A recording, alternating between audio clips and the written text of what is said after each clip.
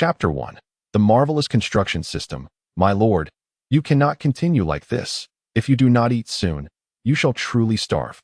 Bah, just look at this heap of utter nonsense you have prepared.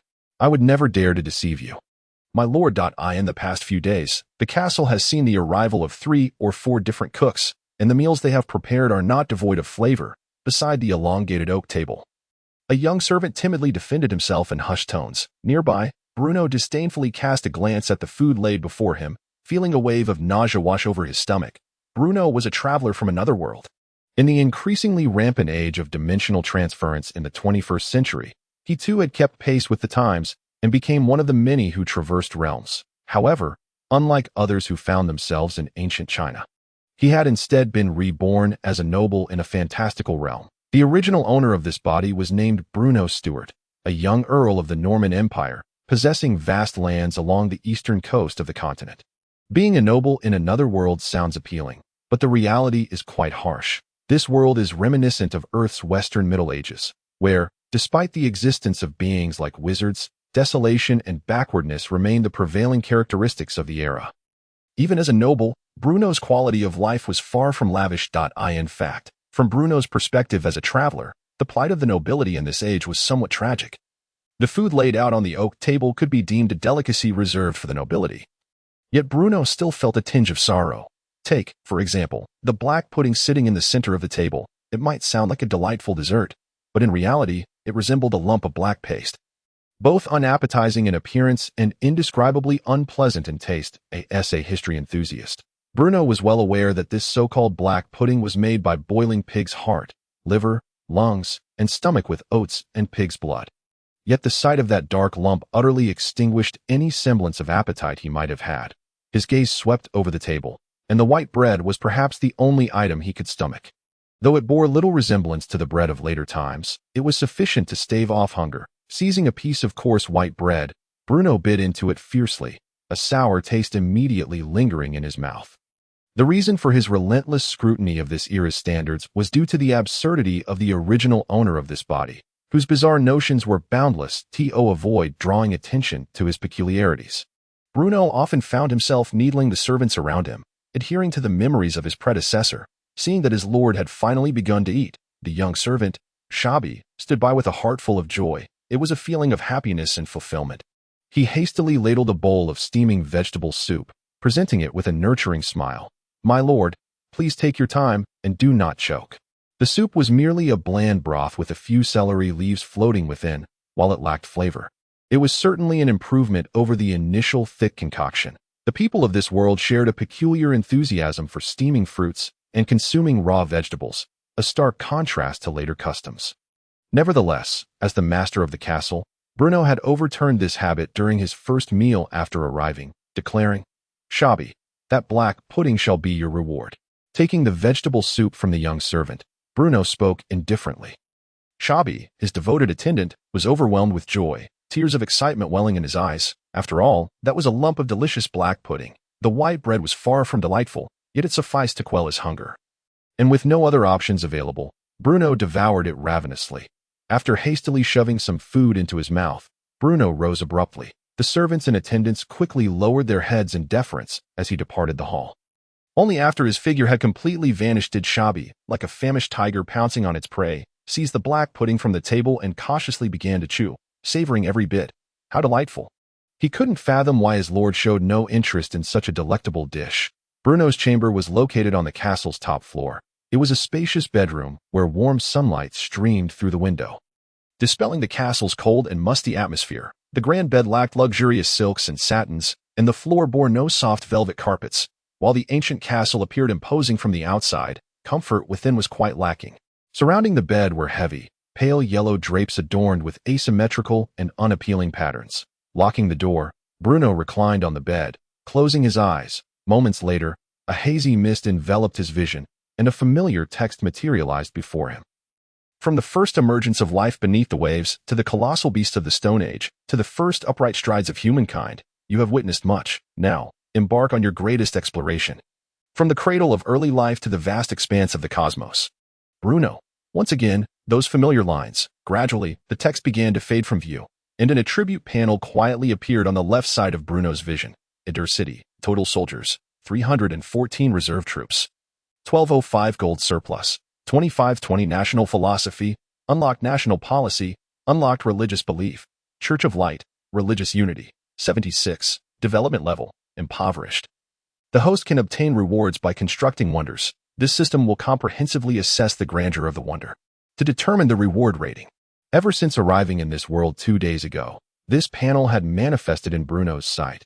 There was nothing to be astonished about. After all, having traversed to this impoverished and backward realm, Bruno's mentality had long since shattered. If he did not grant himself a golden finger, he surely would have pummeled the author into submission. Wait. No. Why am I having such bizarre thoughts? Shaking off these errant musings, Bruno continued to scrutinize his golden finger. The attribute panel systematically recorded information on several key aspects of his territory, providing him with a general understanding of his domain, albeit not in exhaustive detail. After 2 days of research, Bruno had grasped the workings of this system. Although it was not a sophisticated artificial intelligence nor did it offer interactive experiences, it laid out his tasks clearly. For instance, at the most prominent position at the top of the attribute panel, there was a line of pale golden text. Task 1. Construct the Hanging Gardens. Chapter 2. A Letter from Afar. Task 1. Construct the Hanging Gardens. Ever since Bruno first opened the marvelous construction system, he felt a wave of sorrow each time he beheld this task. Was this a joke? To start with a challenge of hellish proportions? This cursed system. For Bruno, this was no mere game. Constructing the Hanging Gardens was not as simple as planting a few trees or hammering a few nails. Most people, to some extent, were familiar with the Hanging Gardens of Babylon, one of the 7 wonders of the world, a marvel whose very existence is still debated. Bruno found himself at a complete loss. As he focused his consciousness on the task prompt, golden light flashed, and an extensive introduction about the Hanging Gardens of Babylon, imbued with the essence of an encyclopedic entry, surged forth, scanning through the lengthy drivel. The final sentence stood out as the crux. The true nature of the Hanging Gardens remained shrouded in the mist of history. Bruno felt an urge to curse, a stampede of frustration galloping through his mind. How could one construct something without any references or guidelines? Not to mention the sheer manpower and resources required to build a wonder. Bruno currently had no idea what the Hanging Gardens even looked like. Just as he pondered this, a series of knocks echoed at the door. Rising to answer, Bruno found the old steward, Fort, stooped at the entrance, accompanied by his devoted servant, Shabi. "Come in," Bruno said, turning and striding to his desk. Taking a seat, the venerable steward Fort had been a fixture in the castle for years, once serving as a personal attendant to Bruno's father, accompanying him on numerous journeys. That Bruno's father, named Adam Stewart, was a general in the Empire who earned accolades for suppressing the rebellion in the province of Exeter, subsequently being bestowed the hereditary title of Earl of Edir City by the Regency Council. Old Steward Fort, having fought alongside Bruno's father on the battlefield, had become the most trusted and relied upon figure for Bruno. "My lord, this is a letter from the Regency Council," the elderly steward said, handing over a letter. The wax seal bore the emblem of the Regency Council, featuring a double-headed eagle, its surroundings imbued with an aura of magic, a means employed in this world to ensure the confidentiality of correspondence. In the memories of the original owner, the Regency Council of the Norman Empire stood as the apex of authority within the empire, particularly during times when the royal power was waning. With 5 noblemen wielding considerable influence. As Bruno perused the letter, a sense of confusion washed over him. The Regency Council felt almost distant and irrelevant to them, small nobility residing in the fringes of society. They had seldom had any dealings with it, leaving him to ponder the implications of this unexpected correspondence. To recruit tens of thousands of laborers nationwide for the construction of a statue. "Even our countship must provide 50 commoners for the faith church," Bruno stated gravely after finishing the letter. Constructing a statue. Old Steward Fort furrowed his brow. "Isn't that the church's responsibility?" Bruno shook the envelope, remarking, "Yet it is issued in the name of the Regency Council. Can serfs be used? If they forcibly conscript commoners, they might have to employ the family's private militia," Fort replied solemnly. Bruno glanced at the letter once more, shaking his head in resignation. Unlike serfs, who were bound by personal dependence, commoners were free individuals with their own lands, paying only a fraction of their harvest and taxes to their lord each year. As for the commoners of the faith church, they were typically those with a modicum of wealth. Only a fool would willingly traverse mountains and rivers to perform menial labor. Archbishop Mel's dreams of the divine realm. Reflecting on the teachings of the gods, Bruno read aloud.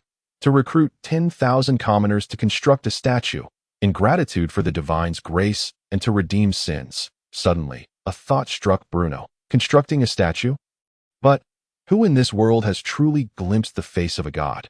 It was merely the figment of human imagination. Yet, if that were the case, could I not, too, construct a so-called aerial garden based on my own fantasies? Bruno found some merit in his notion. With a mere thought, familiar words once again materialized in his vision, from the first stirrings of life beneath the water to the colossal beasts of the Stone Age. It was the familiar startup animation, and in a brief moment, the system successfully loaded. Glancing over the attributes panel, Bruno eagerly re-examined the task concerning the construction of the aerial garden. It seemed the system did not impose any stringent standards for its creation. Thus, this could be considered an open-ended assignment. While it appeared daunting, at least it granted him some leeway. "My lord, Count." Old Steward Fort noticed Bruno's gaze drifting and waved a hand, softly calling out. Beside him, the attendant Shabi quickly whispered, "In your absence these past few days, whenever I served my lord, you often fell into deep contemplation. Indeed, our lord is truly a noble of great wisdom." "Is that so?" Fort paused, glancing back at Bruno, who appeared to be lost in thought, meticulously strategizing. "My lord works too hard. At merely 17 or 18, he bears the weighty responsibility of governing a territory." Fort suddenly expressed, "Shabi, instruct the kitchen to prepare extra black pudding for my lord tonight. He must replenish his strength." "Yes, I will see to it," Shabi promptly replied. Exiting the system interface, Bruno observed the two whispering conspiratorially. "What are you discussing?" Bruno inquired with a smile. "In response to your lordship, the steward, seeing you burdened with responsibilities, specifically ordered me to have the kitchen prepare more black pudding." Bruno's smile suddenly faltered. "Perhaps it would be better to forego that. Just some extra white bread will suffice. Never mind, I shall visit the kitchen myself shortly."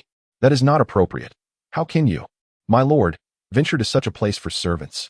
Before Fort could finish, Bruno raised his hand, interrupting him. "It is decided. As for the conscription of commoners, there is no need to rush. Fort, I grant you 3 days to conduct a population census in Ruhr city." "A population census?" Fort was taken aback. A population census entails registering all the commoners and serfs residing in Ruhr city, requiring not only their names and ages, but also their professions, addresses, relatives, and other pertinent information. The population census was Bruno's well-considered strategy. Although Ruhr city was now his fief, he knew next to nothing about it, including the total population, which he could only estimate vaguely. After all, the original owner of this body had been a notoriously frivolous nobleman, more concerned with pleasure than the affairs of his territory. "But what purpose does that serve?" Fort inquired, puzzled. "Of course it is useful," Bruno replied. "For instance, regarding this recruitment of commoners, if we possess comprehensive information on all the commoners, we can conduct a preliminary screening using our records, identifying those idle troublemakers. Similarly, talented individuals in various fields could be discerned through the census.in summary. While it may seem cumbersome now, it will prove invaluable in the future." "Understood. My lord, I shall take care of it at once," Fort replied thoughtfully. Chapter 3, Clear Soup Noodles in Another World Evening. The castle's ground floor, the lord's kitchen. This hour, it was mealtime for the servants. And when Bruno arrived, they were gathered in small groups, partaking of their evening meal. In this world, aside from nobility like Bruno, most ordinary people subsisted on just 2 meals a day, breakfast and dinner. "Is this truly your food for the day?" Bruno queried curiously. Picking up a piece of black, hard, and coarse bread, the sudden appearance of the lord rendered the dining servants uneasy, and the cook, busy washing ingredients, was nearly frightened out of his wits. "Why, yes, it is our humble meal," the servant stammered. Hastily responding, Bruno inspected the piece of black bread, knocking it against the stove, which produced a resonant clanging sound. Rough and hard, it was undoubtedly the legendary black bread. Bruno had heard of medieval black bread before, and though he had a vague recollection from the original memories, today marked his first encounter with it.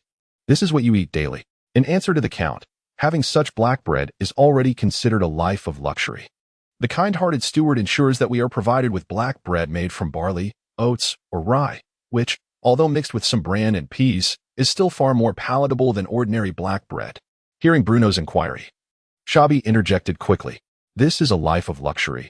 Is it true that others fare even worse?" Bruno could not help but ask. That is indeed the case. While ordinary peasants may occasionally catch a few fish to improve their meals, black bread remains their staple food.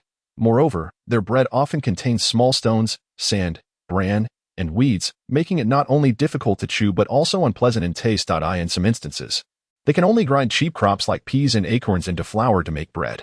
Though he had anticipated such conditions, Bruno was still taken aback. This world was indeed quite impoverished. Could he alter this barren and backward world? As the kitchen staff rose from their seats, Bruno scrutinized the ingredients and tools present. Compared to the destitute lives of the commoners, his own circumstances seemed far more favorable. It must be said that the kitchen's supplies were not as monotonous as Bruno had initially imagined. In addition to the usual apples, lemons, and peaches, there were many unknown wild berries, and the vegetables included cabbage, onions, celery, radishes, and beets. Bruno felt as though he had discovered a new world, eagerly approaching to examine the beets, an essential ingredient for sugar production on Earth. This world had certainly yet to uncover the methods of sugar extraction from beets. At least in the memories of the unfortunate soul he inhabited, beets were merely regarded as a simple vegetable for soup. In this world, sugar could only be sourced from wild honey, a rare find. Making it exceedingly precious, it seemed prudent to take the time to learn sugar production methods. This was a clear avenue for profit. However, sugar production was not an immediate priority. Bruno had grown weary of the barely edible white bread. Thus his foremost desire was to cultivate a competent cook that asked for the system's tasks. Satisfying his hunger came first. After all, there was plenty of time ahead, and he need not rush. The cooking utensils were quite rudimentary, and the people of this world seemed to possess a rather simplistic understanding of culinary arts, limited merely to stewing, roasting, and boiling. Consequently, the absence of a cast-iron wok extinguished Bruno's aspirations for stir-fried dishes. Casting his gaze around, he concluded that noodles were the simplest option. It was impossible for him to engage in the cooking himself. As a nobleman, he was bound by the awareness of his station. He commanded the cook to ladle out a generous bowl of flour, adding water to knead the dough, and then carefully kneaded it repeatedly in a clay basin. "My lord, are you truly going to cook?" Shabi inquired softly. "We'll see how it goes," Bruno replied casually. "This is unacceptable. It is beneath your dignity as a nobleman to engage in such menial tasks. If this were to become known, it would tarnish your noble standing," Old Fort remarked, frowning gravely. "Is it so wrong if I do not actually cook? Moreover, the cook's skills are indeed lacking, and I might as well offer him some guidance," Bruno said with a hint of resignation. In this era, there seemed to be an insurmountable chasm between nobles and commoners, and thus, Bruno's actions today were viewed as exceedingly disrespectful by most members of the aristocracy. Old Fort could only nod in acquiescence, despite having watched Bruno grow up. It was Bruno who held dominion over this land, and if not for Bruno's trust in him, his status would be no different from that of a common servant. The cook, who had been kneading the dough, was so taken aback by Bruno's self-deprecating remark about his limited skills that he immediately knelt down in fear, exclaiming, "I am unworthy. I cannot prepare a meal to your liking. Rise. This time I shall teach you how to make noodles, and you can dedicate yourself to mastering it in the future. My lord, you are truly remarkable. You seem to know everything." Shabi chimed in with a grin. While the dough rested, Bruno selected a few fresh vegetables and instructed a servant to wash them meticulously. As for the meat, the kitchen contained a fair amount of jerky hanging by the window, including not only the usual beef and lamb, but also some game meat. However, perhaps due to being stored for too long, the surface of the meat was covered with a layer of mold, clearly indicating it was not fresh, not to mention the faint odor of rot that lingered in the AIR.TEO preserved meat products. The people of this world typically dried the meat for storage and did not use excessive salt. This was because the methods of salt production in this alternate world were rather primitive, with the common folk mostly using coarse salt that bore a bitter taste. Even for a noble like Bruno, the salt he consumed daily was hardly any better. Not only was it unpalatable, but it was also in short supply. They sprinkled it with utmost caution, never daring to be extravagant. Once the dough had rested sufficiently, Bruno decided to roll up his sleeves and take action. Although Old Fort wished to say more, he held his tongue, resigning himself to the notion that if it was deemed disrespectful, so be it. As long as it remained unspoken, it would be acceptable.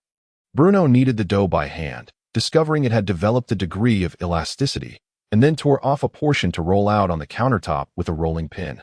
Though in his previous life, Bruno had seldom cooked at home, He had at least seen enough to make a reasonable attempt at crafting noodles. Despite encountering some difficulties along the way, the end result was satisfactory. Observing the unevenly shaped, thick noodles piled on the board, a faint sense of joy stirred within Bruno's heart. Lacking a cast-iron wok, he nevertheless had a clay pot at his disposal that he gazed intently at the lively flames. And when the delicate aroma of the noodles wafted from the pot, his stomach betrayed him with a growl as he ladled out the noodles and added a touch of lard, the mingling scents of salt, oil, and the noodles rose in fragrant tendrils of steam, making one's mouth water. "The Count truly possesses great wisdom," Shabi exclaimed, swallowing hard, eager to flatter. Chapter 4. The Count's duty to clean up the following morning. Slurp, slurp, slurp. The cook in the castle demonstrated a degree of insight, having observed Bruno's demonstration. He quickly grasped the technique, for making noodles was, after all, not a difficult endeavor. What was remarkable, however, was that he had seemingly self-taught himself to create a new dish, fried eggs. The fact that he could invent a new dish on his own indicates that this new cook is no fool. "Remember to reward him," Bruno remarked casually. "I shall make the arrangements at once." "My lord." After enjoying a breakfast that could hardly be termed lavish, Shabi had already been waiting at the castle's entrance for some time. Although he found Bruno's sudden decision to inspect the territory somewhat puzzling, he refrained from questioning it further and dutifully carried out Bruno's instructions. According to their prior plan, Bruno intended to thoroughly examine his domain, the city of Ruhr. This was not merely to gain a better understanding of this world, but also to scout locations for an aerial garden. The entourage was small. Apart from his loyal servant Shabi, there were 2 guards, while Old Fort busied himself with conducting a census of the population in Ruhr. Mounting his horse, Bruno relied on the memories of his former self to ride forth. This was Bruno's first experience riding since his transmigration. At first, he swayed and jolted awkwardly, but he quickly acclimated. Even occasionally urging his steed forward with a small whip. That Bruno's Count's castle was situated in the northwest corner of Ruhr, perched atop a modest hill, though the castle, standing only 3 or 4 stories tall, appeared rather unimposing and somewhat dilapidated to Bruno. It was nevertheless the tallest and most extravagant structure in Ruhr. After all, luxury is relative. Along the way, Bruno observed that the farther he ventured from his castle, the more rudimentary the residents' dwellings became. The houses closest to his castle were primarily stone-built 2-story buildings, some even boasting spacious courtyards. However, as he gradually distanced himself from the castle, the structures transitioned from stone to wood, and the courtyards shrank in size. Most of the residents surrounding the castle are employed by us. Their daily wages are relatively generous, hence their standard of living is among the more affluent in Ruhr, Shabi explained, seemingly sensing Bruno's confusion. "In truth, you need not have come here. This area is predominantly inhabited by peasants and serfs, with little of interest to see." The roads gradually narrowed, and a foul odor mingled in the air. Perhaps due to recent rains, the ground was somewhat muddy, and the mixture of cattle and horse dung with the muddy water became indistinguishable. The number of people along the roadside increased, most of them clad in filthy, tattered short garments, walking barefoot on the muddy path, while some wore shackles, their gazes vacant. Shabi rode ahead, positioning himself in front of Bruno. Make way, a noble lord is passing through," he shouted loudly, brandishing his whip, embodying the very image of a sycophant abusing his authority. "Do not harm the women and children," Bruno cautioned from behind, yet he did not intervene. Such was the nature of this world. In the absence of substantial power, he could only go with the flow. Barefoot children along the roadside, their noses running, gazed curiously at the noble lord on horseback, only to be hastily pressed down by their panicked parents, kneeling helplessly at the sides of the road. This was Ruhr. This was the reality of this world. Ruhr was home to nearly 10,000 commoners and slaves, and the closer one got to the city center, the more congested the streets became. The acrid stench in the air growing ever more intense as they ventured deeper into the heart of the city. Bruno finally discerned the source of the pervasive odor. It was the result of human and livestock excrement fermenting in the air. Bruno even witnessed someone carelessly dumping a large pile of waste by the roadside, only to drop to their knees upon seeing the nobleman on horseback, engaging in an intimate encounter with some unspeakable entity. Good heavens, what a repugnant stench! Upon realizing this, a terrifying term suddenly surfaced in Bruno's mind: the Black Death. a plague that had claimed the lives of a third of the Western population on Earth. Is this how they deal with the waste? Shabi nodded, as if it were the most natural thing in the world. Indeed, when one struggles to fill their belly and maintain their livelihood, how could they spare a thought for sanitation? A clean and hygienic living environment was a privilege reserved for the nobility in this world. Thank goodness for the horse. Bruno finally understood why medieval nobles always carried umbrellas when they ventured out, and he grasped the origin of the unpleasant odor associated with high-heeled shoes, struggling against the nauseating air. The four of them quickened their pace as they approached the city walls, now clearly in sight at last. They exited the city. Once outside, Bruno inhaled deeply, savoring the fresh scent of nature. It was simply exquisite. "Shabi," Bruno said with gravity. "My lord, what is your command?" "You shall instruct that starting tomorrow, arrangements be made for dedicated personnel to collect waste in the city. Additionally, post a notice stating that a large basket, no, 3 large baskets of waste can be exchanged for a copper coin." Dirty, chaotic, disgraceful. This was Bruno's entire impression of Ruhr. He could not accept that his territory was in such a deplorable state. Bruno was a man who valued life. The filthy sanitary conditions of Ruhr were akin to a ticking time bomb. And once detonated, an uncontrollable plague would ensue. Bruno would absolutely not permit such a thing to occur. Shabi rubbed his ears, suspecting something might be wrong with them. "Collect waste?" Shabi asked uncertainly. "Indeed, you heard me correctly," Bruno asserted firmly. "But isn't 3 large baskets for a copper coin a bit excessive? After all, even if a mere copper coin is placed in a basket, there will always be someone willing to offer it." Shabi felt a surge of despair, just when his master had found a moment of tranquility. Chaos resumed once more. After all, whose estate was not fraught with such troubles? The thought that those delightful copper coins might be equated with filthy excrement filled Shabi with an overwhelming sense of helplessness. Upon returning, he would undoubtedly face the ire of the old steward. 3 baskets of excrement can be exchanged for a single copper coin.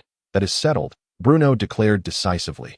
Gold coins, silver shillings, and copper coins. These were the 3 currencies circulating in the Norman Empire. 1 gold coin could be traded for 20 silver shillings, and 1 silver shilling for 20 copper coins. But this will result in significant expenses for the estate. After all, one can easily procure a large pile of excrement on the streets of the city, Shabi murmured softly.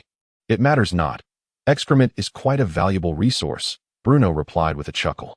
"A valuable resource?" Shabi thought his master was becoming increasingly eccentric. "What? Do you have an objection?" Bruno shot him a fierce glare. "And no," Shabi quickly retorted. "Serfs tend to be rather sluggish in their work and require a capable overseer. Henceforth, I shall appoint you as the excrement officer of Ruhr city, tasked with supervising the serfs in their duties of excrement collection," he proclaimed. Chapter 5. Site Selection. Ruhr, Excrement Officer? Shabi couldn't help but shudder. This was a position that had never existed in Ruhr city before, though it sounded intriguing. Shabi found himself with no choice. "As you wish, my lord," he said, his face a mask of sorrow and grievance. The air outside the city was exceptionally refreshing, occasionally perfumed with the fragrance of wildflowers. For the first time, Bruno discovered how wonderfully delightful fresh air could be. Gripping the reins tightly, he rode forth, glancing about, stopping intermittently. For him, the mere selection of a site for the aerial garden posed a significant challenge. If it were too far from Ruhr city, managing the labor force would be cumbersome. The time wasted on the journey alone would represent a considerable loss. Yet, if it were too close, the mere thought of some inexplicable odor wafting from the garden sent chills down Bruno's spine. Prior to his journey, Bruno had already scrutinized the maps of Ruhr city and its surroundings. But the quality of the cartography was akin to a child's haphazard scribbles, exceedingly simplistic. A few circles represented Ruhr city and its neighboring towns, while some squiggly lines depicted the connecting paths between them. For more detailed information, one would have to guess. Fortunately, Bruno had inherited the memories of the original owner, which fortuitously contained a location that met his expectations. The terrain of Ruhr city generally sloped from west to east, with the Almira Mountains, which traversed the eastern part of the empire, rising to the northwest. Ruhr city was situated on a somewhat narrow coastal plain at the eastern foothills of the Almira Mountains. Bruno's destination was indeed the Almira Mountains. Utilizing the route from the map and the original owner's memories, Bruno ventured forth, with the despondent Shabi and accompanying guards trailing behind him. It was unclear how long they had walked when Bruno faintly heard the sound of rushing water, growing closer, reminiscent of the crisp clinking of bells. "It seems I have not strayed from the path," Bruno murmured to himself. "My lord truly possesses great wisdom." Shabi suddenly reappeared from nowhere. Bruno thought, "Why are you always around? Even your flattery lacks creativity. At least switch it up a bit." The sound of the water grew louder, and Bruno dismounted, accompanied by his guards as he ventured into the thicket. The cascading water brushed against the treetops, and the withered leaves on the forest floor rustled softly. Through the tall, barren branches, Bruno glimpsed a white torrent cascading down the rock face like a tide. The swift current crashing against the stones with a thunderous roar. This was a waterfall nestled within the mountain gorge, flowing year-round, its raucous sound echoing perpetually at the eastern foothills of the Almira Mountains. Such a treasure! This was the perfect location for constructing the aerial garden. In that moment, Bruno could hardly contain his excitement. For him, the most significant challenge in building the aerial garden lay not in manpower or materials, but in the water supply system. Bruno was neither a physics expert nor omniscient. Without a golden finger of fortune, even with his transmigration, he would likely remain just an ordinary individual. Thus, in this world, he could not create contraptions like hydraulic pumps or understand how terrestrial aerial gardens manage to transport ample water from the ground to elevated heights. Consequently, Bruno's plan was simple: to build alongside the mountain. The cascading waterfall provided a solution to his water supply dilemma, and the stone materials necessary for the aerial garden could be easily extracted from the Almira Mountains. There was no need to worry about manpower either. As the sole noble lord of Adur city, Bruno possessed all the serfs within Adur. Moreover, with winter in full swing, there was no need for farming, allowing Bruno to command a large number of serfs to construct the aerial garden for him. At last, there was a glimmer of hope. Just then, a series of square notifications abruptly filled Bruno's view. Terrain recorded successfully. Wonder modeling complete. Do you wish to confirm the construction site? Could there be hidden features? Bruno was both astonished and elated. Confirmed. With a mere thought, a flowchart-like interface appeared in the upper left corner of his vision. Location confirmed successfully. Blueprint generation in progress. 93. 99. In a daze, Bruno thought he heard a ding sound, and, unbeknownst to him, a scroll of slightly heavy parchment had been pressed into his hand. Aerial Garden Construction Blueprint. PDF. Loaded successfully. Note: the system will comprehensively evaluate the completion and grandeur of the wonder and determine the rewards based on this assessment. Bruno lifted his hand, gazing at the parchment scroll he grasped, murmuring, "This must be what they call a blueprint."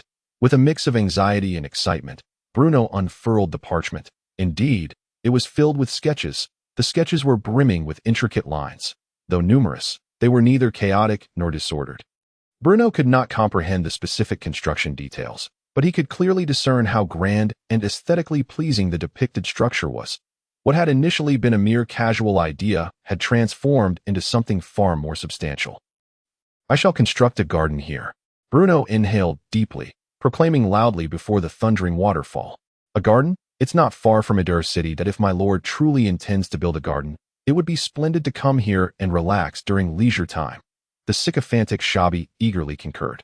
"I aim to build a very large garden. So, tell me, how many gold coins and how much manpower can be allocated from the estate?" Bruno inquired. "My lord, there is no need for concern. This year, you haven't squandered excessively." I believe there will be a considerable surplus this year, and I trust the old steward will be able to allocate sufficient funds for the construction." Shabi replied. "Do you see?" Bruno pointed to the lake, the waterfall, and the spacious clearing in the woods, saying, "All of this must be included. Look, I have brought the blueprint." With that, Bruno handed the parchment scroll to Shabi. "In truth, my lord, you need not worry. The gold coins in our estate have always." This, Shabi respectfully accepted the blueprint, casually opened it, and carelessly glanced over it, only to widen his eyes in shock, staring intently at the blueprint presented by his master. Although he, like Bruno, could barely comprehend it, Shabi understood all too well that constructing such a building would undoubtedly entail exorbitant expenses. This blueprint was unlike his master's previous frivolities. Merely the meticulous annotations indicated that it had been meticulously planned for a long time. Unexpectedly, he thought his master had finally settled down. only to discover that he was actually concealing a grand scheme. Thud. Shabi, with a sorrowful expression, suddenly knelt beside Bruno, exclaiming, "My lord, our humble earldom truly cannot withstand such upheaval." Chapter 6. A bloodbath triggered by a slice of white bread. Constructing the aerial garden would be an enormous undertaking, requiring vast resources, manpower, and finances. It was not merely a matter of financial expenditure. It also entailed a scarcity of materials that a large workforce necessitated substantial food supplies, and food was undoubtedly the most precious resource during winter. The daily consumption of hundreds or thousands of serfs alone constituted a considerable figure, not to mention that such a project could not be completed in a day or two. That the gathering of countless workers in the Almira Mountains would require temporary accommodations, which in turn demanded considerable amounts of timber, necessitating sufficient manpower for logging. Food would need to be transported, supplies delivered, and the assembled serfs effectively managed, all of which required ample manpower and financial resources. Thus, an undertaking of this magnitude inevitably involves numerous aspects, and for a mere countess domain, it is indeed a daunting challenge. Bruno is acutely aware of the difficulties he faces. However, he finds himself with no alternative. After all, this is merely the first task bestowed upon him by the system. If he cannot even accomplish this, how could he dare to claim the title of a transmigrator? Such a failure would be a disgrace to countless predecessors of transmigration. Shabi clung tightly to Bruno's leg, his face a mask of desperation, hoping fervently that Bruno would reconsider. Should the old steward learn that Bruno harbored such a reckless notion in his presence, he would undoubtedly be furious. "My lord, while we may occasionally have a surplus, we cannot sustain such an endeavor. This is the legacy of the Stewart family through generations," Shabi pleaded earnestly from the side. Servants like Shabi have long been tied to the Stewart lineage, having served the family since the days of their great-grandfathers, and their loyalty to Bruno is unwavering. Thus, upon hearing Bruno's absurd decision, the accompanying guards and servants all knelt in unison, hoping their master would change his mind. After all, if the Stewart family were to suffer losses, they too would lose their means of livelihood. Their fates are inextricably linked. "Silence," Bruno exclaimed, gritting his teeth at the chorus of protests surrounding him. "It's merely the construction of a garden. What is there to complain about? If it cannot be completed immediately, we shall take our time. If 1,000 men are too many, we shall employ 100. Do you think the long-standing foundation of the Stewart family could be undermined by a simple garden?" Upon hearing Bruno's words, Shabi was momentarily taken aback. It seemed that his master was indeed receptive to counsel. My lord is truly a person of great wisdom, to even consider the idea of taking it slow. My lord, look." As Shabi was singing Bruno's praises, his gaze caught sight of a large piece of white bread suddenly emerging from a guard's backpack, floating unsteadily in midair. Hearing Shabi's exclamation, Bruno turned around just in time to see the floating bread. He couldn't possibly be seeing things, could he? Bruno rubbed his eyes in disbelief. Swish! The swords were drawn, and the guards swiftly aimed their weapons at the direction of the bread. Is this magic? Although Bruno had only recently arrived in this world, he was aware of the existence of magic within it, and he quickly realized that the scene before him was likely some form of sorcery. The piece of bread seemed to sense that it had been discovered and suddenly froze in midair. Moments later, just when everyone thought the spectacle was coming to an end, there was a boom sound, and the bread shot off like an arrow into the nearby thicket. Pursue. The leading guard clearly wished to showcase his abilities during this rare opportunity and charged into the woods. By the time Bruno regained his composure, he realized that only Shabi remained, still trembling as he clung to Bruno's leg. "Hey, what are you all doing? Come back and protect me." Unfortunately, the guards had already disappeared into the distance, leaving Bruno's cries unheard. "You fools!" Bruno kicked Shabi, who was utterly defenseless, and cursed in frustration. "When we return, I must reprimand the guards. Don't they realize that protecting me is their primary duty?"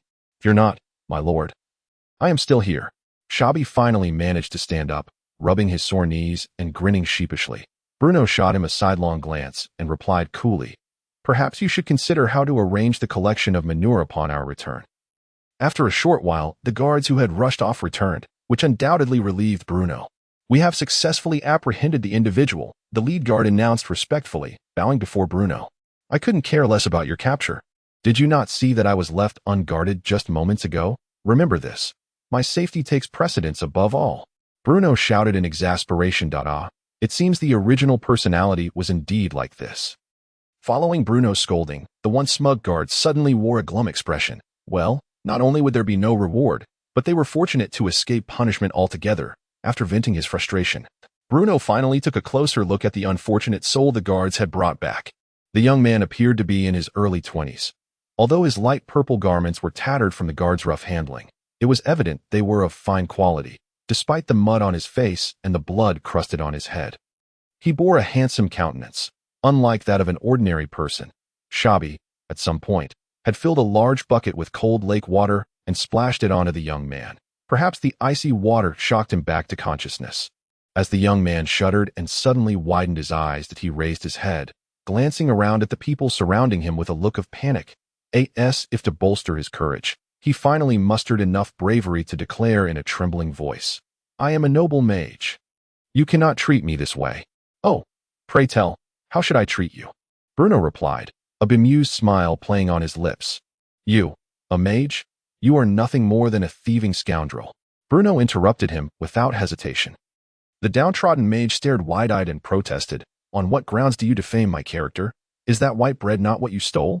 Bruno retorted. The young man flushed crimson, vehemently defending himself. "I was merely hungry. I took a morsel to eat. Can that be considered theft for a mage?"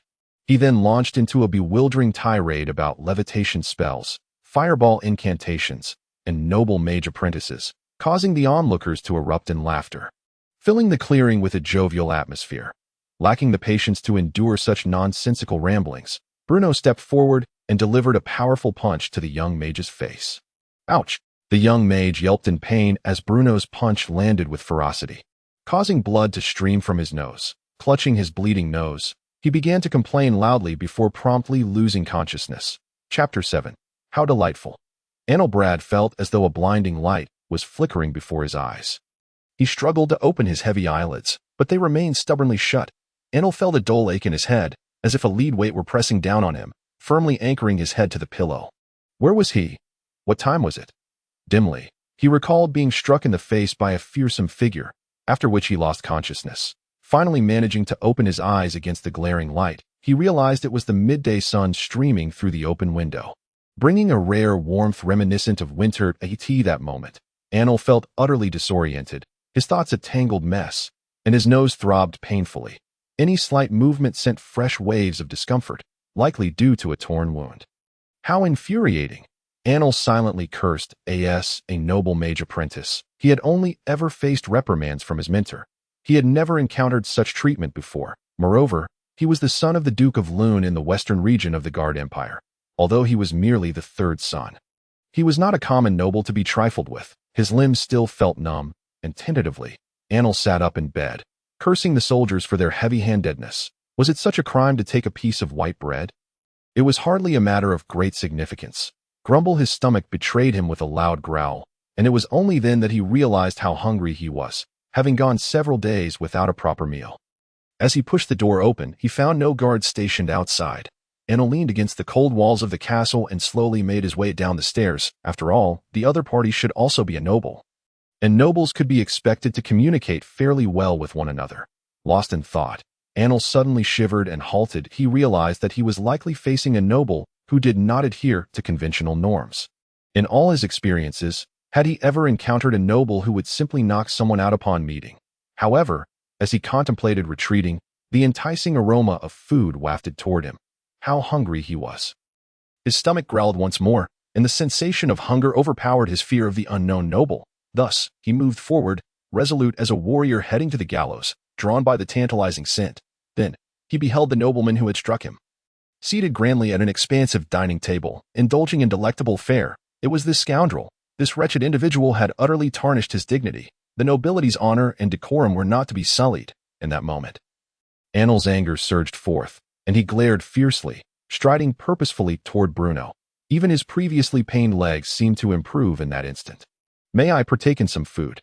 Yet, as he approached the dining table, he succumbed to the gnawing hunger within him. To hell with the dignity of nobility. I must eat. Upon hearing this, Bruno lifted his gaze, casting a glance in direction, and then summoned Shabi to bring forth a steaming bowl of noodles. Sat at the table, staring blankly at the bowl of fragrant broth with noodles. a dish he had never encountered before. What is this? Noodles, Bruno replied casually, lifting a few strands with the newly crafted chopsticks and bringing them to his mouth. Anil, who was usually well-versed in various matters, observed Bruno's method of consumption and mimicked him, awkwardly attempting to grasp the food with the wooden sticks. However, as it was his first attempt, he appeared particularly clumsy. Realizing this, he simply set the chopsticks aside, grasped the bowl, and gulped down the entire serving of steaming noodles. Delicious. Burp. More, please. Bruno watched in astonishment. This fellow was a glutton, seizing the opportunity while Anil devoured the noodles voraciously. Bruno quietly scrutinized the young mage captured by the guards. In truth, he had always harbored a sense of reverence for mages, as his preconceived notions depicted them as elegant and dashing figures capable of casting spells with a mere gesture. Yet the individual before him was, at most, a mere glutton. This completely shattered Bruno's image of mages. Anil struggled to eat, his face marred by bruises, appearing quite pitiful. Once Anil seemed to have had his fill. Bruno finally spoke. Are you truly a mage? Indeed. As a count on the Empire's frontier, though a noble himself, Bruno's understanding of mages was exceedingly limited, for most resided in the Empire's prosperous central regions. The glutton before him was the only individual he had encountered who might be associated with mages. Of course, my full name is Anil Brad, disciple of the great mage Grand Galvin. Having satiated his hunger, Anil burped, tilting his head slightly, a hint of pride in his voice. Oh. His own master was one of the most renowned mages in the western part of the Empire, yet the lord before him merely uttered a casual, oh. Shouldn't he be astonished? Shouldn't he express some degree of respect? My father is Duke Lwin, guardian of the western border of the Empire. Oh. Anil gave up. He felt he could not continue conversing with this unorthodox lord. Could there not be a modicum of respect? My father is a duke. Just as Anil harbored these thoughts, Bruno finally spoke. Since you have such a distinguished background, why then come here to steal bread? Has all the bread in the West been pilfered by you? Anil nearly spewed blood in exasperation. Could this man not communicate properly? I haven't eaten for several days. You steal my bread. I can offer you gold. Double the amount. You steal my bread. Surely I can at least apologize. You steal my bread. How about you come work for me to repay your debt? At last, Bruno proposed. You dare ask the noble son of Duke Lwin, the esteemed mage apprentice, to labor for you? You are utterly delusional. 3 meals a day, room and board included. This is absolutely impossible. You will also enjoy the finest delicacies of the territory. I am a noble mage. Anil gritted his teeth in defiance. Do mages steal bread? I require a respectable wage. At least 15 gold coins a month. Anil slumped helplessly in his chair. Deal. Bruno nodded with a smile. Chapter 8. Go, Tool. In the study, Bruno exerted considerable effort to gather all the books pertaining to mages. In his view, mages could be regarded as the greatest unknown factor in this world aside from himself. However, the original owner of this body was lamentably uneducated, and most of the mage-related texts Bruno unearthed were akin to the flirtatious mage's love chronicles and the mage's pursuit of beauty, which were poorly written, rife with typos, and entirely misaligned with core values. Bruno had no interest in such works. Finally, he discovered a somewhat more legitimate tome at the very bottom of the shelf, Chronicles of Renowned Mages in the Norman Empire. The aged parchment was coated in dust, and even the ink had begun to fade, yet this was the only proper book Bruno could find. The mages in this world were far less formidable than Bruno had initially imagined. In other words, mages could merely be considered a high-end profession rather than the transcendent beings who transcended morality and law as depicted in web novels. Only the true rulers of the Norman Empire, including Bruno himself, held such power above morality and in a sense. Mages formed a unique group within this world. They were born with the ability to perceive magical elements, with some joining various schools of spellcasting upon reaching adulthood. While the majority were exploited by the great nobles, however, mages, despite their ability to manipulate magical elements, possessed undeniable weaknesses, particularly the lengthy casting times required for spells. Although the chant duration was closely tied to a mage's rank, even powerful mages needed several seconds, or even tens of seconds, to cast a simple spell. In the heat of battle, this could lead to countless fatalities, and this was one reason Bruno's guards had dared to confront mages head-on.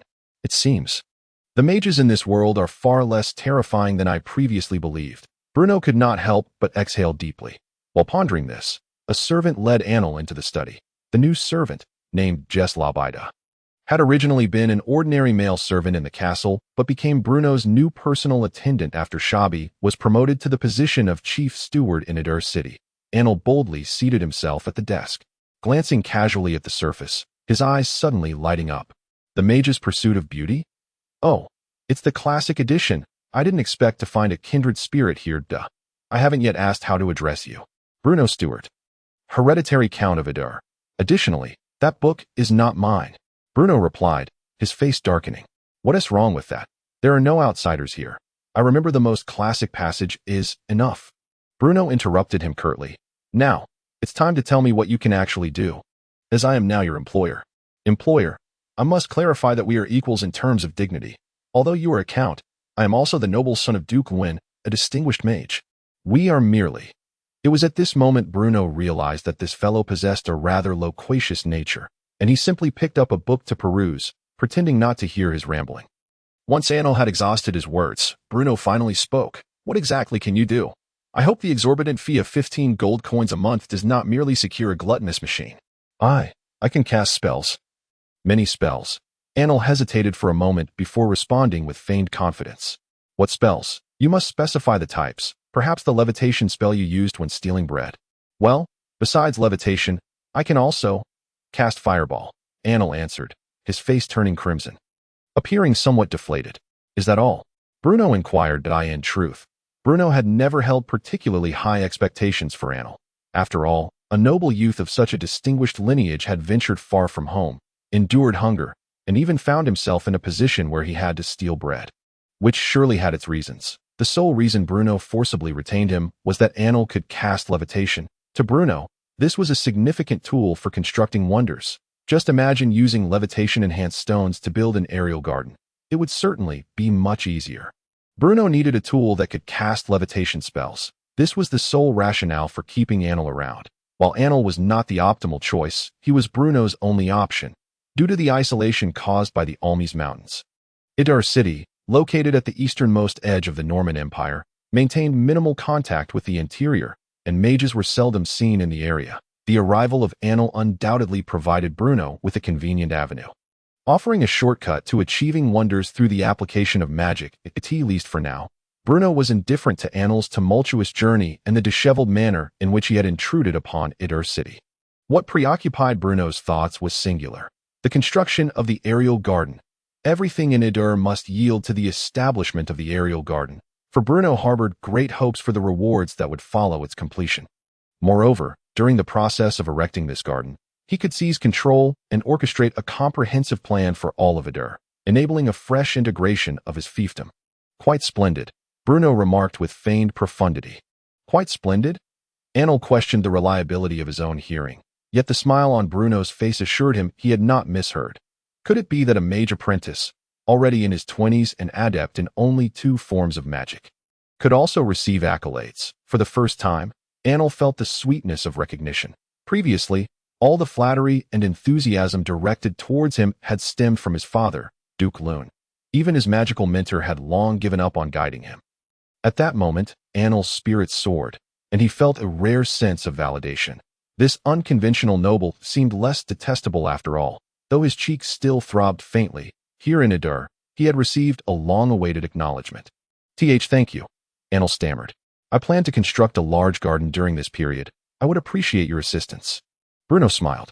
Anil's expression instantly froze. Construct a garden. He dared to request that a noble mage undertake such a task. Indeed, this insufferable fellow remained as vexing as ever. Chapter 9. The tumultuous census. The census conducted by Old Fort was not progressing smoothly. For the residents of Adur, the term census was utterly foreign, leaving them somewhat bewildered. Old Fort hunched over, awaiting his master's instructions in the study. Approximately how many have been accounted for? Bruno inquired, furrowing his brow. The serfs have been counted, but less than a third of the commoners have been registered, Old Fort replied, his face betraying his embarrassment. I instructed the staff to go door to door as per your orders, but most people are unaware of what a census entails.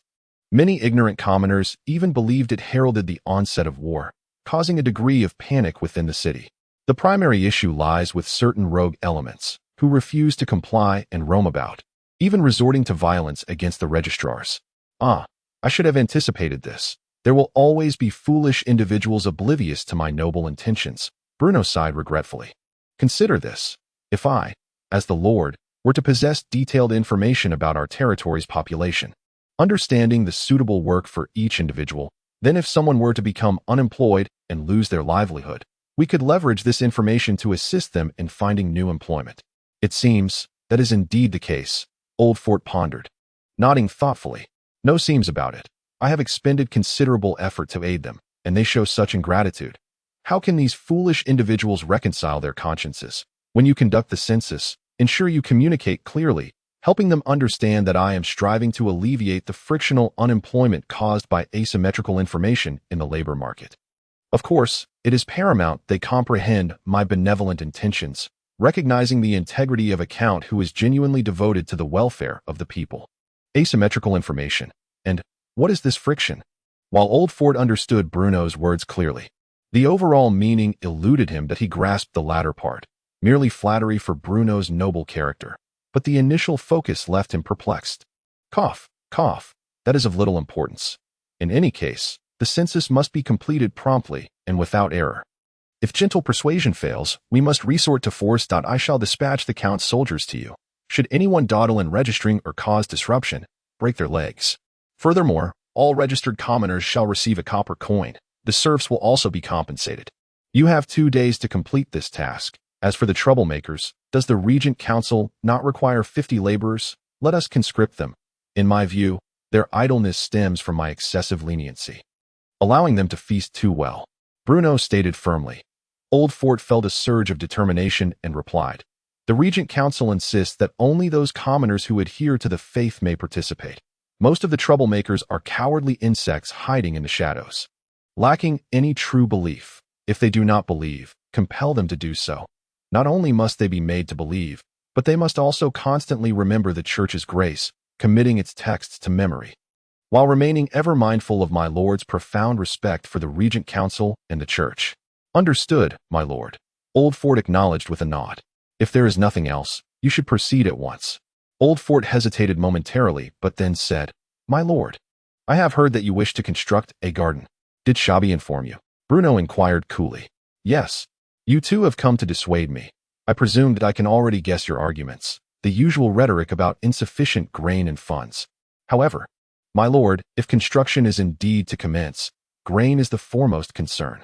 In truth, Bruno was acutely aware that the scarcity of grain posed the greatest obstacle for the serfs, as long as they had enough to eat to prevent starvation. They would hardly care whether they were tasked with labor or farming. The issue of grain. I shall resolve it. I assure you, the serfs shall not go hungry while we undertake grand constructions. With your assurance, I shall rest easy, Old Fort replied softly, though his skepticism lingered. After all, Bruno was the rightful lord of this territory. As Old Fort departed, Bruno remained deep in thought, furrowing his brow. Old Fort's concerns were not unfounded. Yet Bruno was not without solutions. Let us hope that the chaotic methods I learned in my past life prove reliable.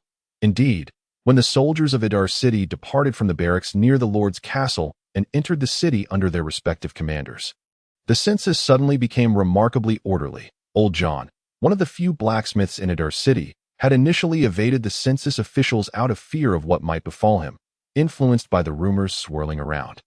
However, today, not only were there numerous announcements posted regarding the census, but officials from the Count's domain were also vocally explaining the process in busy areas. Although he and the announcing officials alike were baffled by the concept of frictional unemployment and did not grasp the meaning of asymmetrical information, he finally understood that this was a positive development. After all, upon registering, he would receive a copper coin, and should he lose his livelihood, he could reportedly find new work with the Count's assistance.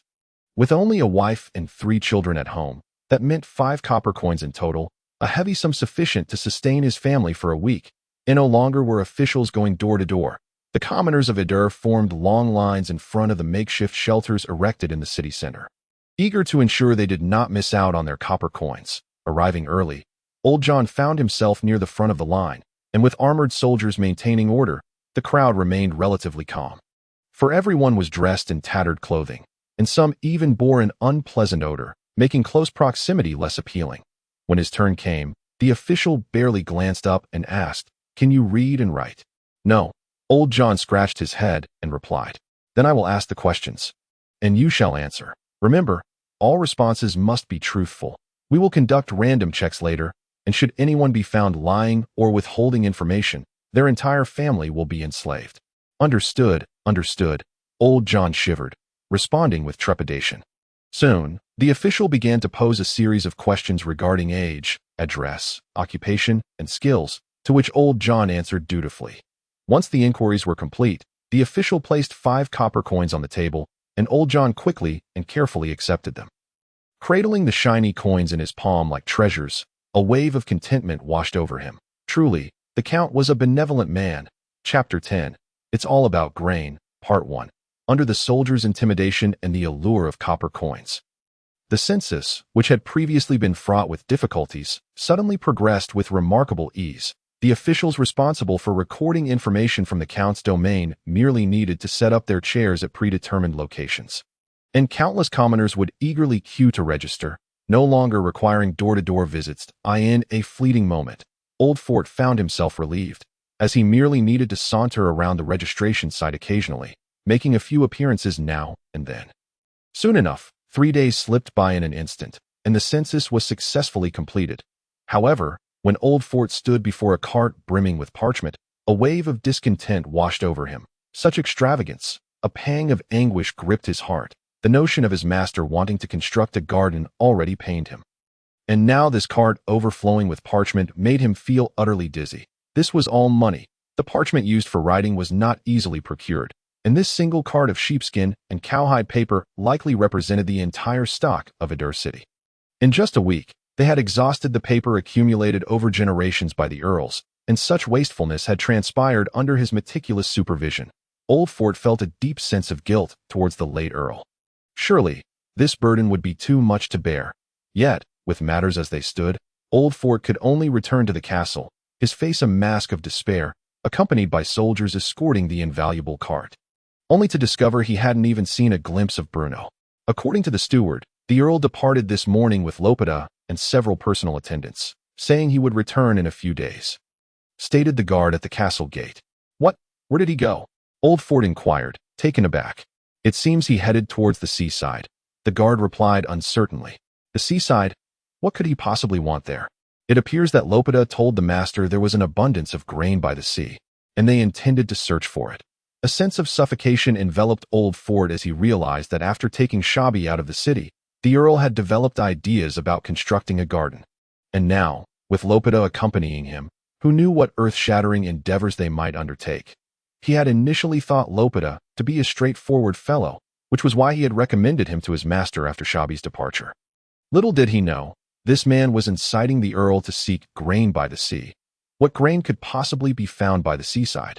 Anyone knew that the serfs and commoners living there relied solely on the whims of nature, often going hungry and hoping to catch a few fish each day. Wait a moment. Could it be that his master intended to go fishing in the sea? The thought sent a chill down Old Fort's spine, causing him to tremble and struggle to breathe. "Quick! Hurry!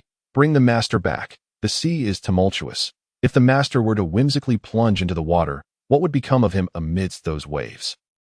Before he could finish, Old Fort's legs weakened, and he collapsed, fainting from anxiety, causing a commotion at the castle gate. On a path east of Ruhr city, a group rode leisurely on horseback. "My lord, how could there possibly be grain by the seaside?" The new personal attendant, Lopata, said with a hint of grievance. "If the old steward truly believes it was I who suggested this, he would surely flay me alive upon our return." Lopata had thought serving his master would be a splendid position. Yet after only a few days in office, he found himself in considerable trouble.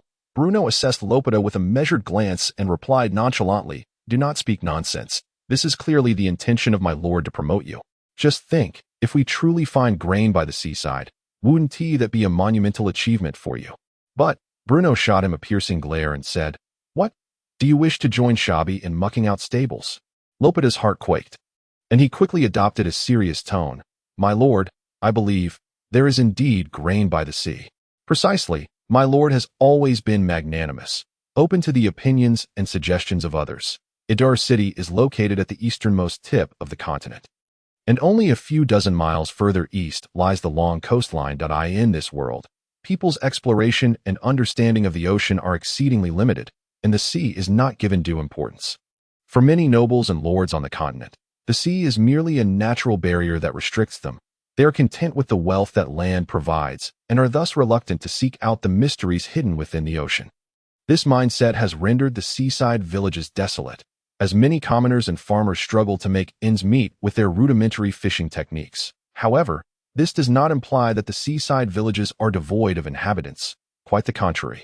Amidst the dilapidated settlements scattered along Idar, approximately 1/5 of the serfs reside. Their sole occupation is not farming or fishing, but rather salt production. Salt is an essential commodity in daily life, and its production and trade support a significant portion of Idar's tax revenue, serving as a crucial source of income for the Stewart family. In many respects, salt is not merely a vital seasoning, but also a remarkably precious resource. An adult requires approximately 6 to 8 grams of salt daily to replenish energy and maintain osmotic pressure within and outside of cells. It is indispensable for normal human development. It is through the substantial profits from salt sales that the Stewart family has gradually recuperated after Bruno's repeated extravagances. As dusk descended, Bruno could discern the faint plumes of smoke and the low-lying villages clinging to the horizon, prompting him to urge his steed into a gallop. Lopida and the guards hastily followed, raising a cloud of dust along the rural path. In the village, the elder, accompanied by the commoners, approached the young earl, while the terrified serfs prostrated themselves on the ground, afraid to raise their heads for fear of attracting the noble's attention. Bruno, unceremoniously seated on the ground, formed a circle with his attendants around the campfire. The serfs presented the few fish they had managed to catch, while they themselves struggled to chew on coarse black bread mixed with wild grasses and grit, eventually falling into a fitful sleep. Observing the flickering flames, Bruno couldn't help but chuckle bitterly. In the eyes of these serfs, he seemed to occupy a rather unfavorable role. Savoring the freshly grilled fish, Bruno found the taste bland and unsatisfying, realizing that these serfs had not been afforded the treatment they rightfully deserved. In a few days, perhaps they will finally enjoy a proper meal. Chapter 11. This is all grain. In the morning, the shimmering sea sparkled under the diffused sunlight, while the salty, damp sea breeze carried a hint of fishiness across the rugged rocks. Bruno had long since awakened, but he quietly slipped away from the village. Leaning alone against the wet rocks by the shore, the cool, briny wind dispelled his lingering drowsiness, making him shiver slightly. It's a bit chilly. The vast ocean appeared boundless, stretching endlessly before him, its glimmering light dancing with the waves. Somewhat blinding, the sea in this world bore a striking resemblance to that of Earth, which brought Bruno a measure of relief. During these past days, the serfs and commoners regarded him with more fear than respect, and this seemingly ingrained distance and trepidation left Bruno feeling quite out of place. After all, Bruno hailed from a highly developed human society on Earth, where the core values of 24 characters were firmly etched in his heart. He yearned for change, he craved transformation. Bruno nostalgically reminisced about the equitable, democratic, harmonious, and lawful society of his previous life, where he might not have held a status comparable to that in this world, but could indulge in a moment of playing on his phone, savor a sprinkle of MSG, sleep soundly amidst dizziness and alcohol, and stride confidently through bustling streets. Here, however, he found himself on barren land, surrounded by impoverished subjects, bearing a monotonous title of Earl, and grappling with the uncertainties of this new world. Is it all to start anew? Bruno murmured to himself. Unbeknownst to him, a distant, urgent calling eventually drew his thoughts back to the present. Lopida, drenched in sweat, arrived with others, his face flushed and voice hoarse, eyes betraying his impatience. He had stayed up late the previous night, and, upon awakening, was startled to find old Fort's stern visage before him. After surveying the surroundings, he quickly realized that his master had mysteriously vanished, prompting him to panic and gather people to search the area.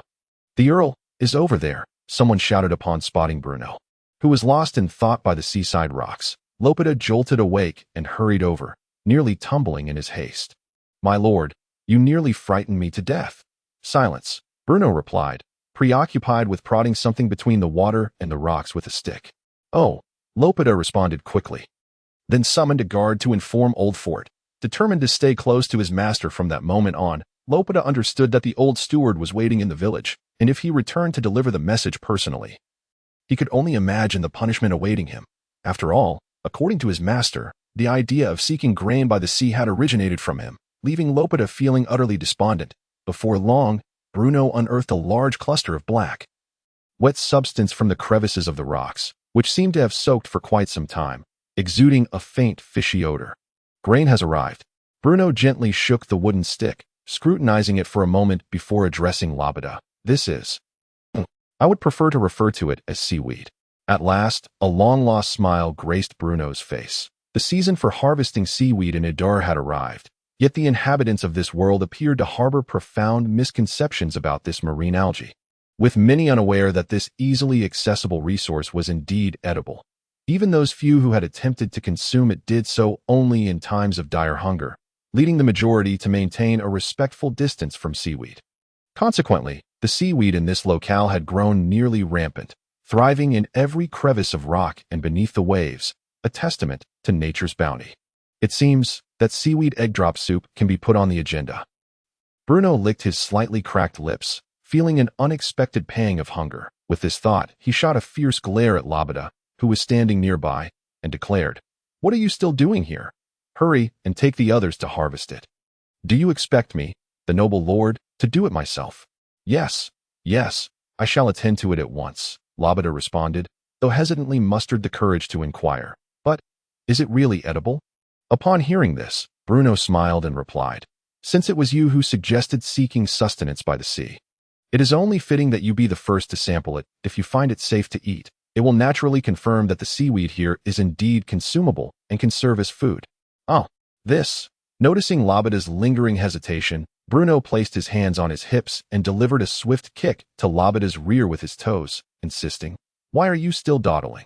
A handful of small fishing boats bobbed gently along the shore, where the serfs were either stirring the sea with long poles or laboriously hauling in makeshift nets woven from hemp rope. However, the majority of the serfs, clad in scant clothing or even stripped bare, plunged into the frigid waters, pulling forth handfuls of tangled seaweed. Meanwhile, the common folk were not idle either. They rolled up their sleeves and pant legs, tasked with transporting the harvested seaweed to the elevated rocks for drying. Although the serfs and commoners often found themselves perplexed, they had grown accustomed to obeying the commands of their noble lord, thus voicing no questions or objections, and diligently toiled at the tasks Bruno had assigned. Not far behind Bruno stood Old Fort, who, despite feeling unwell and faint the previous day, had rushed to the scene upon waking. He observed the actions of the serfs and commoners, realizing that these dark, unassuming things were likely what that rascal Lopata had described to Bruno as food. Yet, could this truly be edible? Old Fort remained skeptical. Seizing the opportunity while Bruno was distracted by the laborers, Old Fort quietly approached him and said, "My lord, the population census of Idar has been completed. Is that so?" "Quite efficient," Bruno remarked casually. However, Old Fort hesitated, then continued, "The inventory of parchment in the territory is nearly depleted due to the population statistics." Parchment. At this, Bruno momentarily faltered. Having grown accustomed to thinking in terms of earthly logic, he had not considered the issue of paper when ordering the census. The production of parchment was exceedingly labor-intensive, requiring the skinning of livestock after slaughter, followed by a lengthy process of soaking, dehairing, and natural decay. Let us not rush to procure new parchment just yet. I recently heard a wandering bard mention a new method of papermaking.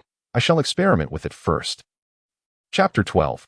A bounty of fish, a new method of papermaking? Old Fort's expression shifted from uncertainty to a sudden panic. "My lord, the method for producing parchment has been known for over a century. There can be no other means of production. Moreover, constructing a garden will require a substantial amount of funds. If this bard's fanciful claims about papermaking were to fail, the territory's finances would surely be in disarray this year." "Oh, come now. I merely intend to conduct a small experiment," Bruno said, harboring a degree of respect for his devoted elderly steward, unwilling to openly contradict him. "There is no rush to purchase parchment. The method I mentioned does not require a large quantity of hides. Old Fort, you should oversee the commoners as they dry the seaweed. I can only feel at ease with you supervising, as you are the person I trust most in this Idar territory." Hearing Bruno's words, Old Fort felt a swell of emotion, having been by Bruno's side since the latter was a mere infant. Indeed, Though the Lord could be somewhat capricious, he always remembered those who cared for him. "As you command, my lord," Old Fort replied with a slight bow. His back, slightly hunched with age, bent as he slowly made his way towards the elevated rocks, accompanied by several attendants, casting a frail shadow upon the ground beneath the sun's rays. Bruno stood quietly, watching until Old Fort had distanced himself, before discreetly summoning Labada over. "My lord, you called for me." Labada, drenched and with strands of seaweed clinging to his sleeves, appeared as though he had just tumbled from the ocean. "What happened?" "In response to your query, my lord, I am not a strong swimmer. While supervising the serfs as they harvested seaweed, I inadvertently fell in." "Ah, such a thing happened. It seems I overlooked this. Quickly go to the village and change into dry clothes. You mustn't catch a chill," Bruno instructed. "My lord." Before Bruno could finish, Labada suddenly knelt on the ground, saying, "You show such consideration for a lowly servant. I truly do not know how to repay your kindness." Bruno ignored him, continuing, "And take a few skilled fishermen with you, find a couple of idle boats, and let us quietly venture out to fish. Remember, do not alert the old steward." Labada stood there in a daze, feeling utterly lost. "Who am I? What am I doing? What did my lord just say I should do? Go out to sea to fish?" "My lord." "Labada, you must understand that seeking sustenance by the sea was your suggestion.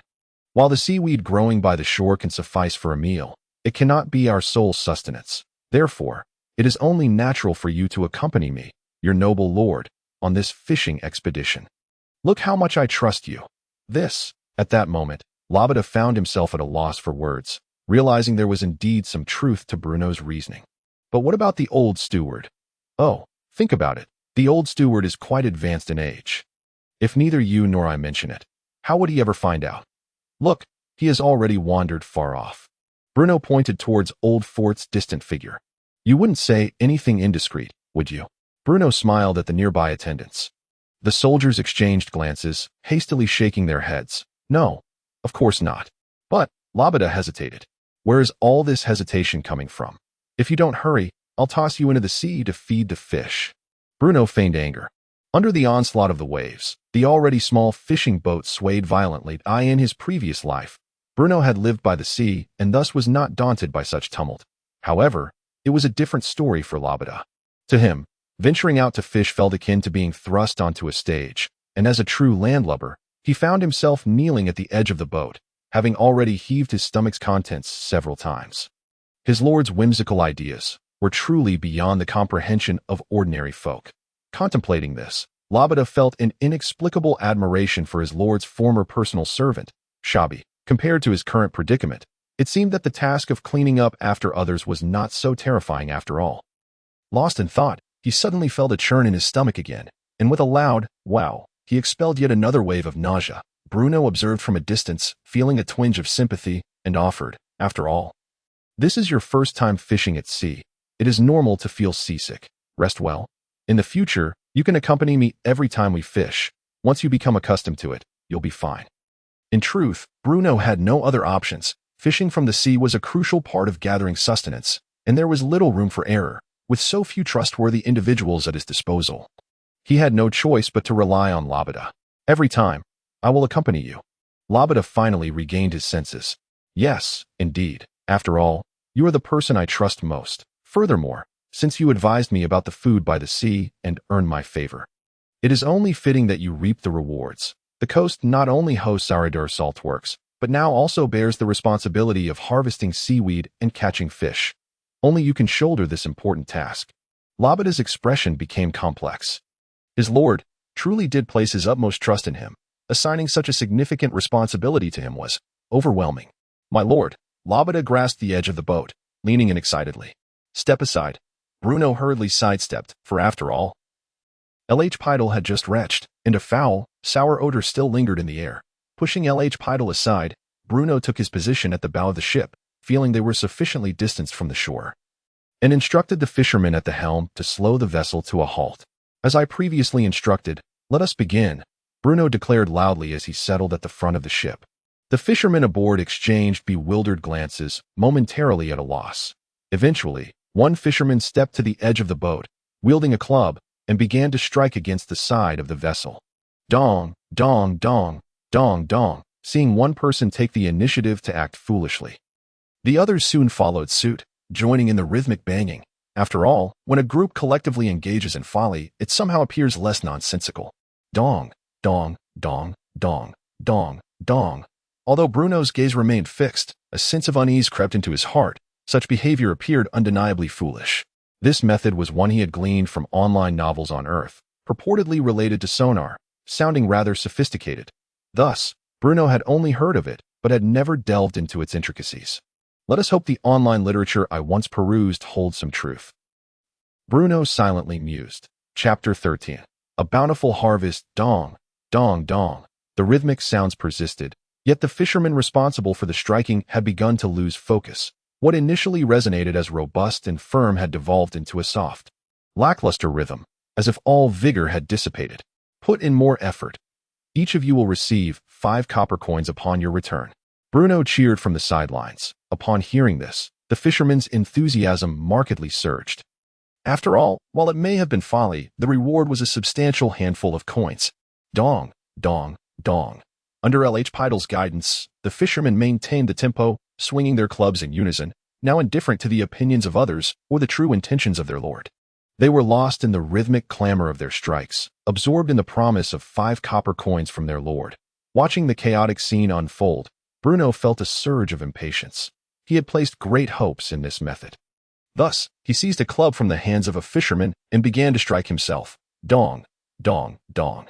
Although the surrounding fishermen remained oblivious to the eccentric designs of their lord, they struck with renewed vigor. For this was a shared folly with their noble master, a tale to boast about upon their return. Gradually, Bruno felt a twinge of soreness in his wrist, yet he persevered. He yearned for fish. He needed sustenance. Uncertain of how long they had been striking, Bruno noticed the once azure waters deepening ominously, as if something began to congregate around the boat. Clang! A muffled thud resonated from beneath the vessel. The sailors and fishermen jolted in alarm, displaying signs of panic. Have we run aground? Surely not, someone exclaimed in terror. The atmosphere on the boat instantly shifted to one of tension. Fish are coming. Bruno's eyes were glued to the surface of the water, a smile creeping across his lips, unable to contain his elation. This was the outcome he had long awaited. My lord, what should we do? If we have run aground, it often leads to catastrophe, L.H. Pidal lamented, consumed by the fear of grounding. Silence. Look at what lies beneath the waves. Bruno interrupted brusquely, gesturing toward the water. Huh? What could possibly be in the water? Oh my goodness. L.H. Pidal's words faltered abruptly. Countless large fish were huddled together, crowding around the fishing boat. L.H. Pidal felt as though he might suffocate. The ocean was teeming with fish. This was a veritable bounty of sustenance. The fishermen aboard were equally astonished by this astonishing sight. Unsure who first shouted, but soon everyone fell silent. Fish are here. The fish have truly come. Quick, everyone, catch the fish. With a triumphant cry, the crew regained their senses, eyes wide in disbelief at the throngs of fish below. Many rubbed their eyes, their faces etched with incredulity. How could this be? This was surely a divine blessing.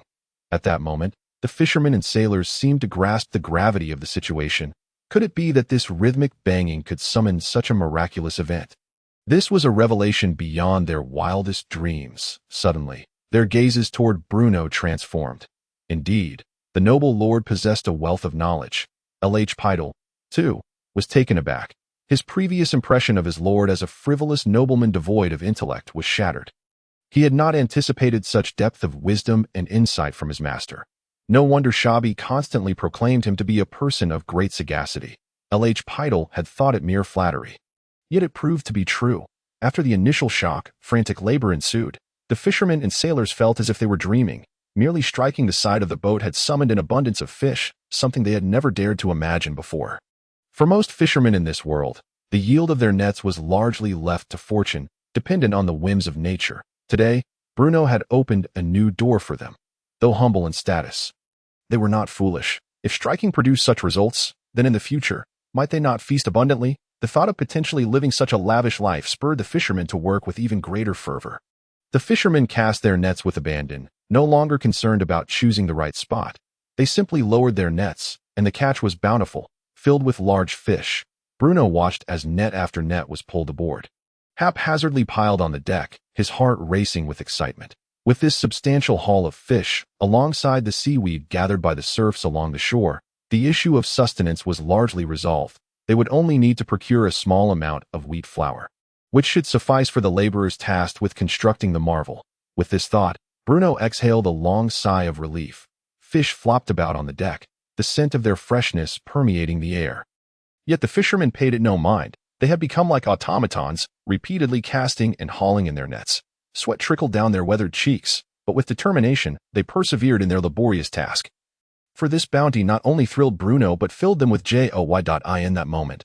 They seemed to glimpse their future. As time slipped away, the boat was nearly overflowing with fish. The fishermen leaned against a hill of fish piled in the center of the deck, their hearts brimming with satisfaction. The fish continued to thrash in the sea, but the boat was fully laden, signaling it was time to return home. One by one, the fishermen dragged their weary bodies to the edge of the boat, casting lingering glances at the fish still swimming behind them, their eyes filled with reluctance. This was a monumental harvest, an uplifting, momentous bounty. Bruno believed that following this event, the resistance he faced in constructing the aerial garden would diminish significantly. For the crucial issue of food had been resolved. Now he merely needed to address the matter of financing, and the construction of the aerial garden could commence shortly. The thought of the rewards promised by the system made Bruno's heart race. He fervently hoped the system would not let him down. Chapter 14. Shabi has lost his mind. Kars, have you heard? The Count's personal servant has gone mad. What? That cannot be. Sally, do not spread such rumors. What if someone overhears your gossip? This is no mere gossip. Aunt Sally glanced around furtively before leaning closer to Kars and whispering, You spend all your time toiling away, utterly oblivious. This is already spread throughout the town. Oh, Aunt Sally, do share what has transpired. In a world where both spiritual and material sustenance were scarce, even the slightest tidbit of gossip could spark lengthy discussions, especially regarding the nobility. Do you recall that Bruno left the city not long ago? I am aware. It is said that the Count, having heeded the advice of his new personal servant LH Pidal, absurdly sought food by the seaside. Yes, I have heard that too. They say LH Pidal has a shifty appearance, a truly nefarious character. Shoo. Keep your voice down. We must not let anyone hear. But tell me, how does this relate to Shabi's madness? Of course it matters. Just think about it. Lord Shabi is served by the Count's side for so many years, enduring both toil and hardship without any accolades. Yet, due to that scoundrel Libida, he has been ousted. It is said that Lord Shabi has been treated with utter disdain, harboring a profound resentment towards Libida. In a fit of rage, he actually, what actually happened? Aunt Sally, do hurry and tell us. At that moment, several curious neighbors gathered around, bringing their small stools to join in on the gossip. They encircled the plump Aunt Sally, their faces brimming with eagerness for knowledge.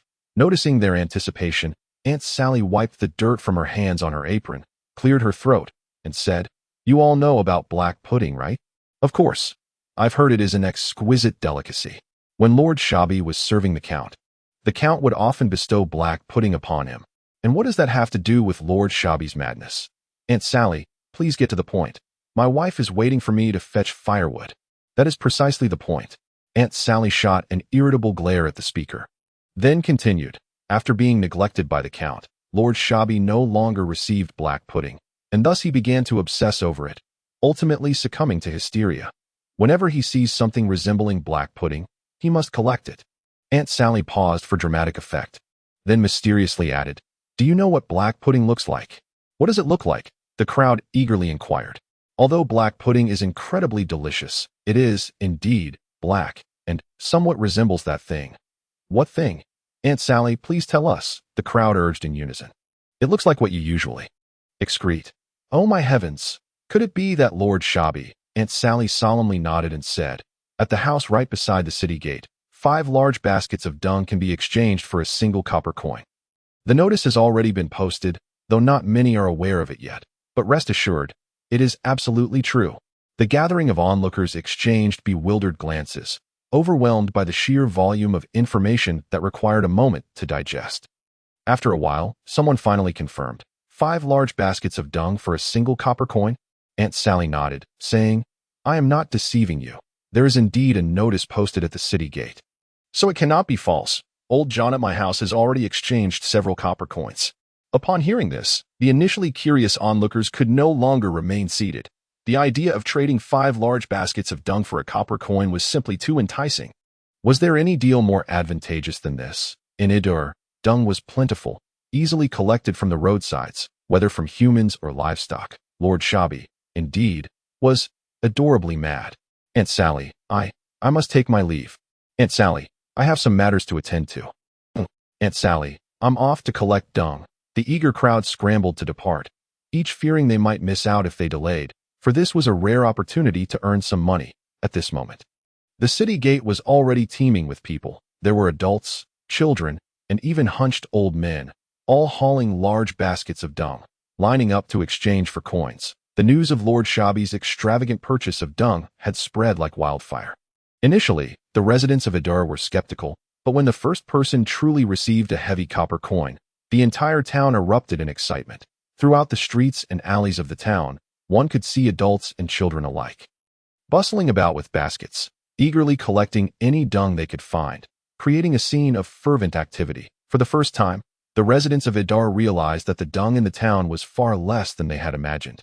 While Lord Shabi became acutely aware of just how much dung was indeed available in Idur, as the appointed dung collector for Idur, Lord Shabi did not need to handle every task himself. He assigned dedicated personnel to manage the weighing and transportation of the dung, while he himself distributed copper coins to the common folk who came to claim their payment. Yet, he couldn't shake the feeling that the way they looked at him was peculiar, those ragged individuals. Upon receiving the coins from his hands, regarded him with strange expressions. Their gazes were tinged with sympathy, pity, and even affection. Some went so far as to offer him words of comfort and sympathy, and one child even presented him with a piece of hard black bread. What could this possibly mean? Lord Shabi was utterly perplexed. However, he was reluctant to inquire directly, so he merely continued to hand out copper coins under the weight of the people's compassionate stares. The dung delivered to the city gate was weighed by designated personnel, who sorted it into dry and wet categories. After a brief record was made, the dung was loaded onto waiting carts, which were then transported outside the city by soldiers to a hillside southwest of Idur. There, the waiting serfs would unload the dung from the carts, processing it according to the methods instructed by the count before his departure.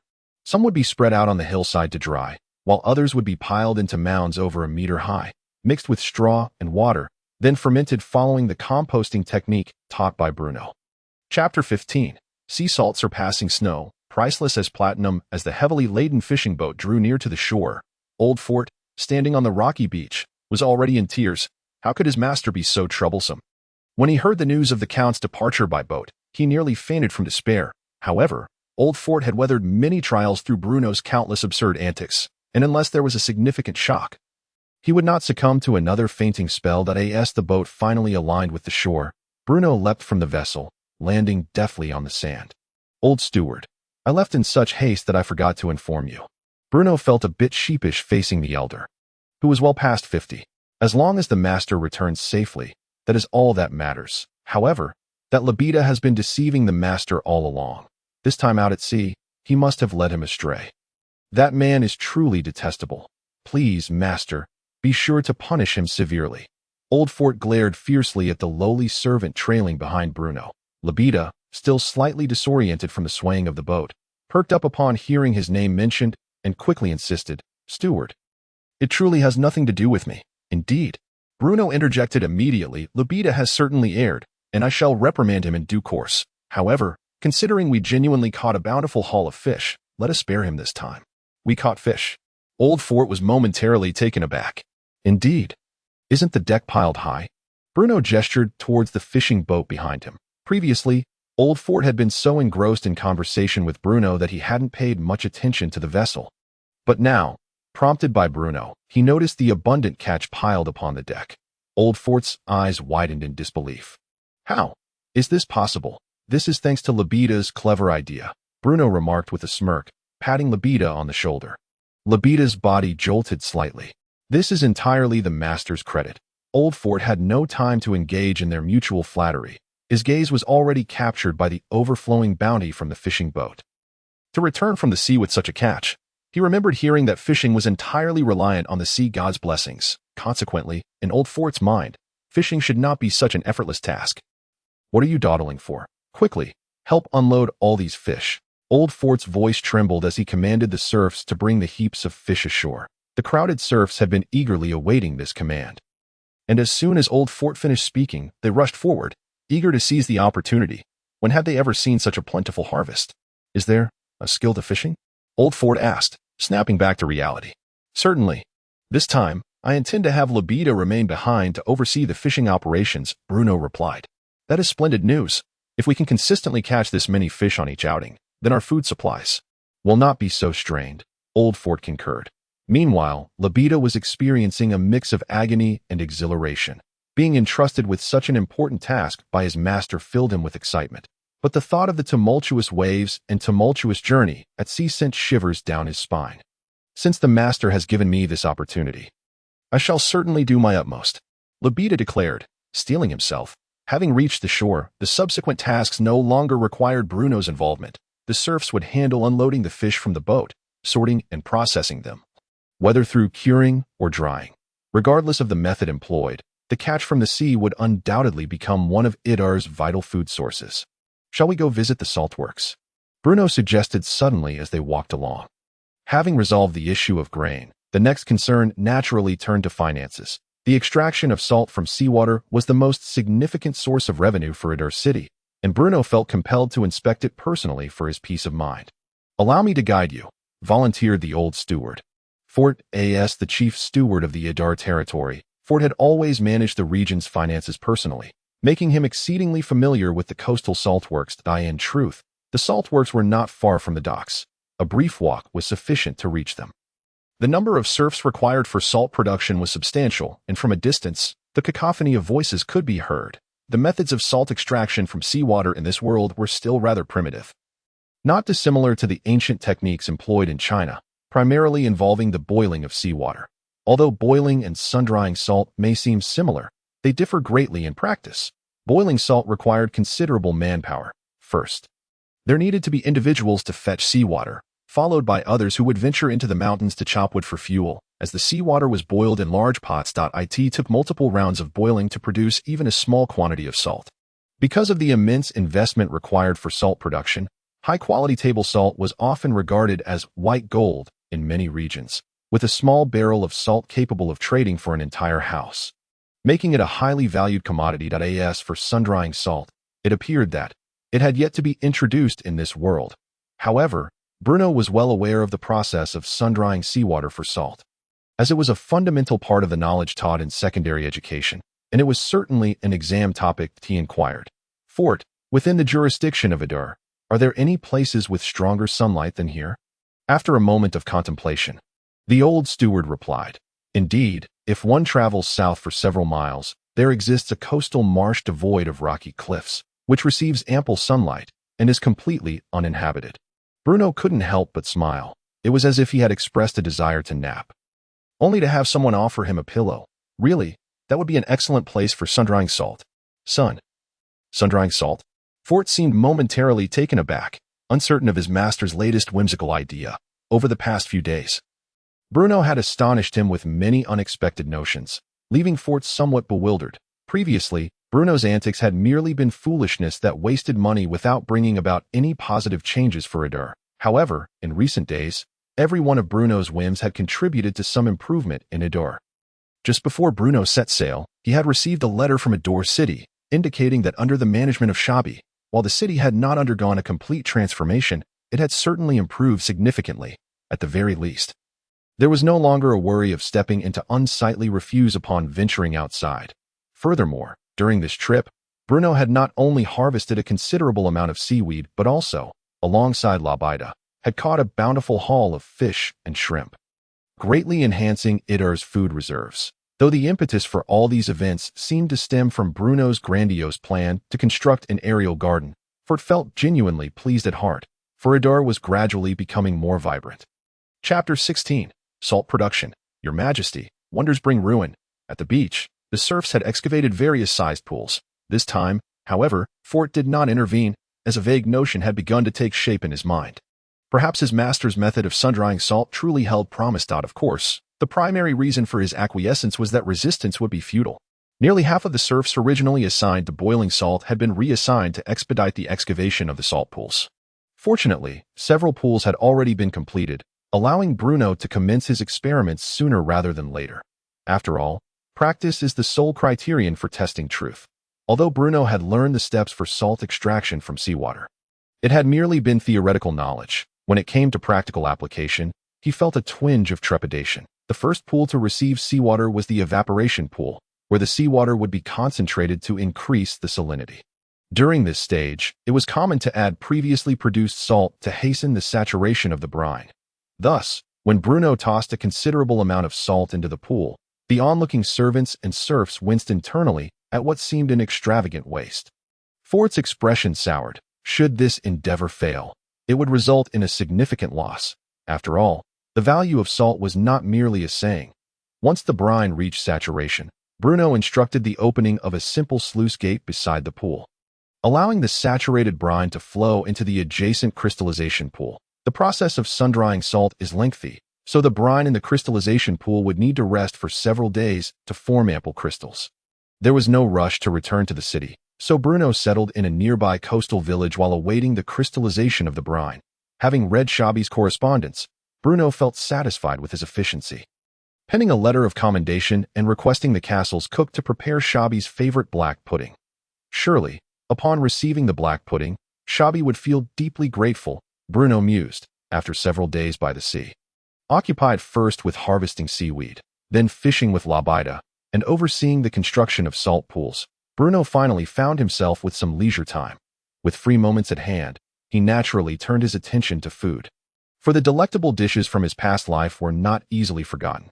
Adding fresh water to a pot, he included freshly harvested seaweed and a few eggs, finishing it off with a sprinkle of salt, resulting in a delightful seaweed egg drop soup. Some villagers were skeptical about seaweed, as it appeared rather unkempt and dirty when freshly harvested, but surely, if the Count was using it in his cooking, it must be acceptable. Just then, Labida arrived, and Bruno personally ladled a bowl for him, which deeply touched Labida. "I am merely a male servant. The Count himself has served me a bowl of seaweed egg drop soup," he thought, suddenly overwhelmed with a sense of loyalty and gratitude. "Master, you should eat as well," Labida managed to utter, tears brimming in his eyes as he spoke with a trembling voice. "No, you eat first," Bruno replied with a warm smile. "After all, it was your suggestion to come to the coast for food. You are the primary contributor." Upon hearing this, Labida's excitement was palpable as he accepted the bowl, not bothering to let it cool before gulping it down.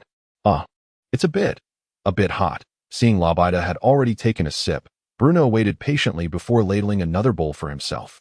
"If it's delicious, have more," he encouraged Labida. Not one to be shy, downed another mouthful without concern for the heat. After all, the fresh seaweed egg drop soup was presented to him while the Count himself had yet to partake. He had never experienced such honor before, feeling as though he were the most trusted person of his master. As Labida continued to drink bowl after bowl, nearly reaching his limit, Bruno finally felt at ease and served himself a bowl of the seaweed egg drop soup. After all, Labida had consumed so much and was still lively, which assured Bruno that the seaweed was indeed safe to eat. It was no wonder Bruno was cautious, with so much seaweed available along the coast, yet the fisherman remained hungry, without someone to sample it first. Bruno felt a twinge of unease. The dark seaweed contrasted beautifully with the light egg drop. While it may not have been the most appetizing sight, the flavor was undeniably delightful. Hadn't those children nearby been salivating? Taking a small taste, Bruno found it quite satisfactory, comparable to the seaweed he remembered from Earth. Meanwhile, the grilled fish was ready. The fish, freshly caught, was exceptionally delectable, since Bruno had taught the fishermen new techniques for capturing fish. They had been working tirelessly day and night, yielding abundant harvests. Concerns about overfishing were unfounded, as the vast ocean teemed with fish. It would be challenging for such a small number of people to significantly affect the fish population. Moreover, this world was technologically behind Earth. The fishing nets had gaps large enough for a fist to pass through, making it impossible to catch smaller fish and allowing the more cunning ones to escape through the holes. While fish were delicious, consuming them at every meal could become monotonous. The wait for the brine to crystallize was indeed dull. Even in the heat of summer, it took 3 to 4 days. And in the current season, it would take even longer. Fortunately, the scenery by the sea was quite pleasant, providing an opportunity to practice horseback riding, as Bruno was still somewhat unfamiliar with it since his arrival.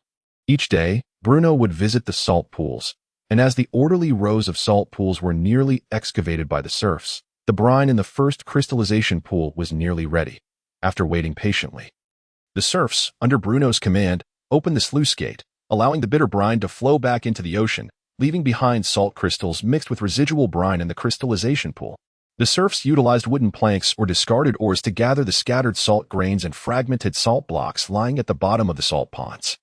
The crystallized salt grains resembled diminutive hills, shimmering with a pristine white radiance under the sun's embrace. They bore a striking resemblance to the heaps of golden grains amassed beside the granary after the autumn harvest, with the only difference being that the golden wheat had been replaced by the snow-white salt.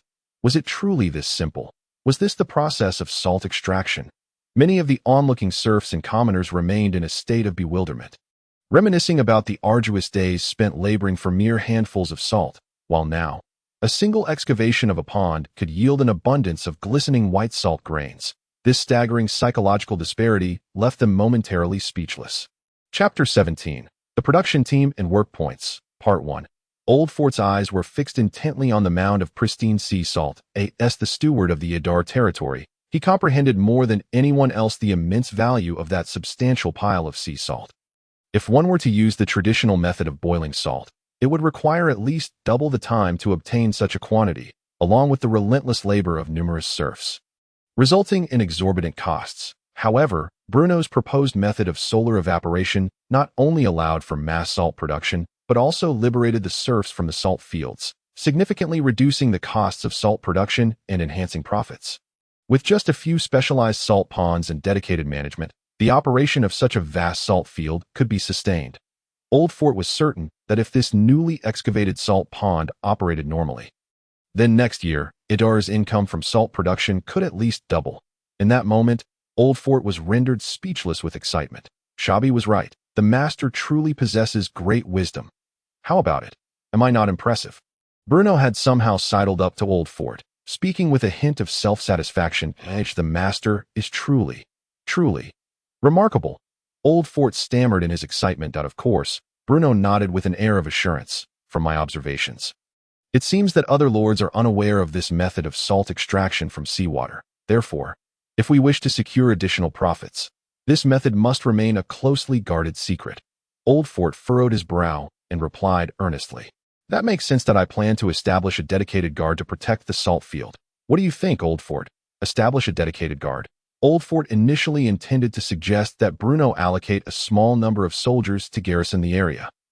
But upon hearing Bruno's proposal, he found it exceedingly reasonable. After all, the income from salt production could be considered the primary financial lifeline of the Idar territory, and it would be an understatement to say it deserved utmost attention. I believe that is a prudent idea, Old Fort stated. However, I am curious if the master has any specific plans regarding the size and personnel of this guard, given that this is just the beginning. We do not need too many personnel. I plan to start with a contingent of 50 men, all drawn from my personal guards to ensure their loyalty, Bruno said thoughtfully after a moment of contemplation.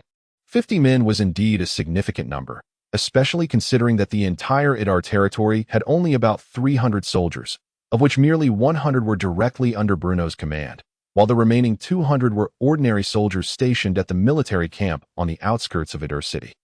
This contingent of 50 would nearly have the number of personal guards that I have no objections to drawing from the personal guard, but this would mean a direct reduction of half the protection around the Earl. Old Fort noted. We can supplement from the common folk or current soldiers. Let's draw 30 from the ordinary soldiers and then recruit 20 from the commoners. Did I not ask you to conduct a census? Review their records and ensure that those selected are reputable, born and bred Idarians. In short, we must guarantee their loyalty. Bruno instructed. As you wish, my lord. Old Fort replied respectfully. Regarding the management of the salt field and the establishment of the guard, I will need you to devote considerable effort, Bruno stated suddenly. I shall not fail to meet your expectations, Old Fort responded without hesitation. Having fought alongside Bruno's father in battle, Old Fort had a bond of unwavering loyalty with the Stewart family. With the old steward's assurance, Bruno felt a sense of security. Since the method of solar evaporation had replaced the traditional boiling, the necessity for such a large number of serfs had diminished. Thus, that very evening, Bruno summoned the serfs together. 453 was the number of serfs previously responsible for the operation of the salt field. The more than 400 serfs gathered around the crackling bonfire, instinctively forming a circle, prepared to heed their lord's forthcoming directives. Several hours had elapsed since the tremendous success of the solar evaporation method, and even the most dim-witted serfs must have begun to awaken from their astonishment. Contemplating their future paths, after all, it was evident that the new salt field would not require such a large workforce, a realization even the dullest among them could grasp. Yet, what could they do if not harvest salt? A wave of apprehension filled many serfs' hearts. After all, the noble lords were not known for their generosity, and should they become useless, their fates often took a grim turn. It was well known that in the mainstream society of the Norman Empire, the buying and selling of serfs was not uncommon. Although the previous method of boiling salt was arduous and taxing, Bruno had never deprived them of sustenance, allowing them to survive. However, should they be sold to other lords, their futures remained uncertain. After all, lords like Bruno could be considered a refreshing anomaly among the aristocracy. "That I do not intend to sell you," Bruno proclaimed, standing beside the bonfire, clearing his throat to address the serfs directly. Upon hearing this, many serfs exhaled in relief. As long as they were not to be sold, everything else could be negotiated. "However, you can no longer remain here to continue salt production, for you have witnessed the process of solar evaporation. It does not necessitate such a labor force." Yet, the method of solar evaporation remains a closely guarded secret of the Stuart family, so it is in your best interest to keep your lips sealed. Otherwise, the Norman Empire will not provide you a place to dwell. Bruno spoke sternly. "Simultaneously, as long as you work diligently, I can guarantee you will have enough to eat and wear, and there is even the potential for you to reclaim your status as free men." Upon concluding his statement, both the serfs and the commoners present, along with the soldiers, felt as if they had misheard. Did the Lord truly just say that serfs might have the opportunity to become free men again?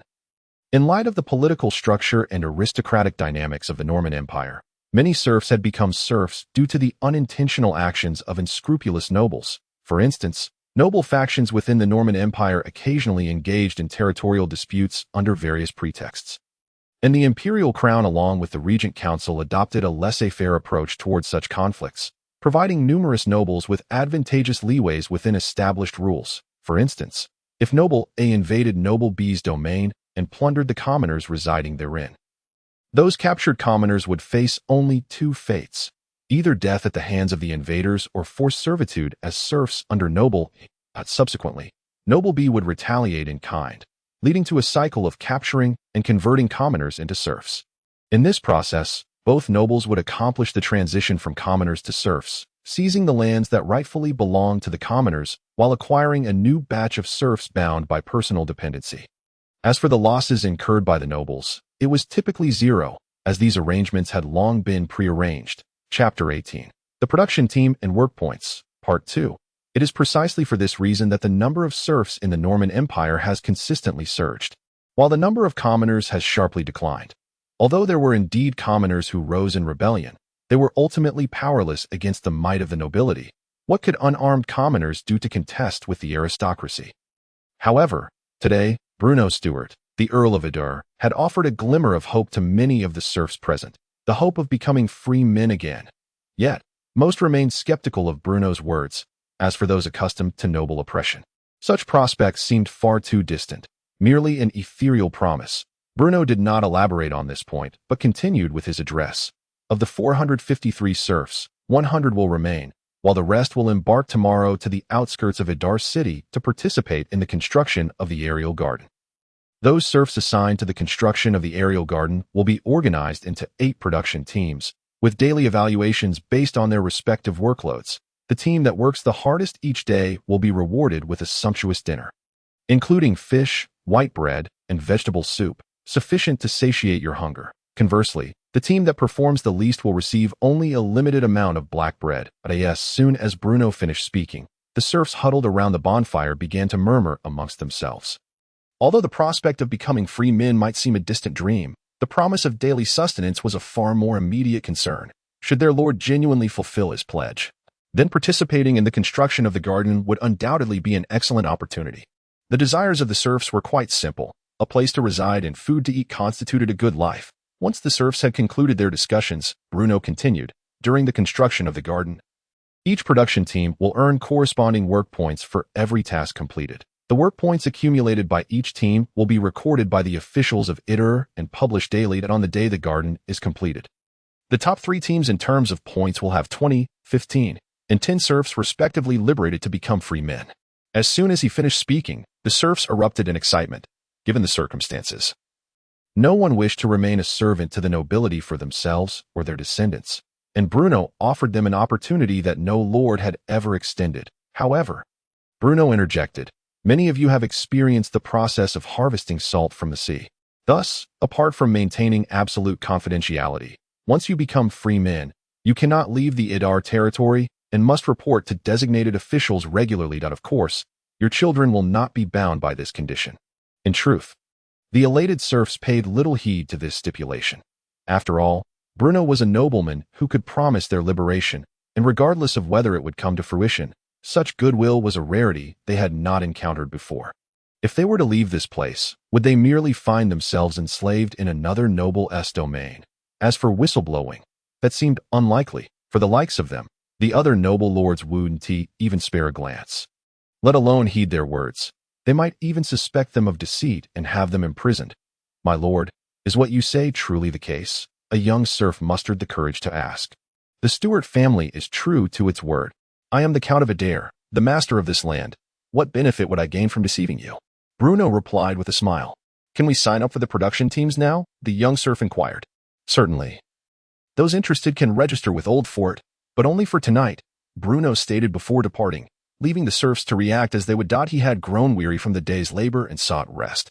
The young serf was the first to approach Old Fort, bowing respectfully. "Master Steward, I wish to sign up for a production team." Upon witnessing this, the other serfs quickly followed suit. Who would be foolish enough to pass up such favorable conditions?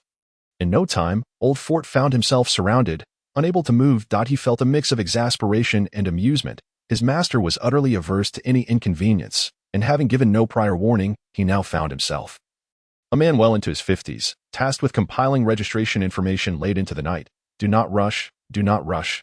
Hey, which scoundrel just stepped on the old man's foot? Where is Labada? Someone, help." Krell was the first to register. As a serf, he had always felt a deep sense of resentment. 2 years prior, he had been sold to Idar by a slave trader due to his father's debts to the lord. Initially, it was merely a loan of 2 silver shillings to cover medical expenses, but the illness was cured while the interest spiraled out of control. Within a year, the debt had multiplied tenfold. Thus, the local lord had deemed Krell's family as serfs and sold them to a trader. Krell's mother and brother were sold to a noble in the kingdom of Basel as servants, while he and his father were sent to Idar. Fortunately, the Stuart family, who ruled Idar, was relatively benevolent. Both father and son were assigned to work in the salt fields. Though laborious, it was sufficient to sustain them. Today, the words of Lord Bruno, proclaiming that serfs could become free men, ignited a flicker of hope within Krell, for he had once been a free man, in the absence of a tiger in the mountains. The monkeys claimed the throne. Since Bruno departed from Idar, Anil had been living quite comfortably. After Old Fort, the chief steward of Idar, left, Anil became even more authoritative. The servants within the castle treated Anil with utmost respect, for he was a mage employed by their lord, capable of wielding magic. Anil relished his new life. Although the location was remote and far from the empire's heart, it lacked the sycophancy he had long endured and offered experiences he had yet to encounter.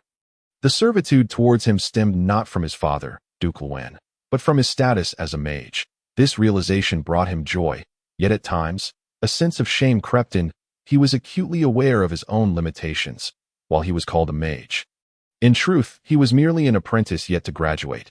Thus, his daily routine consisted of instructing the castle chef to prepare exquisite meals and dedicating the remainder of his time to practicing magic. Over the past few days, each morning after breakfast, Anil practiced levitation and fireball spells in the courtyard, tirelessly from dawn till dusk. Although he accidentally set a cart ablaze and ignited a stable, he made considerable progress, believing that he must practice in secret to astound them all. Chapter 19. The return journey. The road leading back to Idar was not fraught with difficulties. In just half a day, the city of Idar came into view. Bruno, alongside Old Fort and several attendants, rode ahead, while the serfs followed slowly under the guidance of the remaining guards. "My lord, are you truly serious about liberating the serfs?" Old Fort inquired suddenly on their return to Adur. "Indeed. That is my intention. Is there an issue?" Bruno responded. "To liberate serfs is already a rare occurrence, let alone on such a grand scale," Old Fort remarked. "It's not a complete liberation out of over 300 serfs. Only 45 will be freed. Moreover, did we not agree that they would be liberated once the aerial garden is completed?" Bruno countered. "However, if this precedent is set, then should Adur undertake similar projects in the future? Wouldn't it necessitate liberating another batch of serfs?" Old Fort pondered the implications, aware that his master was not one to shy away from stirring the pot. Today, it was a garden. But tomorrow it might be a fortress. Such notions must be quashed at their inception. Then let it be, for there are plenty of serfs. Losing a few matters little, Bruno replied nonchalantly. "My lord, purchasing serfs incurs costs," Old Fort earnestly cautioned. "Did you not just mention that this year's salt production profits could multiply significantly? When money comes in, it ought to be spent. How much could it possibly cost to buy a few serfs?" "Surely, we cannot hide the money in the cellar," Bruno retorted. Old Fort felt a surge of frustration. Were it not for the prudent financial management of Bruno's father and grandfather, the Stuart family's wealth might have been squandered long ago. If another spendthrift like Bruno were to arise in the future, what would become of them? Of course, he couldn't voice this so bluntly, so he advised, "My lord, money should be spent judiciously, even if one possesses wealth. It should be allocated wisely." "This is indeed a wise allocation," Bruno asserted earnestly. "Consider, the transition from serf to free man is no small matter. If even you find it astonishing, it must be even more so for them. Thus, how could they not devote themselves wholeheartedly to their work? Perhaps, spurred by this promise, the project's progress could double, and with daily evaluations, just wait, Old Fort. The construction of the aerial garden may proceed far more smoothly than we anticipate.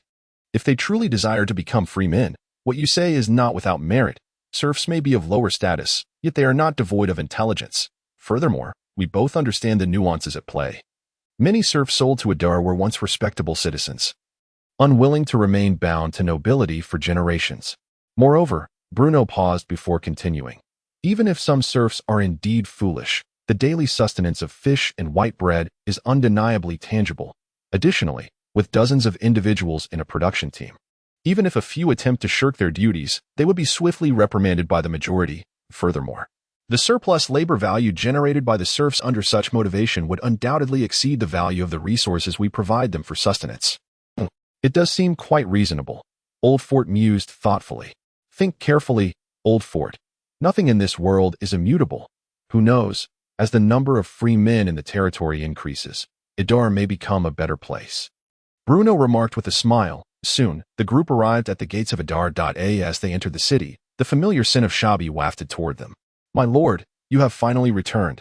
I have missed you dearly." Shabi approached with a fawning smile. Bruno suddenly realized that after a few days apart, Shabi had seemingly adopted a hint of lewdness. "Oh, Shabi," Bruno maintained a steady gaze. "How have you fared with the task I entrusted to you?" Upon hearing this, Shabi's expression fell into a frown. "In response to your lordship, the collection of dung has proceeded rather smoothly. However, what?" Bruno inquired. "However, there have been some unfavorable rumors circulating in the city. They say the common folk have come to despise you, my lord, and as a result, have gone mad, which is why they began gathering dung indiscriminately." Shabi succinctly relayed the rumors circulating in Adur city over the past few days. Upon hearing this, Bruno couldn't help but chuckle that wasn't this just the gossip of another world? He had not expected such a plethora of onlookers in this realm. However, it seemed that the public sentiment here was rather unkind toward Shabi. Bruno patted Shabi's shoulder, offering reassurance. Fear not. When the dung you collect proves useful in due time, these rumors will surely dissipate on their own." As they conversed, the group made their way into the city. Indeed, it must be said that Shabi performed his duties as a dung collector quite commendably. In just a few days, the once dreadful stench in Adur city had considerably lessened. Even the streets were free of accumulated waste. And the overall appearance of Adur city had become much cleaner. Though Bruno still found it somewhat lacking, it was certainly an improvement from the initial state. "Well done. We shall head to the castle shortly to collect your reward," Bruno remarked with a cheerful demeanor. "Thank you, my lord." Shabi expressed his gratitude. "By the way, Have there been any noteworthy events in Adur city during my absence? Noteworthy events, you ask? There is indeed something concerning Mr. Anil. Shabi paused to recollect before speaking. Anil, who is he? In response to your lordship, his full name is Anil Brad, the very individual who pilfered your white bread, claiming to be the son of Duke Lwyn and a disciple of the Grand Mage Gran Galvin. Oh, it is he. Bruno finally recalled that it was not that Bruno had a poor memory. Rather, although he had inherited the memories of his predecessor, the written language of this world differed drastically from that of Earth in terms of syntax, word formation, and script. Consequently, Bruno found himself struggling to adapt in the short term, let alone remember a plethora of convoluted names. What has he done now? He set your stable ablaze with a fireball spell. And in the process, burned a cow cart as well. Chapter 20. Anil's levitation spell. Reconstructing a stable will likely require 13 gold coins. Rounding it off, that amounts to 20. Rebuilding a cow cart necessitates 2 gold coins. While the money is of secondary concern, the most pressing issue is that the frightened cow. This cow is the strongest in Idar territory, full of vigor, and due to your actions, it may produce significantly fewer calves this year. Thus, considering the cost for emotional distress and medical care, let's round it to 10 gold coins, if we also factor in the white bread you stole and the expenses for your medical treatment. Bruno paused, lifting his gaze with a smile. My esteemed magical advisor, Mr. Anil Brad, you currently owe me a total of 45 gold coins, which means you are now in arrears equivalent to 3 months' wages. Anil stared dumbfounded at the long list of figures Bruno had inscribed on the parchment. And after a moment, he said, if we round 13 gold coins, shouldn't it be 10? That is the tradition here in Adur. We round up, not down. Bruno explained. Ah, I see. Anil nodded thoughtfully. Therefore, Bruno produced a scroll of parchment, stating, this is a newly drafted employment contract that I had Old Fort rewrite for you. Please take a look and sign it. While Anil lowered his head to peruse the contract, Bruno continued, according to the new agreement, your monthly salary will still be 15 gold coins until your debt is cleared, but 5 gold coins will be automatically deducted to repay your debt. The rules for calculating interest on the debt are also outlined in the contract. Anil found the text on the parchment to be minuscule and densely packed, causing him considerable frustration. Could you not write in a larger font? I apologize. Recently, there has been a shortage of parchment in Adur. Bruno replied with a cheerful demeanor. Annoyed, Anil decided not to dwell on it and swiftly signed his name. Bruno took the contract from Anil, scrutinized it briefly, and then, satisfied, affixed the Stewart family seal, completing the contract of servitude for the mage perfect. Ahem. Bruno cleared his throat, adjusting his posture, and stated, Mr. Anil, we should now discuss other matters, such as your levitation spell. Levitation was the first magic I learned, although I am not yet proficient in higher-level magic. Casting levitation is absolutely effortless. Anil replied confidently. How many times can you cast it in a day? And for how long can each instance last? Bruno asked directly. Also, what do you think about working 8 hours a day? That should be quite humane, right, Anil? I am a mage, mind you, and you expect me to work 8 hours a day. Even a donkey in a production team does not work that much. Bruno Stewart. The Count of Adur, Anil finally said with a serious tone. Are you certain you are not jesting? I believe not. Casting spells greatly depletes the caster's mental and magical energy, not to mention working 8 hours a day. Even casting spells consecutively for 2 hours is a far-fetched notion. Anil retorted. I must remind you that I hired you to construct an aerial garden, and if we were to rely solely on the serfs, its completion would be nearly unattainable. Thus, I require you to assist those serfs by applying levitation to the stone or timber, thereby expediting the project. Bruno stated candidly, to associate with serfs is a disgrace for a mage. It tarnishes the nobility. Anil exclaimed, somewhat irate. Do you believe the gap between us and the serfs is that vast? Bruno countered. We are merely born into better circumstances. The serfs are neither foolish nor vile. They toil for their sustenance and shelter with their own strength. What right do we have to look down upon them? The room fell abruptly silent, as if the air itself had solidified. Bruno ceased speaking, merely observing the myriad expressions shifting across Anil's face. For Anil, Bruno's remarks today were nothing short of revolutionary. After all, the western part of the empire where he was born could very well be the most oppressive region for serfs on the entire continent. Over half of the serfs in Idar territory were purchased from slave traders in the empire's west. Seemingly resigned to his fate, Anil finally said, "It takes me about 7 to 8 seconds to chant the levitation spell, but I can only cast 8 or 9 spells in succession before needing a rest. You must understand, casting spells consumes a mage's mental energy significantly." Bruno nodded in acknowledgement that in truth, he was not entirely ignorant of magic. After Anil's arrival, he had engaged in some supplemental study. Thus, Bruno considered Anil's efficiency in casting levitation spells to be quite commendable. After all, for the majority of ordinary mage apprentices, managing to cast 2 or 3 spells would necessitate a break. However, what surprised Bruno was that if Anil's mental energy could indeed sustain him casting levitation 8 or 9 times, then his mental fortitude should be deemed exceptional, and he should not be limited to merely basic spells. Nevertheless, as Anil did not divulge further, Bruno chose not to probe deeper, for the most pressing matter was to commence work without delay. As for the 8-hour workday proposal Bruno had initially put forth, that was naturally off the table. But isn't negotiation about this? One side demands exorbitant prices, while the other haggles down. If a realistic demand were established from the outset, Anil, this noble mage, might very well take further advantage. After a moment of contemplation, Bruno suddenly said, "There is something I have long wished to inquire about. As you know, on the envelopes exchanged between the Regent Council and the nobility, there is usually a magical seal to ensure that the letters remain unopened until delivery. Once the envelope is breached, the magical seal dissipates. Given this, could levitation be applied to certain objects, thereby granting them a levitation effect for a specific duration?" Anil was momentarily taken aback. This question seemed to be something he had never considered before. It should be impossible, as no one has ever attempted it. Anil replied uncertainly. "Then how do the magical seals on the envelopes persist for extended periods?" Bruno inquired. "That is a special magical array." Anil pondered, as if grasping at an elusive thread, yet unable to fully comprehend it. Chapter 21. The Pioneers, the Magical Array? Indeed, it is a unique form of magic that, by wielding a wand, harnesses the arcane energies in the air to inscribe a special pattern upon the surface of the envelope. This pattern enables the magical energy summoned by the caster to linger on the letter for an extended duration. The magical energy in the air. Bruno keenly seized upon this term in Arnell's discourse, inquiring, "Isn't magical energy inherently possessed by the mage?"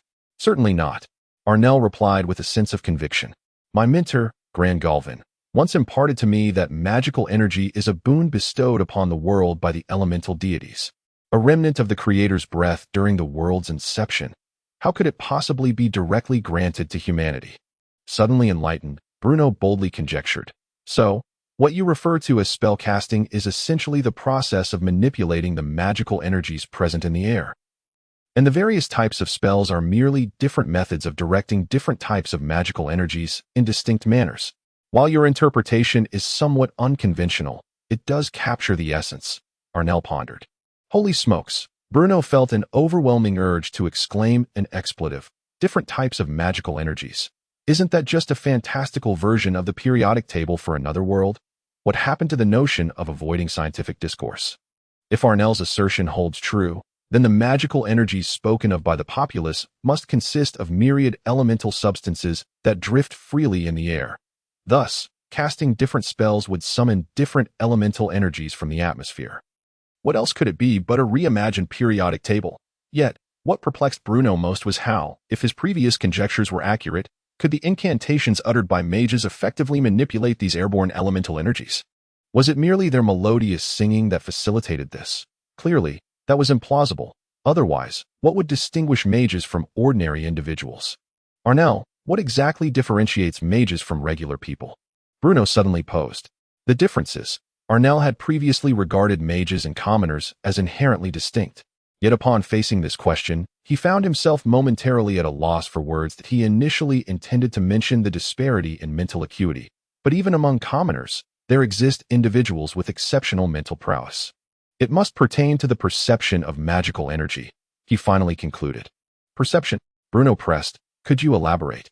The world as seen by a mage differs from that of an ordinary person. Arnell paused to gather his thoughts before continuing. We can acutely sense the magical energy that permeates the air. It is ubiquitous and omnipresent. Moreover, during the process of spellcasting, we can feel the requisite magical energy coalescing around us. It's a rather wondrous sensation, as though we are becoming one with the world. Becoming one with the world? Bruno suddenly entertained a daring idea. Can you replicate that magical imprint on the envelope without using magic, merely by drawing it on parchment? Certainly. That's hardly a secret. Arnell readily agreed. With deft strokes, he began to sketch intricate yet orderly lines on the parchment, delineating a pattern that appeared strikingly familiar. Having used a wand to illustrate before, I find myself somewhat unaccustomed to drawing with a pen, Arnell mused, scratching his head. However, as Bruno's eyes widened in astonishment at the completed design, he felt an unsettling realization wash over him. Pointing to a specific segment of the pattern, he remarked, "This portion of the design must correspond precisely to the seal of the letter." "Indeed. Wait, how do you know this?" "When you were not a mage?"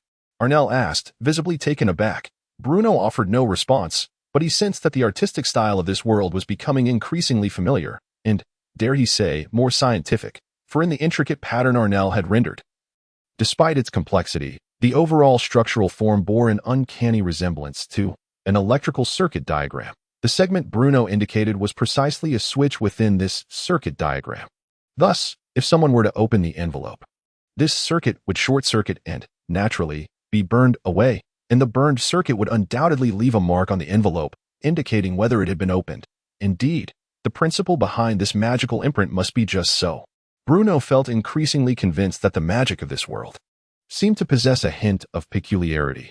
"Arnell, do you suppose that levitation spells could similarly be affixed to building materials through such magical arrays?" Before Arnell could respond, Bruno continued, "This must be feasible.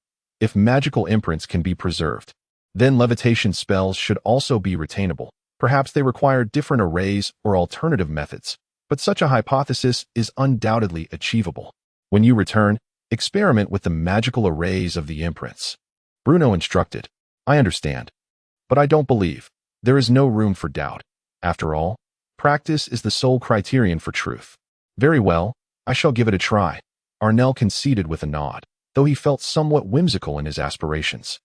He sensed that the endeavor he was about to undertake might significantly impact his future, steering him toward an unknown trajectory. Yet, he remained uncertain whether this change would be for better or worse. Regardless, with such an opportunity laid before him, Arnell would not let it slip away that he had never been one to acquiesce to the status quo. Otherwise, he would not have ventured far from his family. What if it truly could be realized? After Arnell departed, Bruno retrieved a pristine sheet of parchment from his desk drawer and laid it flat upon the table. Outside, dusk had fallen. The flames in the fireplace danced brightly, emanating warmth and light. The candle on the desk, recently ignited by Bruno, illuminated the corners of the room. With pen in hand, Bruno contemplated for a moment before beginning to inscribe a series of square, precise characters upon the parchment. November 13th, overcast. The magic of this world is far less wondrous than I had previously imagined. The magical energy spoken of by the people likely consists merely of elemental substances present in the air. The magical array drawn by Arnell bears a striking resemblance to an electrical circuit diagram. Does this imply that magical elements can be transmitted by certain conductors in this world, much like electrical currents?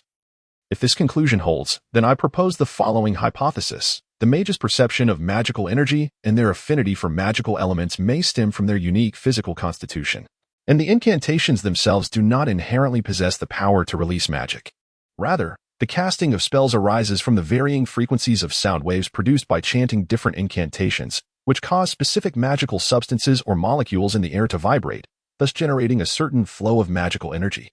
Mages themselves may act as conductors, while wands serve as capacitors, channeling this flow of magical energy to complete the spellcasting process. Chapter 22, Commencement. As dawn broke, the sounds of commotion echoed from the Almes Mountains. .8 production teams from the salt works had already settled in the hastily erected shelters at the foot of the mountain since the previous afternoon, and now they were assembling in the clearing before the shelters. Today marked the official commencement of the aerial garden project. Despite Lord Fort's deep reluctance, he had arrived early, for the vast sums of money and provisions to be expended on this grand endeavor warranted his presence. Clearing his throat, he stood upon a flat rock and proclaimed, "The rewards you shall receive for constructing this project have already been communicated to you by the Count. I shan't reiterate them." Additionally, each production team will be assigned 2 overseers to document your accrued work points. After casually mentioning a few details regarding the calculation of work points, Lord Fort was assisted down from the rock. Adhering to the principle that professionals should handle their respective tasks, as Bruno had previously advised him, Lord Fort was primarily responsible for providing logistical support in the form of provisions and gold, as well as overseeing the daily assessment of work points. The more intricate details would be managed by the craftsmen from Idar City in preparation for the aerial garden's construction. Nearly all the stonemasons and carpenters from Idar City were mobilized, and to entice these craftsmen during the winter, Bruno had offered substantial wages. The overall supervisor of the project was named White Barrel, a name synonymous with the most esteemed craftsman in the Idar territory. As his ancestors had constructed the very lord's castle where Bruno resided a week prior, upon receiving the blueprints from Bruno, this man in his 30s had nearly been moved to tears for many years. Since the completion of the lord's castle, successive counts of Idar had been notably frugal, resulting in no significant constructions within the Idar domain. It was not until Bruno's steward ascended to the title of Count of Idar and resolved to erect a magnificent aerial garden on the eastern foothills of the Almes Mountains that White Barrel found himself in the presence of a true benefactor. The exquisitely crafted blueprints, ample funding, and a multitude of hands, along with the unwavering support from the entire Idar domain, filled White Barrel with an exhilarating anticipation that rendered him nearly speechless. He had scrutinized the designs meticulously and felt only a prodigious genius could conceive such a magnificent architectural style and construct such a precisely fitting structure. He was utterly convinced that if this grand edifice were to be completed under his supervision, he might well become the most renowned craftsman in the eastern part of the empire. Lord Bruno, truly the most esteemed and admired of nobles. In comparison to Bruno, those other nobles who indulged solely in debauchery appeared pathetically insignificant. Just look at Bruno. He epitomized nobility and passion.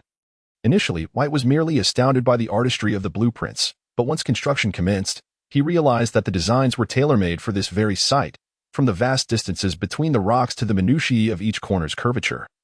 Every detail was impeccably precise.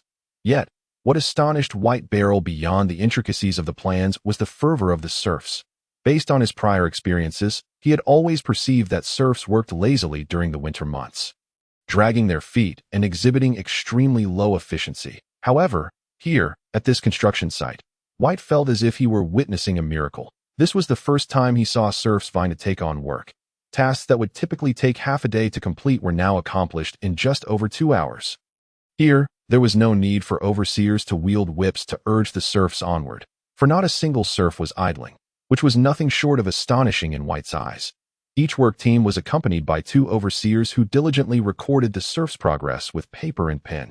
Supposedly to assess rewards, the 8 teams had distinct responsibilities. Some were tasked with transporting timber, others with quarrying stone, and still others with logging.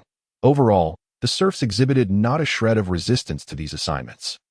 Each team had a leader who encouraged the members while working alongside them. Work well, and you shall have meat to eat. This simple phrase had firmly rooted itself in every serf's heart. Lord Bruno yawned, stretching languidly from his bedding. The previous night, he had been preoccupied with thoughts of magic, tossing and turning until he finally succumbed to slumber around 2 or 3 in the morning. Glancing out the window, he noted that it was nearing noon. After a leisurely rise, he instructed the cook to prepare a bowl of clear soup noodles, which he consumed with relish. Bruno was well aware that the aerial garden would commence construction today.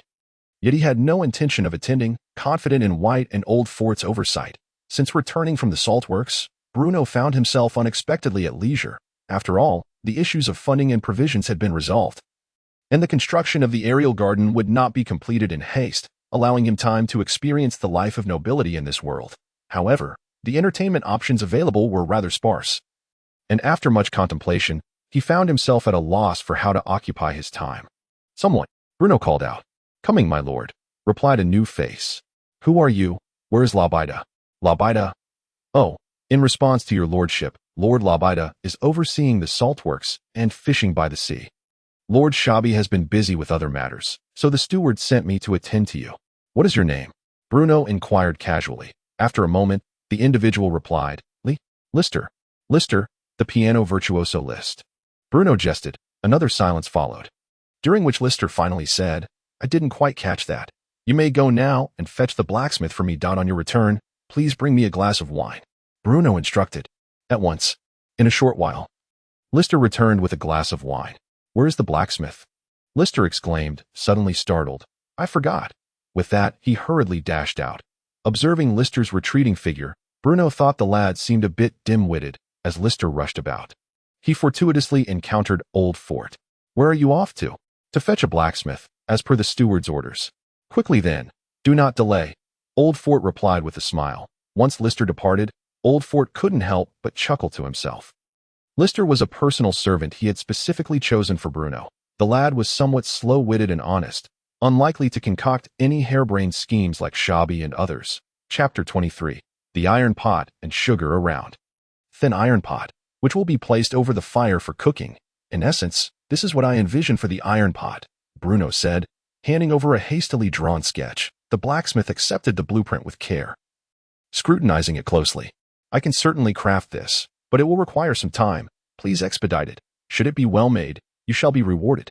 "Thank you, my lord," the blacksmith expressed gratefully, taking a sip of the wine brought by Lister. He found it rather pleasant, albeit slightly dry, not unlike the wines of earth. However, Bruno had never favored the dry taste of this wine. He preferred the rich comfort of white wine instead.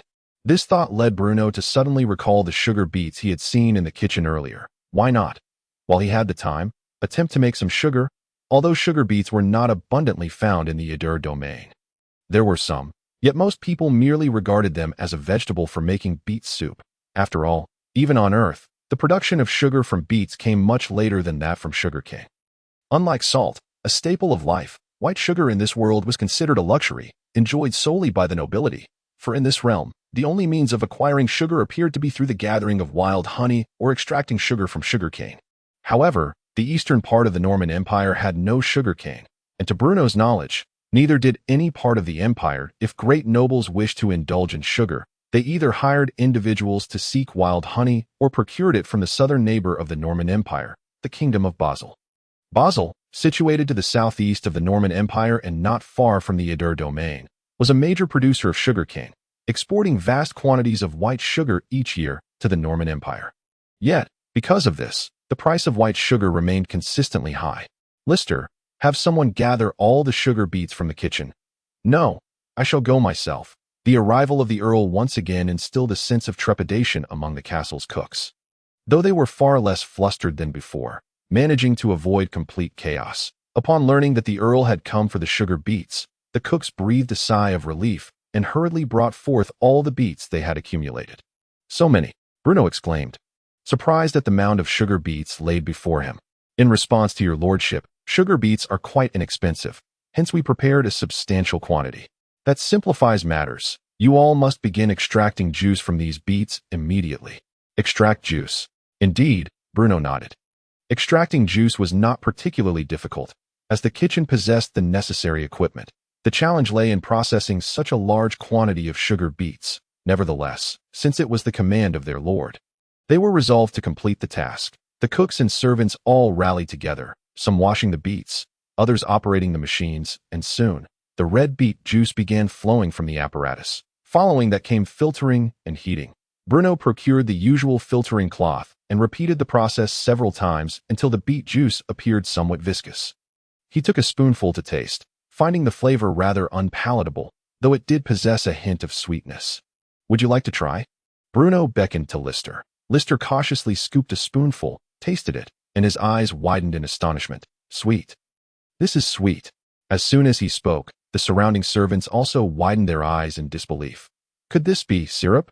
It turned out that sugar beets contained sugar after all. Their lord's actions were becoming increasingly enigmatic.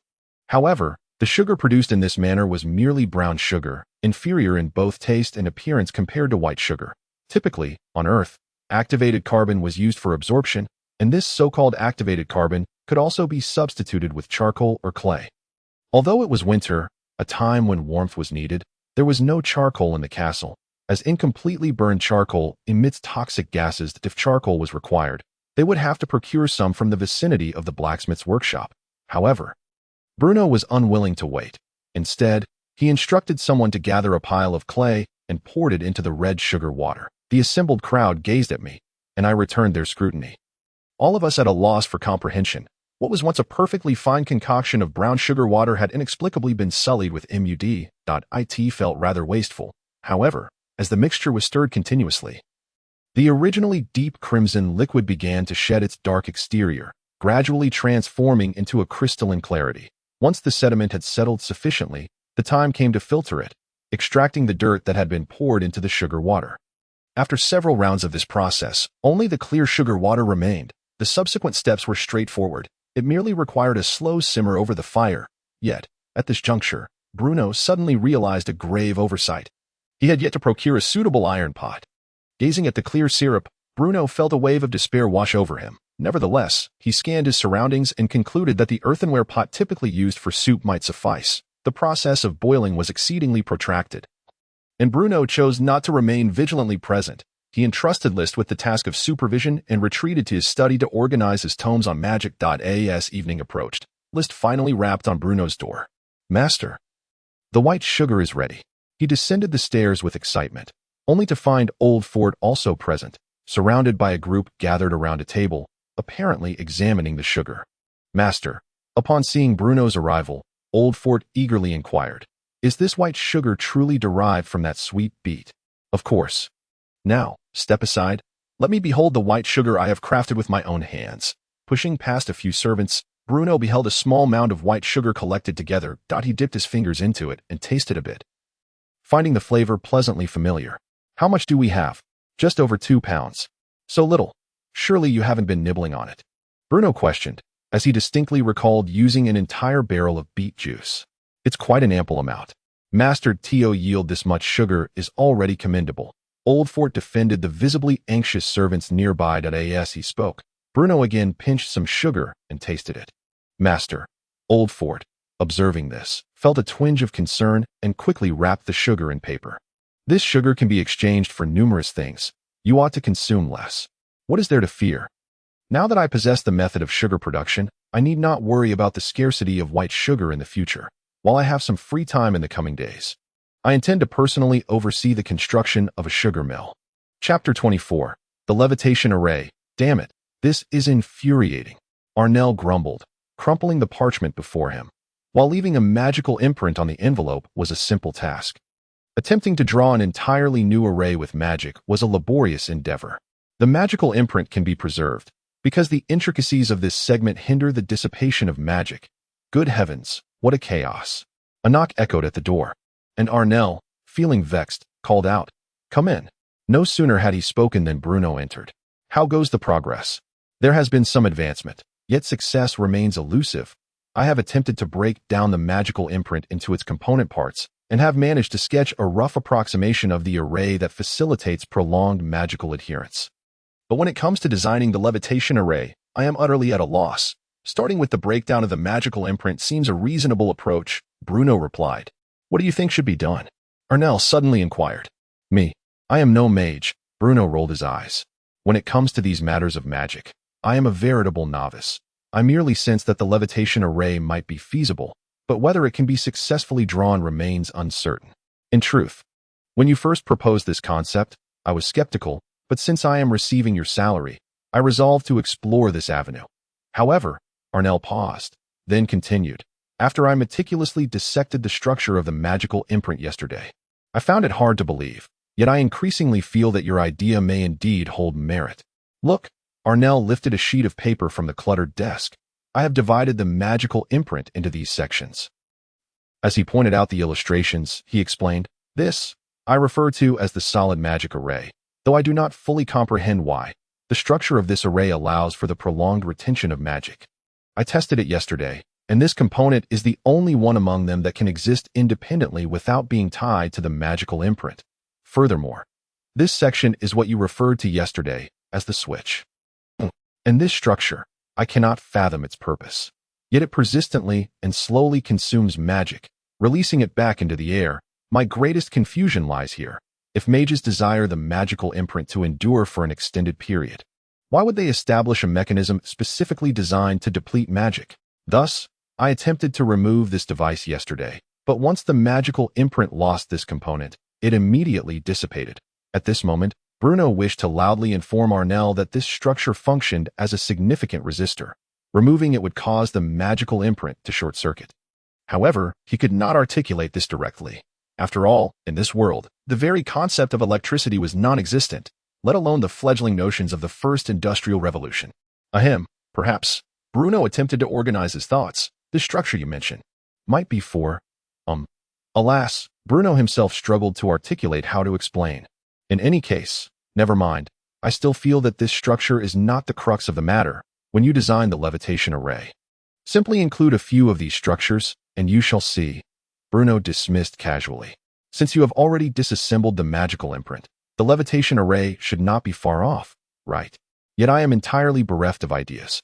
The solid magic array must be retained, but beyond that, the magical imprint merely needs to gather the magic from the air, allowing even ordinary individuals to sense the fluctuations of magic upon touching it.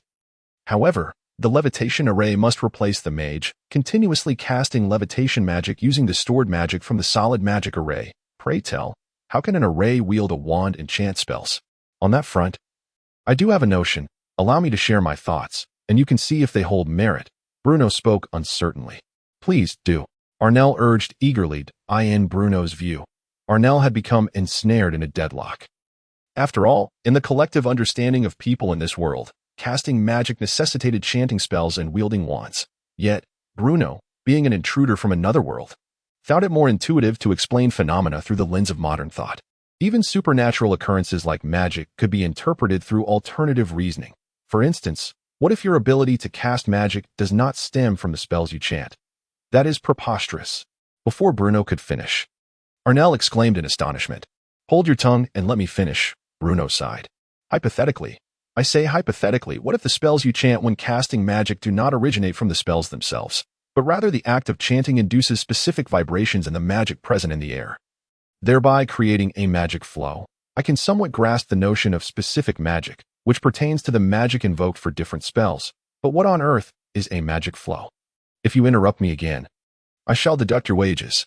Bruno shot Arnell a pointed glare. Oh. Seeing Arnell maintain his silence, Bruno continued. Once this magic flow is generated, it will gradually transmit to your wand, and upon reaching a certain threshold, will release magic. If this hypothesis holds true, it implies that even without chanting spells or waving a wand, once the magic flow accumulates to a sufficient degree, the effects of magic will manifest. Are you suggesting that if this magic flow truly exists, then I might interpret it as the solid magic array taking on the role of the wand? Precisely. Bruno nodded. As for the magic flow, how did you draw the magical imprint? As I mentioned before, we mages possess a strong affinity for the magic in the air, coupled with the unique material of the wand, which readily absorbs magic, allowing us to directly use the wand to draw the magical imprint. In summary, I believe this is the general idea, though it may not be accurate. You can experiment based on this concept. After all, I am merely an outsider, Bruno concluded, though I cannot pinpoint the reason. I have an inkling that the magic flow you described may indeed exist. Arnell pondered deeply, observing Bruno. Chapter 25. A Crisis Averted. Master, wake up. Something has happened. Bang, bang, bang. Master. Bruno had barely settled into slumber when the commotion outside his door roused him from his rest. Rubbing his bleary eyes, Bruno cast an annoyed glance at Liszt, who stood at the doorway. Do you have any idea what time it is? It's 2 o'clock in the morning. As Bruno angrily pulled on his boots and draped a noble cloak around himself, he demanded, if there is something to discuss, just spit it out. Is there a fire or an earthquake? Well, neither of those. How about you just go back to sleep? Liszt tentatively suggested. A brain is a splendid thing. It's a pity you lack one, Bruno retorted, poking Liszt on the head. Please don't poke me, my lord, that if you do, I might really become foolish. It's Lord Annel. He claims to have drawn the levitation array, Liszt said, cradling his head. Looking aggrieved. What? Why didn't you say so earlier? Bruno exclaimed, taken aback, and quickly added, take me to him. Bruno had initially thought the levitation array was merely in its infancy, at best showing a hint of progress.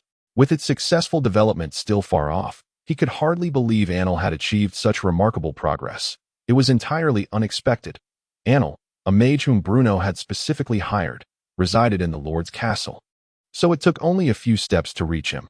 Before entering, Bruno adjusted his collar, striving to calm his excited heart. After all, he was the Lord of Idar and needed to maintain his composure. After a brief moment, he pushed the door open. Anil, I've heard you've completed the levitation array. I can't believe it. Upon stepping inside, Bruno, who had been calm and collected, was taken aback by Anil's room. Everything from the desk, chairs, and wardrobe to small items like sheepskin parchment, quills, and half-eaten bread floated in midair, drifting at various heights. Seeing Bruno enter, Anil was ecstatic. His face flushed as he suddenly bowed deeply. Addressing Bruno as master, Bruno was evidently taken aback. Who was he addressing as master? Could it possibly be me? Are you calling me master? Bruno finally asked. Yes, Anil affirmed confidently. Before Bruno could respond, Anil excitedly continued. The flow of magical energy. The concept of magical flow is indeed real. With this alone, even if you are not a mage, you can rival the great scholarly mages in the towers. This is simply. Are you suggesting that this is a milestone in the history of magical development? Bruno interjected. Precisely. Actually. Bruno paused briefly, then humbly remarked. This is merely a slight insight on my part, such a simple principle, and yet the mages have failed to discover or contemplate it for so many years. I merely couldn't stand seeing you mages stagnating, clinging to the knowledge left by your predecessors, so I offered a little nudge. By the way, how did you manage to draw the levitation array? Bruno casually inquired. It was drawn according to the concept of magical flow. According to your earlier hypothesis, to truly harness the levitation array's effect, it is essential to have the unique magical flow required for casting levitation, and then to store this magical flow within a solid magical array, thus functioning as a staff. However, a solid magical array differs from a staff. An excessively large magical flow would directly destroy its structure. Therefore, the key is to control the intensity and size of the magical flow to ensure the array's operational balance. In our usual spellcasting, the magical flow gradually intensifies, and within that process, there will always be a moment when the magical flow is ideally suited for the solid magical array. However, merely drawing the solid magical array is insufficient. We must also release the magical flow from within the array. But what could allow this magical flow to escape the solid magical array? At this point, Anil tantalizingly paused, striking a pose that begged for praise. Spit it out quickly. I need to get back to sleep. Bruno shot him an exasperated glance. You know, magical energy exists in the air, but why do conflicting magical energies coexist peacefully? I believe it's because the magical energy in the air is relatively sparse, and, as you mentioned yesterday, disperses erratically, without external stimuli. It falls far short of forming a proper magical flow. Additionally, it's the result of different attributes of magical energy balancing each other. For instance, the energies required for fireball and waterball spells neutralizing each other. Anil paused, then proudly declared. Thus, I replicated the structure of magical energy consumption from the magical sigils and used the magical flow required for the heavy spell to create a consumption array. This forced the levitation magical flow out of the solid magical array. Wait, don't you only know fireball and levitation spells? When did you learn the heavy spell? Also, that name is rather unappealing. Don't you mages have even a smidgen of naming talent? I just learned the heavy spell while you were away from Ruhr. Anil replied with a hint of pride. By the way, what is a brain cell? That's not the point, Bruno chuckled dismissively. So, does that mean you can soon assist the serfs in tending the garden? No sooner had he spoken than Anil's face fell into a frown. But I just invented the levitation array. Do I really have to do that? Naturally, but Bruno suddenly shifted his tone. If you can bring other mages to Ruhr to do the labor, perhaps one of them could take your place in tending the garden. At this, Anil's eyes lit up instantly. After all, among his teacher Grandgalvin's apprentices, he was not the only one looked down upon. Perhaps he could convince a few to substitute for him. Although the levitation array was successful, it cannot be used immediately. You need to test its duration and identify any potential flaws, seeing if further optimization is possible to avoid any accidents later. Understood. Bruno yawned. If there's nothing else, I am going back to sleep. You keep working. Chapter 26. The Salt Merchant. As the serfs of Ruhr fervently constructed the aerial garden, a weary caravan trudged along the narrow path toward Ruhr city. Good heavens, this road is in such terrible condition. Can't the nobles from the Eastern Empire spend a little time and money to make it better? Complained Culinary, a merchant from the Western Empire, a powerless salt merchant. The salt trade in the Western Empire was monopolized by the local aristocracy, leaving him with no means to partake. Thus, every year, Caliro had to venture to the remote eastern territories of the empire to procure salt, which he then sold in the northern parts of the empire. However, the remoteness and arduous journey of the Eastern Empire were truly taxing for him. First, he had to cross the Almes Mountains, then navigate through Thorn Valley to enter Adur's domain, and finally head north, passing through the Sorin domain and dozens of other noble territories before reaching the relatively prosperous Val's Plains. This must be my last venture in such a dreadful business. Caliro told his attendant, the profits from this trip combined with my savings should allow me to purchase a lowly noble title from that greedy bunch in the Regency Council. After that, I can exchange for some land and buy a few serfs. You would be my steward. The attendant eagerly nodded. I shall serve you diligently, my lord. We should be nearing. That must be Adur's city in the distance, Caliro remarked. The attendant took the map from his hands, glanced at it, and confirmed, indeed, it appears so. Once we enter the city, we shall go directly to pay a visit to the Lord of Adur. After all, the barrenness of the Eastern Empire is well known, and arriving at Val's Plains a day earlier means enjoying a mug of freshly brewed ale sooner. As you wish, my lord, the attendant promptly responded. The caravan halted beside the road outside the city, and Caliro, accompanied by his attendant, drove a cart into the city. However, the cleanliness within Adur city exceeded their expectations. This was not Caliro's first visit to Adur city. But this time, what he observed was vastly different from before, as if the city had transformed entirely. How strange. Why is there no smell of excrement in this city? Caliro strained to sniff the air, muttering to himself. My lord, look, the attendant pointed to a corner by the roadside, where a collector was gathering manure. 5 baskets of manure can be exchanged for a copper coin. Is the Lord of Adur truly a fool? While the clean streets are indeed more pleasing to the eye, one shouldn't he squander money like this, as he gazed at the immaculate streets, and recalled the filthy sewers and strange odors of the inland cities of the empire.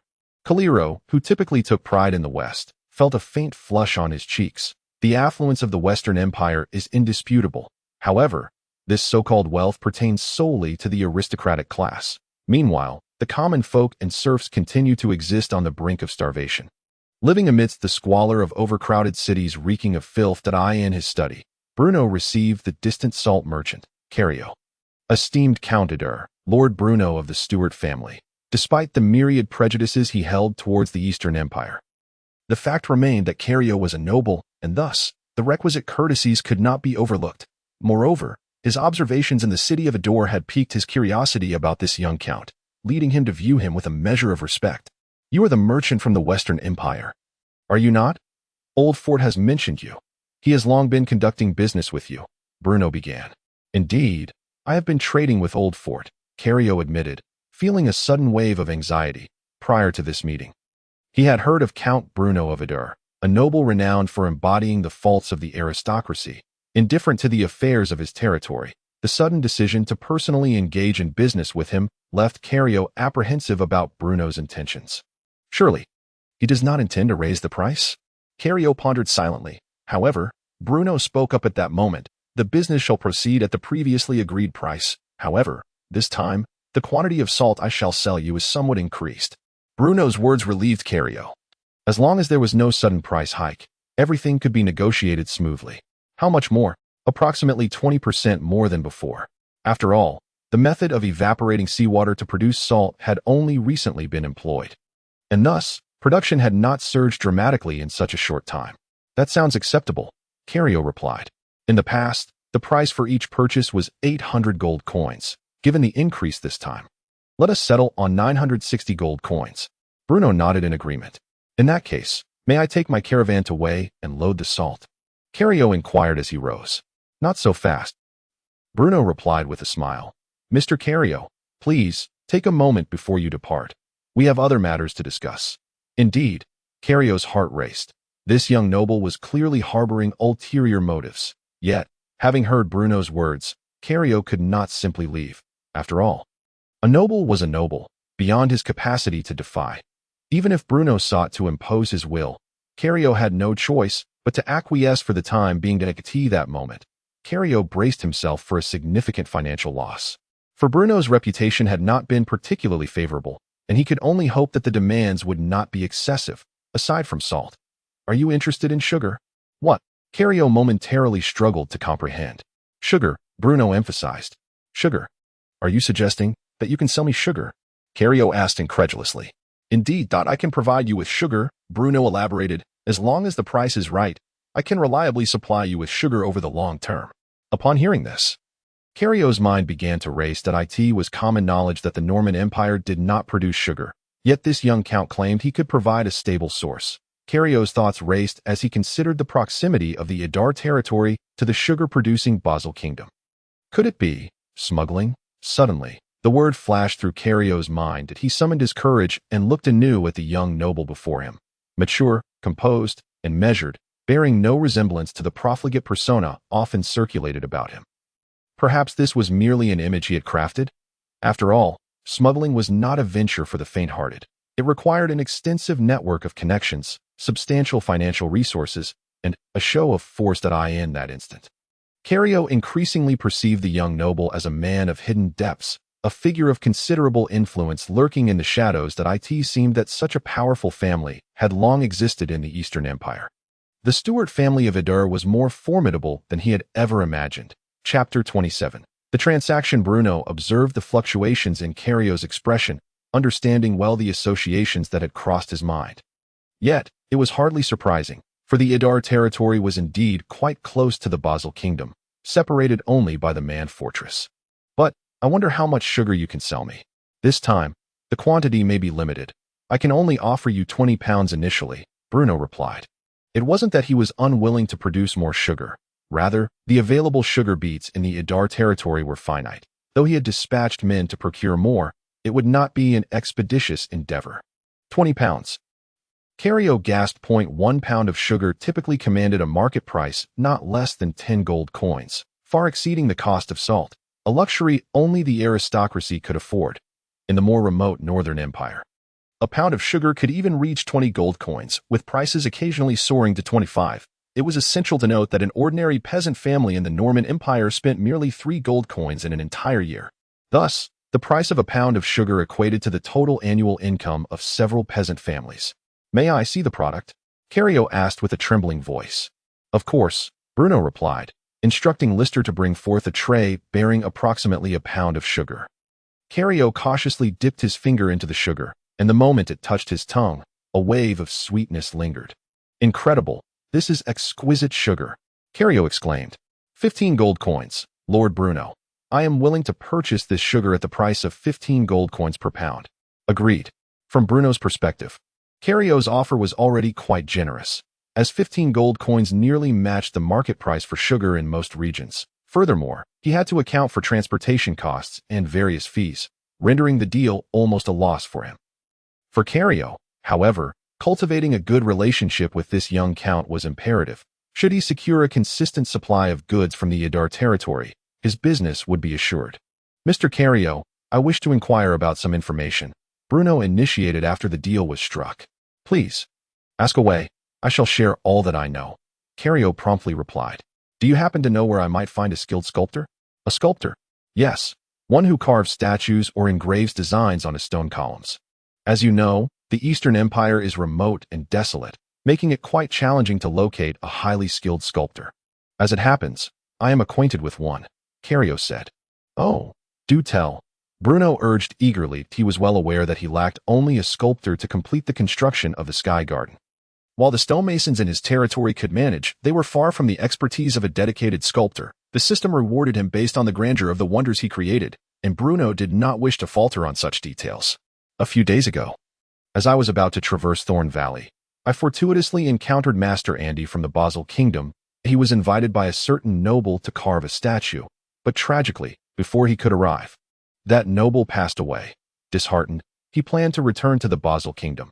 Master Andy has been moving slower than I, so I estimate he should be passing through the Idar territory on his way back to Basel shortly. Upon hearing this, Bruno's spirits lifted. He was in dire need of a sculptor. If there is nothing further, I shall take my leave, Cario said. Until next time, Mr. Cario, Bruno replied as he accompanied Cario to the door. Once Cario departed, Bruno instructed, Lister, fetch old Ford immediately. Inform him that I have significant matters to discuss with him.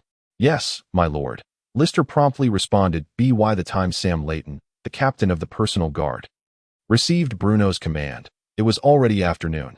After thoroughly reviewing the orders inscribed on the parchment, he burned it and set off with dozens of cavalry from Ruhr city. Their destination was Thorn Valley. Thorn Valley. The elderly sculptor Master Andy reclined in a swaying cart, accompanied by 7 young apprentices, all students of his craft.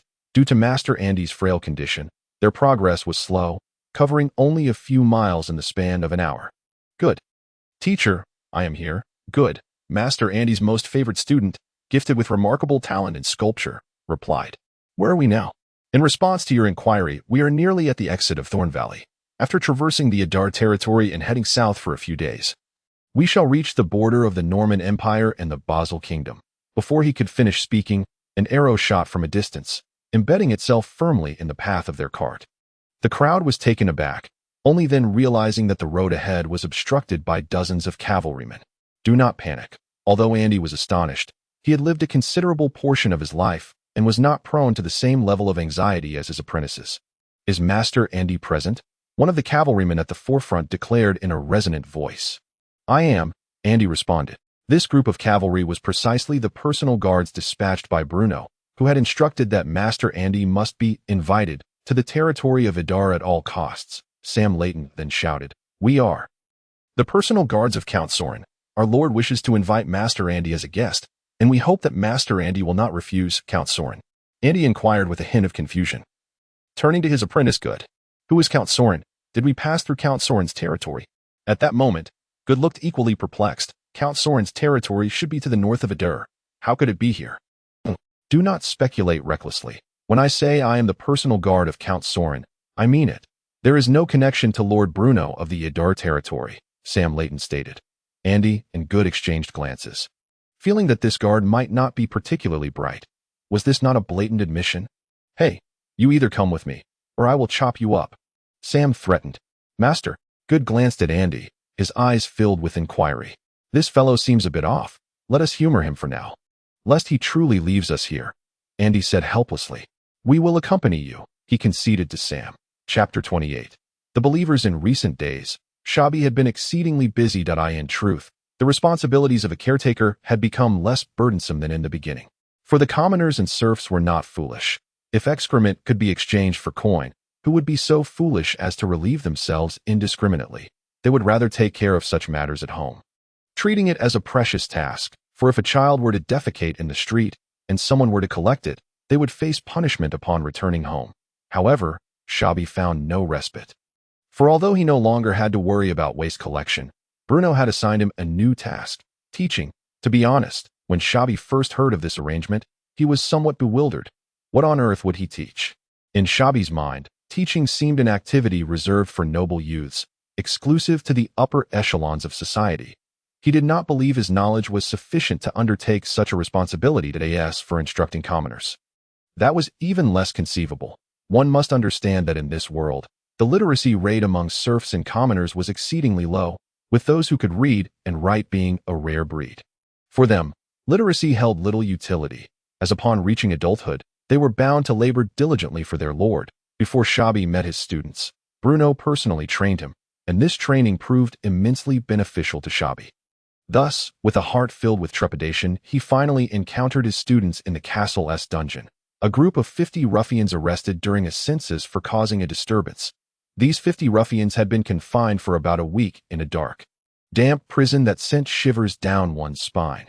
When they first arrived, most of the ruffians were rather defiant, exuding an air of invincibility, eager to stir up trouble to affirm their existence. After all, Bruno had previously shown little interest in the affairs of the territory, which emboldened some of the younger ruffians to act out of line, failing to recognize their own standing. However, after being imprisoned, aside from 2 daily meals, no one came to attend to them. Regardless of how hard they tried to attract attention, the oppressive environment magnified their inner turmoil, leading them to become increasingly agitated and isolated. Coupled with the meager rations they received, each meal gradually devolved into a fierce battle. The weaker ruffians were beaten to a pulp, left to cower in corners with empty stomachs, after enduring days of hunger. A benevolent jailer would descend from above, providing them with food and clean water, only to then thrash the stronger ruffians who had managed to fill their bellies. After several cycles of this routine, the ruffians began to view their jailers as figures to be appeased, hanging on their every word as if it were gospel. when a select few favored by the jailers received extra sustenance. This dynamic became even more pronounced. Consequently, when Shabi stepped into the dungeon, nearly all the ruffians looked at him with a mix of anxiety and obsequiousness. Shabi surveyed the surroundings, steeling his resolve before speaking. "I am here to teach you." Though somewhat puzzled, the ruffians dared not interrupt, merely hanging their heads and casting furtive glances at Shabi. "You all have committed grievous sins, and the root of it all lies in your hearts lacking faith. Devoid of the radiant light of the divine." Shabi paused briefly, cleared his throat, and continued, "I, a humble follower of the great light God, have come to rescue you from the darkness. When you truly grasp the greatness of the light God, you shall emerge from this dungeon, redeeming your sins through your labor." In truth, most of what Shabi said was beyond the comprehension of the ruffians. Yet, one point was crystal clear to them: the prospect of leaving the dungeon. In an instant, nearly every pair of ears perked up, silently listening to Shabi's words. The great light God bestows warmth and illumination upon the earth, granting vitality and hope to all beings, allowing you to thrive under the protection of the loyal, benevolent, steadfast, and wise counted. The nobility is noble precisely because they believe in the light God. Allow me to recount a tale from long, long ago. In the days that followed, Shabi returned daily to regale the imprisoned ruffians with tales of the light goddess grandeur, illustrating how the light God guided individuals towards success, painting a vivid picture of a bright future for those who embraced faith. Meanwhile, the jailers grew increasingly harsh and unforgiving, pummeling the ruffians for the slightest infractions. Thus, the ruffians began to eagerly anticipate Shabi's lessons, for he would depict a new world free from oppression and exploitation, a beautiful vision of happiness and well-being. However, Shabi's visits gradually diminished, from an initial frequency of twice daily. It dwindled to once a day, and at times, he would not appear for 2 days. The harshness of reality juxtaposed with the allure of a hopeful future created a sense of dissonance among the ruffians, leading some to believe that their plight stemmed from a lack of faith in the light God. Some even began to face the walls, silently praying to the light God. Bruno was utterly astonished. He had never anticipated that Shabi possessed such a talent, managing to genuinely sway these unruly ruffians in such a short span of time. This was indeed a cause for celebration. "My lord," Shabi said cautiously, standing beside Bruno, "I believe the ruffians in the dungeon have learned sufficiently. Now whenever I visit, they inquire how they can atone to the light God." Bruno scrutinized Shabi closely. This individual was indeed a remarkable talent. The recruitment date set by the Regency Council has not yet arrived, so there is no rush to send them off. However, since these ruffians are so eager, let them first tend to the aerial garden. I shall form them into a separate team, to be called the 9th Production Team. They are so keen on atonement that it would be unkind to hinder them. After all, I am a benevolent lord. Chapter 29. For the Light God. As the captain of the 3rd Production Team, Krell was brimming with enthusiasm these days, not to mention the Lord's promise to release a portion of the serfs as free men. Even the prospect of receiving white bread and fish soup each evening motivated everyone to exert their utmost effort. Initially, among the 8 production teams, one would always emerge as the first, and another as the last. While everyone admired the first place, they did not feel compelled to strive excessively hard, as aside from the somewhat illusory promise, the difference was merely in the quantity of food. Yet, at some point, a new tradition emerged before dinner each day, announcing the rankings from first to last. The first place would receive the heaviest portion of food first, a mark of honor, while the last would endure a public shaming. Initially, the act of chewing on dark bread while witnessing others indulge in white bread was already quite a torment. Yet now, they must step forward under the gaze of others to receive the meagerest of rations. The accompanying shame is, of course, all too apparent.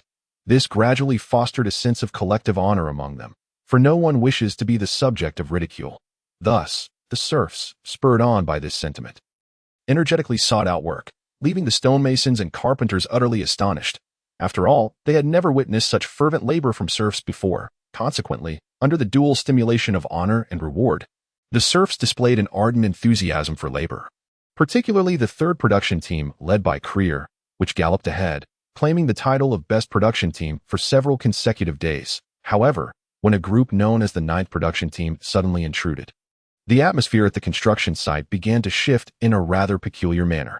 For the God of Light, labor transformation begins with me. Redemption, redemption.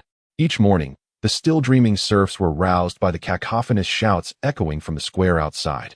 Shabi personally led the charge, galvanizing the ruffians of the ninth production team with fervent words. Look at your current position. Were it not for your conversion to the great God of light, how would you have the opportunity to escape that cold, dark dungeon? The esteemed Lord Bruno of Ruhr has graciously provided you with a chance to atone for your sins, and now it is time to labor for the forgiveness of the God of light. Redemption. Redemption. The mere mention of the dungeon sent chills down the spines of the ruffians present. It truly was a nightmarish existence. With this thought, their faith only grew stronger for the God of light. Though you bear heavy sins upon your shoulders, you remain common folk, and thus, in theory, you should be compensated for your labor. However, to expedite the alleviation of your burdens, Lord Bruno has decided to selflessly donate your rightful wages, allowing more people to bask in the grace of the God of light. At this moment, a devout ruffian suddenly raised his hand. Report. Speak. Can donating money alleviate one's sins? Naturally, it can, Shabi replied with a nod of understanding. I have some money at home, collected as protection fees from the streets. I am willing to contribute it to the great God of light to lessen my burdens. Excellent. Shabi generously praised. If everyone thought this way, how could there possibly be dungeons in this world? This money is all sinful, the root of all evil, preventing the light of the God from descending upon the world. Lord Bruno, a noble blessed by the God of light, will surely grit his teeth and accept this vile money, purifying it with his own pristine faith. I want to donate too. Me as well. I have no money left. Can I donate a house? Shabi waved his hand, signaling for silence, and stated, these donations are not urgent. Do not forget. Why have we come here? Redemption. Redemption. If that is the case, then let us labor, with your hands, repay the grace of the God of light. Brel and his companions watched in astonishment as this team eagerly sought out the most arduous tasks, disregarding their own toil, and while they consistently received white bread and fish soup, they selflessly relinquished these to the second-place team, instead seizing the black bread that rightfully belonged to the last-place team. What manner of beings were the ninth production team? As they proceeded, the leading officer of the guards, Sam Layton, continually emphasized to Andy that he was the personal guard of Count Sorenberg. Thus, as they approached the construction site of the aerial garden, these guards, intent on breaching the territory of Ruhr, were frightened away by a contingent of Ruhr soldiers. Although these guards of Count Sorenberg fled toward the Ruhr military camp, Master Andy and his companions had to accept the fact that they had been rescued by the great Lord Bruno of Ruhr. Lord Bruno warmly welcomed the sculptor at the construction site, subtly expressing the losses of horses and soldiers incurred by the Ruhr in their efforts to save him. Consequently, Master Andy engaged in cordial and friendly discourse with Bruno. Reaching a broad consensus on relevant matters, Master Andy and his 7 apprentices happily accepted Lord Bruno's invitation to partake in the construction of the aerial garden for a monthly commission of 3 gold coins. After Lord Bruno departed, Master Andy sat in his room, somewhat despondent. This is nothing short of kidnapping. It is akin to banditry. Master Andy lamented. Master, please calm down. His apprentice Good hurriedly reassured him. Humph, I shall not carve any statues or decorations for this barbaric lord. Master Andy vowed. It just so happens that you have not practiced in a while. Let's see what he wants us to carve. And you can use it as practice. Knock, knock, knock. After a rap on the door, the stonemason responsible for the construction of the aerial garden, White Barrel, entered with a rolled parchment. Master Andy, he said respectfully, you are. I am the stonemason in charge of this site. My father, Rowood Barrel, was a cousin of a friend of yours. White Barrel stated. Oh, I see. So you are here too. Master Andy rolled his eyes, pondering the absurdity of it all. I have come to deliver the blueprints, which include the statues and decorations that need to be carved. Just leave them here, Master Andy replied nonchalantly, once White Barrel departed. Master Andy snorted in irritation and, somewhat petulantly, unfurled the parchment. I absolutely refuse to carve anything here. Before he could finish his sentence, his eyes widened in disbelief. This is such a magnificent and exquisite structure. If I could participate in its construction, it would make my life worthwhile. Do not interfere. This time, I must personally complete the carving. With that, Master Andy sprang from his seat, eager to survey the construction site. After several days of experimentation and refinement, the first version of the levitation array designed by Annel was essentially ready for finalization. This news greatly excited Bruno, prompting him to rise early and personally escort Annel to the construction site to assist with the building efforts. For mages as helpful as Annel were indeed rare. Thus, when a heavy rock was inscribed with the levitation array, the serfs present were left in awe. The stone, which ordinarily required dozens of serfs to lift, now floated several centimeters above the ground with the aid of the levitation array. A gentle push could send it sliding 2 or 3 meters away. Under Annel's modifications, the functionality of the levitation array was nearly perfected once the stone reached its designated position. Annel merely needed to tap a specific spot with his staff, and the heavy stone would disengage from its levitation state, gently settling into place. Originally, according to Annel's design, the serfs only needed to touch a switch to disengage the levitation state. However, Bruno insisted on the current design to prevent accidents caused by inadvertent touches from the serfs to Bruno. While this meant more work for Annel, it was a small price to pay for avoiding potential injuries. And there was no additional cost for labor. Bruno's visits to the construction site were indeed rare. Aside from the time he came to welcome Master Andy, this was only his second personal visit. The construction of the aerial garden was progressing reasonably well, and with the assistance of the levitation array designed by Annel, it was anticipated to be completed in just a few months. After all, with the extraordinary power of magic aiding the project, the construction of the aerial garden had become significantly more convenient. White Barrel took the opportunity to report to Bruno on the construction progress over the past few days, particularly praising the 9th production team, which had recently joined the efforts. Since their arrival, they had consistently claimed the title of Best Production Team, while Creer's 3rd production team had been relegated to a disappointing 2nd place. Labor is the source of happiness. Labor sets me free. Observing the industrious ruffians from a distance, Bruno found himself reluctant to part with them. These 50 individuals were sheer productivity, and there were no tools more effective than them. Not only were they incredibly efficient, but they also labored tirelessly, even competing to offer up their savings and properties to work. Now that was true devotion. Bruno instinctively glanced at Annel, who was drawing the array nearby, contemplating whether he could perhaps persuade this mage to join them. However, that was merely a fleeting thought, for mages were entirely different from these ruffians, and moreover, Annel was a noble, which made the idea rather regrettable. At present, Master Andy had come to terms with the fact that he had been invited by Bruno, and it seemed that even if Bruno were to offer him an exit, he would likely choose to stay. Ultimately, as a master sculptor, Andy's greatest aspiration is to create a world-renowned masterpiece, and the aerial garden undoubtedly presents him with such an opportunity. What a magnificent structure it is! After examining the blueprints, Andy found himself almost sleepless, choosing to rest on the construction site even at night.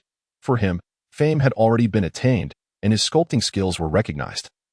Yet what he lacked was a work that could immortalize his name. 7 apprentices assisted Andy, tending to the intricate details, while he exerted every effort to showcase his utmost proficiency, including the cost of food. "We've already spent over 500 gold coins this month alone," Old Fort lamented with a pained expression after Bruno circled the construction site. "If that's 500 gold coins. In the past, Bruno's extravagant expenditures for 6 months would hardly amount to this." "Only 500? Bruno inquired, seemingly unperturbed. "My lord, if we disregard the income from seawater salt production and sugar, the entire our territory's annual tax revenue barely reaches 2,000 to 3,000 gold coins. Yet, the expenses are far greater. Whether for military expenditures, the lord's castle upkeep, or your daily expenses to maintain noble decorum, these are considerable sums." Old Fort continued his counsel, as usual. "There's no need to be overly anxious. You can see the project's progress for yourself. In just a few months, the aerial garden will be substantially completed. Moreover, once the seawater salt and sugar beet production truly scale up, how could Adar fret over a mere few hundred gold coins?" A few months, indeed. Old Fort quietly calculated in his mind that if 500 gold coins were needed in the first month, by the time the aerial garden was completed, it would likely require close to 3,000 gold coins to fill this bottomless pit. 3,000 gold coins. Such a sum could sustain a small main battle army. Instead of fixating on how to save money, you should ponder ways to generate income. Look at me. With just a bit of thought, I conceived a brilliant idea like salt production. Such ingenuity is hardly commonplace. Upon hearing this, Old Fort found himself momentarily speechless. After all, despite his lord's previous unreliability, the seawater salt and sugar beet ventures could indeed yield substantial profits for Adur, and they were industries capable of generating sustained high returns. Speaking of new ideas, tomorrow have someone post notices encouraging commoners and serfs to boldly experiment and innovate. If they can devise beneficial methods for the Idar territory or create valuable inventions. Commoners will receive handsome gold coin rewards, while serfs may even earn their freedom. Despite this, Bruno harbored little hope for the creativity of the serfs and commoners. The limitations of the era were evident, expecting these illiterate commoners and serfs, who struggled merely to fill their bellies, to invent and innovate was indeed a fanciful notion. Yet, Bruno felt compelled to proceed, as posting a few notices incurred no cost. Should anyone truly devise a remarkable invention, it would be a delightful surprise. Lost in thought, he glanced around and realized it was already noon, with the sun warm and bright in the sky. In the distance, driven by the tireless 9th production team. The laboring serfs remained fervent, often chanting slogans like, "Work hard, redeem your sins." Witnessing this scene, Bruno could not help but exclaim to old Fort beside him, "Building wonders truly is a joyous endeavor." Chapter 31. Forming a New Army, Part 1. As a time traveler to another world. Bruno clearly understood the principle that a commoner is innocent, but possessing wealth is a crime. Since the profits from sugar and sea salt could elate the steward old Fort, it was inevitable that word of this would incite envy among other nobles. Thus, he recognized the necessity of wielding sufficient power to safeguard his interests and ensure his safety. After all, the Norman Empire is a politically fragmented entity comprised of numerous noble territories, where conflicts between nobles can occur with minimal intervention from the royal family and regent council. Regarding the so-called noble decorum and chivalric spirit in this world, Bruno frankly did not believe in such ideals. He firmly adhered to the notion that power is derived from the barrel of a gun. In the long run, Bruno's anachronistic perspective allowed him to discern the decay of this corrupt empire. He perceived the splendor of the Norman Empire as merely the fading glow before its demise. As more commoners lost the land they depended on for survival and more serfs suffered oppression, there would inevitably come a day when a spark would ignite across the continent. Presently, the dispute over the ownership of the highlands between the Idar territory and the northern Count Solin's domain has never ceased, with the private armies of the two nobles clashing annually in small skirmishes. Therefore, the military strength of Idar is undoubtedly the most crucial support for Bruno's safety. The Norman Empire imposed no clear restrictions on the number of soldiers a noble could possess. As the yield of a territory is limited, it is exceedingly challenging for an ordinary noble to maintain a large army. Currently, the military of the Idar territory is primarily divided into 3 segments. First, Bruno's personal guard, approximately 100 strong. Second, the Idar territory's garrison stationed north of Idar city, primarily tasked with guarding against threats from Count Solin's domain, numbering around 200. And third, the newly formed Saltfield Guards, totaling 50. Thus, the total number of soldiers in the Idar territory currently stands at approximately 350 on paper. However, apart from the personal guard and Saltfield Guards, the garrison, being the largest contingent, is far from ideal, as most of its soldiers are part-time. This resembles the military system of the Tang dynasty, where individuals farmed in peacetime and served as soldiers during war. 200 soldiers would take turns on duty, with only about 40 to 50 actually present each month. Moreover, given that it is winter with cold weather, the likelihood of small-scale conflicts is minimal, resulting in only around 30 to 40 soldiers on duty. Bruno was not fond of this manpower system, leading him to decide to reform it during the winter by implementing a recruitment system in the Idar territory to establish a more combat-ready professional army. With this consideration in mind, Bruno commanded his personal guard commander, Sam Layton, to assemble all members of the Idar garrison and personally visit the military camp outside the city. Yet, gazing at the assembled troops before him, Bruno found it difficult to associate them with an army. Rather than an army, they resembled a band of beggars. The 200 soldiers lacked uniform attire. Some donned worn-out cotton coats, others tattered short garments. And shockingly, some were even barefoot in the winter. As for weapons, some wielded spears, some brandished hoes, and others carried short swords. While this appeared somewhat eccentric, it was still somewhat acceptable, except for that individual holding a loaf of black bread. Though a coarse and hard black bread could occasionally serve as a weapon, brandishing one on the battlefield was utterly absurd. No, it could not be termed a battlefield. The conflict between Idar and Solin amounted to little more than a brawl between two villages, a chaotic melee where victory was determined by chance. Bruno could hardly believe that this was the legendary army that belonged to him. He felt his expectations had been overly inflated. Sensing Bruno's disappointment, Sam Layton, who also served as the garrison commander, remarked, "My lord, do not be deceived by their appearance. They possess considerable combat prowess when it comes to fighting." Indeed, Bruno could vividly imagine 200 disheveled soldiers charging forward with black bread in hand. The imagery was too absurd to contemplate. Turning back to glance at his personal guards, each equipped with a short sword, and though their attire may not have been splendid, at least they appeared somewhat tidy. In comparison, those previously unimpressive personal guards now seemed remarkably valiant. Truly, everything requires comparison.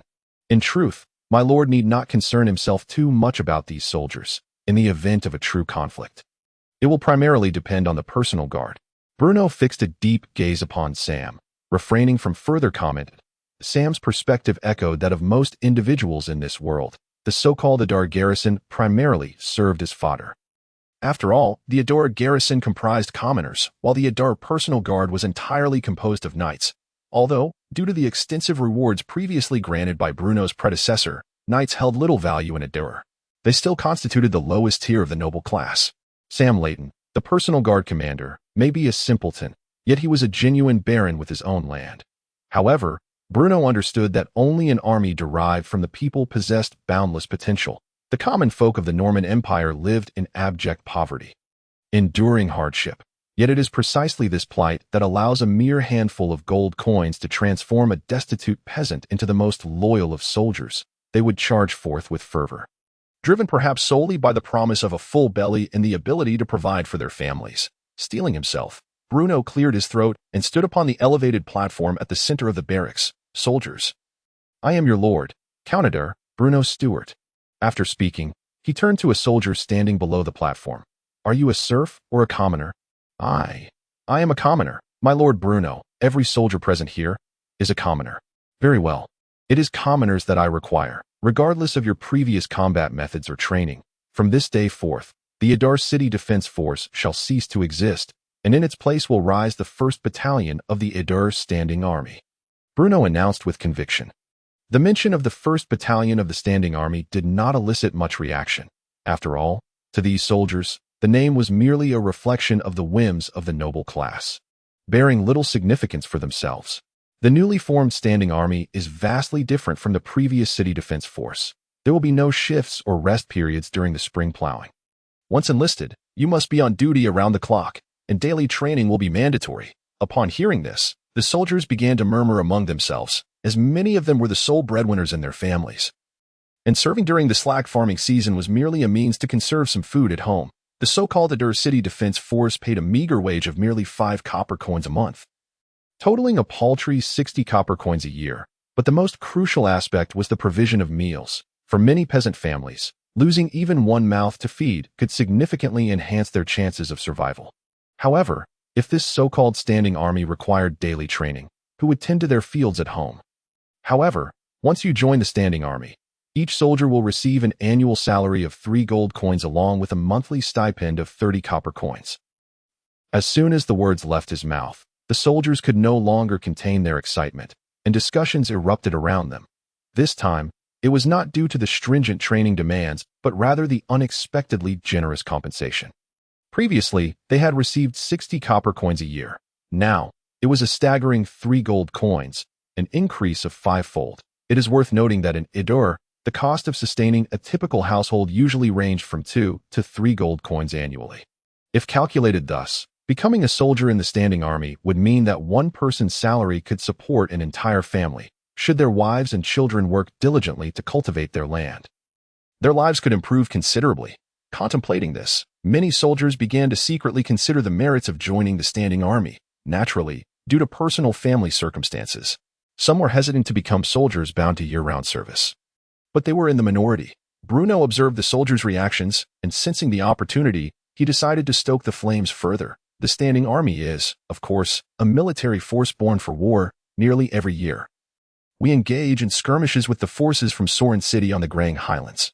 Yet, peril often accompanies opportunity. Should you distinguish yourselves in battle, the participating soldiers will be rewarded, and those who achieve great merit may even be knighted. Becoming nobles. The soldiers erupted in excitement upon hearing this statement. While knights were the lowest tier of nobility and lacked land, they were still part of the aristocracy. The prospect that these common folk might one day ascend to the ranks of the nobility sent their hearts racing. The city guard's common soldiers instinctively glanced at Bruno's retinue, each member clad in fine attire and bearing the title of knight. The mere thought that they too could become such figures ignited a fervor within each of them. Moreover, should a soldier fall in battle, the soldier's family will receive a one-time compensation of 9 gold coins, and the Lord will prioritize finding employment for the soldier's relatives to ensure their livelihood. At this moment, the soldiers ceased their whispers, their eyes wide with astonishment as they gazed at Bruno, nearly shouting their intent to enlist. The benefits of the standing army are evidently substantial. However, the criteria for joining are not easily met. Soldiers must be between the ages of 18 and 35, must possess no criminal record as Idarians, and must be in good health, free of any ailments. After listing 7 or 8 requirements, Bruno clearly noticed some soldiers displaying expressions of regret. Yet, he would not lower his standards. Exceptional benefits and privileges must come with stringent criteria. He aspired to forge a military fully under his control, one that possessed thought, purpose, organization, and discipline. After all, as the first army Bruno crafted with his own hands. The 1st Battalion of the Idar Standing Army would likely remain one of his most valued foundations for a considerable time. The requirement for soldiers to be Idarians was also rooted in this consideration.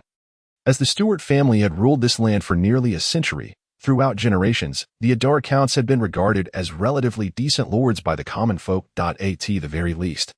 Idar had never witnessed the coercion of commoners into serfdom, which set them apart from many nobles in the central and western regions of the empire. The 1st Battalion of the Idar Standing Army will be formed with a total of 500 soldiers. With the first batch aiming to recruit 300. You have one day to contemplate. Those wishing to enlist should come here by noon tomorrow, as the remaining spots will be filled by recruiting commoners starting the day after. Bruno concluded. Once Bruno finished speaking, Sam Layton hurriedly approached, a hint of embarrassment in his demeanor as he said, "My lord, what is it?" Bruno glanced at him, inquiring. "The benefits of the standing army seem a bit too generous," Sam said, a tinge of envy evident in his voice. This was hardly surprising. Although the members of the retinue bore the title of knight, their actual income was quite meager, as their provisions were provided by the lord's castle, resulting in an annual stipend of only 1 gold coin at AS for land. Only those of baronial rank, like Captain Sam Layton, could possess actual estates. I have certainly considered the benefits for the retinue. Once the standing army is formed, the retinue will initially train alongside the standing army. Those retinue members who perform well will continue as guards and may even serve as officers within the standing army, while those who do not meet the standards shall remain in the standing army. Sam was not particularly concerned about these stipulations. In his view, the retinue was undoubtedly superior to the common folk who toiled in the fields, and completing the training would be a simple task. Just as he finished speaking, he noticed Sam gazing at him expectantly. Bruno, feigning ignorance, asked, "What is it?" The military salary," Sam nearly cried out in desperation. "Those who complete the training will receive an annual salary of 5 gold coins. As for you, it depends on your performance." Bruno replied with a cheerful smile. Chapter 33. Training. The high military salary of the standing army attracted a multitude of commoners eager to enlist. But the stringent selection criteria barred many from entry. After a week of rigorous screening and recruitment, the fortunate 300 new soldiers finally stood before their liege, the Count of Idar, Bruno Stuart. Observing the spirited new recruits before him, Bruno could not help but smile. These were the foundations he had painstakingly established. "Soldiers, from this day forth, you are members of the 1st Battalion of the Idar Standing Army," Bruno declared ceremoniously. "I believe many of you were drawn here by the promise of military pay. I assure each of you that I shall never default on a single coin of your salary, and all wages will be disbursed punctually.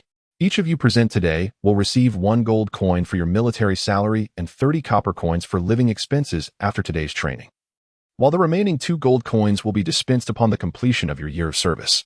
The prospect of immediate payment calmed the nerves of the soldiers, as such a generous salary was unparalleled throughout the entire Norman Empire. However, "Esteemed recruits, my lord's salary is not so easily obtained. After today's training, those wishing to withdraw still have the opportunity. However, any who choose to desert after today shall be treated as traitors, and their families shall be condemned to serfdom. Therefore, I ask, does anyone wish to withdraw?" Bruno's stance against deserters was resolute. He would not allow such occurrences to tarnish the army he had high hopes for. As it pertained to the safety of the entire Idar territory, The punishment articulated by Bruno undoubtedly sent a shiver down the spines of the new recruits present. However, these impoverished civilians had endured their fair share of hardships, and thus only felt a flicker of trepidation, without a single soul daring to withdraw. After all, while they could not claim to be the cream of the crop, they had been meticulously selected from a multitude, finally achieving their long-desired status as recruits of the standing army. And they would not easily concede defeat. Bruno surveyed the surroundings, and upon witnessing the absence of dissent, he smiled and proclaimed, "Since no one is withdrawing, let us commence our training. Sam, initiate the training regimen I entrusted to you," Bruno instructed. Before mounting his horse and departing with Lister and a few personal attendants, having previously provided Sam with the devised training methods, he felt at ease. Now, he was eager to return to the Lord's castle. For Idar's blacksmith had delivered the long-awaited iron pot that very morning. Bruno could hardly contain his anticipation to savor the delights of cooking, as the monotonous diet of white bread and boiled vegetables had become utterly unbearable for him. In the barracks, Sam regarded the new recruits with a hint of sympathy that he had meticulously reviewed the training methods handed to him by Bruno, and to be frank, he found it difficult to align himself with the Count's approach.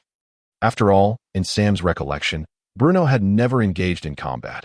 Yet this nobleman, who had never been acquainted with military affairs or warfare, had presumptuously authored the Idar Standing Army Training Manual. From any perspective, this was indeed a rather peculiar endeavor. Moreover, the contents of the manual were utterly novel to Sam, expanding his horizons in ways he had never anticipated. Nevertheless, as a military officer of the Idar domain, Sam felt compelled to submit to Bruno's overbearing authority. "Now, we shall commence with the first training exercise, standing at attention," Sam bellowed. The assembled recruits exchanged puzzled glances. What on earth was standing at attention? Even those who had never served in the military held the impression that soldier training should involve practicing thrusts, slashes, and blocks. "No whispering among yourselves." Sam glared fiercely at a few recruits engaged in hushed conversations. "If you wish to speak, you must shout report." Once the soldiers quieted, Sam continued, "Stand with your legs straight and together. Hurry, do as I say.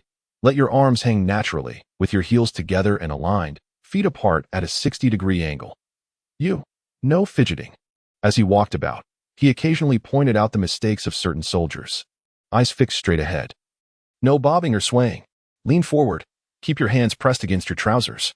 Report," a recruit suddenly called out, applying what he had learned. "Speak. What are trousers?" Sam paused momentarily before replying, "In any case, keep your hands firmly at your sides. Standing at attention is a straightforward exercise, but maintaining this position for an extended period tests one's patience." According to Bruno's schedule, the entire morning was to be devoted to this exercise. Observing the soldiers standing still, a curious Sam followed the manual's instructions and joined them in standing at attention. However, merely a few minutes into this, he began to feel a dull ache in his legs and a slight numbness in his feet.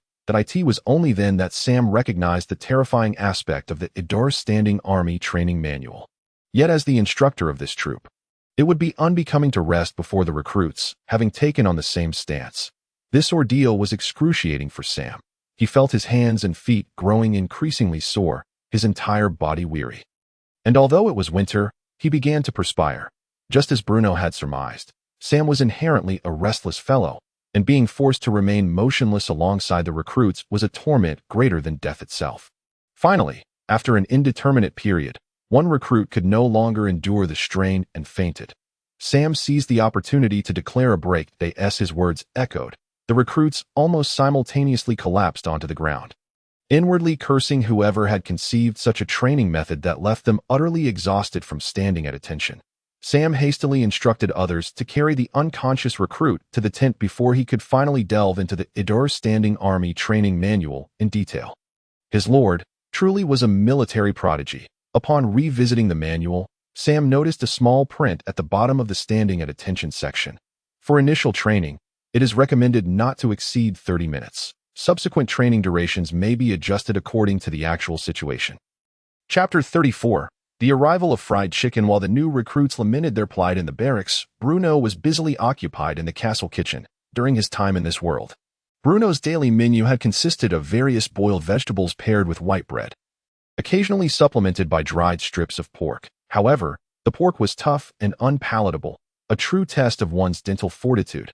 Moreover, the inhabitants of this world had yet to grasp the necessity of castration in pig farming, resulting in the pork carrying an unpleasant odor that lingered even in its dried state.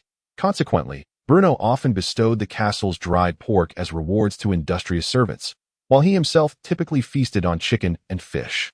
Yet even these meats, without the use of an iron pot, could only be prepared in a limited number of ways, and Bruno had long grown tired of them. With the arrival of the iron pot, he could no longer suppress his culinary cravings and was determined to treat himself to a feast. The ingredients were not particularly abundant, and Bruno's repertoire of dishes was rather modest, comprising simple home-cooked fare that paled in comparison to the creations of professional chefs. Holding back tears, he diced an onion, cracked an egg, and instructed his servants to procure a chicken, which they plucked and prepared in the kitchen. Thus began his culinary endeavor for the day. First, he prepared a simple onion and scrambled eggs. Though devoid of MSG or pepper, the dish glistened with oil and wafted a fragrant aroma that captivated the surrounding cooks. Next came the fried chicken. Initially, Bruno had intended to prepare spicy chicken, but it seemed that this world had yet to discover such a crop. Thus, he opted to try his hand at fried chicken instead. Although in his previous life, he understood that fast food, like fried chicken, was often associated with weight gain, Bruno held a deep fondness for it. Even though he felt a twinge of guilt after indulging, he could never resist the temptation for long. Bruno began by cutting the clean chicken into 8 pieces, pricking the meat with a fork to allow for better seasoning, and then sprinkling on some simple spices. Once the chicken absorbed the flavors, he proceeded to coat it in a batter and roll it in breadcrumbs. While breadcrumbs could sometimes be optional, Bruno had been meticulously planning for this fried chicken, so he had prepared a sufficient supply in advance. After all, in this world, white bread was abundantly available. The method for making breadcrumbs was straightforward. One merely needed to dry slices of white bread in the sun or air before crushing them into crumbs. Bruno mixed some water with flour and starch to create a thin batter, then heated the oil in a pot. He coated the chicken pieces in the batter, rolled them in the homemade breadcrumbs, and carefully placed them into the hot oil, where they immediately sizzled and crackled. Before long, the enticing aroma of fried chicken filled the kitchen. Unbeknownst to him, the Count was engaged in his own culinary exploits. Yet the delightful scent wafting through the air was indeed irresistible. No wonder Bruno typically showed little interest in the dried pork, as a platter of golden fried chicken was brought to the dining table. The accompanying onion and scrambled eggs appeared to pale in comparison. This was, after all, Bruno's first attempt at frying chicken, resulting in some pieces being slightly burnt while others were undercooked. Yet he was unconcerned. This was merely a one-time endeavor. Thereafter, the mastery of timing and ingredient proportions would rest in the hands of the castle's cooks. From this day forth, allocate an additional 10 gold coins to the Lord's kitchen each month, so that the cooks may practice this new culinary technique, he declared.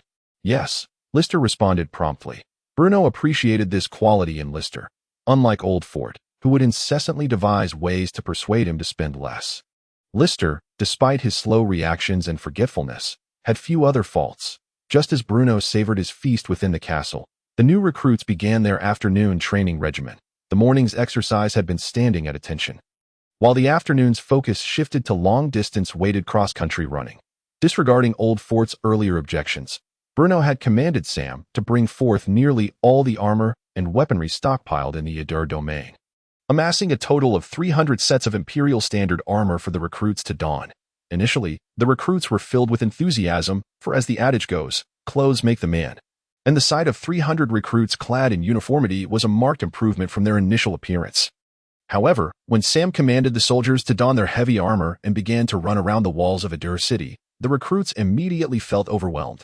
The Imperial Standard armor certainly appeared impressive, yet its weight was far from trivial. Although it was classified as light armor, it still weighed around 10 kilograms, and when coupled with the sword at their waists, the burden increased to a staggering amount. After merely completing half a lap, the recruits were already gasping for breath. By the time they finished 2 laps under Sam's leadership, they felt as though they had lost half their lives. Fortunately, Bruno ensured that the regular army's rations were never skimped upon, providing each soldier with a generous bowl of vegetable soup and an ample supply of black bread. There was even meat for commoners. It was quite normal to go 10 days or even half a month without seeing any meat, but here, as soldiers, they could indulge in such luxuries. Although each portion was meager, it was indeed genuine meat. The young Tauren, fortunate to be selected as a member of the regular army, was currently devouring the military provisions with great enthusiasm. Although the day's training proved far more arduous than he had anticipated, it came with 3 hearty meals, and each day included meat. Such a prospect, in the past, would have been unimaginable. Those who joined the military were typically impoverished souls accustomed to a life of hardship. When Lord said there would be one final opportunity to withdraw after today's training, Tauren had already made up his mind. No matter how grueling the training, he would remain in the barracks. Was it not merely toil and suffering? Was there anyone here who had not grown accustomed to hardship? To endure such trials here not only promised 3 gold coins a year, but also such splendid meals. Only a fool would refuse. Consequently, when the first day's training concluded, not a single one of the 300 recruits faltered or withdrew. Chapter 35. Winter matters for Bruno. The long winter days were marked by tedium and monotony. The training of the recruits required no oversight from him. The construction of the aerial garden was under the care of others. The sugar workshop was operating smoothly, and the salt production at the Cape was steadily increasing.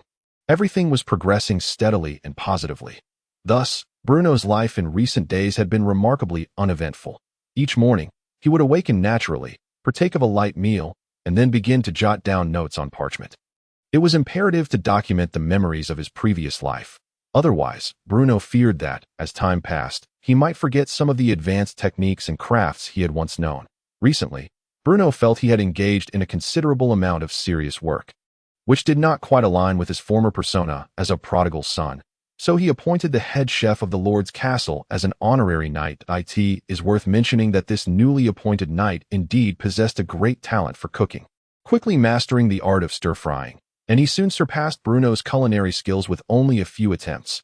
Bruno had initially hoped to accomplish more during the winter, such as attempting to establish a paper workshop, or constructing additional fishing boats for the sea, or even undertaking a thorough repair of the roads within Ruhr.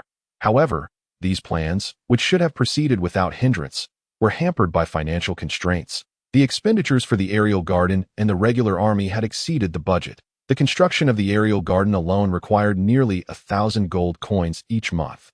Were it not for the steady income from sea salt and white sugar, an ordinary count would have long since been forced to declare bankruptcy. The original budget for the aerial garden was around 500 gold coins per month.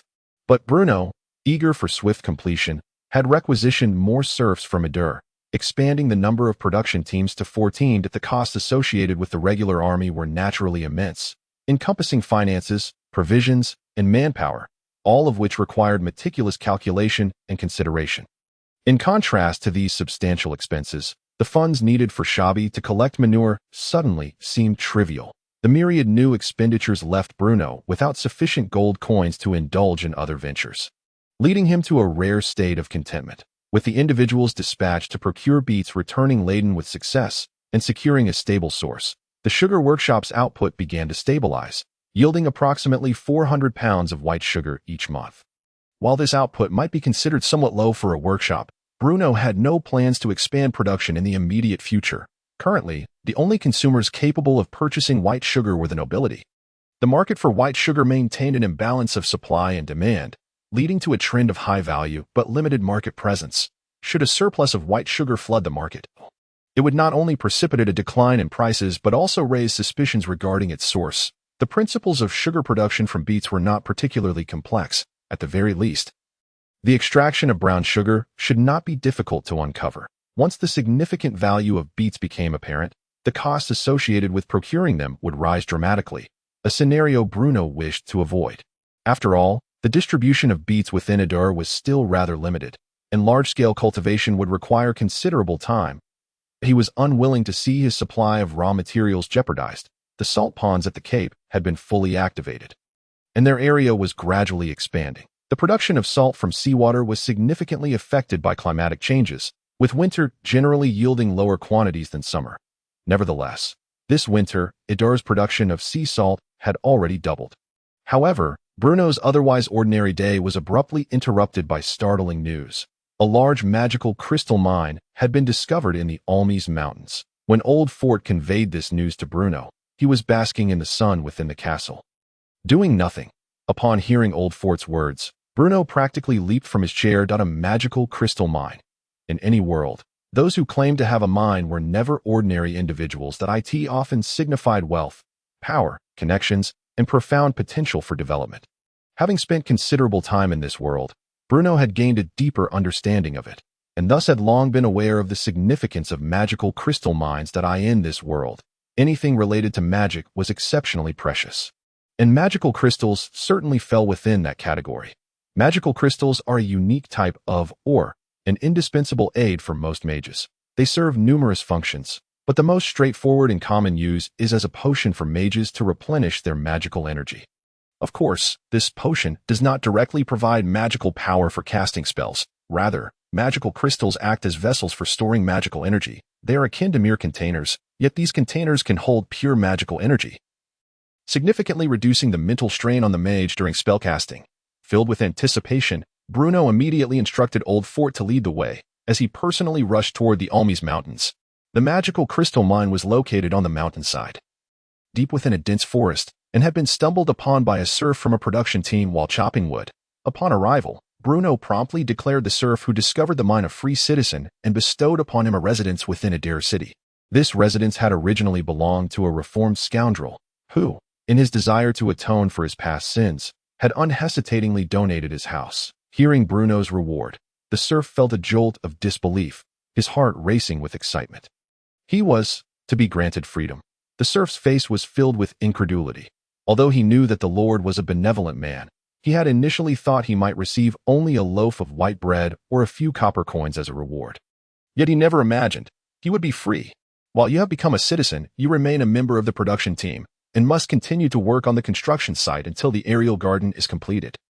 I understand, the serf replied earnestly. However, since you have now become a citizen, your work on the construction site will be compensated, so you will receive 15 copper coins per month, just like the other citizens. Thank you, my lord, the serf stammered, overwhelmed with gratitude for the Lord's kindness. Chapter 36. New Year. The news of the discovery of the magical crystal mine was immediately ordered by Bruno to be kept under tight wraps. If the profits from sea salt and white sugar could incite envy, the existence of a magical crystal mine was enough to awaken the covetous hearts of other nobles. When profits reached 10%, they would begin to stir. At 50%, they would dare to take risks. At 100%, they would trample upon all laws. And at 300%, they would risk the threat of execution. Marx's words could not only describe capitalists, but also elucidate the noble lords of the Norman Empire. The long-standing dispute between the Adar and Sorin territories over the highland was primarily due to the presence of iron mines. The value of a magical crystal mine was clearly far greater than that of an iron mine, which compelled Bruno to exercise utmost caution in any related decisions. Thus, after marking the location of the magical crystal mine, Bruno restored the surroundings to their original state and departed with his men. Now is not the time to exploit the magical crystal mine. To guard a treasure trove yet be unable to utilize it filled Bruno with a sense of regret. However, it is evident that the magic crystals are intended for the sorcerer's use. Yet, at present, there exists only one mage in the entire realm of Adur, and that is Anil, who is merely an apprentice. Thus, should mining commence at this juncture, the extracted magic crystals would inevitably be sold externally, a scenario that Bruno does not wish to witness. The winter days pass swiftly, and the snow atop Mount Armus is gradually melting, giving rise to a newfound vitality across the vast landscape. A hint of fresh green appears at the tips of the branches. The new year has arrived. This marks the most significant festival in the Norman Empire, believed to be the day when the god of light descends into the mortal realm, bestowing rebirth and peace upon the earth. This year, the realm of Adur has undergone a remarkable transformation. The streets are devoid of the filth that once plagued them, and the homeless have vanished without a trace, all having been incorporated into new production teams and granted free housing, courtesy of 50 ruffians. Bruno has financially supported the repair of homes for families in dire straits within Adur, providing firewood and a modest supply of dark bread. Remarkably, Old Fort did not raise any objections to this expenditure. The serfs tasked with constructing the aerial garden finally received a much-deserved holiday on this day. Regardless of their work points, everyone was entitled to a serving of fish soup and unlimited dark bread. The construction of the aerial garden had incurred substantial costs, with the gold coins flowing from Adar's treasury into the pockets of its commoners. For most inhabitants of Adur, this year has proven to be a rare blessing. With their pockets brimming with copper coins, they naturally found themselves with spare change to procure food. The fishing port of Adur had long prepared fresh catches for this occasion. Loading ox carts that would arrive punctually in Adur city on New Year's Day. On this day, many residents of Adur enjoyed what has been their only hearty meal in years. The delightful aroma of fish soup wafted through the air of Adur city. Resonating with the laughter of the common people and serfs. As currency circulated, the coins used to purchase fresh fish would once again return to the treasury of Adur city, back into Bruno's pockets, eventually becoming the wages for the commoners in the following month. Thus, a flow of copper coins began between the common folk and the nobility within the realm of Adur. This marks a splendid beginning.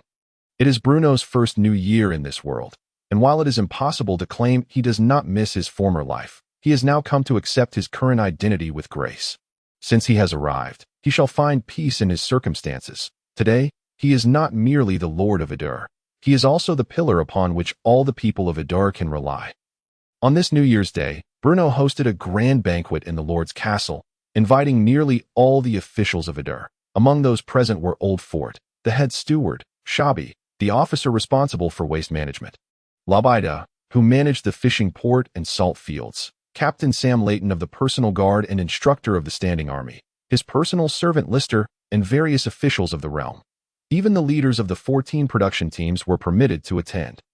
A privilege never before granted to serfs at the Lord's banquet. The central oak table was laden with a splendid array of food, golden fried chicken, various stir-fried dishes that were quite unfamiliar to most in attendance. Only a select few, including Lister and Old Fort, understood the secrets of these culinary creations. Krell, the captain of the 3rd production team, anxiously sat in a corner of the oak table, facing a genuine knight. The very notion of dining alongside the noble lords was beyond Krell's imagination. The guest list had undergone numerous revisions before Bruno finally settled on it. He feared that inviting too many serfs and commoners might provoke discontent among the other nobles in the realm. Hence, a subtle transformation was implemented, akin to boiling a frog in warm water, which proved to be the optimal choice. The presence of 14 serfs and commoners was precisely within acceptable limits, while the composition of the attendees differed. The banquet's proceedings adhered to the established protocol. Bruno, the Lord of Adur, commenced with a brief address, followed by praises from key officials and nobles such as Old Fort and Sam Layton, extolling Bruno's achievements before they all began to partake in the feast. However, Bruno's initial remarks sent a chill through the assembly. He expressed satisfaction with the progress of the aerial garden, commending the enthusiastic cooperation and collaboration of those present, then declared that the aerial garden was but a minor milestone on the path of advancement for Adur, with even greater wonders to emerge within its domain. At this declaration, Old Fort's body trembled violently, feeling as though the world was spinning around him, limbs growing cold. The mere construction of an aerial garden had rendered Adur's finances exceedingly tight, should more grand projects follow. The treasury of Adur would likely buckle under the pressure. Conversely, the sculptor master Andy and White Barrel, the head of the aerial garden project, felt a surge of joy. Indeed, this was the hallmark of a truly great count. Andy suddenly felt an impulsive desire to pen a letter inviting several old friends from the kingdom of Basel to join him. This place, with its Navi populace and abundant wealth, beckoned them to come swiftly. Chapter 37. The Aerial Garden. Completed. A new year, a new beginning. 7 days after the New Year banquet, Bruno finally returned to the construction site of the aerial garden, with the aid of the levitation magic array. This first marvel erected in the realm of Adur was finally completed. Apart from Bruno, Old Fort, Shabi, and the temporarily idle officials of Adur were all in attendance. Old Fort gazed wide-eyed at the structure before him, feeling a mix of excitement and grievance. The excitement stemmed from the completion of the aerial garden, relieving Adur from the burden of spending nearly 1,000 gold coins each month, leading him to anticipate a significant influx of gold into the treasury next month. However, the grievance arose from the realization that thousands of precious coins had transformed into an ostentatious yet impractical aerial garden, causing him immense heartache. Meanwhile, Bruno, under the guidance of White Barrel, eagerly explored the aerial garden. Although he had seen the blueprints, his lack of architectural knowledge from his previous life rendered him bewildered by the intricate lines, unable to discern direction. Yet, the aerial garden before him exceeded all expectations. The main structure of the marvel was supported by dozens of 25-meter-high pale marble columns, rising 4 stories high, standing serenely amidst the woods at the foot of Mount Armus. The aerial garden was anchored against a steep cliff.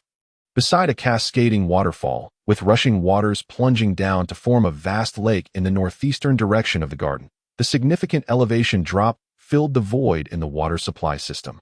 Allowing artisans and serfs to draw water directly from the top of the waterfall for irrigation, saving much time and effort. Surrounding the aerial garden, the serfs had excavated an artificial river that meandered around it, with crystal-clear waters flowing at its base, bestowing a unique charm. The river varied in width, with the broadest section spanning several dozen meters and the narrowest merely 3, allowing nimble wooden sailboats to glide leisurely along its course. The unnamed lake adjacent to the aerial garden was originally connected to the river flowing downstream towards Adur City, meaning that one could sail downstream from the aerial garden directly to Adur City. Most of the vegetation within the garden had been transplanted from the Armus Mountains, though a small portion of the flora had been specially procured by Bruno from the salt merchant Cario, who sourced them from the western and central regions of the empire. This winter, Cario had visited Adur twice, purchasing a large quantity of sugar and sea salt, and brought along flowers from the Western Empire at Bruno's request. Concerns about invasive species or environmental discrepancies were temporarily set aside as Bruno's primary focus remained on the construction and grandeur of the aerial garden. The sales of abundant sea salt and sugar significantly alleviated Adur's strained financial situation, enabling the project to proceed smoothly. The decor of the aerial garden was largely inspired by ancient Babylonian style. Though distinct from the traditional medieval architecture of the Norman Empire, it possessed a unique charm of its own. The intricate carvings within the garden were crafted by Master Andy and his 7 apprentices. Although Andy had initially intended to complete the project single-handedly, the sheer scale of the aerial garden made it impossible for him to finish on time, even working tirelessly. Thus, aside from the main structure, various peripheral courtyards and sculptures were crafted by his apprentices. Nevertheless, these apprentices had already surpassed many seasoned sculptors in their artistry. At the main entrance of the garden, the emblem of the Norman Empire's eagle was intricately carved, with regal purple satin draped on either side, symbolizing noble authority, set against the backdrop of lush green flora, creating an ethereal paradise. The exquisitely crafted statues, the vibrant array of flowers and grasses, the towering marble columns, along with the fountains, ponds, and flower beds within the garden, create a breathtaking spectacle that renders the aerial garden akin to a divine marvel descended upon the earthly realm, truly deserving of its title as a wonder. Task 1. Construct the aerial garden. Task progress 100. The aerial garden has been completed. Do you wish to confirm completion? If further expansion remodeling is needed, please select no.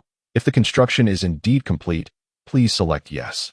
Just as Bruno finished his tour of the aerial garden, profoundly awed by this extraordinary sight, a familiar golden dialogue box suddenly intruded into his view.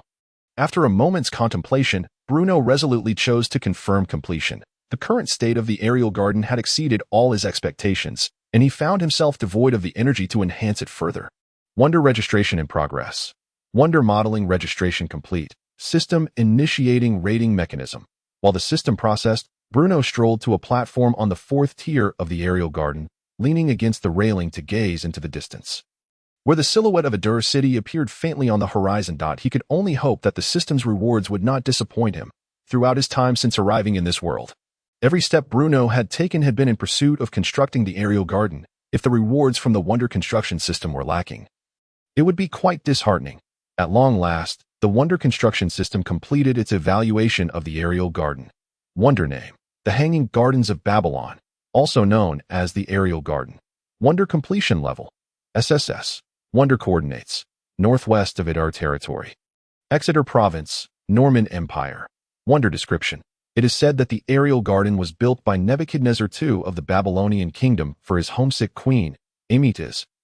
Wonder characteristics: labor efficiency of serfs and commoners in all Stuart family territories is increased by 15, and food harvests are enhanced by 15. Following this, a series of dialogue boxes appeared one after another. Task reward: 150 points of glory. Diligent labor award: 10 points of glory. Wonder illustrated guide generated. System shop unlocked. Setting aside the recently unlocked system shop and the glory points acquired, The mere characteristics of the aerial garden caused Bruno to nearly erupt in jubilant exclamations. An enhancement of 15% in labor efficiency for serfs and commoners, along with a 15% increase in food production. Who could claim that the aerial garden was of no utility? This is a veritable boon for those who toil in the fields. Who asserts that wonders bring ruin to a nation? Clearly, they serve to elevate and strengthen a realm. Chapter 38. Freedom. Among the characteristics of the aerial garden. What thrilled Bruno the most was not merely the boost in labor efficiency or the increase in food yields, but the extensive applicability of the wonder's attributes, wherever the Stuart family's dominion extends. The benefits of the aerial garden's wonder will also be felt. This implies that, should there come a day when the Stuart family's rule expands beyond our territory, the boon of the aerial garden will resonate throughout any region under their control. After all, even if Bruno is somewhat indolent, he is still a traveler from another world. He cannot allow himself to lose face as a transmigrant. My lord. As Bruno pondered, he heard someone calling him from behind. Turning around, he discovered it was Shabby. My lord, what are you contemplating? You've been staring into the distance for quite a while. Nothing, Bruno replied dismissively, but as he spoke, he caught a whiff of an unusual odor and inquired, "What is that smell on you?" "Quite peculiar." Shabby hesitated for a moment and replied, "My lord, as the official waste cleaner of Idar, I had to take care of some matters this morning." With that, he even tugged at his clothing to sniff it closely. "I don't smell anything odd." Bruno's expression darkened instantly as he scowled. "Get away from me. I do not wish to see you." "My lord."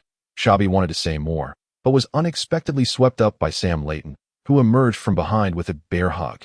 "I'll take him out right away," Sam Layton said cheekily. Once Shabby was carried away by Sam Layton, Bruno gradually felt the air around him becoming fresher. Taking a deep breath, he was enveloped in the delightful fragrance of flowers and herbs. As for what the system shop truly entailed, although Bruno was immensely curious, now was not the time for in-depth exploration.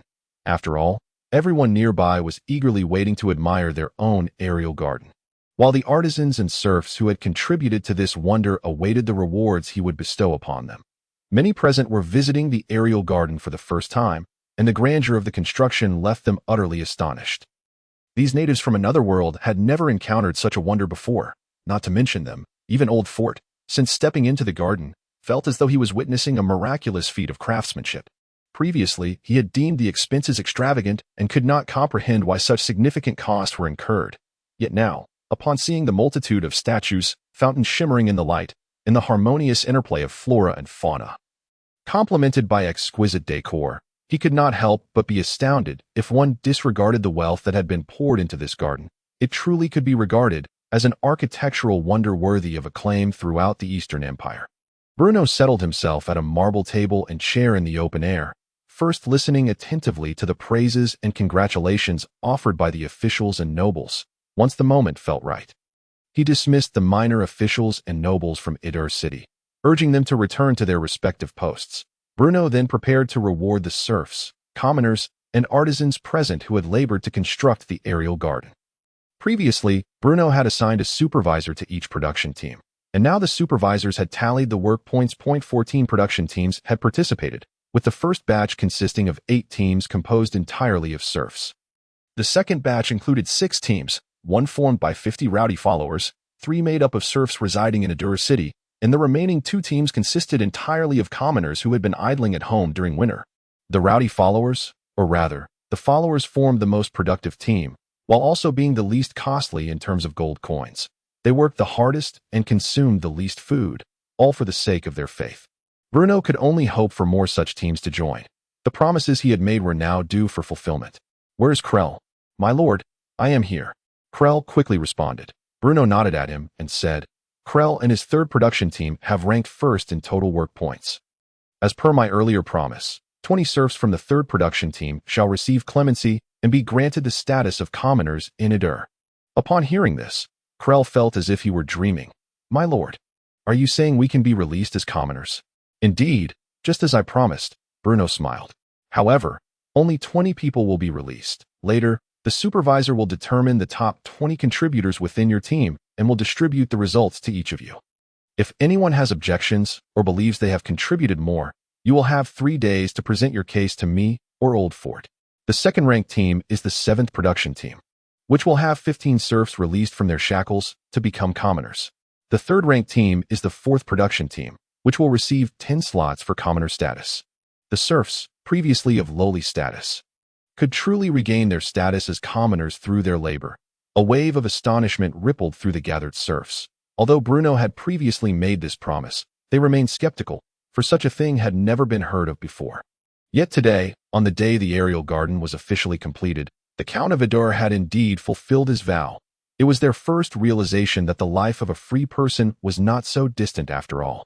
Even though Bruno had stated that the released serfs could not leave Ruhr territory or the lands ruled by the Stuart family, for these serfs, who had barely ventured beyond a dozen kilometers from their homes to Ruhr city, such a restriction was hardly a significant burden. Krell was filled with joy, clenching his fists tightly. He had finally awaited this day. Beyond these few serf production teams, the remaining teams would also receive their respective rewards. Bruno had previously outlined a general plan for the rewards during winter, so there was no need for haste.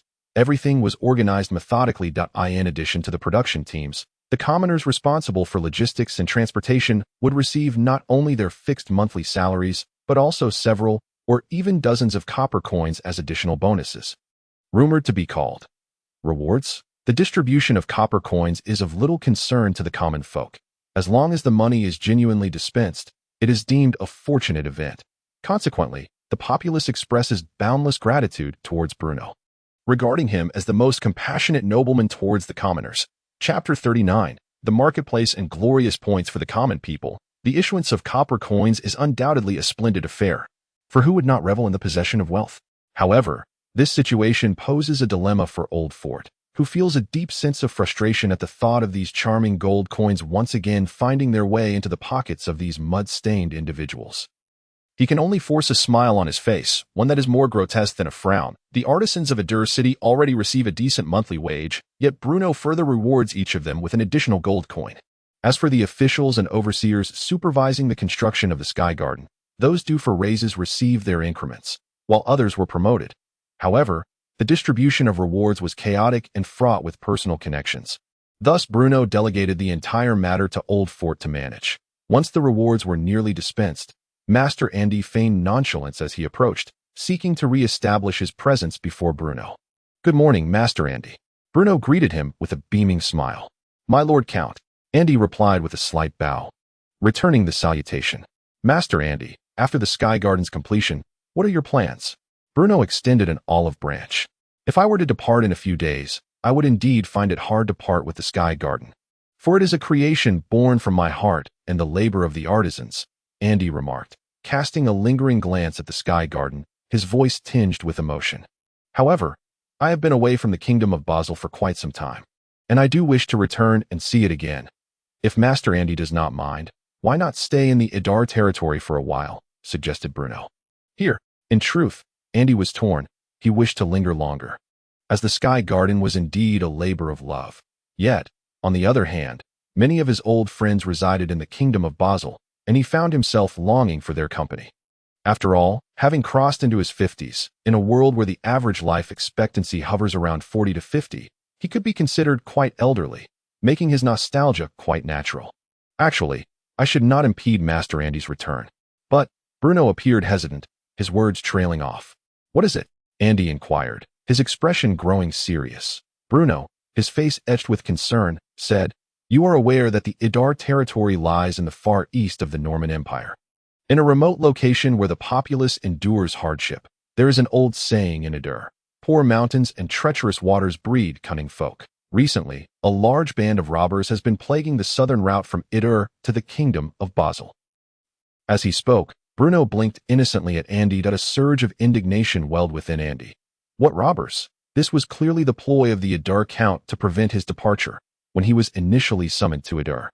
It was under similarly barbaric pretenses, falsely claiming to have rescued him from the hands of some Baron Soren, yet the very guards who had abducted him were clearly officers of Ruhr. Now, before he had even expressed a desire to leave, Bruno concocted a tale of ruthless brigands. At that moment, Andy was certain that should he decide to depart, he would undoubtedly encounter Sam Layton, masquerading as a robber along the way. "Master Andy, do not be alarmed.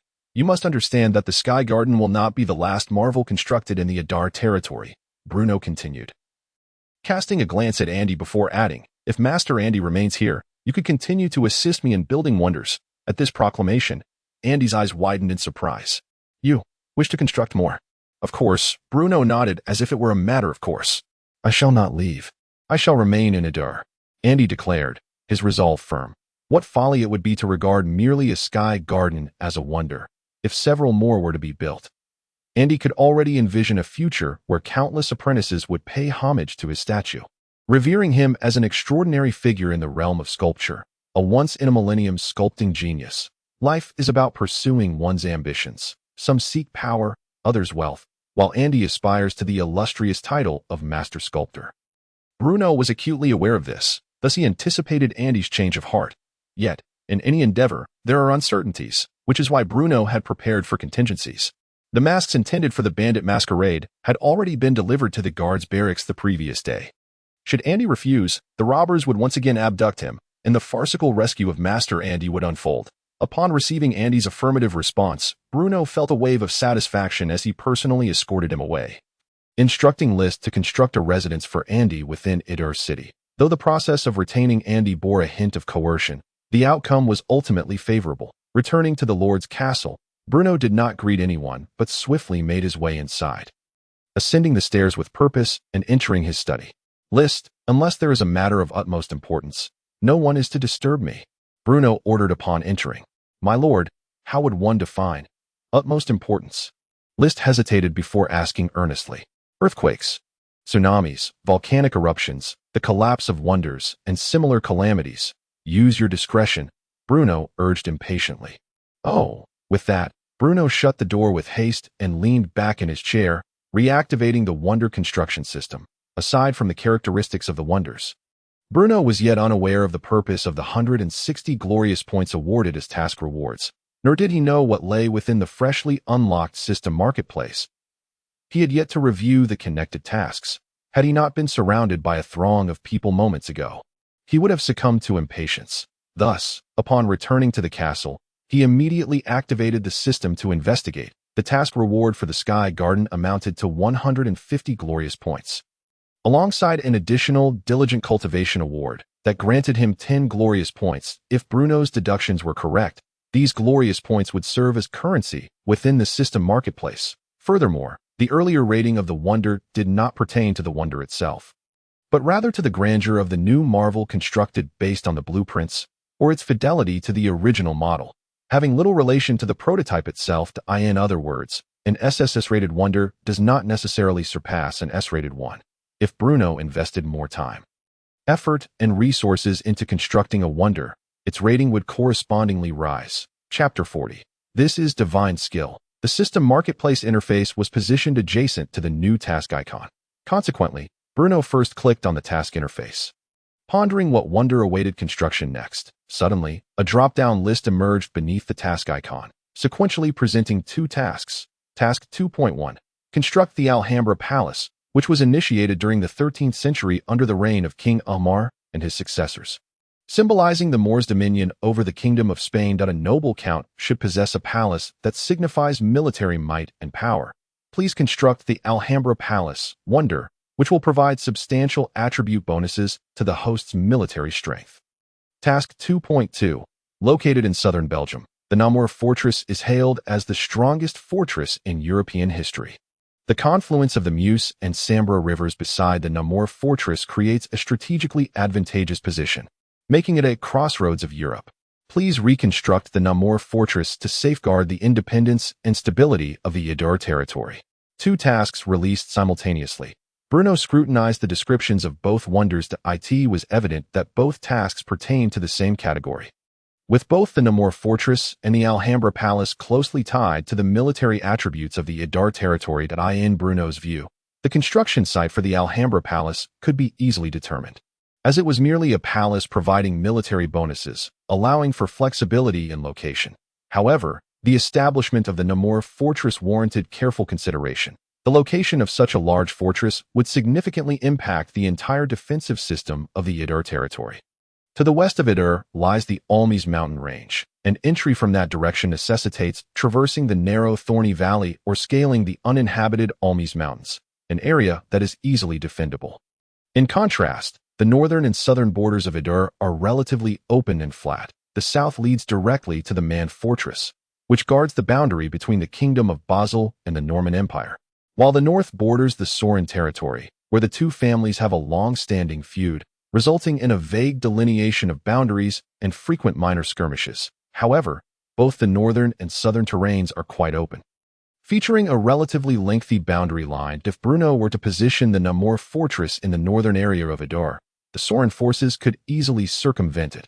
Never mind, I shall not dwell on these matters for now. Bruno shook his head. Rather than entangle himself in the debate of whether to construct the Moor fort or the Alhambra palace first, it would be far more pragmatic to explore the newly opened system marketplace. Upon closing the task list and directing his focus on the icon of the system marketplace, he felt a brief flicker before swiftly transitioning to the marketplace interface. The marketplace was divided into three distinct sections: policy ideals, craft techniques, and goods and items. Initially, Bruno glanced at the policy ideals section, which included concepts such as maritime ideals, exploration ideals, economic ideals, and quality ideals. These policy ideals could significantly ignite enthusiasm among the denizens of the Ruhr territory in certain fields or aspects, providing substantial buffs to the region. Naturally, such broadly impactful policy ideals came at a steep price, with an average cost soaring to 200 glorious points, equivalent to the construction of 2 wonders, making it rather exorbitant. However, the corresponding benefits of these policy ideals were remarkably pronounced. For instance, the agricultural prosperity ideal could elevate the food production of the Ruhr territory by at least 20%. This revelation left Bruno utterly astounded.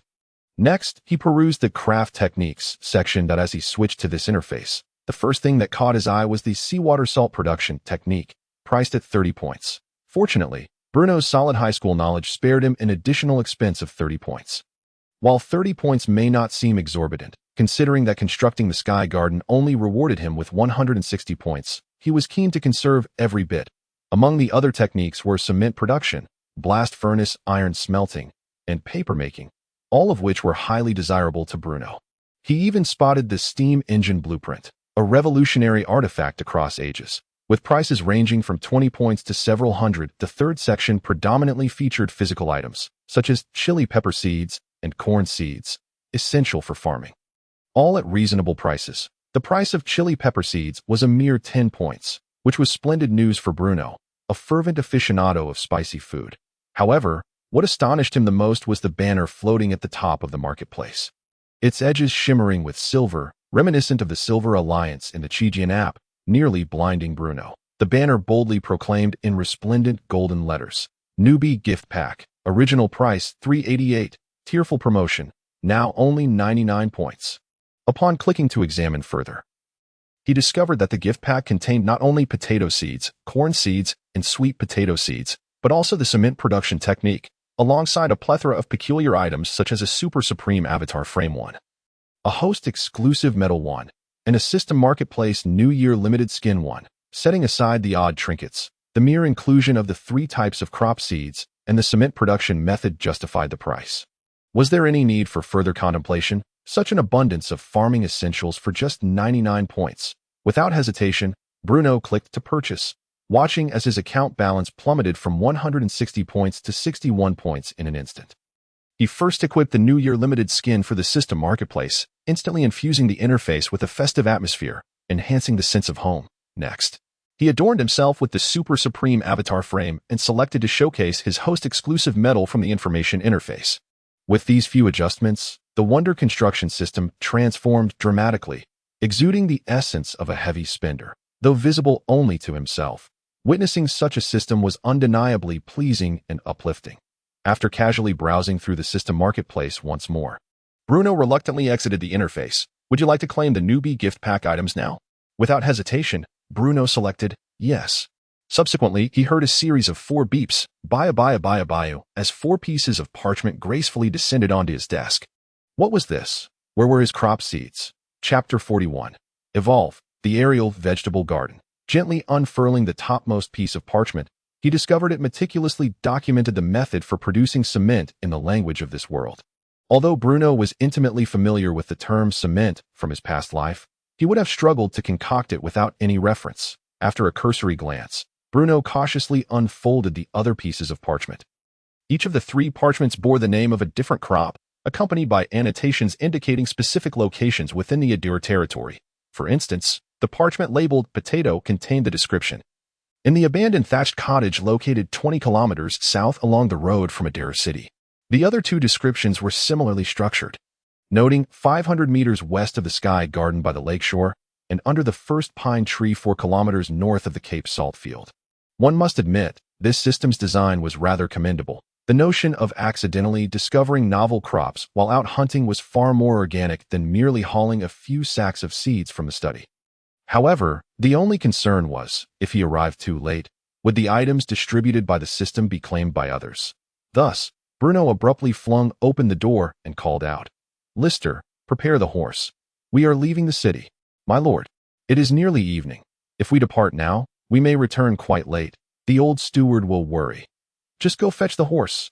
As for the old steward, let Shabby inform Old Fort about it. He has too many lice to fear a few bites. And Old Fort has long held a grudge against him. Old Fort has been quite busy lately. This will be a perfect opportunity for him to vent some frustrations," Bruno stated with a sense of mischief. Understood. Lister quickly acquiesced. Finding these 3 crops was no simple task, as they were dispersed across various locations, and directly retrieving them seemed overly conspicuous. Thankfully, he had the foolishly gullible Lister as his personal servant, who possessed the singular virtue of being easily deceived. In any case, after spending a night at the cottage by the Cape Salt field, Bruno returned to Adir city the following day with dozens of bags filled with potatoes, corn, and sweet potatoes. One must commend the system for its efficacy. Nearly every crop fit into a sizable cart. Had it not been for the presence of a cart typically used to transport sea salt at the Cape Salt field, Bruno would have struggled to transport such a large quantity of produce back. Upon returning to the city, he encountered Shabby, who bore a battered visage, eliciting a chuckle from Bruno. "Shabby, what happened to you?" Bruno feigned ignorance. "In response to your lordship, yesterday you instructed me to inform the old steward of your intention to go hunting. The old steward was not pleased, and then he gave me quite the beating and thoroughly trampled me. Old Fort truly is as vigorous as ever," Bruno exclaimed in admiration. Afterward, he pointed to a large pile of tattered burlap sacks resting in the cart behind him and declared, "You must reserve a substantial plot of land for me. These contain seeds for new crops, all capable of yielding a bountiful harvest, high-yield crops." Just then, Old Fort approached, his expression laden with confusion. Bruno, simultaneously speaking and opening the sacks, replied, "This is corn. That is potatoes, and here are sweet potatoes. These I have never seen before. My lord, are you certain these are all food? And can they be cultivated on a large scale?" "Of course. A few days ago, while diligently studying in my study, I fortuitously came across several books discussing plants, which mention these crops. They are all high-yielding, like mother pigs. They can yield over 1,000 pounds per acre." Bruno recited his previously prepared rhetoric. "How is that possible?" Old Fort asked incredulously. "In my entire life, I have never heard of such crops, and this is the first time I have encountered these in the sacks. My lord, what kind of books are you reading?" Old Fort suddenly inquired. "Just some old tomes, perhaps. These crops are unique to our Adir territory and have simply gone unnoticed until now. It is thanks to my profound knowledge that these exceptional crops have not been lost to history." Bruno lamented, "Old Fort, please designate a large area for the cultivation of these 3 crops. In a few days, I will draft some notes on the necessary planting precautions." Old Fort hesitated for a moment, but ultimately cautioned, "My lord, due to the recent construction of the Sky Garden, our Adir territory's grain consumption has been particularly high this year. Is it prudent to allocate a separate plot for these crops, the yield of which remains uncertain? If successful, it would be splendid. However, should it fail, we may incur significant costs for additional grain." Ultimately, Old Fort harbored some skepticism regarding these so-called crops that Bruno had suddenly produced from an unknown source. After all, the recorded history of this world stretches back over 1,000 years. For their master to suddenly present 3 new crops, undiscovered for so long, claiming a yield of 1,000 pounds per acre, would strike anyone as rather fantastical. Given the circumstances, Bruno paused thoughtfully and remarked, "Old Fort is indeed right. Perhaps we should uproot all the newly planted flowers and plants in the Sky Garden." "What, my lord? What do you mean?" Let us remove all the flowers, plants, and trees cultivated in the sky garden, so that we won't occupy arable land." Bruno spoke earnestly. "Why?" Old Fort was still somewhat bewildered, his expression one of confusion. "Although it is a bit of a pity to uproot the flowers and plants. These crops are all we have. If we do not plant them this spring, we might never have the opportunity again. As for those flowers, we can always purchase new ones later." Old Fort felt as though the world was spinning. The sky garden had only been completed 2 days ago. His master was actually contemplating uprooting the flowers that had cost a fortune to create. It should be noted that many of the plants in the sky garden had been procured from afar through Callio, costing a considerable sum of money. "My lord, please reconsider. It is decided. I, Bruno, as a noble lord who cares for his people, am always thinking about the welfare of the common folk. Once these crops are planted, the bellies of the commoners and serfs will finally have a secure source of sustenance. For the citizens of Ruhr, I am willing to sacrifice my flowers and plants. Only by transforming the sky garden into a sky vegetable garden can my noble character of caring for the people be truly demonstrated," Bruno declared passionately. Chapter 42. Cement, my lord. After much contemplation, I believe it would be more appropriate to allocate a piece of land specifically for you. Old Fort ultimately yielded. He had no choice but to agree. The cost of repurchasing flowers and plants from other parts of the empire would far exceed that of acquiring crops. "Oh, really not necessary? Must I not transform it into a vegetable garden?" Bruno said with a hint of regret. "No need at all. I believe your crops will surely yield 1,000 gene per mil." Old Fort said, tears in his eyes at this point. He could only hope that these 3 new crops would indeed be as miraculous as Bruno had claimed. "Very well," seeing Old Fort so willing to cooperate, Bruno reluctantly acquiesced. Upon witnessing Bruno finally relent, Old Fort let out a sigh of relief and walked away slowly. As he walked, he could still hear Bruno continuously lamenting.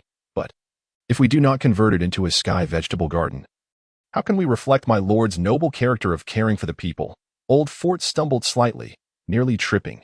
Alas, such a headache, with the completion of the sky garden and the arrival of the novice gift package. The production of cement was also placed on Bruno's agenda. After the sky garden was constructed, the production team, originally composed of serfs, suddenly found themselves without work. The commoners, along with a small number of serfs transferred from Ruhr city, were somewhat better off, as spring plowing was approaching, and they had merely come to assist their lord in constructing a marvel during their winter leisure, having their own rented fields to tend to. However, the initial batch of recruited serfs suddenly found themselves with nothing to do. They had been drafted due to the reduced manpower needed for the Cape Salt Works, and now that the sky garden was complete, and Ruhr had no new projects in the immediate future, these serfs naturally became idle. The daily expenses for several hundred serfs' food and lodging added up, so Bruno needed to find work for them swiftly. During peacetime, even a large project, despite lacking the various bonuses and rewards provided by the system, could be beneficial.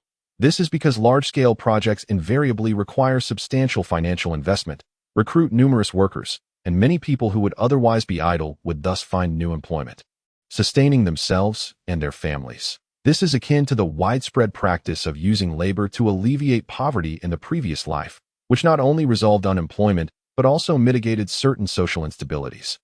Additionally, due to Ruhr's relatively isolated geographical position and the primitive noble estate economic model of this world, large-scale projects significantly promoted the circulation of copper coins and gold within the Ruhr domain.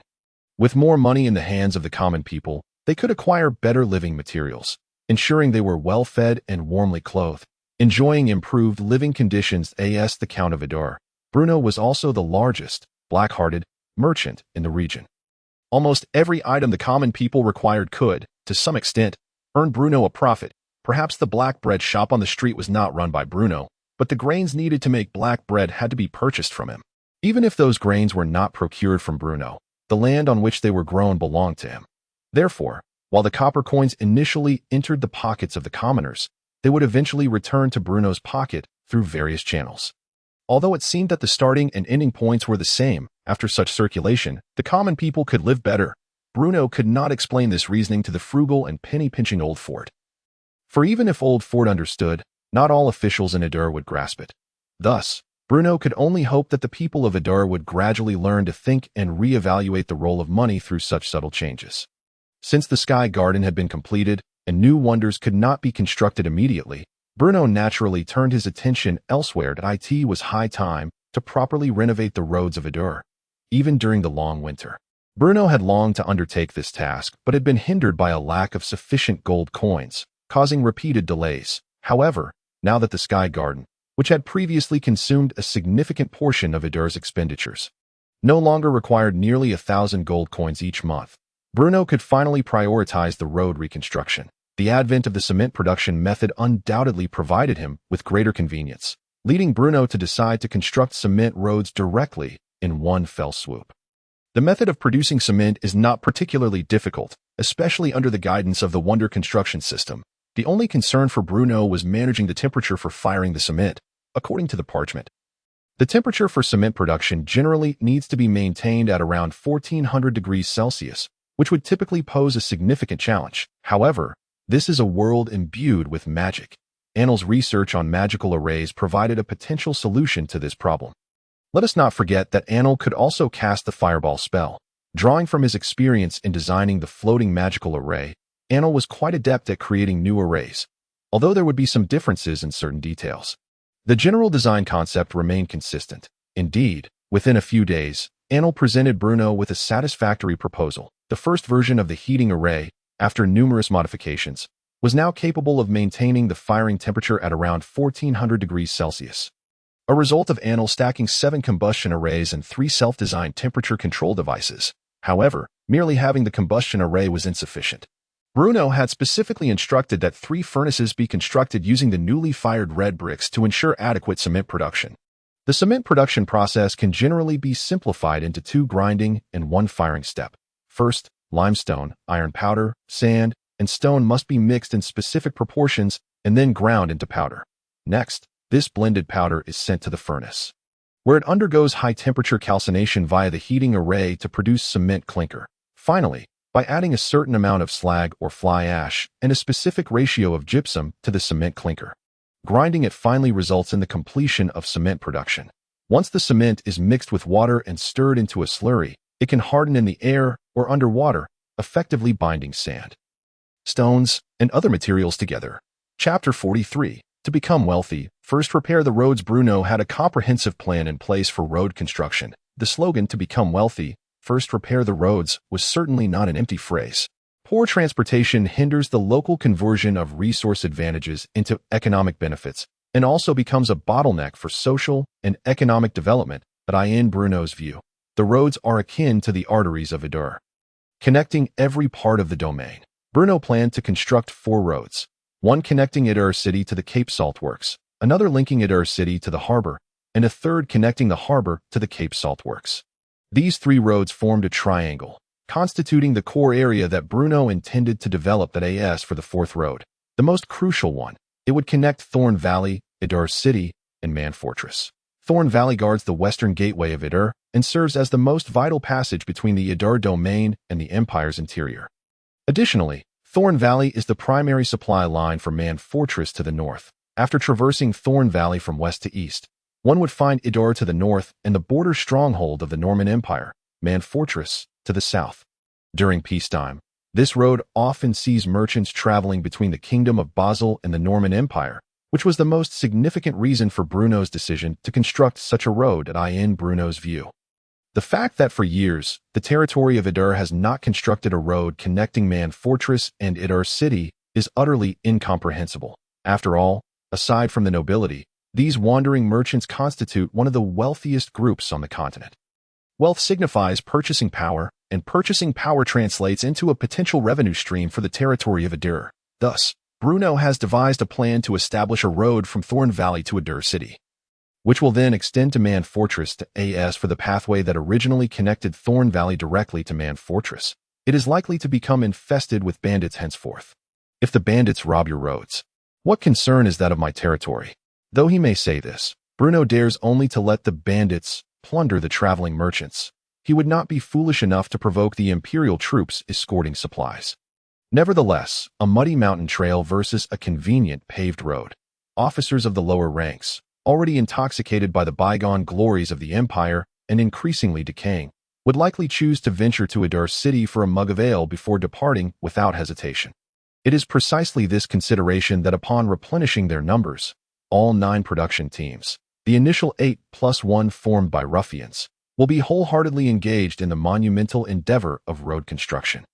Due to the necessity of stimulating the economy of Ruhr City, Bruno has resolved to prioritize the construction of this road connecting Thorn Valley, Ruhr City, and Man Fortress, upon hearing of yet another grand project. The serfs of the production team became as invigorated as if they had received a shot of adrenaline, clamoring eagerly to work. Striving to earn work points could genuinely lead to the serfs' emancipation and a song of joy. Clearly, the release of 45 serfs at once has provided them with immense motivation. Perhaps the overseer may not accurately tally the statistics, or perhaps the regulations are somewhat rudimentary, resulting in some serfs who ought to have been freed remaining unpardoned. But none of this matters. Bruno has truly instilled hope in these serfs. Therefore, to encourage their industriousness, Bruno announced that he would continue his previous promise on the day the road is completed. Another 45 serfs shall be granted amnesty. Inspired by Bruno's words, the road connecting the 3 locations is being laid at an astonishing pace. Yet, Bruno feels a deep sense of regret as the day for the ruffians' departure approaches swiftly. With the arrival of the second letter, the date for escorting the ruffians to construct the statue has been set. Consequently, it is likely that after only a few days of work, these obedient and useful ruffians will be dispatched to the imperial capital to undertake the task of statue construction. Note, for further details, refer to Chapter 2. Clear and his father are fortunate to be among the first to be released as commoners.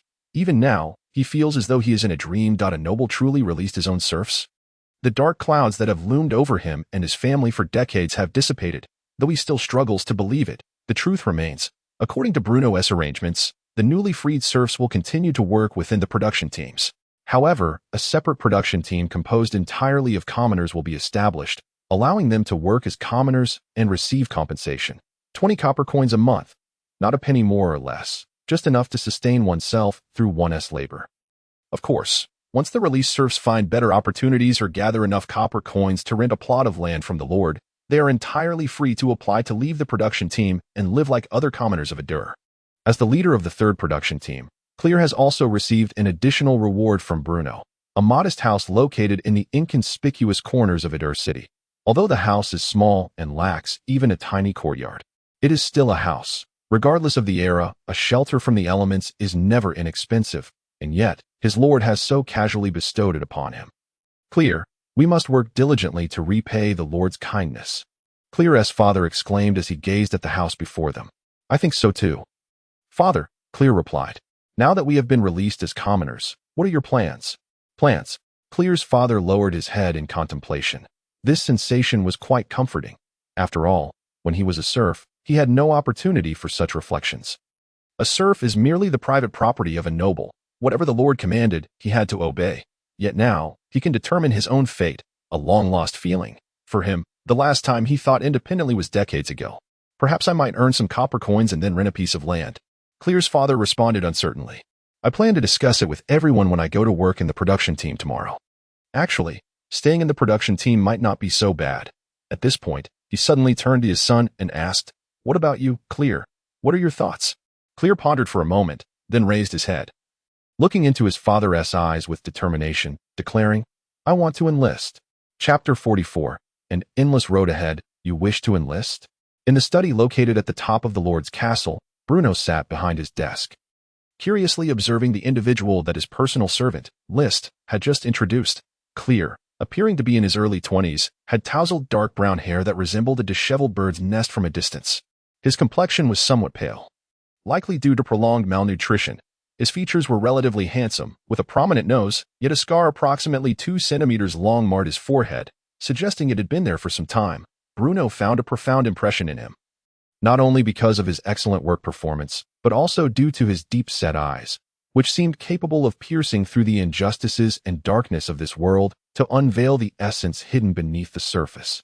As Bruno announced the release of 45 serfs as commoners, he also granted each of them the opportunity to meet with him in the Lord's castle. Clear was the first to muster the courage to seek him out after being freed. Additionally, as the leader of the 3rd production team, he was the first to volunteer when the team was initially formed. After the construction of the aerial garden, he amassed the highest work points, becoming one of the first serfs to be released as a commoner. Yes, I want to enlist, Clear reaffirmed. The first batch of standing troops recruited a total of 300 soldiers. Currently, all 300 slots have been filled. So, you need to provide me with a compelling reason, one that will persuade me to grant you special admission into the standing army. Bruno stated earnestly. He indeed holds high regard for Clear, but that does not imply he will make exceptions for him. After all, discipline has always been a key focus in the training of the standing army. If Clear cannot offer a highly persuasive reason, Bruno will not break his own established requirements to recruit him. A reason. Clear lowered his head, contemplating for a moment. He understood that this was Bruno's way of assessing him, if his answer could satisfy the Lord. Then the desire to enlist might just become a reality. I want to be a soldier, to protect the territory of Adair, to safeguard you, Clear declared. Why? I have 300 standing soldiers, along with a guard composed of knights. I do not need you, Bruno jested. Because I wish to protect this possibility. Clear looked intently into Bruno's eyes, resolutely stating, in Adair, and only in Adair, can a serf, through hard work, become a commoner. And this possibility is granted to us by you. You have given the serfs hope. You helped my father and me stand tall again. You have enabled us to live for ourselves. Bruno's gaze sharpened, and he unconsciously tightened his grip on the armrest of his chair. Do you truly think this way? Bruno finally adopted a serious tone. Yes, Clear responded without hesitation. The territory of Adair is as pristine as an untouched virgin land. You have provided us, those once the most humble and despised serfs, with the opportunity we longed for. I, Clear, am willing to give my life to protect the territory of Adair, to safeguard this hope. You may go for now. I need to deliberate on your enlistment request. After a long silence, Bruno finally spoke to Clear. Understood, my lord. Clear respectfully bowed and then carefully followed list out. At that moment, Bruno's heart was tumultuous. Until now, he had merely regarded the people around him as uncivilized natives from another world, intent on following the historical path of his previous life step by step. However, Clear's words prompted Bruno to engage in deeper contemplation, for he finally realized that even the most despised serfs possess their own thoughts and perceptions. Perhaps, constrained by their own class limitations, they can only perceive the immediate. Yet, there shall always be individuals, like Culinary, who contemplate more profoundly and envision farther horizons. The emancipation of serfs into citizens may seem a trivial gesture, but it conceals an earth-shattering potential. For there exists an overwhelming number of serfs in this world. Bruno felt a mixture of excitement and trepidation within his heart. He was certainly pleased that his subjects could think for themselves, possess their own understanding, and genuinely regard the territory of Adair as their home, seeing themselves as integral members of it. However, Bruno was a noble. While liberating the serfs would undoubtedly unleash tremendous productive potential within Adair, the stark dichotomy between serfs and nobles was a reality that could not be ignored. This made it imperative for Bruno to approach the matter with utmost caution, allowing for not a single moment of negligence. He vaguely sensed that he had become an unseen catalyst of history in this world, with each of his actions planting seeds that would ultimately alter the trajectory of its development. It was a most peculiar sensation, instilling a profound sense of pride and accomplishment from deep within. After much contemplation in his study and countless sketches on parchment, Bruno finally called out, "Lister." "My lord, did you summon me?" Lister entered promptly. "Send Culinary to report to the standing army," Bruno finally stated. "Furthermore, have Sam Layton drill him rigorously. A promising talent deserves the joy of extensive training." "As you wish, my lord. And, given the mental exertion from this morning, instruct the kitchen to prepare an additional 2 dishes. Lister noted as he was about to leave. "Yes, my lord." "How did the lord fare?" Upon returning home, Culinary's father inquired hurriedly. He neither agreed nor refused. He mentioned he would need to deliberate. Culinary poured himself a glass of water to soothe his throat. "You are being somewhat rash. The Count is extremely busy, and merely granting you an audience is a tremendous favor. How could you present such a request?" Culinary's father sighed, earnestly advising him. "Though we have met only a handful of times, I can't shake the feeling that the Count is unlike other nobles. You, always lost in fanciful thoughts. With this idle time, you might as well work harder. You were docked a copper for not laboring this morning." Culinary's father lamented with a hint of concern. Knock, knock, knock, as father and son conversed. A knock echoed at the door. Culinary rose to open it, finding Lister standing sternly outside. "Report to the military camp tomorrow," he instructed. Chapter 45. The concept of enchanted weapons. I have learned a new spell. When Annel burst into the study exuberantly, Bruno was engrossed in a condensed version of the comprehensive history of the Empire. Having arrived in this world, he felt it imperative to grasp the historical trajectory of its development. Moreover, Bruno had a keen interest in historical literature.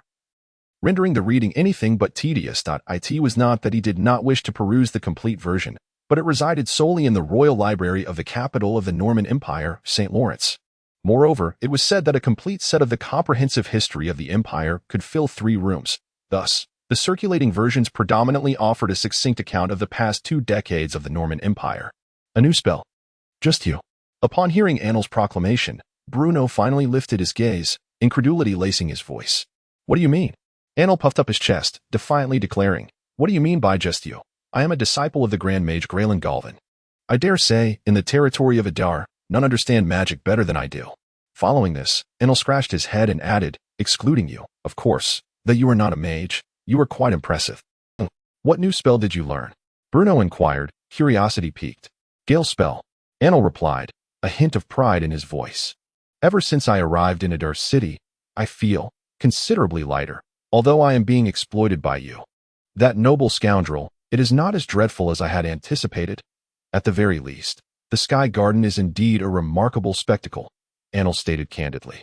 Just yesterday, for reasons unknown, I managed to cast the Gale spell without instruction. Well done, Bruno casually praised. Is that all? Annel looked at Bruno expectantly. Bruno feigned deep thought before solemnly stating, Indeed, that is all. Annel, do not be in haste to leave. I do indeed have another task to assign to you. Noting Annel's desire to depart without the expected reward, Bruno finally called him back. What is it? Annel asked, somewhat petulantly. What do you think of the idea of enchanted weapons? Enchanted weapons? Annel paused, standing still. Bruno nodded affirmatively, stating, precisely, enchanted weapons. What do you think? Would be the effect of inscribing magical arrays onto the soldiers' weapons. Bruno had said enough. Yet Annel was suddenly struck with realization. Indeed, if the levitating magical array could be inscribed onto the massive stones required for constructing the Sky Garden, then other arrays could certainly be inscribed onto weaponry as well. The combination of magical arrays and weaponry. This was a notion never before conceived, yet it did not imply it was unattainable. Annel was now 100% certain that this could be a groundbreaking advancement. It could even alter the very landscape of future warfare. Just imagine, a battalion of robust soldiers charging valiantly with swords ablaze. What a sight that would be! At this thought, Annel felt a chill run down his spine. If such enchanted weapons were to be widely employed, then the last vestige of advantage for mages on the battlefield would likely evaporate. After all, mages typically possess inferior physical capabilities, relying solely on incantations to unleash their magic. However, if enchanted weapons became commonplace in the military, it would mean that every soldier would be akin to an apprentice mage capable of casting spells. Terrifying indeed.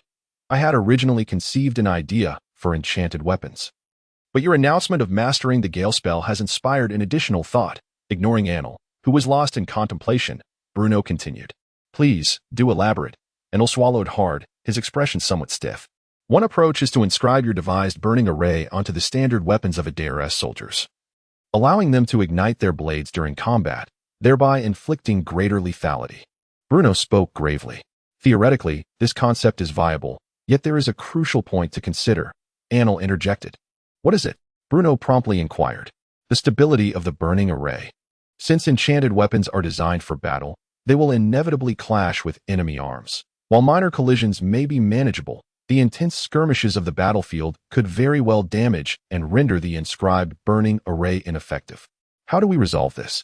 Annel rolled his eyes, replying, This is my first time hearing about the concept of enchanted weapons. How could I possibly ascertain a solution so swiftly? However, there are generally 2 main approaches. One is to select weapon materials with higher stability. Ordinary weapons have extremely limited affinity for magical elements, which is not conducive to the prolonged existence of the burning array. The second is to adjust and optimize the structure of the burning array to minimize the likelihood of its failure due to violent impacts. I can grasp the second point. But regarding the first point about weapon materials, you are suggesting I mine for magic crystals, aren't you? Annel nodded eagerly, though only a select few were privy to the secret of the magic crystal vein discovered in the Almes Mountains. Annel, as the sole mage in Adar, was certainly among the informed that he had long coveted the magic crystal vein, but Bruno's strict prohibition against mining had kept him restrained. No mage could resist the allure of magic crystals. They not only store magical energy for extended periods, but also serve as vital raw materials for crafting various magical implements. The paramount reason for the myriad applications of magic crystals lies in their high affinity for magical elements and exceptional stability. Do you not think that using magic crystals to fabricate standard weapons is somewhat extravagant? Bruno countered. Well, we could at least mine a small quantity to conduct experiments. Anil replied, brimming with anticipation. Let us see how it unfolds. This time, Bruno did not outright refuse, recognizing it as a potential avenue to resolve the issue. What about your other concept, my dear Count? Anil inquired cheerfully, as he anticipated that the magic crystals would soon be within reach. My second proposal is to apply your Gale spell to the design of the magical array, creating a new acceleration array, which could then be combined with arrows to produce high-performance projectiles that are swift, precise, and lethal. Upon hearing this, Anil felt a chill rising from beneath his feet. If such arrows were indeed crafted, they would become true instruments of invisible death. In Chapter 46, The Mage and the Apprentice, Bruno conceived the idea of merging wind magic with arrows, primarily inspired by the snipers of his previous life. Adhering to the principle of capturing the leader before the followers, if one could slay the enemy's commanding general at the onset of war, it would yield a significant strategic advantage, even if the assassination failed. It would instill great fear in the enemy and bolster the morale of one's own troops. After all, I am but one person that I shall not undertake road construction. Grant me more time, and I shall endeavor to establish the framework for enchanted weapons as soon as possible, Anil declared. Ah, you won't be repairing the roads. Of course not. Between researching enchanted weapons and repairing roads, I am the sole mage in the Idar territory. There is simply not enough time. Anil replied with a frown. Speaking of being the only mage. By the way, have you sent the letter? Bruno suddenly recalled his previous suggestion to Anil about inviting a few of his classmates to visit the Idar territory. The letter has been sent for some time now. I reckon it should have arrived by now. By the way, where did you learn your magic? In the imperial capital, St. Lawrence. As the cold winds of early spring swept across the vast land, they journeyed southward from the northern province of Anglis. Traversing mountains and forests, carrying the chill from the northern edges of the empire, in a single day, they traveled thousands of miles, finally infiltrating the heart of the Norman Empire, St. Lawrence, passing through the impoverished civilian districts, mingled with the sense of earth and poverty, and crossing into the opulent noble quarters. A grand and solemn edifice loomed, like a slumbering dragon sprawled upon the ground, abruptly positioned between the palace and the inner city.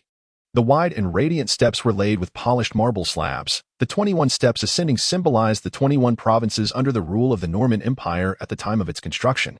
99 pale gray marble columns upheld a roof adorned with delicate golden hues, each column a masterpiece of stone carving artistry, showcasing the empire's splendor and prosperity. Lavish purple silk draped the pristine white walls, the smooth fabric embellished with the royal eagle emblem of the Norman Empire, its wings outstretched as if surveying the throngs of subjects beneath its gaze. 3 blue carpets laid upon the steps complemented the purple eagle on the walls, an air of nobility subtly permeating the atmosphere. This was the Regency Council of the Norman Empire, a powerful institution comprising 5 feudal dukes and hundreds of lesser nobles, born during the reign of the wise King Heller Alexander.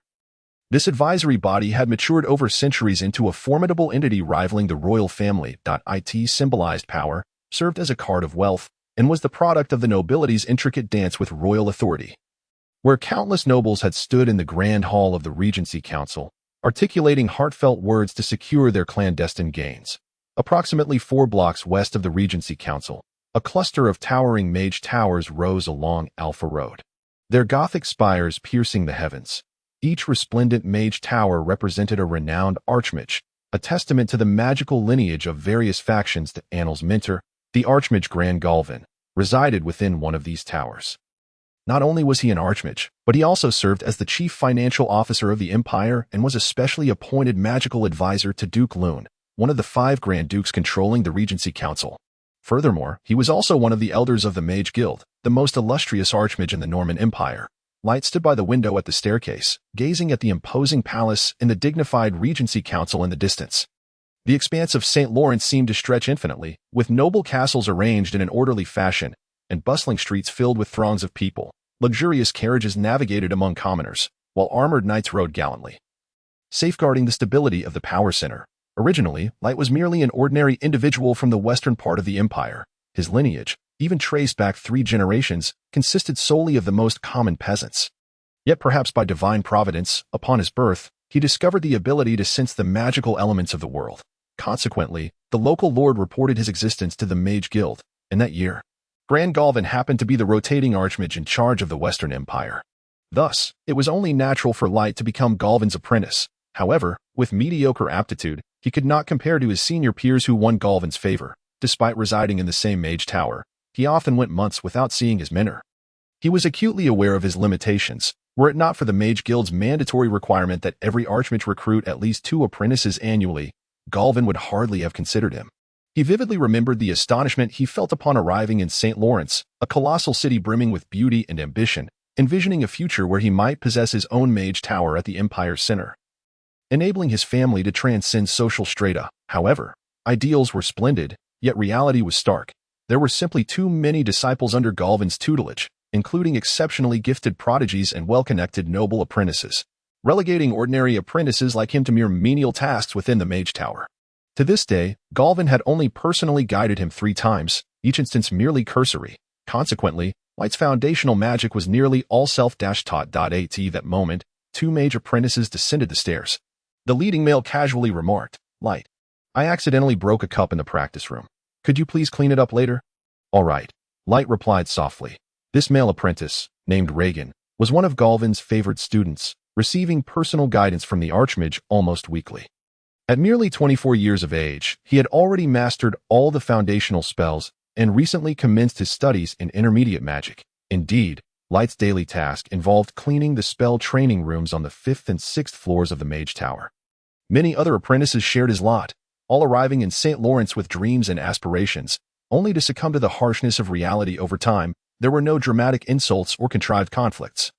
For among the exceptionally talented mage apprentices in the tower, apprentices like Light were but fleeting shadows. They never even cast a glance at him, nor did they know his name.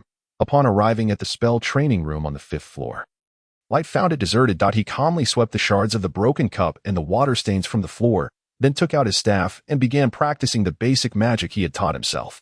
As he practiced, several other mage apprentices cautiously entered. They were those who typically went unnoticed by Galvin, seizing the opportunity to practice in secret while others enjoyed their dinner. "Light," one apprentice suddenly called out. Turning, Light recognized Watson, his neighbor. "What is it?" Light inquired, setting down his staff. "Annel has sent a letter." Watson waved an envelope in his hand. "What does it say?" Light quickly asked. Unlike other mage apprentices, Annel, despite his own lack of extraordinary magical talent, received Galvin's attention due to his father, Duke Loon. However, sensing that Galvin's favor stemmed solely from his father's influence, the ambitious Annel had abruptly left the Mage Tower without a word. Light had met Annel in this very training room, where the competitive Annel encountered Light, an autodidact in magic, and the two had found endless topics to discuss despite their disparate social standings.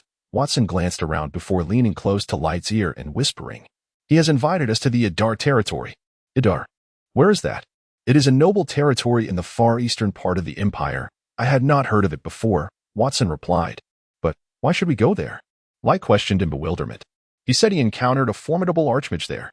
An archmage who has never taken any apprentices before. Moreover, it is said that this archmage possesses exceptional mastery of magic. Watson exclaimed excitedly. "How can that be?" Light retorted. "Every mage must register with the Norman Empire's Mage Guild unless. Could it be an archmage from the Kingdom of Basel?" At this, Light's eyes widened in astonishment. "Shoo!" Watson quickly covered Light's mouth. "Speak quietly. Do you think Annel is telling the truth? Should we go?" Watson asked. "But if it truly is an archmage from the Kingdom of Basel, would it be appropriate for us to go? What is there to fear? An Earl is indeed the son of Duke Lwen, and even he does not care about such matters. Why should a mere commoner mage like you be concerned? I need to ponder this. I still have to reach out to others. Let me know when you've made up your mind. In any case, I absolutely will not let such an opportunity slip away. Rather than spend a lifetime sweeping the floors of this mage tower, I would prefer to venture out into the world.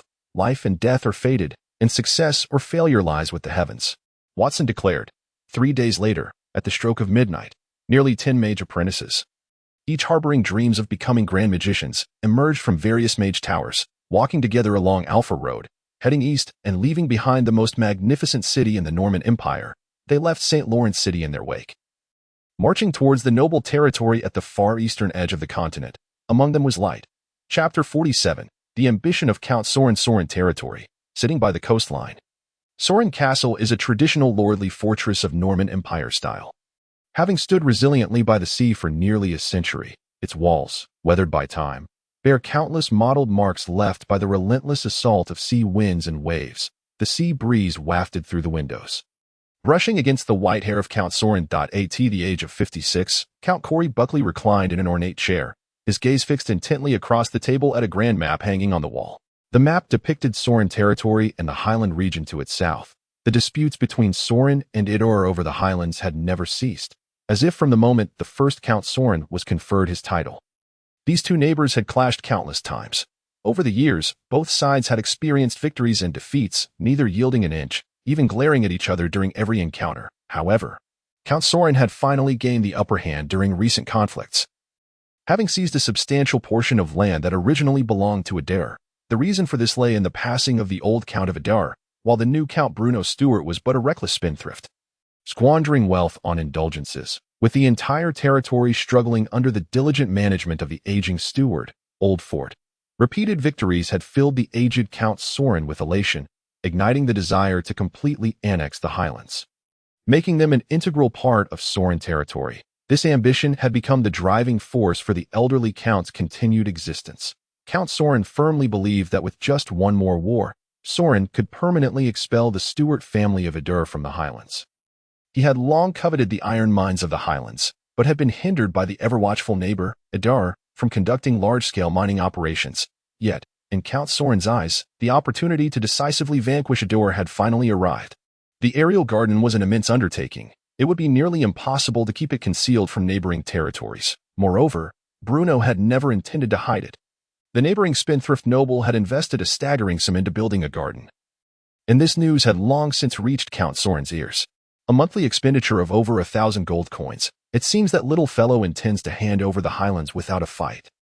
Count Soren mused to himself. Initially, when Count Soren first heard this news, he found it hard to believe. What nonsense! The noble territories in the Eastern Empire were all in a similar plight, lacking funds and manpower. If one could manage to collect 4,000 to 5,000 gold coins in taxes a year, it would be cause for gratitude. Where could such excess funds come from for constructing a garden, not to mention the remote East? Even the ordinary counts in the prosperous regions of the Central and Western Empire could hardly bear a monthly expenditure of over 1,000 gold coins. To him, constructing a garden of such scale would require the financial might of a marquis, or even a duke. As for Idar, impossible. However, the recent large-scale mobilization of personnel and resources by Idar undeniably lent credibility to the rumors, compelling Count Soren to accept this absurd intelligence. Thus, Count Soren was resolutely convinced that this was an unprecedented opportunity. If he could successfully swallow the Highlands, bolstered by its vast iron mines, he would become one of the leading nobles in the Eastern Empire. Perhaps, he might even ascend to a seat in the Regency Council. With such thoughts in mind, Count Soren found himself buoyed with elation. The seats allocated to the Eastern Empire by the Regency Council were already scarce, nearly all claimed by a few old geezers from the Val's Plains. If he were to become a member of the Regency Council, the benefits would be manifold. The more he pondered, the further his thoughts drifted, and unbeknownst to him, a blissful smile graced his aged face. Father, just as Count Soren was lost in his reverie, a sudden voice interrupted his pleasant daydream. What is it? Count Soren replied tersely. The intruder was none other than his eldest son, Herman Buckley. Herman, in his early 30s, boasted a mane of golden hair and a robust physique, standing in stark contrast to the slender Count Soren. I heard you were looking for me, Herman asked directly.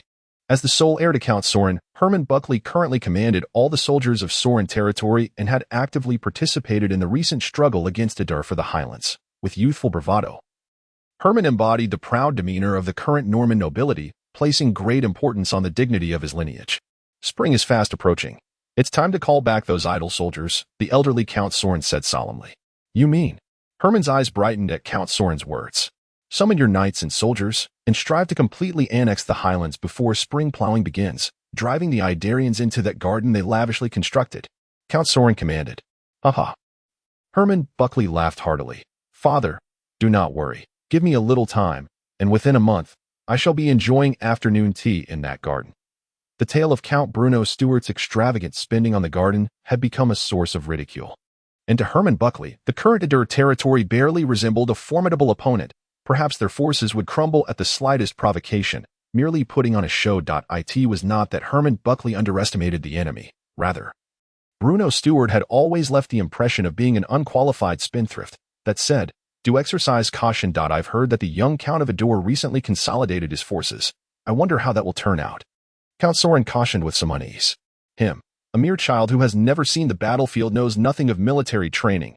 He will simply be floundering about. Herman Buckley dismissed the concern. Chapter 48. Undercurrents. While Herman Buckley brimmed with confidence, his father, Count Sorin, felt a lingering sense of unease. Yet he could not pinpoint the source of his discomfort, only sensing that things might not unfold as smoothly as he had anticipated. Idar, Count Sorin turned his gaze back to the map. One way or another, this battle must be won. Creel was overjoyed to become a member of the Adar standing army, and then there was nothing more. The daily grueling training tasks nearly suffocated him, leaving little room for other thoughts. As for the somewhat immature ideas Creel had voiced when applying for enlistment, they gradually evolved into a simple desire to safeguard Adar under the guidance of military instructors, unity of thought and pragmatism. These were the principles that Bruno had established at the inception of the Adar standing army.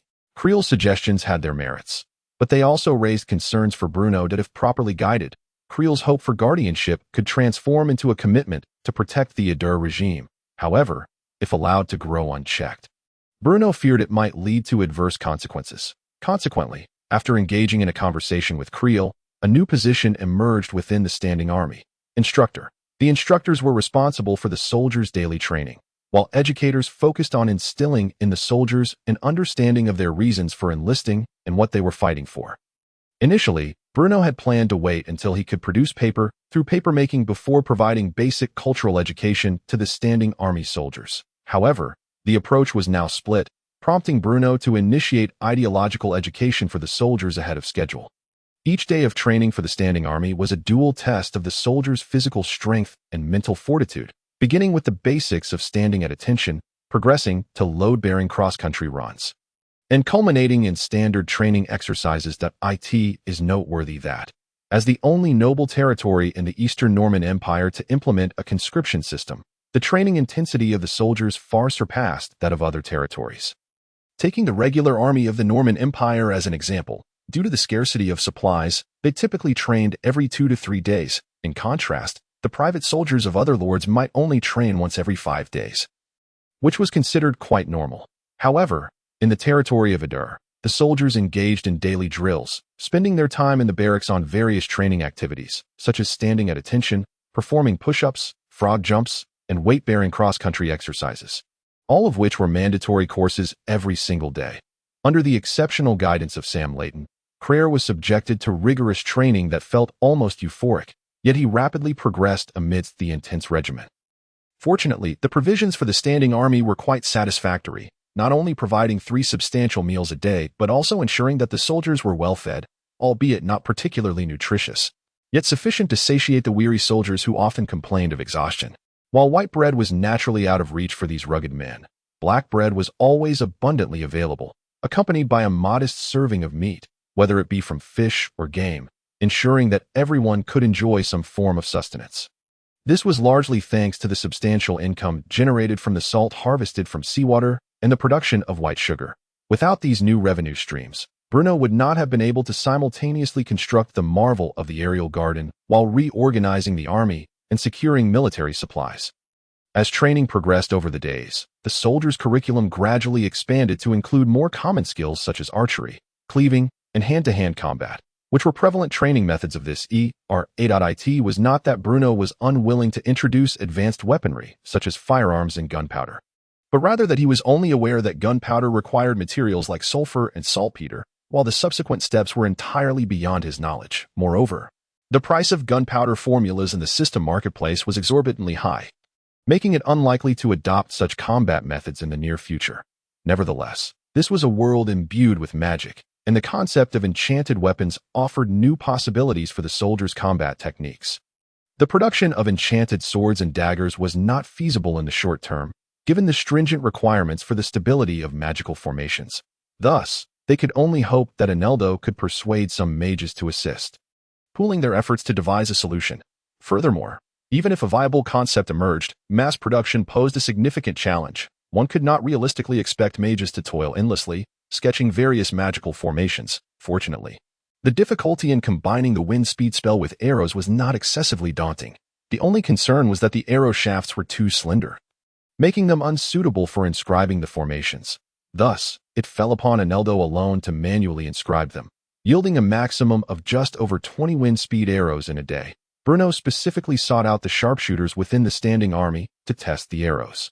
And as one robust man drew back his bow and released, Bruno perceived a fleeting shadow darting through the air, which ultimately struck the distant target with precision. The speed of the wind speed arrows was evidently more than double that of ordinary arrows, and their range saw a significant enhancement. While an average soldier could shoot 60 to 70 paces, arrows imbued with the wind speed spell could exceed 100 paces effortlessly, easily achieving the remarkable feat of hitting a target at 100 paces.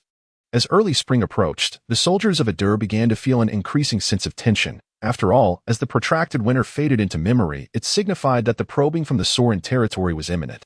If Count Sorin could glean intelligence from Adur, then Bruno, too, had means to acquire information regarding Sorin's movements. The intentions of Sorin to annex the Highland region had already become evident, which was one of the pivotal reasons for Bruno's urgency in establishing a standing army.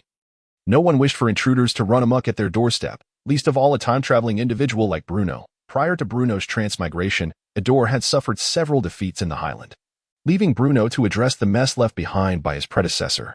To be candid, although there had been a disparity in military strength between Sorin and Adur, it was not insurmountable. Sorin merely had a slight numerical advantage. Both sides were relatively evenly matched. And even with a few loaves of black bread, they could engage in spirited skirmishes. Tactics were hardly sophisticated. Both sides would send their expendable civilian soldiers into chaotic melee before allowing their elite guards to engage once the time seemed ripe. Such a brawl-like approach to warfare lacked any technical sophistication. However, this year, gazing at the robust men within the barracks, Bruno felt confident that he could rectify the grievances of the past. Chapter 49. Conflict the following morning. A large contingent was gathering at the edge of the Highland. The burly Herman Barclay rode atop a towering northern steed, squinting as he surveyed the distant highlands. For this long-planned campaign, nearly all the soldiers of Sorin had mobilized, leaving only a handful of knights to guard the castle. Virtually the entirety of Sorin's armed forces was assembled here. This was precisely the source of Herman Barclay's confidence. Behind him, ragged civilian soldiers were being herded into formation by Sorin's knights. They appeared frail and sickly, heads bowed, clutching an assortment of makeshift weapons, hoes, clubs, kitchen knives. Their gear was rudimentary, their faces pale, yet they numbered in the hundreds, perhaps 300 or 400 strong. While it seemed absurd to send such aged and weak individuals into battle, these civilian soldiers were merely the expendable fodder prepared by Herman Barclay, intended to wear down the soldiers of Adur, rather than being the main force he relied upon. Count Sorin had virtually entrusted all his personal troops to Herman Barclay, who donned somewhat worn chainmail and wielded sharp longswords, clearly not comparable to the motley civilian soldiers. Additionally, over 50 formidable knights rode alongside Herman Barclay, their impressive stature and gleaming imperial armor, adorned with multicolored plumes, creating a striking sight. "My lord, the soldiers have all assembled," soon reported the aide.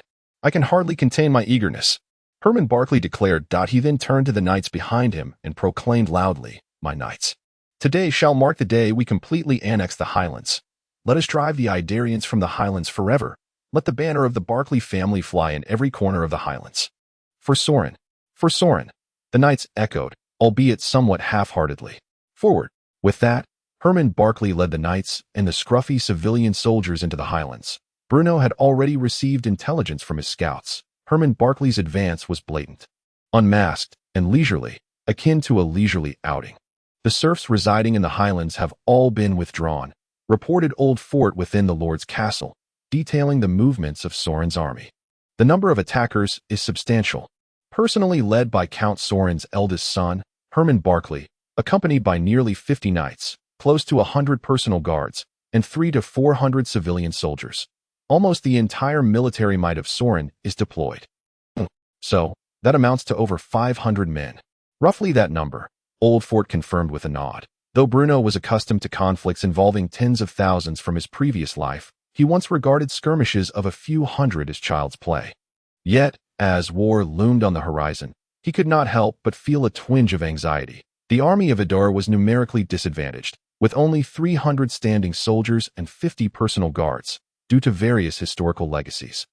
The personal guards of Adar were essentially equivalent to the Knights of Sorin, both holding the title of cavalry. The Stuart family had long served as imperial generals of the Norman Empire before their fiefdom in Adar. And the current personal guards were mostly descendants of former officers who had followed the Stuart family. Originally, Bruno's personal guard should have numbered 100, but after reallocating 50 guards to form a salt field patrol, their numbers dwindled to 50. Moreover, as he had swiftly commenced the formation of new troops, the number of personal guards had not been replenished, remaining at 50 although battle was imminent. The soldiers stationed at the coastal salt field could not be easily moved. After all, it was the most vital source of revenue for Adar, and any misstep was unacceptable. Facing 350 against over 500, Bruno felt a sense of apprehension. The numerical disadvantage was glaringly apparent. Bruno had immense confidence in his rigorously trained soldiers. However, this would be the standing army's inaugural battle, amplifying his pressure significantly. "How goes the production of the windspeed arrows?" Bruno inquired. "I've been burning the midnight oil these past few days, and have managed to produce just over 100, Aneldo replied. Bruno nodded, acknowledging that for a single individual, crafting about 100 arrows was commendable. A little over 100 windspeed arrows, if utilized wisely, could prove immensely effective. Consider this. The paramount advantage of the Gale arrow lies in its extensive range. In a scenario where both sides possess archers, the faction with the superior reach undoubtedly enjoys a significant advantage. "How's the standing army prepared?" Bruno inquired, casting a glance at Sam Layton. "The soldiers are all fired up," Sam Layton promptly replied. "Their fighting spirit is high, especially after enduring so many days of training that I firmly believe they will deliver a thorough beating to that disarray of misfits on the opposite side. There is no doubt about it." "Excellent. However, what I require is not merely to deliver a beating. Since Count Sorin aims to seize the Highland in one fell swoop, we must exhibit similar fervor," Bruno stated with fierce determination. "Do you mean the days of Adar being on the defensive are far too long? Instead of stalemating with Sorin over the Highland day in and day out, it would be far better to rally our forces and decisively capture the Highland. I have faith that Adar's standing army possesses this capability." Bruno's eyes sparkled with intensity as he looked at Sam. Having been bullied to their doorstep, how could they not retaliate? In Bruno's view, no one should interfere with his agricultural pursuits. Since Count Sorin has long coveted the Highland, they must instill fear in him, leaving him no opportunity to extend his grasp towards the Highland again. "We can do it," Sam quickly affirmed. "It's just that. The rest is not a concern. The standing army can easily overpower those soldiers and civilians of Sorin. However, we must remain vigilant against Sorin's knights. Rest assured, our royal guards are no pushovers. Moreover, I have long prepared special weapons for them."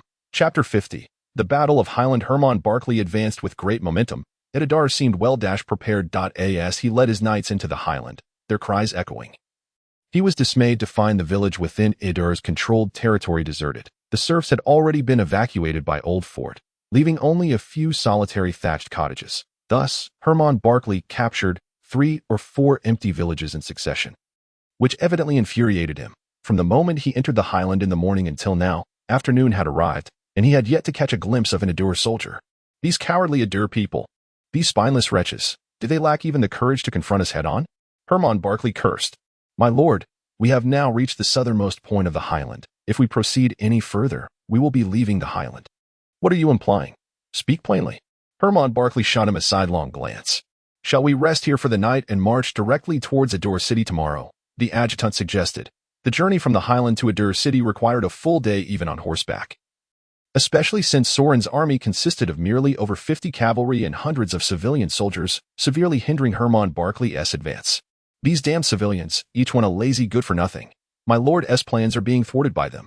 Though Herman Barclay was arrogant, he was not foolish. Thus, while he longed to engage Adar in battle swiftly, he reluctantly accepted the adjutant's proposal. If they were to leave the Highland now and advance southward, they would enter an open plain devoid of cover, which would be exceedingly disadvantageous for Sorin's army. Moreover, in this era, soldiers generally lacked adequate vitamin intake.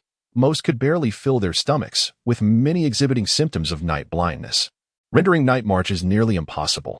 Therefore, rather than risking a surprise attack from the Adar forces by continuing the march, it would be wiser to camp in a favorable position and reassess their strategy come morning, especially since the highland was already beneath their feet. Although it was early spring, the winds in the highland were particularly biting. Given the altitude and the absence of any shelter, the knights fared better, as they not only wore thick clothing but could also take refuge in the abandoned thatched cottages, allowing them a decent night's sleep. However, the civilian soldiers suffered greatly. They could not enjoy the privileges of noble lords and had to huddle closely together, shivering in the cold wind. After hastily consuming some rations they had brought, they curled up together, drifting in and out of sleep, occasionally jolted awake by the cold. By the next morning, under the duress of hunger and cold, 2 or 3 civilian soldiers tragically froze to death. This, undoubtedly, infuriated Hermann Barclay. Having seen no Edir soldiers, his own forces had already sustained casualties, which was nothing short of a monumental farce. Thus, Hermann Barclay immediately ordered the troops to march southwards, crossing the highland and continuing their advance. Between the highland and Edir city lay an unnamed small town, which traditionally served as a transit point. Now, 300 infantry, the standing army, and 50 cavalry, the royal guards, had gathered there, awaiting the arrival of Sorin's forces. Bruno had clearly defined the war objective: to annihilate the invading enemy and seize the opportunity for a counteroffensive against Sorin. It was with this consideration that Bruno had chosen this battlefield. Rather than engaging directly with Sorin's army in the highland, Bruno aimed to lure the enemy deeper into their territory and then annihilate them, thereby avoiding any chance of leaks or escape. Furthermore, the nights in the highland were exceedingly cold, and encamping there would significantly diminish the fighting spirit of the civilian soldiers. However, nobles like Hermann Barclay would likely remain oblivious to this fact, as their pride often led them to overlook the sentiments of the common folk. The commander of the Edir army was Sam Layton, while Bruno, accompanied by Lister, had gone to the Cape Salt Works for an inspection. Though Bruno was aware of his high chances of victory, he adhered to the principle that a gentleman should not stand beneath a perilous wall. In case of any unforeseen circumstances, the Cape Salt Works still had 50 royal guards to ensure his safety. Finally, around noon, Hermann Barclay's forces from Sorin appeared within Sam Layton's line of sight, and Hermann Barclay, of course, spotted the Edir army in the distance. These timid Edir people have finally shown themselves. Upon seeing the Edir soldiers, Hermann Barclay erupted in gleeful laughter. The battlefield was situated on a plain, allowing for an immediate estimation of troop numbers. Observing the clear numerical advantage of his own forces, Hermann Barclay felt confident of victory. Nevertheless, despite his confidence, he recognized the necessity of following proper protocol. Adjutant, have the civilian soldiers form ranks. Civilians at the front, royal guards behind, knights on the flanks, prepare to charge. Yes. Clearly, witnessing his side's overwhelming advantage, the adjutant's voice brimmed with eagerness. Meanwhile, on the opposite side, Sam Layton was already rubbing his hands together in anticipation of confronting Sorin's army. Not just him, every soldier in the standing army had long awaited this battle.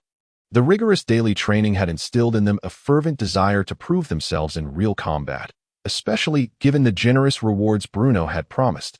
Even in the unfortunate event of death in battle, their families would receive substantial compensation, alleviating any concerns for them. In stark contrast, the soldiers on the opposing side appeared lethargic, clearly forced into battle by the noble knights, and when compared to the standing army, their attire was worlds apart. Clur clenched his weapon, standing in the ranks. This was his first time on the battlefield, and although he felt a bit sweaty from nervousness, he sensed not the slightest hint of fear. This war was to protect the integrity of Edir's territory and safeguard the interests of all Edir's citizens. Thus, not only Clur but every soldier stood resolute and fearless. Charge! Hermann Barclay bellowed as Sorin's forces began their advance. The long-awaited battle was finally upon them. Chapter 51. A one-sided war. Before both sides clashed, it was customary to shoot a few arrows to bolster their courage. As Sorin's soldiers drew nearer, the civilian soldiers at the front had already entered the archers' range. Given that the majority of Edir's archers were equipped with enchanted arrows, their range was evidently far superior to that of Sorin's. Do not shoot yet, Sam instructed, furrowing his brow. Although the civilian soldiers were numerous, their combat strength was minimal and not worth worrying about. Thus, Sam Layton awaited the approach of Sorin's knights and elite soldiers into effective range. As the enemy continued to close in, finally, it was time to shoot. Fire! No sooner had Sam Layton issued the command than a volley of enchanted arrows soared through the air, unerringly aimed at the elite soldiers behind the civilian ranks. How can their range be so extensive? Hermann Barclay exclaimed in astonishment. Quick! Shields! Raise your shields! However, The enchanted arrows flew with tremendous speed. In the blink of an eye, several elite soldiers were struck, blood erupting in vivid splashes. However, while the enchanted arrows certainly possess tremendous advantages, their quantity is exceedingly limited. Over 100 arrows are expended in merely 2 rounds of shooting. Nevertheless, these enchanted arrows not only instilled great dread in the soldiers of Sauron's domain, but also yielded commendable results, as the majority of those felled were Sauron's elite archers, rendering the enemy's ranged retaliations almost ineffectual. Charge! Charge! Herman Barclay bellowed. Military orders are as firm as mountains, driven by the elite soldiers from the rear. The civilian soldiers of Sauron's domain had no choice but to muster their courage and advance towards the Eidolirians' ranks. 400 civilian soldiers surged forward in a chaotic throng, appearing as a dark mass from a distance, which did lend them some semblance of intimidation. When quality is lacking, one must resort to quantity. Herman Barclay felt no pangs of guilt regarding these civilian soldiers, who were essentially fodder for the battlefield. Should any unfortunate soul lose an arm or a leg, he would bear no psychological burden. Rather, it would merely increase the financial strain on the families of these soldiers if they could not sustain themselves afterward. They could always borrow from the Lord, thus inevitably adding more serfs to Sauron's domain. Thus, the situation appeared to be a foolproof profit. As the two forces drew closer, the soldiers of Idolor unsheathed their swords and, under the leadership of their lower-ranking officers, surged forward with fervent cries. The time to slay our foes and achieve glory is nigh. Charge! The Idolor soldiers, emboldened by the prospect of earning 20 copper coins for each enemy slain, exuded an unstoppable momentum. This reward was equivalent to a significant portion of a commoner's wages in Idolor. Before them lay 400 enemies, an enticing bounty of 8,000 copper coins. For the beloved copper coins. No, for Idolor, shouted one soldier, as they surged forward, eyes ablaze with fervor. The path to wealth lay straight ahead. The more they killed, the more coins they would earn. Many soldiers disregarded their usual training and tactics, driven solely by a singular impulse to charge forward. To advance recklessly was the only way. Those Sauron soldiers held a numerical advantage. The sight of the roaring Idolor troops charging at them sparked a flicker of fear in many hearts. Most of Sauron's soldiers had participated in numerous such battles, yet this time, they felt a palpable difference. The soldiers across from them seemed overly zealous. In the past, the skirmishes had devolved into mere mock duels with haphazard weapons. But now, the Idolor soldiers appeared to be as fierce as wolves. Did they truly need to fight so fiercely, considering they were all conscripts? Krell, clad in somewhat outdated chainmail, pressed forward, while nearly every regular soldier had received new equipment. Bruno had nearly outfitted this newly formed army with all the armor and weaponry from the Lord's castle. The armor Krell wore had been stripped from a statue within the Lord's castle. When the fully equipped regular army faced what could be considered unarmed civilian soldiers, the outcome of the battle was already evident. Krell plunged into the ranks of Sauron's soldiers, his large blade cleaving through foes as effortlessly as slicing vegetables. 20 copper coins. 40 copper coins. Not far away, Herman Barclay had also noticed the disheartening state of his forces, and he could scarcely believe his eyes. How had these Idolor soldiers transformed so drastically? Yet he and his knights dared not act recklessly, for the Idolor's elite cavalry were watching them closely from a nearby vantage point. To hell with it. Herman Barclay gritted his teeth. If his cavalry did not charge soon, the infantry would be utterly annihilated. The dignity of nobility prevented him from considering a retreat, for he commanded nearly all the soldiers that Sauron's domain could muster. If they were to be defeated, Herman Barclay dared not entertain such thoughts any longer. His only hope now rested in vanquishing the Idolor cavalry. Charge with me, Herman Barclay declared, leading the charge himself. Meanwhile, on the other side, Sam Layton was also at this moment leading his elite cavalry directly towards Sauron's horsemen. 50 against 50. Theoretically, the odds should be evenly matched. However, when Sam Layton clashed with Herman Barclay, he lunged forward, his long knife gripped tightly, and, clang, their weapons collided with a resounding crash, and then, Sam exerted a tremendous force, causing Herman Barclay to feel a jolt in his hands. The sheer power transmitted through the blade sent him tumbling from his mount. The cavalry of Sauron's domain stood momentarily stunned, yet the steed beneath him galloped forward towards the Idolor cavalry, and Herman Barclay's fall was akin to the toppling of a domino. The Idolor cavalry surged forth as if emboldened, each one aflame with fervor and strength, scattering Sauron's horsemen like leaves in a storm. In mere moments, Sam Layton suddenly felt the area around him grow eerily vacant. Looking around, he realized Sauron's cavalry had been utterly decimated.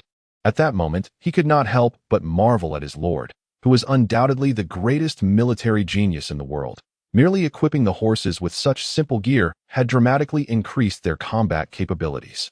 Chapter 52. Divine Weaponry, Stirrups, Saddles, and Horseshoes. During the formation of the new army, Bruno was pleasantly surprised to discover that among the 3 legendary artifacts of cavalry from his previous life, only the saddle had made its appearance in this world. As for horseshoes and stirrups, or any similar substitutes, none had been invented yet. The cavalry of the Norman Empire remained in a relatively primitive developmental stage, having only just taken the initial steps towards standardization and formalization. They mostly donned chainmail and large shoulder guards, with sturdy helmets atop their heads. However, the cavalry primarily wielded short swords, with some also carrying spears and bows. The spears could be thrown or thrust, while the bows allowed for mounted archery during swift maneuvers. Yet, this cavalry had a critically fatal flaw. They merely laid a blanket across their mounts' backs and secured a leather saddle, lacking stirrups. This deficiency necessitated that the cavalry rely on their legs to grip the horse's belly for balance during combat, making them susceptible to being unseated by the recoil generated during close-quarters engagements. Moreover, even in the absence of direct combat, when the horses galloped or leaped, riders often had to grasp the mane tightly. Otherwise, they risked being flung off. Therefore, upon identifying this issue, Bruno instructed the blacksmiths to craft dozens of stirrups and promptly equip them to the elite cavalry. The construction of stirrups was remarkably simple. With a brief description, even the least skilled blacksmith could produce them. With stirrups, the idler cavalry could liberate their upper bodies, allowing them to shoot and slash freely, using the stirrups to counterbalance the forces of close combat, thus enabling the cavalry to truly harness the power of man and steed in unison. As for horseshoes, while their immediate impact in battle may not be apparent, their long-term significance was profound.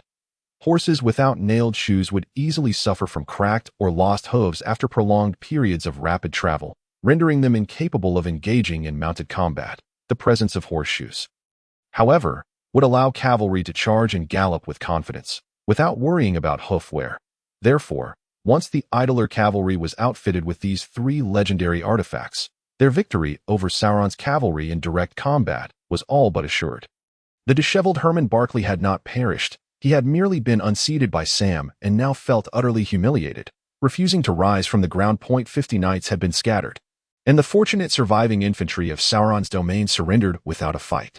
In fact, by the time Herman Barclay had been toppled, the civilian soldiers of Sauron's domain had already raised their hands in surrender. The battle was irretrievably lost, and the conscripted civilians had no qualms about surrendering. They obediently laid down their arms and proceeded to bind one another. In total, over 300 soldiers and knights from Sauron's domain were captured, with more than 100 casualties. In contrast, Idler had suffered only 3 fatalities and a handful of lightly wounded regular soldiers. The elite cavalry emerged unscathed. This could already be deemed a miracle in the annals of the Norman Empire's military history. The achievement stemmed from the intensive training of the regulars and elite, coupled with the utilization of innovative weaponry. Conversely, Sauron's forces were simply too weak, with the civilian soldiers lacking any fighting spirit. Thus, with many of Sauron's soldiers dead or injured, the plan to annex the Highland of Gran was irrevocably thwarted. After the war concluded, Bruno arrived late, accompanied by his entourage. Upon witnessing his army's victory, Bruno felt invigorated, his spirits soaring. "You are the eldest son of Count Sauron, Herman Barclay?" Bruno inquired with curiosity, surveying the bound Herman Barclay. Herman Barclay turned his head to the side and said, "Indeed, it is I. Release me at once. You are now my prisoner. What gives you the right to make such demands?" Bruno retorted, delivering a fierce kick to the hefty figure. "You are insulting me. I am a noble, the sole heir of Count Soren," Herman Barclay exclaimed, his eyes wide with disbelief. "What a loud voice," Bruno remarked, covering his ears. "Sam, gag him." Sam Layton looked around and picked up a piece of black bread discarded by the soldiers of Count Soren, shoving it into Herman Barclay's mouth with a plop. "MMM. MMM. Herman Barclay struggled but could not articulate a word. "Is there anyone left unaccounted for?" Bruno disregarded Herman Barclay's struggles and inquired of Sam. "No. The entire invading army of Soren is right here. I have stationed sentinels on the outskirts, and not a single one has escaped." Sam Layton was also quite exhilarated. After all, this was a resounding victory achieved under his command. And it had been ages since the realm of Adair had enjoyed such a triumph. Of course, the lion's share of the credit belonged to their lord. From the formation of the new army to the invention of stirrups and horseshoes, every achievement was Bruno's doing. Although Sam Layton had to settle for second place, he was nonetheless thoroughly satisfied. In that case, let us prepare for a counterattack. A counterattack, now? Sam Layton asked in astonishment. Of course, did we not discuss this beforehand? Bruno replied matter-of-factly. When others come to wreak havoc at our doorstep, how can we not retaliate? Besides, the army of Soren has already been decimated here, has it not? Excellent. Sam immediately concurred. After this battle, Soren was practically defenseless, and the army of Adair could advance unimpeded, seizing Soren Fortress in one fell swoop.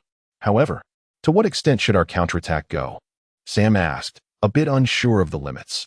Although the Norman Empire turned a blind eye to conflicts between noble territories, and territorial disputes could be tolerated, they would never allow a noble to be utterly annihilated. That was a line not to be crossed. It was precisely for this reason that Count Soren had meticulously planned only for the highlands of Gran to be within his grasp. Since the people of Soren are so fond of land, then let us seize his land, Bruno remarked, drawing a line on the freshly produced map with a quill. I do not merely want the highlands of Gran. I want all the land south of this line. Chapter 53, Greedy Idarians. This is the Soren River, Sam Layton exclaimed, his eyes wide with disbelief. The line drawn by Bruno nearly overlapped with the Soren River on the map, encompassing a significant portion of Soren's territory. Indeed, Bruno nodded, stating with conviction, since Soren no longer possesses sufficient military forces to defend its lands, it is only natural that Adair should extend whatever assistance it can to our neighbor. This has always been the proud tradition of the Stuart family. Moreover, I have left the territories north of the Soren River for them. Have I not? As Bruno spoke, the bound Herman Barclay struggled even more fiercely. MMM. Observing this, Bruno waved his hand, signaling Sam to remove the piece of bread from Herman Barclay's mouth. How can you demand so much territory? Herman Barclay protested, his face flushed, raising his voice. Why not? Besides, have you not long coveted the highlands of Gran?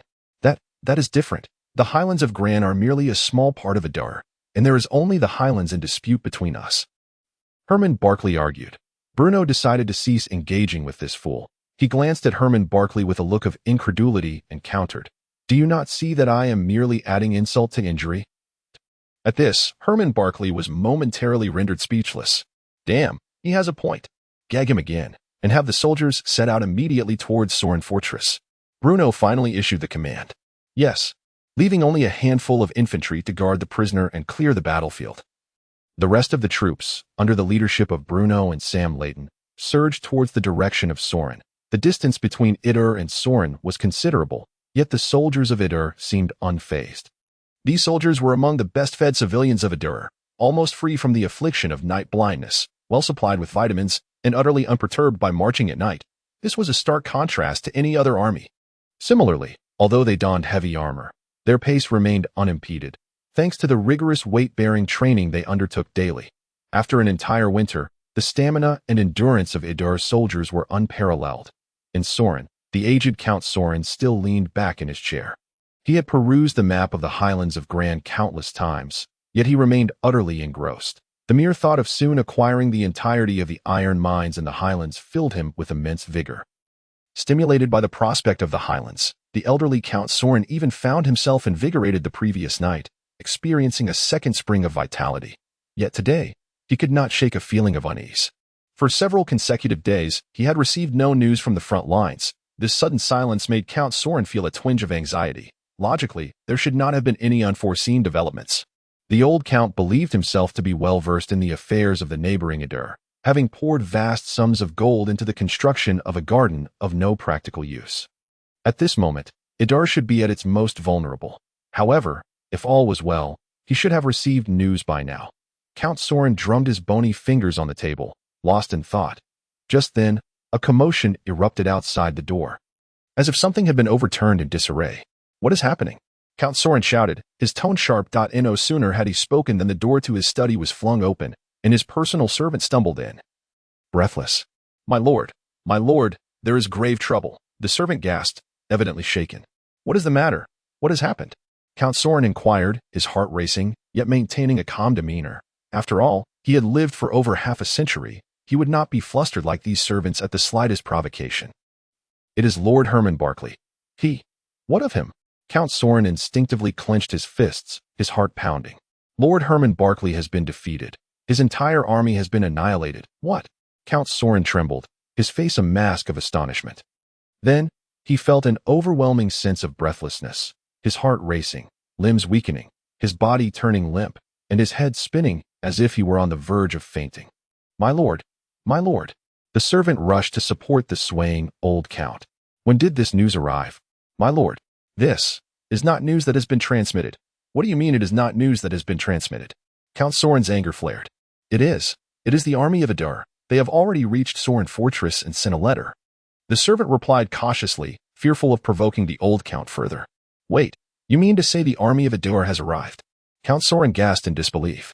Yes, Count Bruno Stewart personally leads hundreds of soldiers. And they are currently camped outside the city. How is this possible? How is this possible? Count Sorin found himself in a state of panic, muttering to himself, how could it be that in just a few days' time? Even if they had encountered setbacks, the entire army could be annihilated. Moreover, how could they have reached Sorin Fortress so swiftly? Did the army of Adur not require rest at night? Count Sorin was utterly perplexed. My lord, your letter. The personal servant gingerly handed over the letter. Count Sorin trembled as he opened it, and upon reading, he nearly spat out a mouthful of blood.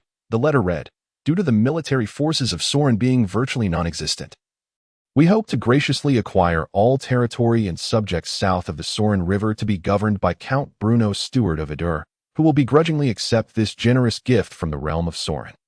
Furthermore, as Adur will unconditionally provide military protection for the territory south of the Sorin River, we request an annual payment of 2,000 gold coins from Sorin for management fees.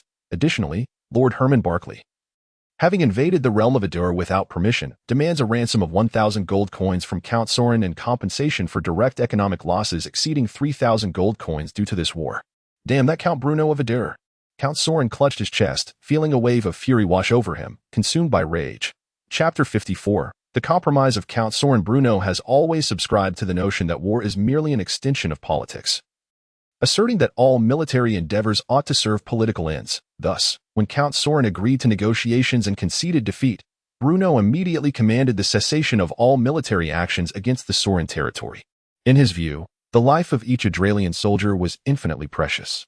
Although only 3 soldiers had perished in the preceding conflict, this still left Bruno, accustomed as he was to a peaceful existence, feeling somewhat unsettled. Nevertheless, he understood that war invariably entails loss of life, and thus he had no choice but to gradually adjust his mindset. The conditions Bruno outlined in his correspondence were undoubtedly severe, whether in terms of territorial concessions or monetary reparations. He was indeed demanding a king's ransom. However, the Sorin territory had lost all leverage for bargaining, and the Count, after the annihilation of his army, resembled a lamb awaiting slaughter, stripped of all negotiating chips. Such demands are outrageous. This is utterly unprecedented. No respectable noble could ever accept such an accord. The nearly extinguished oil lamp illuminated Count Sorin, who, accompanied by his close servant, attended the peace negotiations held on the outskirts of Sorin Castle. The aged man, frail and flickering like the candlelight, erupted in fury at Bruno's terms, to the extent that Bruno feared the old man might collapse at any moment, the primary contention between the two parties. Well, all terms were contentious, but the most contentious was undoubtedly the clause regarding the cession of all territory south of the Sorin River. Bruno stood resolute on this condition, for he had identified an ideal location for the construction of a wondrous stronghold along the banks of the Sorin River. Approximately 20 kilometers from Sorin Castle, there lay a marsh at the confluence of the Sorin River and its tributaries, remarkably similar in geography to the original site of the Moor Fortress. Furthermore, once the Moor Fortress was constructed here, it could effectively utilize the surging waters of the Sorin River to fend off threats from the north. Additionally, establishing the fortress in this location would directly encompass the highland region within Adralian territory, which bore significant strategic importance for the large-scale mining of the Highland iron ore. Based on these reasons, Bruno was determined to secure the land south of the Sorin River. Yet, Bruno had always held little interest in protracted verbal skirmishes. Hence, he summoned the seasoned old fort, who had remained in Adralian city to solidify the reared as for the outcome of the negotiations. He left it to these 2 old men to bicker. Meanwhile, Bruno himself led List and several attendants to scout the Sorin riverbank. To be candid, The water flow of the Sorin River was quite formidable, had it not been for the swift advance of Adralian soldiers, who crossed the river before the Sorin forces could react. They might have sustained further losses. Terrain entry successful. Wonder modeling complete. Would you like to confirm the location for the construction of the wonder? The familiar prompt reappeared, and without hesitation, Bruno selected the affirmative response. Shortly thereafter, a faint sound akin to bio resonated through the air, and Bruno felt a sudden weight in his coat pocket. Upon inspection, he realized that the blueprints for the Moor fortress had arrived. However, despite the experience gained from constructing the Sky Garden, the construction of the Moor fortress still faced numerous challenges. The most pressing issue remained the shortage of manpower. It must be noted that Adralian was concurrently busy constructing roads connecting Thorn Valley, Adralian, and Man Fortress, having mobilized all available production teams for this singular endeavor. Moreover, besides this road, 3 additional routes awaited construction. To compound matters, with the arrival of early spring, the serfs and peasants of Adralian were primarily occupied with sowing, resulting in an even greater dearth of labor. Furthermore, since it was decided to build the Moor fortress here, an additional road would be required to link the fortress with Adralian city. Thus, it became evident that Adralian was now faced with the urgent need to construct these 5 roads and a fortress, with both manpower and funds in high demand. Fortunately, Bruno had not disclosed this to Old Fort beforehand. Otherwise, the latter might have fainted from the shock. By the way, Bruno suddenly had a brilliant idea and instructed List. Go inform Old Fort that while we can make slight concessions on the gold reparations, we must demand compensation for our serfs. The more, the better. We shall accept all. As you wish, my lord, List replied. After 2 consecutive days of negotiations, Adralian and Sorin finally reached an agreement and formally signed the Sorin Castle Treaty on the outskirts of Sorin Castle. The treaty's content saw little alteration, for Old Fort was no novice in the art of argumentation. The lands south of the Sorin River were, of course, ceded entirely to Bruno, a point he emphasized with great insistence. Meanwhile, Old Fort made certain concessions regarding the gold reparations, recognizing that Bruno's initial demands had been somewhat exorbitant, intended merely as a means of leverage. Consequently, the total sum for reparations, along with the ransom for Herman Barclay, was reduced to 1,000 gold coins, while Sorin was obliged to provide Adralian with 300 serfs unconditionally. As for other details, they were largely inconsequential. Bruno was exceedingly satisfied with this outcome, for this counteroffensive had effectively allowed him to annex half of the Sorin territory, significantly expanding the domain of Adralian and consequently extending the area of effect for the Sky Garden enhancement. The captured knights were all released alongside Herman Barclay, whereas the civilian soldiers were retained by Bruno. The captured civilian soldiers would be demoted to serfs within the Adralian territory and organized into several new production teams to undertake the task of constructing the Moor fortress, alongside the 300 serfs provided by Sorin. Old Fort, Bruno exclaimed joyfully as he perused the freshly signed Sorin Castle Treaty, calling out to his companion. Yes, my lord, came the reply. Here. Bruno nonchalantly handed over a scroll of parchment. What is this? Old Fort accepted it with a mind full of questions. Then, an ominous premonition began to creep into his thoughts. The ambitions of the Sorin territory are as clear as day. They covet Adralian with greedy eyes. Although we have defeated them this time, we cannot guarantee they will not strike again. Therefore, I have decided to construct a fortress along the Sorin River, establishing a stronghold within Adralian's defense system, Bruno declared with palpable excitement. My lord, must you squander resources once more? Chapter 55. The terrible methods of treatment. It turned out that the reason our esteemed Count was so insistent on claiming the territory south of the Sorin River was to erect a fortress. No wonder he demanded serfs rather than gold. The Count had long harbored this plan. How vexing. Had Old Fort known this in advance, he would have vehemently contested any agreements with Count Sorin. After all, the Sorin forces had been entirely decimated. What utility would a fortress serve? At least from the present perspective, it appeared to be merely an extravagant expense. Contemplating this, Old Fort felt a pang of anxiety. It seemed that the coffers of Adralian were destined for another significant depletion. My lord, with Adralian currently preoccupied with road construction, if we were to also build a fortress, I fear our finances may not sustain such an endeavor. Old Fort immediately lamented to Bruno. This simply could not stand. If left unchecked, the gold of Adralian would surely be squandered by the Lord's whims. Hasn't the Sky Garden been completed? The funds previously allocated for its construction can be redirected to the Moor fortress, Bruno countered. But we still need to build the roads. Including the new road connecting the fortress and Adralian city, we have a total of 5 roads to construct. Old Fort protested, his hands gesturing helplessly. We will not construct all 5 roads simultaneously. Moreover, once the southern road connecting to Man Fortress is completed, Adralian city will become a vital thoroughfare for merchants traveling to the Norman Empire and the Kingdom of Basel. We will not be wanting for gold. What if they choose not to pass through Adralian city? Old Fort stubbornly insisted. To him, this endeavor seemed utterly absurd. Was it truly necessary to construct a grand fortress to guard against a few hundred men? They will have no choice but to pass through. You know well that our military forces are limited, and it is only natural that some areas may be neglected. Once the new road is finished, any route circumventing Adralian city and leading directly into Thorn Valley will likely encounter bandits. If goods and cargo are plundered, that will simply be misfortune. As for the construction of the Moor fortress, it is settled if there are difficulties, we must find solutions. In any case, the captured Sorin soldiers and the 300 serfs mentioned in the treaty must be promptly reorganized. And the construction of the Moor fortress must commence within a week. Bruno declared with unwavering resolve, leaving no room for negotiation. Seeing this, Old Fort could only nod in reluctant agreement, although the war had concluded. The aftermath was still in progress. The remains of the 3 fallen soldiers had been recovered, necessitating contact with their families for burial arrangements and the disbursement of compensation. Moreover, a dozen wounded soldiers were urgently in need of medical attention. Speaking of treatment, the medical practices and methods in this world were exceedingly primitive. Their absurdity was akin to that of the Western Middle Ages. This, too, serves as a significant reason behind Bruno's prior insistence on the collection of excrement and the sanitation of a Ruhr city. Should Bruno fall ill, he would certainly hesitate to seek a physician's aid. Whether afflicted by a grave or minor ailment, there exists a possibility of self-recovery without medical intervention. However, consulting a doctor, well, that could very well lead to one's demise. The most commonly employed treatment by physicians is the globally renowned bloodletting therapy. If you suffer from a headache, fret not.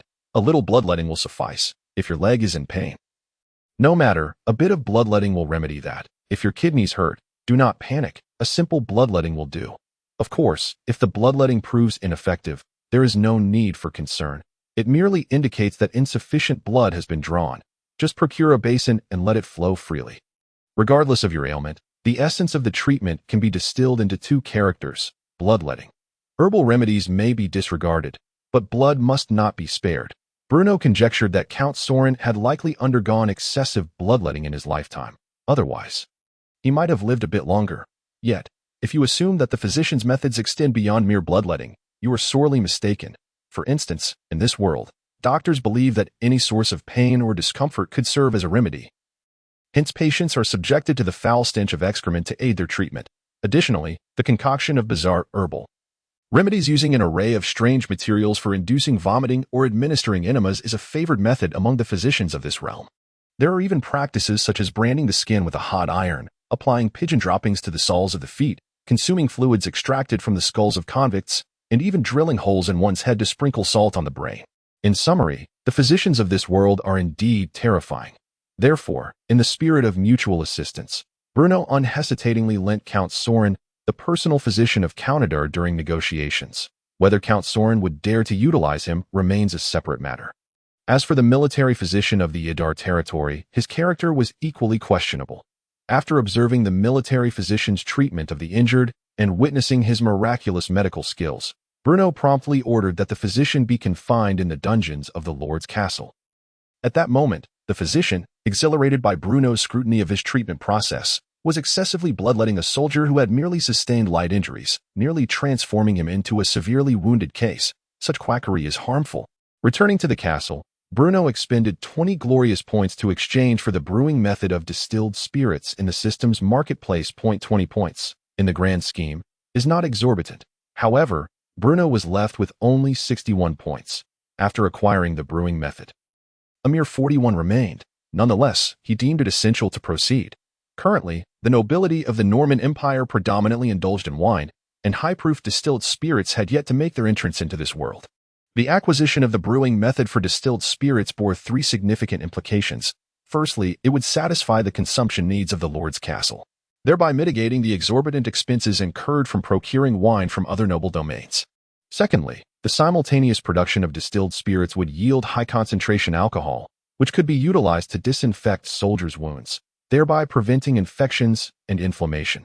After all, the physicians in this world are utterly unreliable, rather than hoping for a sudden epiphany on their part.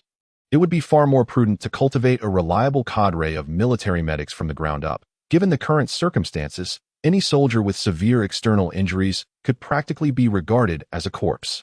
However, the truth remains that with timely disinfection and bandaging, many unnecessary casualties could be averted. As for the third significance, the distilled spirits could be marketed as a specialty product of the Idar territory, providing a new source of revenue. The profits from the sale of spirits could be staggering. The success of Matai in the last era stands as irrefutable proof. Not only can wonders bolster a nation, but spirits can as well. Chapter 56. The art of papermaking. The production of distilled spirits and the distillation of alcohol are not processes that can be accomplished in a short span. They require the prior creation of mash and the instruction of craftsmen to forge a multitude of potentially necessary vessels and tools. Thus, Bruno could only hope that the wounded soldiers could endure a bit longer while utilizing the existing tools for basic disinfection and bandaging to aid the injured. Bruno gathered them together and had arrangements made for daily cleaning of the tents where they resided. This was because the soldiers' original accommodations were exceedingly rudimentary and unsanitary. Hygiene is undoubtedly a crucial element in the healing process. Maintaining proper sanitary conditions can significantly reduce the risk of infection and the deterioration of wounds. The pervasive scent of disinfectant in hospitals from the last era was not without reason. Fortunately, these soldiers were clad in armor during battle, sustaining only minor injuries. Otherwise, given the current conditions, Bruno would have had to prepare for compensation payments in advance. As the weather remained quite chilly, the tents were mostly kept tightly closed, lacking ventilation. Although the temperature outside was still low, Bruno specifically mandated that the tents housing the injured soldiers must be aired regularly. Additionally, the soldiers' personal garments needed to be washed and changed promptly. Simultaneously, Bruno procured vinegar from the Lord's castle, setting up a pot within the soldiers' tents to simmer vinegar and water over a low flame for extended periods. Many were left bewildered by Bruno's requests, but since it was the edict of the esteemed count, they executed his orders without question, albeit with some lingering confusion. Another critical consideration in the production of distilled spirits is the supply of grain. It is well known that the production of spirits requires a substantial amount of grain. However, at present, many commoners struggle to find sufficient sustenance to acquire surplus grain. One must turn to the other nobles. After all, the primary reason serfs go hungry is due to the obligation to surrender most of their harvested grain to the landholding nobles. Given the extensive construction projects underway, the Idar territory's grain reserves were not particularly abundant. While there would be no issue using the grain solely for sustenance, utilizing it for brewing posed a challenge. Furthermore, having recently concluded hostilities with the Sorin territory, Bruno could not bring himself to approach them for grain. Thus, he turned his attention to the noble domains situated to the west of Idar. The town of Tansang, located to the west of Idar, is the fief of Viscount Conti, not far from Idar, yet accessible only via a narrow path through the Thorn Valley due to the obstruction of the Almes mountain range. The sugar beets required for the production of white sugar had recently been transported through Viscount Conti's territory in the Thorn Valley. Although relations between the Idar territory and their northern neighbor, Count Sorin, were quite poor, Bruno maintained a close friendship with Viscount Conti. One significant reason for this camaraderie is that Bruno's great-grandfather was once a close comrade in arms with the previous Viscount Conti. Having jointly participated in the Third Northern Campaign of the Norman Empire, List, instruct a few men to procure some grain from Viscount Conti. Bruno commanded, "Grain?" List hesitated for a moment before responding, "My lord." The grain supply in the Idar territory is still relatively ample. The fishing port receives daily shipments of seaweed and fish. I am referring to staples like wheat. It will be of great use in a few days. Bruno clarified that, "Oh, I shall see to it immediately." List replied promptly, "Go on." Bruno waved his hand at in addition to exchanging for the brewing method of distilled spirits, Bruno intended to acquire the art of papermaking as well. After all, the only available writing material in this world was expensive parchment made from animal skins, which was often inconvenient. If paper could be produced swiftly, the benefits would be immense. The successful production of distilled spirits and paper would elevate the economic stature of the Idar territory to rival that of the countships in the Western Empire, and possibly even some marquisates. The revenues generated from these two products could ensure that Idar territory would thrive, alleviating any financial concerns. White sugar and sea salt, distilled spirits and paper. These four commodities would become Idar's calling card, representing its four primary sources of income. Unlike other goods in the system marketplace, the art of papermaking was available at 3 price points: 10 points, 20 points, and 30 points. The least expensive option was the papermaking technique developed during the Eastern Han Dynasty, which consumed the most time and utilized the most complex materials. Conversely, the priciest option represented the papermaking methods from the late Qing dynasty of the last era, which had already achieved a degree of maturity and greatly simplified production processes. After a moment's contemplation, Bruno resolutely chose the highest-priced option. The premium cost undoubtedly carried its advantages. A refined papermaking technique would not only conserve labor but also streamline production processes, enabling the mass production of paper.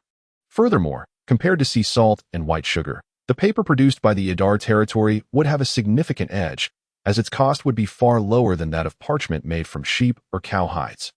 And only Idar could produce it. This implies that once paper production begins on a large scale, Idar territory could effectively monopolize the paper market. What is the most lucrative endeavor? The answer is monopoly. Once you achieve monopoly status, even if you are merely producing a screw, you can reap extraordinary profits, as you are the sole producer and distributor with virtually no competition, wielding complete control over pricing. After exchanging for the 30-point papermaking technique, Bruno's glorious points dwindled to 11. The expenditure of glorious points is astonishingly extravagant. Constructing a marvel demands immense effort. Yet the expenditure of glorious points flows away as easily as water, vanishing in the blink of an eye. This provoked Bruno to utter expletives. However, Bruno found solace in the fact that the papermaking technique, valued at 30 points, was evidently incomparable to the cheap trinkets worth merely 10 points. The process of papermaking involves only 5 steps from sourcing materials to producing paper. Despite some steps being rather cumbersome, it has already been significantly simplified. The raw materials for papermaking are readily obtainable, depending on the materials used. The resulting paper varies accordingly. The bark of the paper mulberry tree, the fibers of the mulberry, and the hibiscus membrane can be utilized to create parchment, while bamboo fibers are suitable for bamboo paper. These two types merely represent the most expensive options available. Furthermore, various wild grasses such as straw, bulrush, horsetail, and reeds can be employed to manufacture coarse paper, and even sugarcane bagasse can be used for papermaking. Chapter 57. The boisterous Idar. The revelation that sugarcane bagasse can be used for papermaking nearly sent Bruno into a frenzy of delight. In the neighboring kingdom of Basel, sugar production from sugarcane is exceedingly common, and the leftover bagasse becomes entirely useless post-sugar extraction. Bruno could easily procure bagasse from the kingdom of Basel at a low price for his papermaking endeavors. Even more fortuitous for Bruno is that the large-scale sugar production occurs in Basel rather than the Norman Empire, sparing him from numerous complications. After all, should the nobles of Basel ever realize that a considerable amount of bagasse is entering the Norman Empire through the Man Fortress, they would likely be unable to investigate further. This is because Bruno is a noble of the Norman Empire, not of Basel. When it comes to selling goods or acquiring raw materials directed towards the Norman Empire, Bruno would tread carefully, daring not to raise any alarm. The numerous great nobles of the Norman Empire could easily feel threatened by any encroachment upon their interests, leading to unnecessary troubles for him. Conversely, when selling goods or acquiring raw materials from the kingdom of Basel, Bruno has no such reservations, for Basel is, at least nominally, a vassal of the Norman Empire, sending envoys annually to present tributes to the imperial court. Nobles like Bruno, being of the empire, evidently hold a higher status than those of Basel. Moreover, the Man Fortress stands as a formidable barrier between the Idar territory and the kingdom of Basel, ensuring that the nobles of Basel would dare not engage in warfare. Therefore, aside from the regular deliveries of goods to Calio and maintaining existing sales channels in Idar, Bruno does not plan to significantly increase domestic sales to the Norman Empire in the short term. Firstly, the complexities of the Norman Empire's intricate web of relationships could easily jeopardize the interests of the great nobles. Secondly, with Idar's current production capacity, even the market of the Kingdom of Basel cannot be fully satisfied, making it unnecessary to wade into the murky waters of the domestic market. As a noble family deeply rooted in Idar for nearly a century, the relationship between Idar and the various imperial generals stationed at the Man Fortress has remained quite amicable. Thus, for Bruno, Opening trade routes to the Kingdom of Basel is not particularly challenging. It is merely that the previous Count of Ador had never undertaken such an endeavor. Bruno finds this quite perplexing, considering that the Count, as a border noble, while not ruling over particularly affluent lands, enjoyed far greater freedoms than those nobles situated closer to the heart of the empire. Not engaging in robbery, smuggling, or trade seems to Bruno a wasteful squandering of potential riches that swiftly bolster the financial resources of Ador. Bruno dispatched agents to the Kingdom of Basel to acquire bagasse while instructing his servants to commence the production of mash. After all, both papermaking and distilling spirits cannot be executed instantaneously. Both require fermentation and a series of preparatory processes. Thus, once the road connecting Ador and the Man Fortress is officially completed, these two products will have sufficient stock to penetrate the market of the Kingdom of Basel. In recent days, the recovery of the wounded has progressed splendidly. Thanks to Bruno's meticulous attention to sanitary conditions, not a single soldier has succumbed to infection, even without the aid of alcohol for disinfection. Historically, if even half of the injured soldiers survived, it would have been considered a great fortune. This undoubtedly opened many eyes, leading many to believe that merely maintaining a clean living environment could significantly reduce casualties. If this is the case, then wouldn't maintaining a tidier home prevent illness, eliminating the need for doctors? Consequently, under Bruno's intentional promotion, the common folk of Ador City have once again sparked a fervent wave of spring cleaning. In a flash, the appearance of Ador City has transformed. Although the houses within the city remain dilapidated, they are no longer as filthy as they once were. As spring blossoms and the earth rejuvenates. With the establishment of ownership over the Highland of Glen and the conclusion of the war between the Sorin Territory and Ador, everything in Ador has returned to normalcy. The original 8 production teams have assumed the heavy responsibility of road construction, and with the advent of cement, the progress of road construction has been remarkably smooth.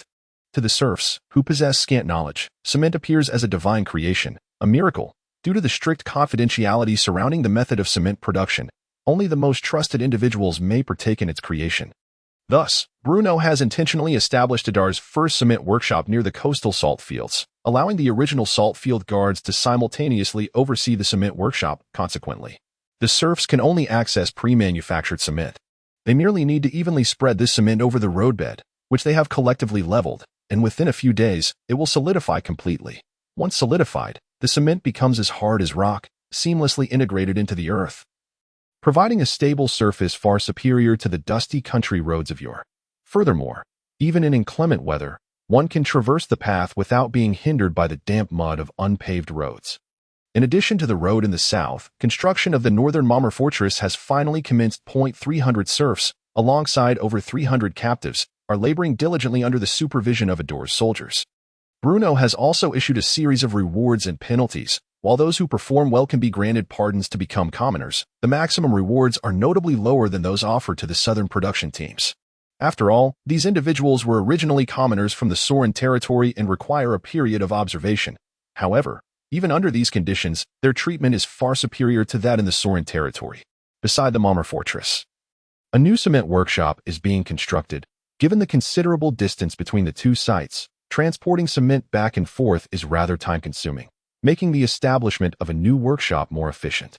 Nonetheless, this has caused considerable distress for Arnell. The heating array used in the high furnace for cement production tends to become inoperative after a period of use, necessitating Arnell's frequent travels between the two workshops, effectively rendering him a mere tool. Consequently, he can only engage in research on enchanted weapons and improve the array late into the night. Repeatedly imploring Bruno for a raise to Arnell's surprise, Bruno readily acquiesced to his request, even doubling his monthly wage. Chapter 58. Spring plowing. Since ancient times, grain has been of paramount importance to the nation's economy and the well-being of its people. This holds true in Ador as well. Every spring, both common folk and serfs exert every effort to commence their labor. The Norman Empire generally enforces an 8-2 division concerning the lands cultivated by serfs, whereby the serfs must relinquish 80% of their harvest to the noble landowners, retaining only 20% of the grain. Although Bruno was quite jubilant upon previously releasing the serfs, he presently has no intention of altering this arrangement. He aims to demonstrate the stark contrast between the lives of serfs and those of commoners. Serfs are required to surrender 80% of their yield, whereas, in comparison, the rent paid by commoners is considerably lower. In Bruno's view, such disparities foster motivation. Only by allowing the serfs to clearly perceive the superiority of commoners' lives, albeit only in contrast to their own, will they toil fervently in the construction of the marvel, thus extracting greater surplus value and accelerating the construction process. Bruno primarily worries that if he were to overly indulge in kindness by improving the living standards and quality of life for the serfs, it might diminish the allure of their liberation into commoners. Therefore, this is not a matter of his own malice. It is merely the fault of the Marvel construction system. Were it not for the system, would Bruno squander resources on the construction of wonders? Certainly not. This is all due to the system's overly enticing rewards. However, for the serfs, 20% of the grain is undoubtedly insufficient for sustenance. Thus, Bruno also offers some compensation in other aspects, such as slightly increasing wages for labor or creating additional employment opportunities. After all, the papermaking and distilling workshops are currently in urgent preparation and are in dire need of manpower. And the production teams for road construction and the Marvel are also welcoming all laborers. Therefore, once the spring plowing concludes and the serfs have some leisure time, they can easily earn extra income through work to meet their living needs. Moreover, Bruno has established a new department dedicated to providing relief. Should any serf find themselves in dire straits, they will receive a modest allocation of food, ensuring that no one is truly left to starve to death.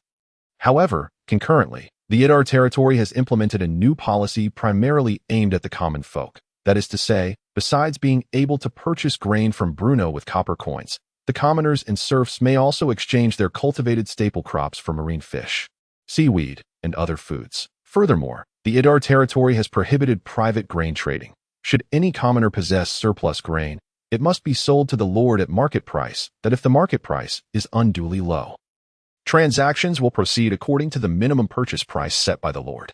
All clandestine sales and trading of grain will be met with severe repercussions from the Territory. Bruno's rationale for this approach is rooted in his belief that only by maintaining control over the grain can its true potential be realized. Whether for brewing or as military provisions, grain holds significant importance. Moreover, with the existence of a wondrous construction system, it is anticipated that large-scale projects in the Territory will follow one after another. Without sufficient grain reserves, Bruno would undoubtedly feel anxious in preparation for this year's spring plowing. Bruno has long been ready.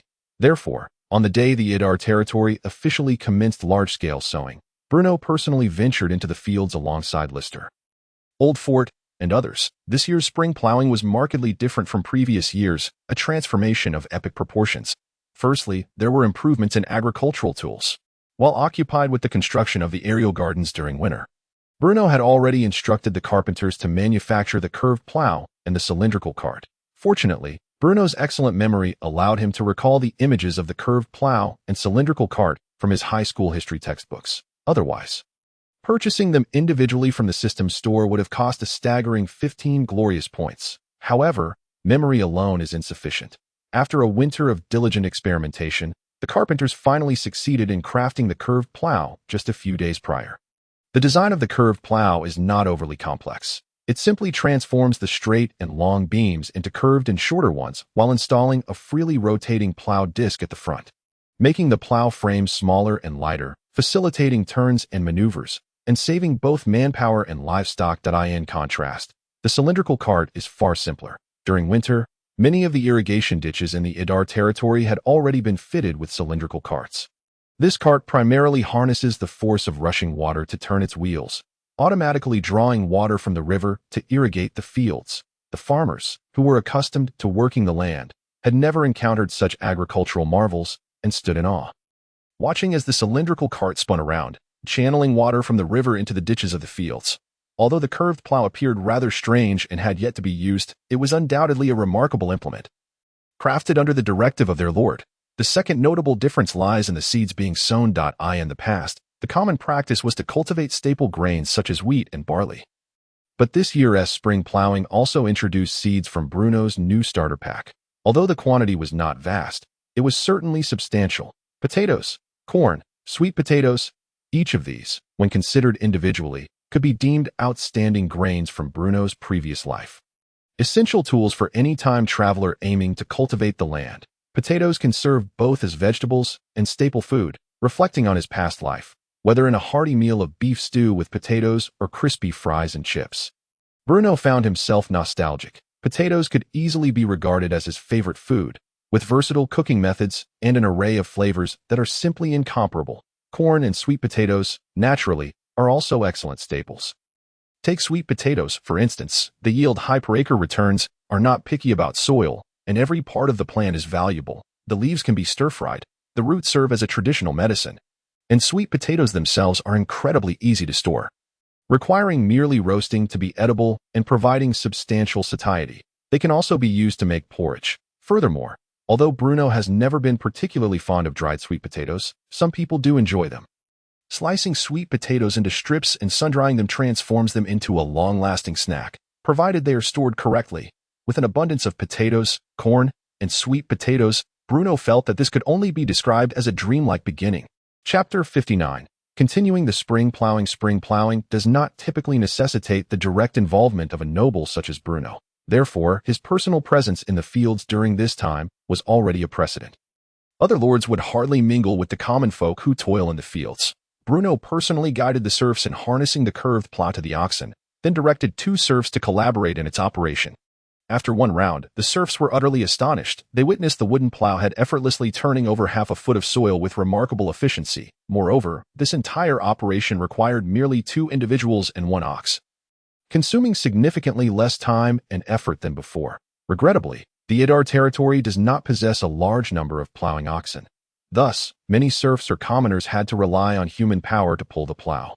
But even so, with the assistance of the curved plow, the task became much less laborious, with efficiency at least doubled. However, this did not imply that the serf spring plowing duties this year were any less demanding than in previous years, as the area requiring cultivation had more than doubled, which was a significant reason for Bruno's earlier concerns regarding manpower. The Territory had previously implemented a crop rotation system and a 2-field system. Of course, this was not unique to Ruhr. The entire Norman Empire followed similar agricultural practices, with parts of the central regions employing a 3-field system. The 2-field system entails cultivating land for 1 year and allowing it to lie fallow the next, during which various livestock may graze, alternating cultivation and fallowing to maintain soil fertility. The 3-field system divides land into 3 sections, 1 for spring crops, 1 for winter crops, and 1 left fallow, which may also be used for grazing, with these sections rotating their uses annually to preserve soil fertility. However, this year, the Territory would no longer have any fallow land. All available land would be put to use for cultivation. This was made possible by Bruno's acquisition of fertilizers. The manure that Shabi had been collecting in Ruhr city was finally put to good use. Through the composting of manure, Ruhr's unique, high-nutrient organic fertilizer was now readily available. In addition, Bruno had arranged for the preparation of fuel manure, wood ash, and other fertilizers. In summary, the Territory need not worry about insufficient soil fertility any longer. Nevertheless, although Bruno was aware of the immense benefits of these fertilizers, others were not. Thus, when they heard that Bruno intended to sow crops on land that was supposed to lie fallow this year, they were all left dumbfounded. "My lord, why did you not mention this before?" Old Fort cautiously inquired. "If we plant crops on the fallow land this year, even if there is a harvest, it will surely be far less than usual, yielding little benefit while depleting the soil's fertility." No matter. Wasn't Shabi tasked with collecting manure? That manure can significantly enhance soil fertility, allowing the land to yield high outputs without needing to lie fallow. Manure. Old Fort suddenly understood, realizing why his lord had previously been acquiring manure from the commoners and serfs. Initially, Old Fort thought the manure collection was merely a minor inconvenience. But little did he know it was part of a much larger scheme. "My lord, I have lived for so many years and have never heard of manure having such miraculous effects. This indicates that you, Old Fort, might be somewhat ignorant," Bruno remarked with a sigh. He then shifted the conversation, saying, "Actually, I learned this from a book." "A book? Another book?" Old Fort felt as though he had swallowed a fly. The last time, the crops brought back by the ox cart were claimed to be inspired by a book. Yet why did the books his lord read differ so greatly from those he encountered? "My lord, could you possibly show me this wondrous book? I wish to keep pace with you and not hinder the progress of our Territory," Old Fort earnestly implored. "Oh, that. It seems I used it for wiping," Bruno stated nonchalantly, without a hint of embarrassment. Wiping. Yes, using smooth pebbles for such tasks is quite uncomfortable. Parchment is far more convenient, being not only soft and smooth but also gentle on the skin. Bruno said with a grin. In this world, where paper had yet to be invented, the nobles of the Norman Empire typically preferred to use smooth pebbles for personal hygiene. In fact, using pebbles was considered quite a luxury. For instance, in the neighboring Odin Empire to the north, the royal family and nobility used a coarse hemp rope instead. After preparation, they would pass the rope between their legs, pulling it forward with one hand and tugging it back with the other. Akin to a tug of war, if that were not enough. The best part is that this coarse rope was communal. The emperor used it, then the empress, then the favored courtiers. All shared the same one, without any replacements for years. It is said that they believed this practice reflected the beautiful aspiration of unity among the ruler and subjects. A moment to retch in respect. However, my lord, we lack sufficient seeds. Each year's supply is limited. Upon hearing this, Old Fort finally resorted to his trump card. No seeds. Let's see how you plan to plant. Fear not. I have long instructed Lister to procure a substantial quantity of seeds from Viscount Conti. More than enough to meet our needs, Bruno replied. Old Fort was utterly taken aback. Lister? That bumbling servant he had recommended?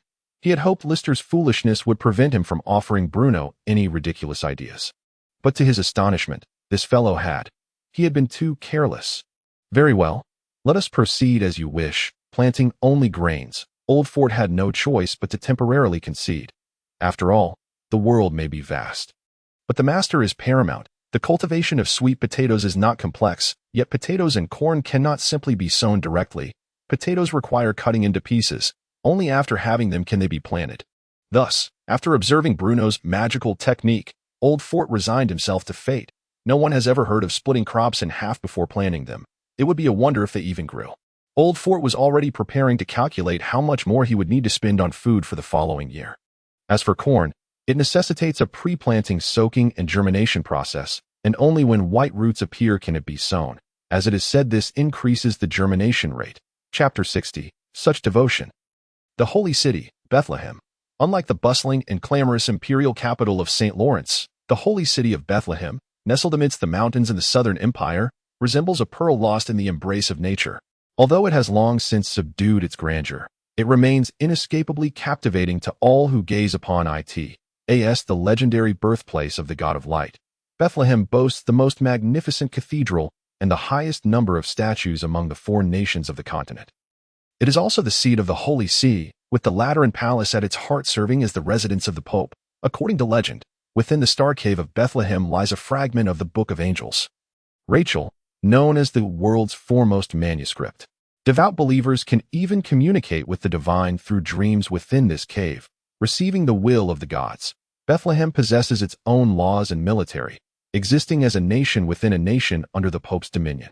However, the current Pope, Clement V, has not stepped beyond the confines of the Holy City for the past 20 years since assuming the papal authority, except for attending the coronation of the imperial emperor 18 years ago. All matters pertaining to Bethlehem have been overseen by Cardinal Camus Blancard. The recent call for believers to construct statues naturally aligns with Cardinal Blancard's directives to this moment. A peculiar procession arrives outside the city of Bethlehem. This group, comprising around 50 individuals, walks forward while tracing the sign of the cross over their chests with their right hands, moving at a leisurely pace. The soldiers of escorted these 50 individuals to the outskirts of the Holy City before halting their advance, leaving the remainder of the journey to them. In his past life, Bruno vividly recalled the grandeur of the pilgrims in Mecca, since every noble domain was tasked with sending individuals to erect statues. How could he ensure that the bishops of the church remembered the faithful from Edir? He must make them feel the devotion of the Edir people. It is essential to cultivate a good relationship with the church, as it bears significant benefits. At the very least, the birth of every noble in the empire requires the church's endorsement. More importantly, everyone, including the nobility, must pay taxes to the church, known as the tithe. The tithe is a tax levied on the total agricultural output, requiring the submission of an equivalent of 1/10 of agricultural products in tax or kind. This is one of the church's primary sources of income. While this tax ultimately burdens the commoners following numerous transfers, Bruno felt a pang of sorrow at the thought of relinquishing what rightfully belongs to the Edir domain. Even commoners are still Edir's commoners. Why should they pay taxes to the church? However, fostering a positive relationship with the church could lead to more flexible tithe amounts. Among the 50 miscreants, Mike, possessing the deepest understanding of the doctrines of the Church of Light, is seen by Lord Bruno of Ruhr as the most devout believer. Thus becoming the leader of the group, Bruno made solemn promises to the miscreants coming to construct the statues, assuring them that their families in Ruhr would be well cared for. Furthermore, for Mike, once he accomplished the task assigned by Bruno and returned to Ruhr, a substantial reward awaited him. Though the 50-person entourage was not particularly grand, the sight of them continuously tracing crosses and murmuring prayers outside the city gates caught the attention of the Holy Army. Halt! A soldier of the Holy Army stopped the peculiar group. Where do you come from? What is your purpose? Startled by the sudden call, Mike, who had been fervently tracing the cross, steadied himself and recalled the instructions given by Lord Shabby and Lord Bruno. After tracing another cross over his chest, he spoke, I hail from the Ruhr domain, a believer journeying to the holy city to erect statues, soldier. Ah! Upon hearing Mike's words, the nearby soldiers on duty turned to look at them. You are believers, or soldiers escorting commoners? The soldier felt he might have misheard and repeated the question. We are believers, here to construct the statues. Mike replied emphatically. Then, where are the soldiers escorting you? Soldiers? Why would we need soldiers? We came of our own volition. Mike questioned, somewhat incredulously. Something felt amiss. This was not right. Which commoner, sent by a noble to construct statues, would not wear a frown? Even the soldiers of the Holy Army would not willingly participate. How could anyone willingly abandon their family and travel across great distances to Bethlehem to erect statues? After all, in this era, a man is the pillar of his household. If he comes to build statues, what will his wife and children eat? And how will they survive? Generally, nobles only concern themselves with bringing you to build statues, without a care for your family's well-being. Even if you survive to complete the statues and return home, it is likely that you will find your family has already withered away. Such devotion to the God of Light is astounding. Surely, only bishops could be so pious. With this thought, even the soldiers could not help but regard this group with newfound respect. Instructing, follow this path straight ahead. Report to the plaza in the city center. May the God of Light bless you. Mike softly replied, tracing another cross over his chest, in a side hall of the Lateran Palace. Cardinal Camus Blancard was perusing a thick roster detailing the civilians summoned from various regions. Have all the noble domains sent their assigned individuals for statue construction? Cardinal Blancard's voice was somewhat hoarse. Yet it resonated with an undeniable authority that brooked no argument. Aside from Duke Eric, who guards the northern frontier of the empire, the remaining noble domains have sent their personnel in succession. A bishop standing beside him cautiously answered. Duke Eric. The cardinal pondered for a moment. Tapping the table as if reaching a decision, he spoke resolutely. Regardless of how long we wait, it seems unlikely that assistance will come from the northern frontier. In that case, let the construction of the statues commence, and have the Holy Army oversee the work. Understood. The bishop lowered his head, promptly acquiescing. Chapter 61. Whiskey having traversed this world for some time, Bruno suddenly recognized a significant predicament. He found himself devoid of a single maid. Lifting his gaze and surveying his surroundings, he noted that he was surrounded entirely by a throng of older gentlemen. From Shabby to Labida, and from Labida to Lister, Bruno's personal male servants had already changed thrice, yet he had yet to acquire even a single personal maid, having been a solitary man in his previous life. He could not allow this to persist. The few women in the Lord's castle were predominantly confined to the kitchen, each one bearing the physique of a workhorse, with stout legs and barrel-like waists. Some even boasting arms like a chelan. While they would undoubtedly excel in butchering livestock, they hardly fit the bill for personal maids. Bruno yearned for a debauched noble life. The downside of being a border noble is precisely this. It pales in comparison to the affluent regions of the Western Empire, where noble castles are closely packed, and the festivities of noble maidens unfold from dawn till dusk. However, if given a chance to relive it all, Bruno would likely still choose Ruhr. After all, Ruhr is as pristine as a blank canvas, upon which one can paint freely. Waking up naturally is a delightful experience. Indeed, upon rising, he discovered it was already past 8 or 9 o'clock. It's all your fault, Lister. Couldn't you have woken me earlier? Do you have any idea how precious morning time is? Bruno unceremoniously shifted the blame for his late rising onto Lister. My lord, but you told me that waking late ruins the morning. And waking early makes one foolish for a day, Lister pouted, responding in a tone of feigned grievance. Scoundrel, how dare you speak back to me, my lord? Bruno exclaimed, delivering a swift kick with the tip of his foot. After uttering these words, he picked up his toothbrush, preparing to wash up in the castle courtyard. The toothbrush was a recent creation, crafted by the carpenter at Bruno's request just a few days prior. Made with bristles from pig hair, perfectly balanced in softness and firmness, attached to a bone handle, making it ideal for brushing teeth. Toothpaste was substituted with freshly ground mint powder, providing a refreshing taste and proving quite effective. The peculiar actions of the esteemed count had long ceased to astonish the servants within the lord's castle that in this era. The concept of dental hygiene was virtually non-existent, and when people spoke, they often revealed a mouthful of yellowed teeth, accompanied by unpleasant odors emanating from their mouths. Thus, to safeguard their sensitive noses, under Bruno's insistence, the likes of Old Fort, Shabby, and Lister, those who frequently accompanied and conversed with him, had begun to cultivate the habit of brushing their teeth daily. With the war having ended over half a month ago, the serfs and commoners were diligently engaged in spring plowing that it could be said that Bruno was the only individual in the entire territory who spent his days idly wandering about. After days of preparation, the utensils for distilling spirits were nearly complete. Upon receiving this news, Bruno, accompanied by Lister and others, hurried to the distillery workshop that had recently been established beside the lord's castle.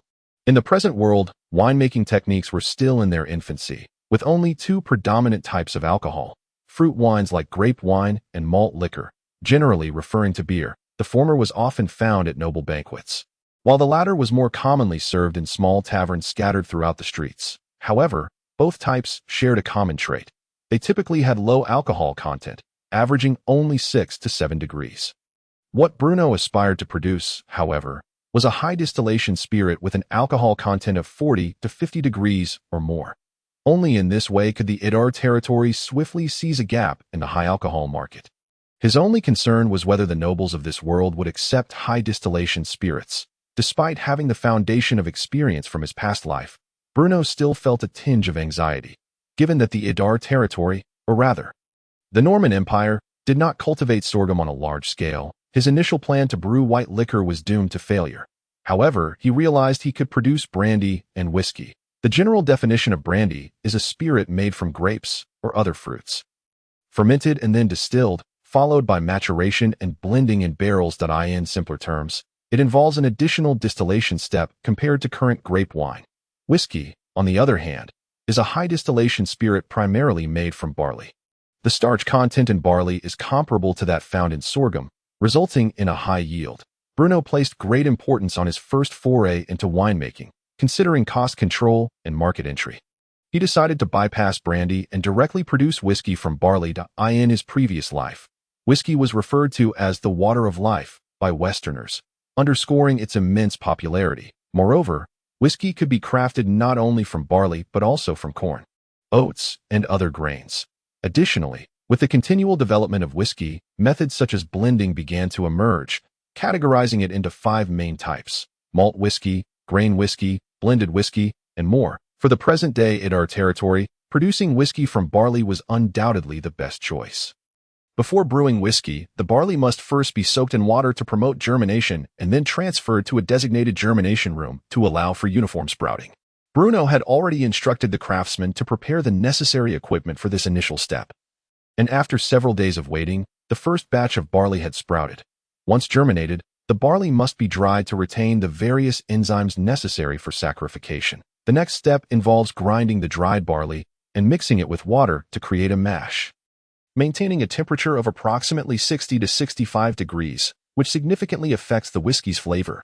Following this, fermentation occurs, taking only 3 to 5 days to yield a mash with an alcohol content of around 7 degrees. The resulting mash is then distilled. Since alcohol has a lower boiling point than water, it vaporizes before the water, subsequently condensing back into liquid form, by repeating this distillation process 3 to 4 times. A spirit with an alcohol content of around 60 to 70 degrees can be obtained. Authentic whiskey also requires the new spirit to be aged in oak barrels, which helps absorb impurities and imparts color and flavor compounds, while allowing for the compounds within the liquid to undergo oxidation in a micro-oxygen environment over time. However, Bruno believed that this final step could be expedited. After all, for the indigenous people of this world, encountering distilled spirits was a novel experience. They would hardly be picky about flavors, as long as it was enjoyable to drink. Chapter 62. the closed-door meeting aging is a lengthy process. And while Bruno wished to shorten the time required, fundamentally, he prided himself on being a conscientious nobleman. Thus, the first batch of whiskey from Ruhr was expected to be bottled and ready for sale on the day the road connecting Ruhr city to Man Fortress was completed. Bruno had even decided on a name, the Water of Life.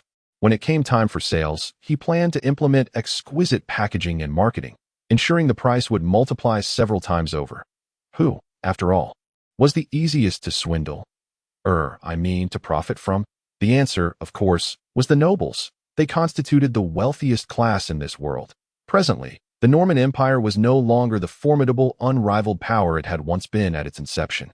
As the original noble heroes gradually departed, their descendants enjoyed the wealth and power earned through their ancestors' blood and sweat, slowly succumbing to the empire's bygone glory, having lost the fierce spirit that once resided in their hearts.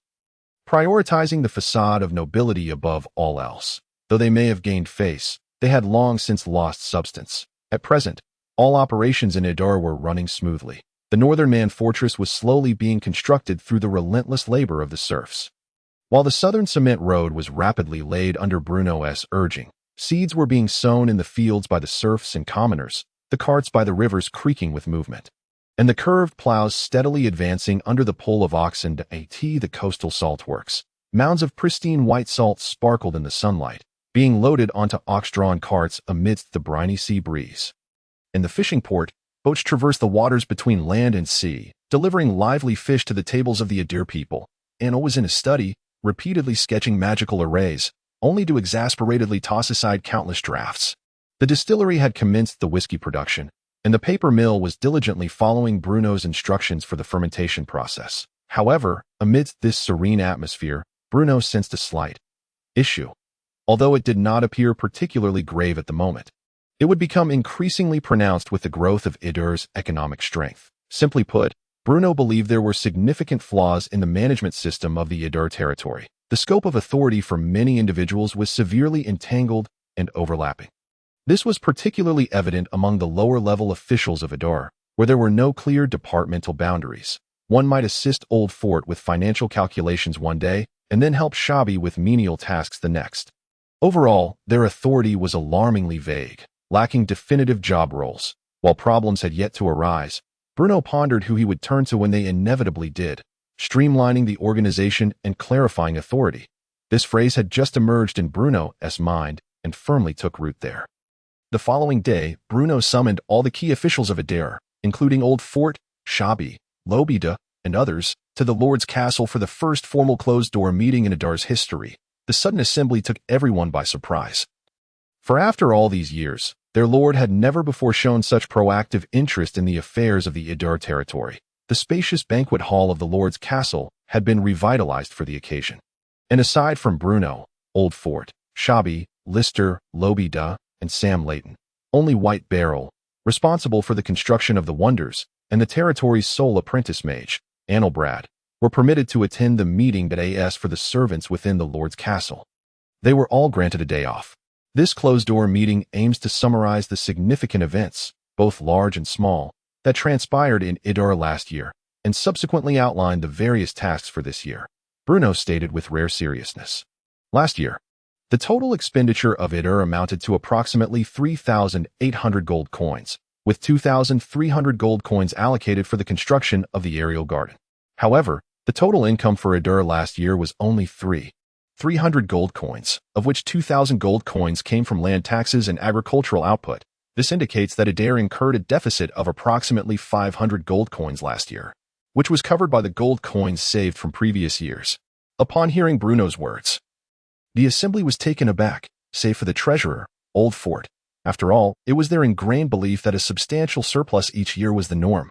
Bruno continued, as for this year, owing to the extensive use of cement, the construction cost of the Moor Fortress is anticipated to be approximately 3,000 gold coins. Simultaneously, the income from the Cape Salt Works is expected to exceed 3,000 gold coins for the first time this year. Furthermore, as the Ruhr territory has not left any land fallow, the agricultural output and tax revenue are projected to double, reaching an unprecedented 4,000 gold coins. Bruno could no longer suppress the glee on his face. This amounted to 7,000 gold coins. It is worth noting that the average income of a typical count's domain in the Norman Empire hovers around 3,000 gold coins, while even the affluent domains in the western part of the empire yield only between 5,000 to 6,000 gold coins annually. Prosperity indeed. However, it appeared that only Bruno harbored such thoughts in the room. Old Fort's lips twitched. He could only ponder the dire consequences should the fertilizers prove ineffective, leading to a drastic reduction in agricultural output the following year. Nevertheless, as it was Bruno's first convening of such a meeting, as the steward of the Idar territory, he could not openly contradict his lord, and thus merely nodded in tacit agreement with Bruno's assertions. Chapter 63. Annual Planning. Bruno naturally noticed the peculiar expressions on the faces of those present. However, they should brace themselves for a rude awakening. Potatoes, corn, and sweet potatoes are all high-yield crops. Coupled with the assistance of fertilizers, even 4,000 gold coins could be considered a conservative estimate. Bruno turned to Old Fort and remarked, "Let me briefly share the results of the population census with everyone here." Old Fort nodded and began. The current population of the Idar territory is approximately 11,300, with over half being serfs. According to the census records, the number of commoners in the Idar territory is merely 4,563, significantly fewer than the number of serfs. At present, to expedite the connection between Man Fortress and Idar City, and to complete the construction of the Moor Fortress, the Idar territory has mobilized over 2,000 serfs and commoners, accounting for 1/5 of the total population of Idar. "How could there be so many?" exclaimed Lobita. "Aside from the workers directly involved in the construction, we have also recruited a considerable number of hands to transport food, supplies, and building materials," explained White Barrel. "This reflects the most pressing issue currently facing the Idar territory. The population is simply too sparse." Bruno concluded, "Therefore, this year we must explore every possible avenue to increase the population of the Idar territory. We could purchase serfs. Slave traders from the Western Empire are virtually everywhere," suggested Annelbrad from the Western Empire. "Each serf costs at least 6 or 7 gold coins.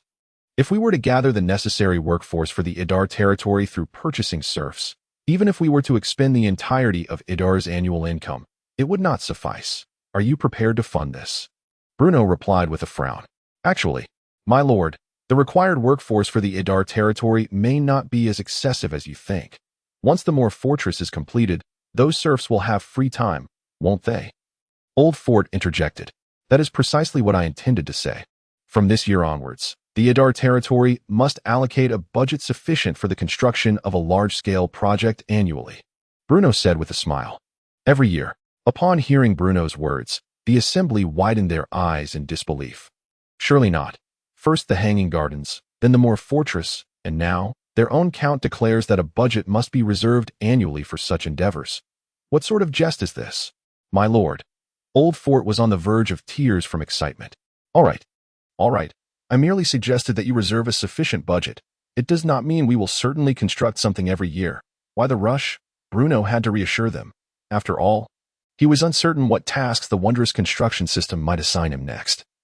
So it was prudent to set aside adequate manpower and budget in advance. Moreover, once the Moor Fortress was completed, there was still the Alhambra awaiting his attention. Thus, we must adopt a long-term perspective and refrain from fixating solely on serfs when discussing manpower. For instance, we could attempt to attract some commoners to settle in Idar, Bruno proposed. However, my lord, you are aware that the eastern part of the empire is nearly synonymous with desolation. Even if we wish for commoners to settle in Idar, what incentive do they have to traverse mountains and waters to reach us? Desolate. Barren. Who do you suppose has affixed such labels? While what? To the nobility, the temperate and rainy Western Empire is undoubtedly prosperous, as most of the empire's large cities are concentrated in the central and western regions. But what relevance does that hold for commoners? Bruno continued. Sam Layton, you personally escorted the ruffians to Bethlehem. How do you perceive the living conditions of the inland commoners compared to those in the Idar territory? They are quite similar, and some may even live worse than in Idar. That is to be expected. Even I am aware that the practice of forcibly subjugating commoners as serfs is rampant in the Western Empire. How could commoners possibly live well? Bruno chuckled. But what of the Idar territory? In Idar, the price of a quarter of salt is merely 2 silver pennies, whereas in the central and western regions, It can rise to 3 or 4 silver pennies. Here, commoners and serfs earn enough through the construction of the hanging gardens to support their families, and at times, they can even afford to purchase some sea fish to supplement their meals. The reason serfs congregate in the central and western regions of the empire is simply that it is the very heart of the Norman Empire. Developed far earlier than the eastern regions. As for the commoners there, they probably cannot even distinguish between east, west, south, and north, and may have never ventured beyond their own noble domain. In that case, let us bring them out and show them that life is easier in the eastern part of the empire than in the west. What do you think of the condition that every commoner who comes to Ruhr can receive enough land to support their families? As a border noble, the territory of Ruhr is far more extensive than the crowded domains in the central and western regions, thus possessing a wealth of uncultivated land. But that land belongs to you. Old Fort hastily interjected. Are we truly to give that land away to those commoners without compensation? After all, that land remains uncultivated. It would be better to use it to attract migrants. Furthermore, it is merely a matter of promotion. Every inch of land in the Ruhr territory belongs to me, and at that point, they would merely be using it without charge. Once those commoners traverse half of the Norman Empire to reach Ruhr, would they really endure the hardships of returning? Your wisdom is unparalleled, my lord. However, according to your proposal, how are we to bring these commoners here? Send out the spies originally assigned to monitor the Sorin territory. Instruct them to take money and visit taverns and slums across the empire, seeking out those aimless minstrels. Ultimately, we must ensure that the lowest echelons of commoners are aware that life in the eastern part of the empire is far easier than in the western part. But will they believe it? Old Fort questioned hesitantly. Ordinary individuals would not dare to take risks based on mere hearsay. Yet for those commoners who are utterly destitute, the choice between seeking hope in the Eastern Empire or selling themselves to the nobility to forever be their serfs should not be difficult, should it? My lord is truly a person of great wisdom. At that moment, Shabi, who had remained silent, suddenly chimed in, cheerfully extolling Bruno's virtues. Chapter 64, The Institutional Development of Ruhr. Upon hearing that voice, it was clear it was Shabi, for his perennial flattery was somewhat lacking in creativity. Bruno shifted his tone and added, however, that said, distant water cannot quench a near thirst. By the time this public sentiment takes effect, it is likely to be many months hence. What shall we do then? Although still somewhat unclear about the concept of public sentiment, Old Fort suppressed his curiosity. After all, his lord had recently been uttering strange terms with increasing frequency. According to the laws of the Norman Empire, there is no personal dependency relationship between commoners and nobles. Therefore, let us go to the neighboring Sorin territory and persuade some commoners to settle in Ruhr. After all, the fertile land on the southern bank of the Ruhr River remains quite barren, and any commoners who migrate to settle in Ruhr will receive the right to use that land. But we have just signed a treaty with Count Sorin. Old Fort hesitated to voice his thoughts. Does this treaty stipulate that we cannot entice the commoners from Sorin to come to Ruhr? Bruno countered. No. Exactly. I am determined to establish the largest labor community in the Eastern Empire on the southern bank of the Ruhr River. Not only do we need to recruit commoners from Sorin to settle and work, but once the road to the south is connected, we shall also persuade the laborers from the Basel Kingdom to come to Ruhr. Old Fort sighed helplessly and said, however, it is precisely the time for spring plowing, and Count Sorin will undoubtedly obstruct it. Obstruct? On what grounds can he do so? The commoners are free individuals with autonomous rights. If it were other lords, it might be understandable, but Count Sorin has lost his army. What right does he have to intervene? You shall send a letter to Count Sorin, stating that if he dares to obstruct, as a border noble granted by the royal authority of the Norman Empire, I shall do my utmost to protect the legitimate rights of the citizens of the Norman Empire from infringement. Furthermore, should he truly dare to act covertly against us, I suggest adding a supplementary clause to the Sorenburg Treaty. Understood, my lord, Old Fort replied. With the discussion on the population matter concluded, the focus shifted to the management system that had caused Bruno much hesitation. After carefully considering his words, Bruno finally spoke. Taking advantage of this meeting, I intend to delineate the scope of authority for each of you present. As soon as he finished speaking, everyone perked up, eager to listen attentively to what Bruno would say next. Following the recent Battle of the Highlands, the territory of Ruhr has extended north to the banks of the Sorin River, increasing its area by a full third. However, this has simultaneously revealed a significant issue. The inefficiency of administrative management in the Adur domain. There is not a single clearly defined scope of authority among the lowest-ranking officials. One day they may be summoned by Old Fort for accounts, and the next day called by Shabi for more menial tasks. The IT is not unheard of for a lowly Adur official to be summoned by two different individuals at the same time, although this chaotic model applied to the lowest officials throughout the Norman Empire. It nonetheless caused Bruno considerable distress due to its sheer disorder. Old Fort and the others nodded slightly. While their noble lord had his moments of unreliability, this matter was indeed sensible. For at times, all those present had been mobilizing low-level officials, leading to such confusion. I believe my lord speaks wisely, but I am uncertain. How does the Count intend to amend this? Old Fort inquired cautiously. After all, this was a matter that directly affected the normal operation of the entire Adur domain, which could not be taken lightly. In my view, the first step is to clearly delineate the authority of you few individuals and then proceed with reforms from the top down, Bruno stated. Old Fort naturally wholeheartedly agreed with this proposal, as he was advancing in years and found it increasingly burdensome to oversee every matter within the Adur domain. Allow me to share my preliminary plan. Bruno picked up a scroll of parchment and intoned. Effective immediately, the financial officer of Adur will be appointed to Lobida, who will primarily be responsible for calculating the financial income and expenditure of Adur and collecting taxes on schedule. Bruno surveyed the room. Seeing no one raise any objections, he continued. Sam Layton shall serve as the commander of the Adur Standing Army, responsible for managing the standing forces of Adur. Furthermore, the personal guard will no longer fall under Sam Layton's command, and 50 personal cavalry will report directly to my orders. As for Shabi, who had shown considerable skill in his current duties, he would take charge of the agricultural production and composting processes in Adur, and additionally, the fishing affairs at the harbor would also fall under his management. White Barrel will be fully responsible for the construction of various projects in Adur, including the 5 roads planned for construction, aside from the Muir Fortress. Anil Brad will serve as the specially appointed magical advisor for Adur, responsible for the research of magical arrays and the crafting of enchanted weapons. As for manpower, for now, you are essentially a lone commander. It will depend on how many mages or apprentice mages you can persuade to join. As for Old Fort, you shall oversee the salt production from seawater, the sugar workshop, the brewing workshop, the cement factory, and the soon-to-be-established paper mill. Remember, no technical information is to be leaked.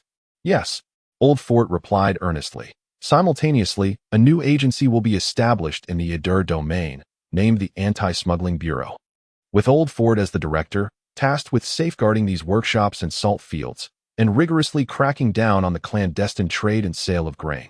As for Lister, he will temporarily serve as the steward of the Lord's castle, solely responsible for managing affairs within the castle. In the coming days, a migration management bureau for Adur may also be established, which will likewise fall under Lister's purview. Well, that encompasses the arrangements I wish to convey. Does anyone have any questions? In truth, Bruno had initially considered adding a dedicated supervisory role, but given the current small scale of the Adur domain, it was not feasible to allocate additional personnel at this time. Thus, it would need to be postponed for the time being. After all, concepts and innovations such as seawater salt production originated from Bruno himself, and no one understood these techniques better than he did. Therefore, any attempts at subterfuge would not escape Bruno's keen eyes, especially since nearly everyone present was someone he could trust implicitly, alleviating concerns about potential errors. Chapter 65. The orphanage of the starting point under Bruno's arrangements. Old Fort's power was effectively diminished. However, Old Fort harbored no grievances. He genuinely recognized Lobida taking over the financial management of Adur. On one hand, Lobida was a confidant of Bruno, previously managing the Cape Salt Field and fishing port without any mistakes, ensuring the smooth operation of both the salt field and port, making the transition to overseeing Adur's finances in natural progression. But on the other hand, Old Fort was acutely aware that the future of the Adur domain required new generational talents like Shabi and Lobida. For only they could keep pace with Bruno's ambitions. As for himself, he knew that it wouldn't be long before he would be laid to rest. Moreover, the responsibilities entrusted to him by Bruno were undeniably substantial, whether it be the Cape Salt Field, the sugar workshop, or other workshops. Each was vital to the lifeblood of Adur. Coupled with the newly established Anti-Smuggling Bureau, he simply could not spare the time or energy to manage everything. Among those present, Most were merely involved in the redistribution and refinement of management responsibilities. However, Sam Layton was likely the only one among them whose authority had been curtailed. After all, in Bruno's view, power emanates from the barrel of a gun. While Sam Layton was deserving of trust, it was paramount that the soldiers of Ruhr not be concentrated in a single individual's grasp. Clad in shining armor, Sam Layton stood beside two well-dressed quartermasters of the standing army in a dilapidated alley within Ruhr city. Today, he was there to deliver compensation to the families of soldiers who had perished in the Battle of the Highlands. The battle had enabled Ruhr to successfully occupy the highlands to the north, pushing its northern boundary to the southern bank of the Soren River.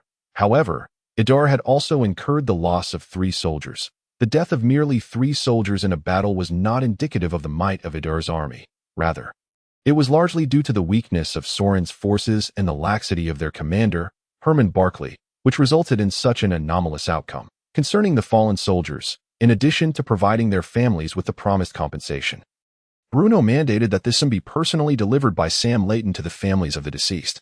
This marked Sam Layton's first experience in such a role, causing him to hesitate at the alley's entrance. As the instructor and commander of the standing army, the 300 soldiers had shared meals, quarters, and training with Sam Layton. Although he might not recall every soldier's name, they were at least familiar faces. They recognized one another as part of the standing army. Yet, the thought of 3 soldiers who would forever vanish from the barracks left Sam Layton feeling a profound emptiness within him, a sentiment he had never before experienced in years of commanding troops. Sam waved his hand, calling to a civilian emerging from the alley. The man, startled by the call, cautiously asked, "My lord, are you calling me? Is XXXXX's home around here?" Sam inquired. "Oh, that one. He lives at the very end of the alley. However, I heard someone say, it seems he has passed away. Now only that child of his remains there." The man's voice gradually dwindled. "How has the child been faring these days?" Sam Layton asked hurriedly. "Whenever someone cooks, they take turns providing for him. Though life is hard for everyone, at least he won't starve to death." Sam furrowed his brow and, with a heavy heart, stepped into the alley. At the end of the alley stood a recently repaired house, though it still appeared quite shabby. It was neither dirty nor disordered. This dwelling must have been helped along by their noble lord. Sam couldn't help but reflect. Note: Bruno had renovated several houses in Ruhr city during the new year. As detailed in Chapter 36, Creek, Sam gently pushed open the half-closed wooden door. "Who is it? Is Daddy back?" A sudden, youthful voice echoed through the house. Before the words fully escaped his lips, a small boy rushed out of the room, only to come to an abrupt halt, gazing at the unexpected guest before him. "I am a friend of your father, XXXXX. You may call me Sam," Sam Layton explained as he approached the boy and crouched down. "Sam," the boy finally inquired timidly, "do you know where my father is? Many people say he has passed away. I refuse to believe it. Your father has gone on a journey and has entrusted you to my care." Sam bit his lip, ultimately refraining from voicing the words that lingered in his mind. "Is that so?" The boy's eyes dimmed noticeably in that instant. "Go and gather your belongings," Sam said with a smile. Despite the astonished gazes of the 2 quartermasters, in truth, Sam was unsure why he felt compelled to act in such a manner, yet he did. He had attended the instructor's lessons with the soldiers, finding some merit in their teachings, and having spent so much time alongside them, he could not bear the thought of this child ending up on the streets. Perhaps this was what the Count referred to as revolutionary camaraderie. Sitting at his desk, Bruno quietly listened to Sam Layton's report. "So you brought that child back?" Bruno inquired. "Indeed," Sam Layton nodded. "Have the pensions for the other 2 soldiers been distributed?" "Yes, they have." The orphan children of Ruhr could not be limited to just this one. Rather than allowing them to roam the streets and ultimately become a source of instability for Ruhr, why not establish an orphanage within Ruhr city to shelter all the parentless children in the region? After all, children must be nurtured from a young age. "Lister," Bruno called out. "Here, my lord," Lister responded promptly. "Allocate a section of land outside Ruhr city to construct an orphanage for all the orphaned children within the domain." "My lord," Sam Layton exclaimed excitedly. "Return to your military training. There are more than just this one orphan child in Ruhr. This lord does not wish for his standing army commander to be meandering about the camp with a horde of tiny children. As for the name of the orphanage, let it be called the Starting Point Orphanage, for to those children, it may represent a new beginning in their lives." Chapter 66. Football brings me joy, my lord. What are you planning to build now? Upon hearing Bruno's words, Lister appeared visibly startled. One could hardly blame him. The construction of the Muir fortress and the road to the south was still underway, and adding another grand project would be beyond Adair's means. "My lord, you must exercise caution," Lister stammered. "Who have you learned all these ideas from? Just construct a few thatched huts. Let the common folk build the orphanage as they would their own homes." Bruno replied. He indeed wished to create a marvel as an orphanage, yet he understood that one could not achieve greatness all at once. Adair simply lacked the resources for such an endeavor.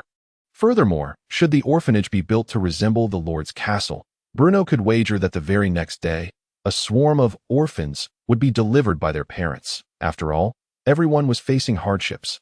Thus, in Bruno's view, it was only fitting for the orphanage to appear somewhat dilapidated as for the name. Starting point orphanage. It was merely a reflection of Bruno's peculiar sense of humor. The deeper meaning and hopes behind it would likely be appreciated only by those seasoned individuals from his past life. The matter of the orphanage was but a trivial interlude in Bruno's otherwise mundane noble existence. Recently, with little to occupy his time, Bruno had indulged a bit too much in fried chicken. This was all the fault of the castle's cook. Ever since learning to prepare fried chicken and breadcrumbs from Bruno, the once charred chicken hearts and wings that formerly graced the dining table had vanished, replaced by golden fried drumsticks, wings, and breasts. Paired with corn and mashed potatoes, it could easily constitute a KFC family bucket. Nevertheless, one must admit that the castle cook's skills were quite impressive. The sight of golden fried chicken was highly appetizing. Moreover, the fried chicken was seasoned with fine salt. Sea salt harvested directly from the sun can't be consumed raw. After undergoing a simple processing, it becomes coarse salt suitable for everyday consumption. Bruno, utilizing knowledge from his high school days, further refined this coarse salt into fine salt. The resulting fine salt bore an almost indistinguishable taste from that which Bruno had consumed in his previous life. However, during his dealings with the merchant Carlo, Bruno had not rushed to sell the fine salt. This was because this salt, devoid of bitterness, differed significantly from coarse salt and white sugar. While white sugar was precious, it had long been known, merely regarded as a slightly expensive luxury by the nobility. Fine salt, however, had never before been encountered, thus Bruno approached its sale with utmost caution. After all, he had yet to complete the formation and training of his standing army and could not afford to reveal the existence of fine salt so easily. Furthermore, as salt was a necessity for the common folk, even the sale of coarse salt could yield substantial profits. That a quarter of salt could be sold for at least 2 silver shillings in Adair, and even higher inland. Therefore, with coarse salt and sugar as his safety net, Bruno was not overly eager regarding the sale of fine salt, with fried chicken, a dish so conducive to weight gain. Frequently adorning the table, Bruno felt compelled to find ways to exercise in order to maintain a healthy physique and a striking visage, thereby enhancing his immersion as this foreign soul. However, the entertainment culture in this world was exceedingly underdeveloped, making it evident how arduous it had been for the original owner to acquire books such as The Romantic Mage's Quest and The Mage's Pursuit of Beauty. As for sporting activities, perhaps hunting was the only option. But one could not demand too much, considering that most common folk could scarcely afford a meal, let alone engage in educational or athletic pursuits. Thus, after countless nights of contemplation, Bruno conceived the idea of football. Setting aside the national team's failures from his previous life, Bruno genuinely loved watching football matches. Once an idea struck, action followed. He resolved to instruct the artisans to craft a football. However, the first challenge in making a football was that this world seemingly lacked rubber. Fortunately, Bruno was not overly particular. As long as a ball could be created in the end, the material's elasticity was of little concern. Consequently, the artisans followed Bruno's description, substituting cowhide for rubber, and filling the football with various random materials, making Bruno's mouth twitch at the sight. The craftsmen of Adair were indeed remarkable.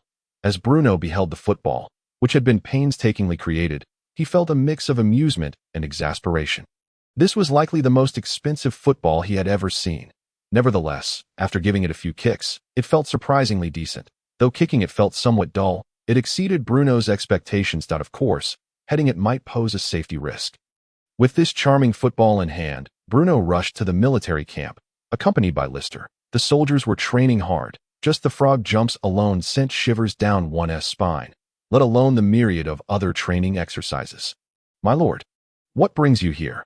Upon seeing Bruno once again at the camp, Sam Layton hurried over. The soldiers have been training too hard. I have brought them something delightful. Bruno pointed to the football he had just placed on the ground. What is this? Sam Layton looked at the peculiar object his lord had brought, a spherical shape, seemingly covered in cowhide, unsure of its exact nature. The thought of whether cowhide required the slaughter of working cattle was instinctively overlooked by Sam Layton. As his lord showed no hesitation in discussing the construction of fortresses or gardens, let alone a mere ox. Assemble! Sam Layton shouted to the soldiers engaged in training. As soon as the words left his mouth, the soldiers, previously scattered across various training grounds, swiftly converged towards Sam and Bruno. You are training well. Bruno sincerely complimented. It was no simple feat to train a regiment of soldiers to be disciplined and obedient in this era. The lined-up soldiers, mostly tanned from the sun and well-fed from the camp's decent provisions, appeared particularly spirited. Chapter 67. Football is a wonderful thing. As of today, the soldiers had long since grown accustomed to such urgent assemblies. Even if such a call occurred in the dead of night, they could promptly gather in a remarkably short time. This moment, they stood there in perfect unison, their feet firmly planted on the ground, awaiting Bruno's command. Almost every soldier present had encountered the illustrious Lord Bruno Stewart, the Lord of Adar. This was due to Bruno's frequent wanderings through the military camp. However, he was not there to partake in the soldiers' training, but merely to bolster his presence. In Bruno's view, if the soldiers of Adar did not even recognize their own lord, how could they possibly shoulder the responsibility of defending Adar, and how could they know for whom they fought? It was precisely for this reason that whenever rewards or favors were bestowed upon the soldiers, it was Bruno himself who presented them. You have all trained diligently. This afternoon serves as an opportunity for relaxation, Bruno remarked, surveying the assembled troops with satisfaction. While rigorous training is indispensable, it is equally vital to indulge in moments of leisure. Today, I have arranged a match for you, a game I have invented, which I shall call football. You are to select 22 individuals to participate in this match. Who among you volunteers? Bruno inquired with a smile. He believed that while daily training was essential, periodic relaxation was equally important. Only through a balance of work and leisure could the soldiers' vitality be fully invigorated. Previously, due to the constant pressures from the Highlands, Bruno had been unable to afford any leniency in training arrangements, maintaining a high intensity. Now, however, the soldiers, having just emerged from battle, were in dire need of rest and recovery. Life in the barracks was monotonous and arduous. Although the soldiers of Adar were vibrant young men, the relentless repetition of the same training exercises could lead anyone to a sense of weariness. Rather than allowing the soldiers to develop an aversion to their training, it was far more beneficial to introduce a new topic of conversation and a method of distraction amidst their rigorous regimen. Reporting. I wish to volunteer. Reporting. I also wish to volunteer. Soon, the 22 willing soldiers were gathered. Bruno divided them into 2 teams, each consisting of 11 members. Now that you both have 11 players, select one to act as goalkeeper, while the remaining 10 will collaborate to score goals against the opposing team. However, remember this crucial point. During the game, other than the goalkeeper, no one may touch the ball with their hands or arms within the penalty area. The rules of football were not overly complex, and thus Bruno quickly elucidated them to the eager participants. The open space outside the barracks was temporarily transformed into a football field, with carpenters hastily erecting 2 crooked goals from simple wooden materials. As the promoter of this new sport, Bruno naturally assumed the role of the chief referee for Adar's inaugural football match. The volunteers were already brimming with anticipation upon hearing the rules, especially since the match was officiated by the esteemed Count himself. As Bruno declared the match underway, the players sprang into action. However, it soon became apparent that Bruno had perhaps underestimated the situation. For these individuals, who were engaging in football for the first time, expecting them to understand passing and teamwork was clearly unrealistic. They dashed after the ball with reckless abandon, ignoring their teammates' positions and the opposing players' attempts to intercept. In moments of desperation, they collided directly with their adversaries. Of course, not every player charged forward blindly. Some, upon seeing the ball, became so nervous that they kicked it out of bounds with a hefty strike, much to Bruno's chagrin. Given that everyone was new to the sport and unfamiliar with the rules, Bruno eventually grew weary of adjudicating fouls, as few adhered to the regulations, were it not for the presence of Count Bruno. It was likely that the players would have resorted to fisticuffs in their scramble for the ball. My lord, look at these soldiers, Sam remarked, unable to bear the sight of the grinning players any longer. Bruno promptly interjected. It is of no consequence. The soldiers need a legitimate form of entertainment, though they may appear unruly in their game. Given time, they will surely grasp the nuances of it. Moreover, football is not merely a sport. It teaches cooperation and teamwork, which is vital for these soldiers who will fight side by side in the future. Furthermore, do you not see how exhilarated the soldiers watching from the sidelines are? Bruno gestured towards those nearby who were cheering boisterously. Indeed, they are far more spirited than during regular training. Sim chuckled, finding himself amused. Hey, look, that fool Baron kicked the ball out of bounds again, a soldier shouted from the sidelines. Every time Baron encounters the ball, he thrashes about wildly. While he kicks with great force, his aim leaves much to be desired, consistently sending the ball rolling out of bounds. Another soldier analyzed calmly. At that moment, a third soldier timidly chimed in, by the way. What is a boundary line? Several soldiers shot him scornful glances, muttering, fool. To allow more soldiers to experience the joy of football firsthand, Bruno not only organized the match, but also instructed the carpenters to craft additional balls, even shortening the duration of each match to 30 minutes. The raucous football games continued for the entirety of the afternoon, with nearly every soldier getting a chance to kick the ball. Although the field was chaotic, it was clear that these matches fostered camaraderie among the soldiers, enriching their leisure time with countless shared topics of conversation. Even as they queued for dinner, they exchanged lively discussions about football. Bruno, unusually opting not to dine at his lordly castle, stood in line for food alongside Sam and Lister. Thanks to Bruno's presence, dinner was particularly sumptuous, featuring not only fish soup and bread, but also a generous helping of vegetables.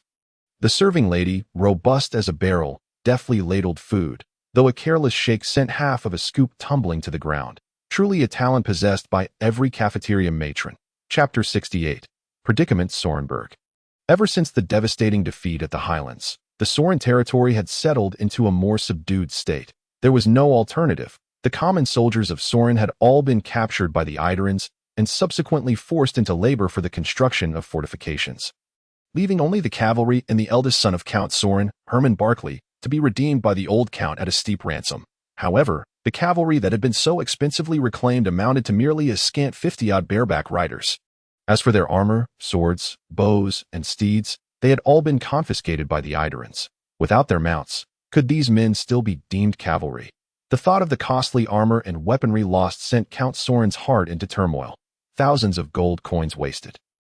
Useless. All of you are utterly worthless. You command such a sizable army and yet allowed the Iderans to execute a complete annihilation. Did you not recognize the dire situation and flee?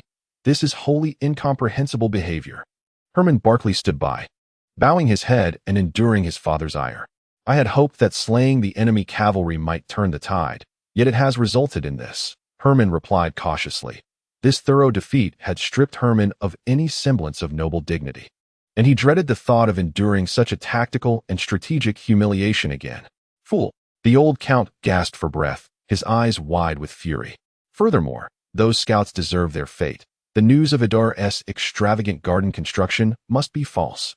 It is certainly a ruse. If Idar truly undertook such a venture, then from where would their soldiers' wages originate?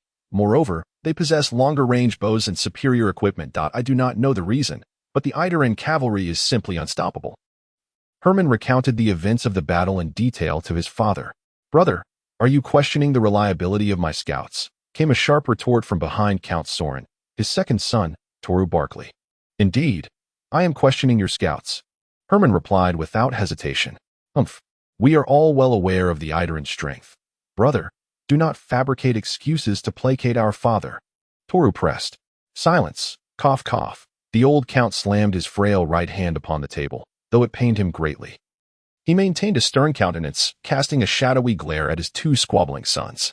The battle at the Highlands was a dismal failure, yet a loss is a loss. Now the Idarans have constructed a fortress on the southern bank of the Soren River.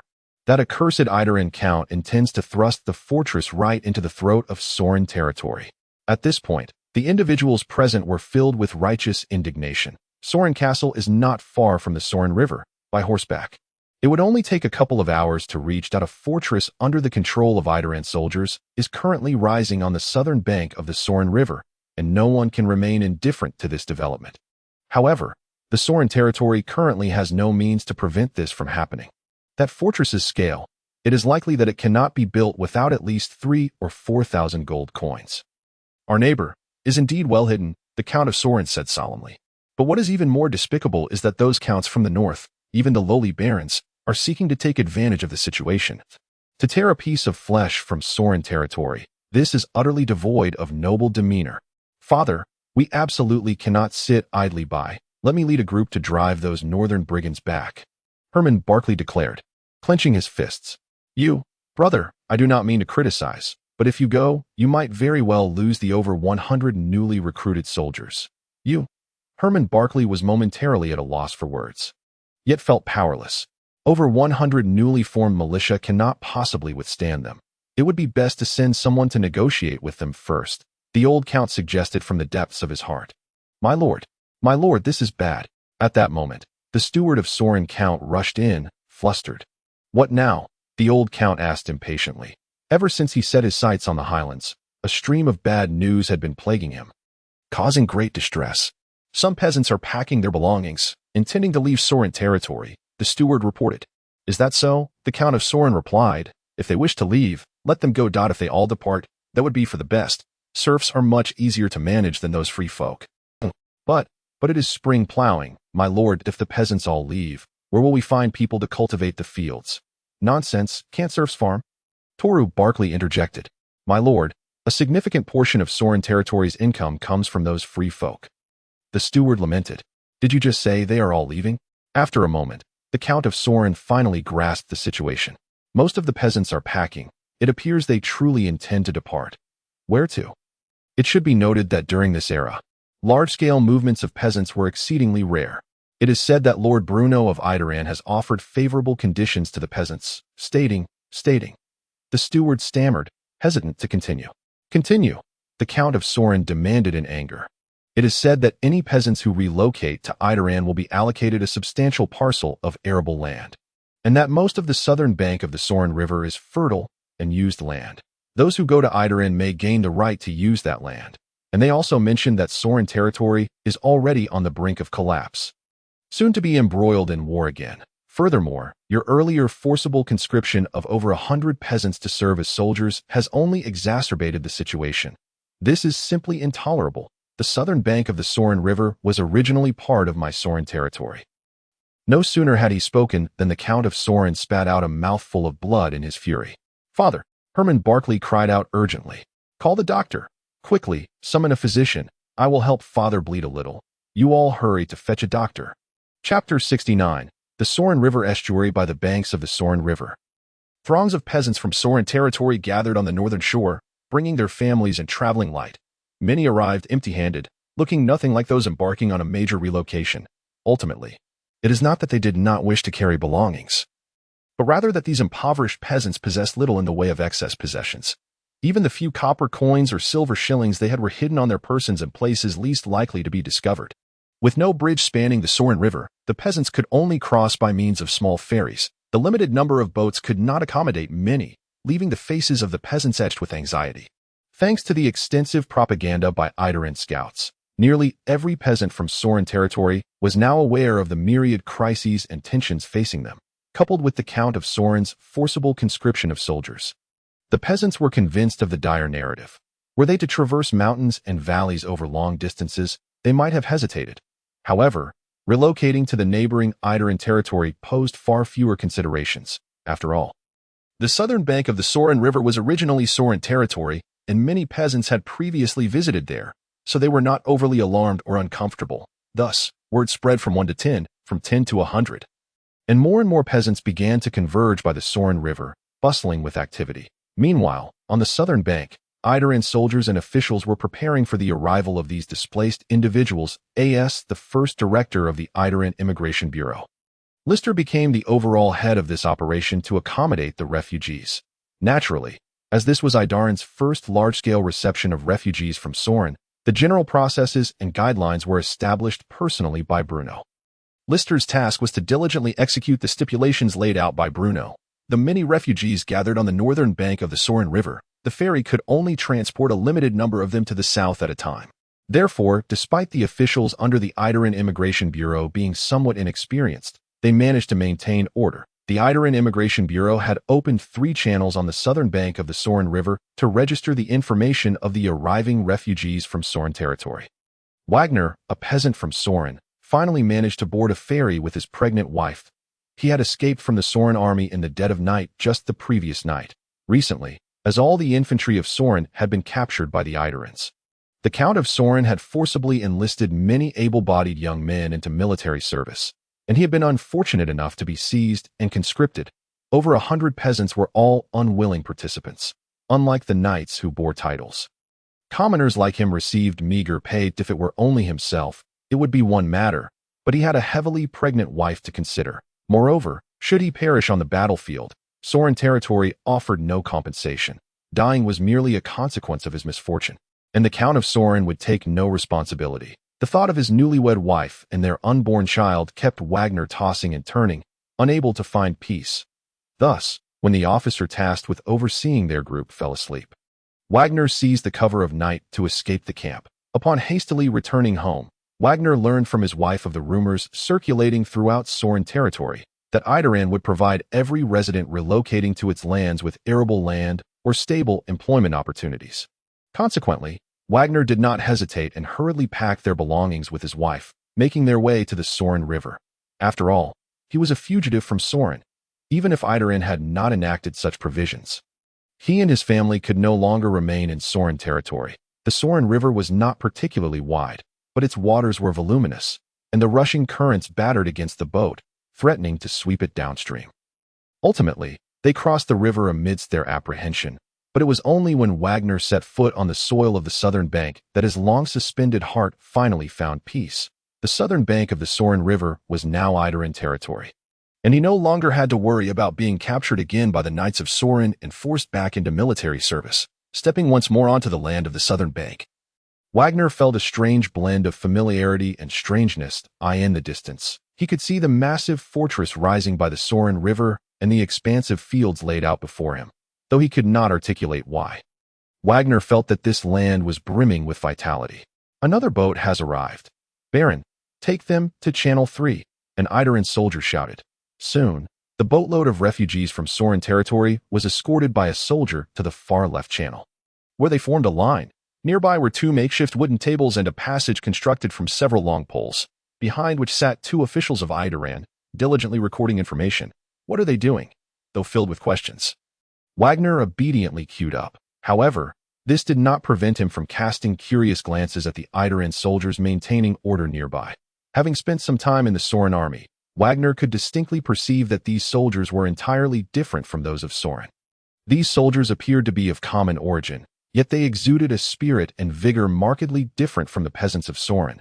Their faces were flushed and their demeanor lively, unlike the ragtag militia of Sorin.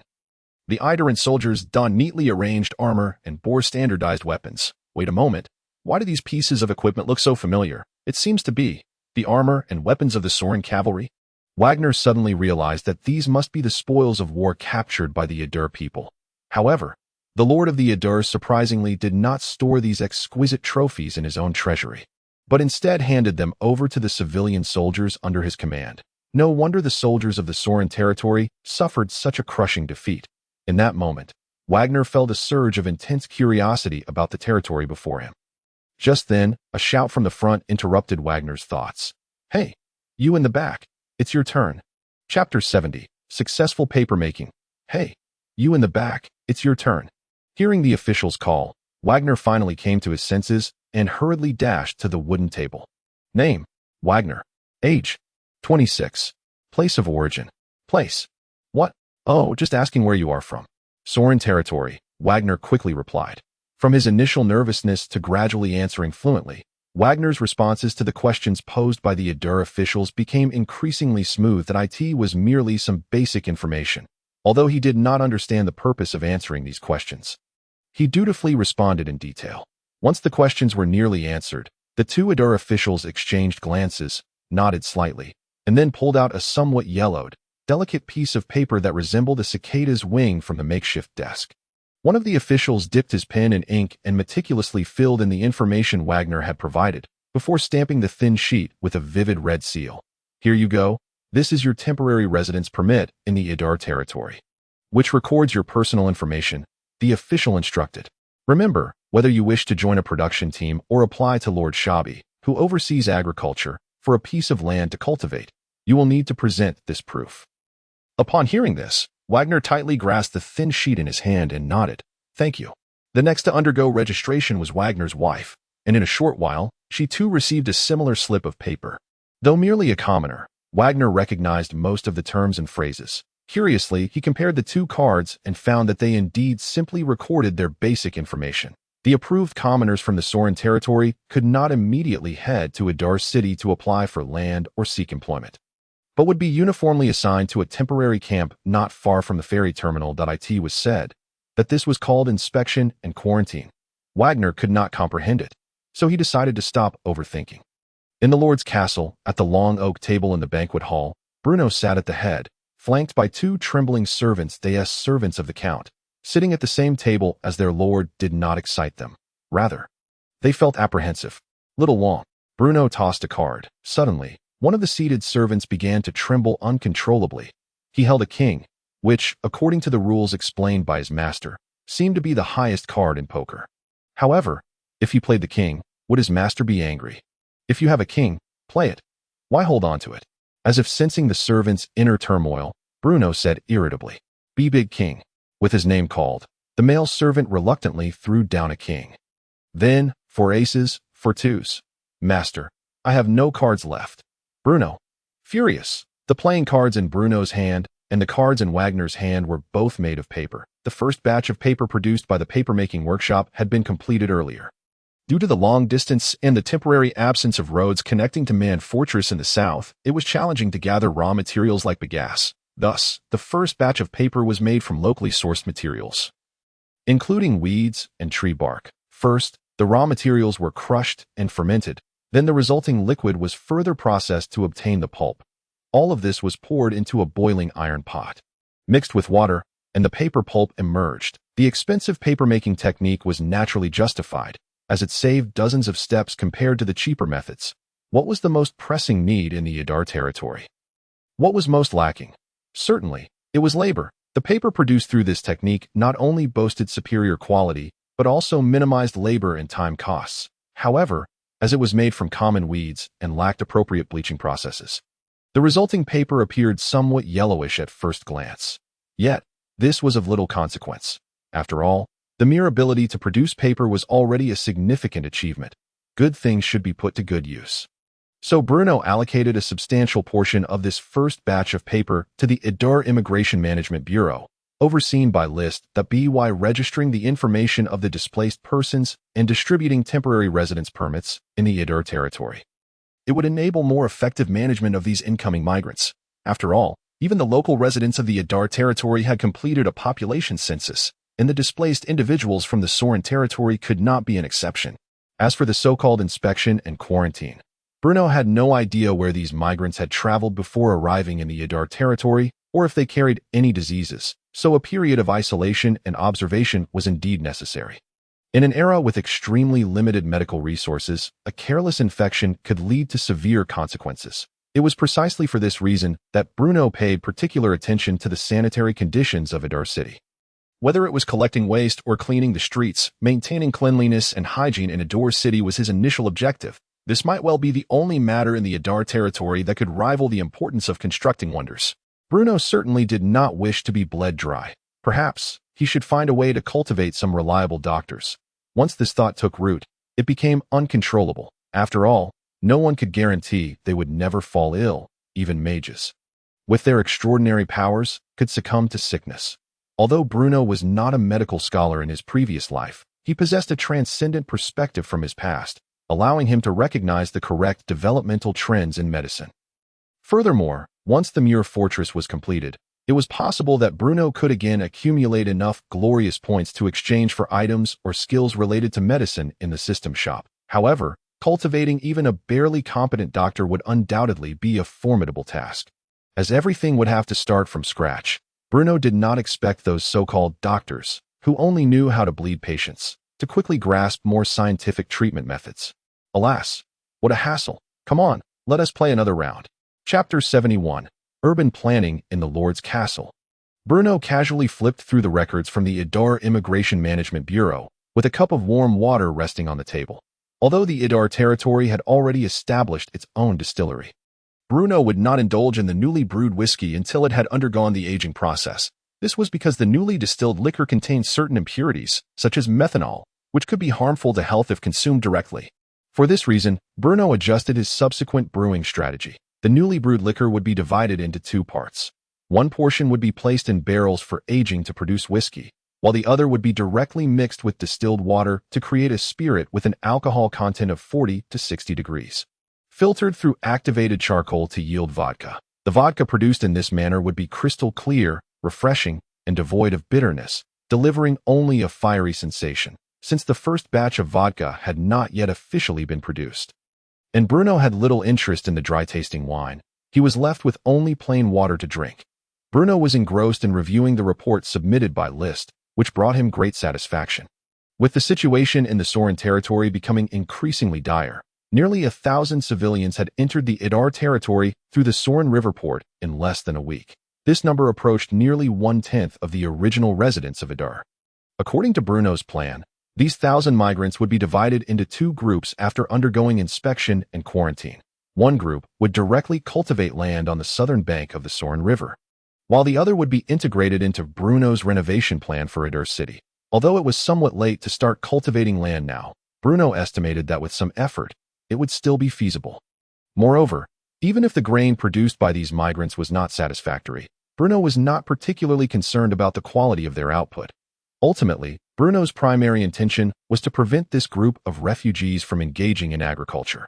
The cultivation of potatoes, sweet potatoes, and corn, along with the extensive use of fertilizers, could easily sustain twice the current population of the Idar territory. However, for most of the refugees, having food at home is a source of comfort. Had it not been for Bruno's clever ploy of distributing land, attracting such a multitude of refugees in such a short span would have been nearly impossible. The foremost priority was to bring the people to Idar. This encapsulates Bruno's most genuine thoughts at present. The saying, "Rome wasn't built in a day," rings true. Only when these individuals witness that the income of the civilians tasked with constructing the Namur fortress and other projects exceeds their own will they gradually choose to join in. As for the renovation plan for Idar city, Bruno has been contemplating this for quite some time. What is referred to as the Idar city renovation plan is, in fact, a segment of Bruno's broader development blueprint for Idar. The existing urban area of Idar city is rather limited. Aside from the vicinity of the Lord's Castle and the main thoroughfare connecting several city gates, most of the roads barely accommodate a single wagon, with many pathways only allowing pedestrian passage. Once the road connecting to Man Fortress is officially completed in the coming days, the existing roads and structures within Idar city will undoubtedly pose a significant impediment. Thus, Bruno has resolved to employ a portion of the refugees to expand and transform Idar city. Naturally, undertaking a complete renovation of Idar city at once is manifestly impractical, as the scope of such an undertaking rivals that of constructing a new marvel. Therefore, Bruno has decided to prioritize the main road connecting the north and south of Idar city and the area surrounding the southern gate for the initial phase of reconstruction. In his plan, homes adjacent to the main road will be directly demolished, thereby doubling the width of the thoroughfare and allowing at least 4 wagons to traverse side by side. This thoroughfare will also evolve into a commercial street within Bruno's scheme, designated for the construction of taverns, inns, and other commercial establishments, as well as specialized shops selling sugar, salt, and other goods produced in Idar. Beyond the internal planning for Idar city, Bruno has also delineated a rough allocation for the future regional development of the entire Idar territory. Initially, the focus of Idar's development and construction will center around 5 major roads. According to Bruno's construction blueprint for Idar, the lands west of Idar city, east of the Almes mountain range, the plains south of the Idar River, and the land along the southern bank of the Solin River will constitute the 3 primary grain-producing areas of Idar city, marking its future agricultural zones. Among these 3, the largest grain-producing area extends from the southern bank of the Idar River to Man Fortress, which is exceptionally suitable for the growth and cultivation of cereal crops. The highland region and the area between Idar city and the fishing port will be designated as 2 industrial zones in Bruno's plans. Although the iron mines in the highland remain largely untapped due to a shortage of labor, it is undeniable that the metal deposits in the highland will provide an indispensable impetus for the future development of the Ruhr territory. As for designating the line between Ruhr city and the fishing port as another focus for industrial growth, this is a preparatory measure by Bruno for the future. In his view, the fishing port of Ruhr is a deep-water harbor that would be underutilized if solely reserved for fishing boats. Furthermore, the Almes mountain range, located to the west of the Ruhr territory, has been earmarked by Bruno for special attention. This is partly due to the presence of magic crystal stone deposits within the mountains and partly because Bruno harbors a profound interest in the Almes mountain range. It can provide the timber needed by the Ruhr territory, and the sparsely populated Almes mountains could become a secret base for Bruno, serving as a site for the crafting of enchanted weapons and other research endeavors. As roads gradually expand and trade routes to the Basel Kingdom are established, the Ruhr territory is destined to witness an influx of transit caravans. While these incoming merchants will bring unprecedented economic benefits to Ruhr, they will also heighten the risk of technological leakage from the territory. Thus, the remote Almes mountain range emerges as Bruno's preferred location for researching new weaponry and product development. Moreover, it is entirely possible that treasures yet undiscovered by Bruno lie within the Almes mountains. Chapter 72. The mages from afar. An old donkey cart trudged slowly along the muddy path of Thorn Valley. The beast of burden was likely an aged donkey. Despite the modest size of the cart it pulled, it struggled with each step, as if expending tremendous effort to move forward. Upon the small cart sat 3 individuals, while 6 others walked alongside. Following recent rains, the roads of Thorn Valley were treacherous, prompting some familiar merchants to halt on the opposite side at the Connie territory. Yet, these few Navi souls plunged headlong into the mire, laboriously making their way through the muck. Their tattered clothing and grimy faces resembled those who had just rolled in the mud, with a mere swipe revealing a damp coating of earth. If one were to claim they were beggars on the road, few would doubt it. The wooden wheels of the cart creaked ominously, and the connecting beam had already bent under the strain, threatening to collapse at any moment. Finally, with a jolt as the cart's wheel struck a protruding rock, this already fragile conveyance shattered instantaneously. Crack! The beam connecting the cart's wheels snapped suddenly, causing the cart to lurch awkwardly onto the muddy road, with one wheel rolling far away. Splash! The 3 occupants were unceremoniously hurled onto the sodden ground, faces down, landing in a most undignified manner. Ouch! Hitoe! Cough! What, cough, is happening? The 3 individuals, previously asleep in the cart, were jolted awake. Watson, you're on top of me. Wright, his face smeared with mud, lifted his head and wiped his face, panting heavily. Ugh, that hurts. Hearing Wright's groans beneath him, Watson hastily pushed himself up. Be gentle. Wright's voice was tinged with a whimper. Only then did Watson realize he had been pressing down on Wright's waist as he stood. As the trio struggled to rise from the mud with their companion's assistance, they found themselves thoroughly soaked in filth. What in the world is this place? Wright complained, being at the bottom of the pile. He bore the brunt of the mishap, and after Watson's clumsy rise, he felt a sharp pain in his back. Are you all right? Inquired the sole formal mage among them, Siebel. Their party comprised 9 individuals, apart from Siebel, a formal mage. The remaining 8 were merely mage apprentices. After Watson and Wright received a letter from Annel, they quickly contacted several familiar mage apprentices. Following some heated discussions, they ultimately resolved to depart from St. Lawrence, embarking on a slow journey eastward toward the Ruhr territory. Aside from Wright and Watson, the other apprentices hailed from various mage towers, sharing the commonality of being looked down upon by their mentors. Yet each nurtured a fervent desire to transcend the mundane. As for Siebel, he was a mage residing in the central region of the Norman Empire, who had fled after offending a local noble. Indeed, in Siebel's view, these 8 apprentices were refugees, rather than remaining in the capital city of St. Lawrence, home to numerous powerful mages and towers. They fixated on a remote and desolate noble territory, mirroring Siebel's own predicament of having offended someone and subsequently fleeing. However, the plight of this group, consisting of 1 mage and 8 apprentices, was undeniably dire. It is no surprise, given that mages in the Norman Empire, especially those from St. Lawrence, often lead reclusive lives within their towers, rarely venturing beyond their doors. If they were on Earth, they would undoubtedly be considered hermits. It is not uncommon for them to remain isolated within their towers for years. Of course, they are attended to by dedicated servants.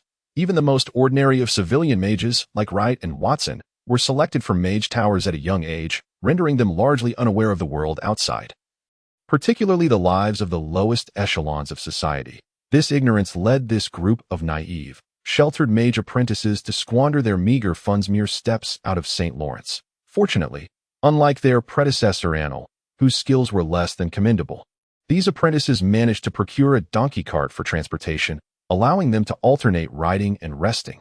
However, their misfortune struck when they encountered heavy rain while traversing Thorn Valley, resulting in their current miserable state.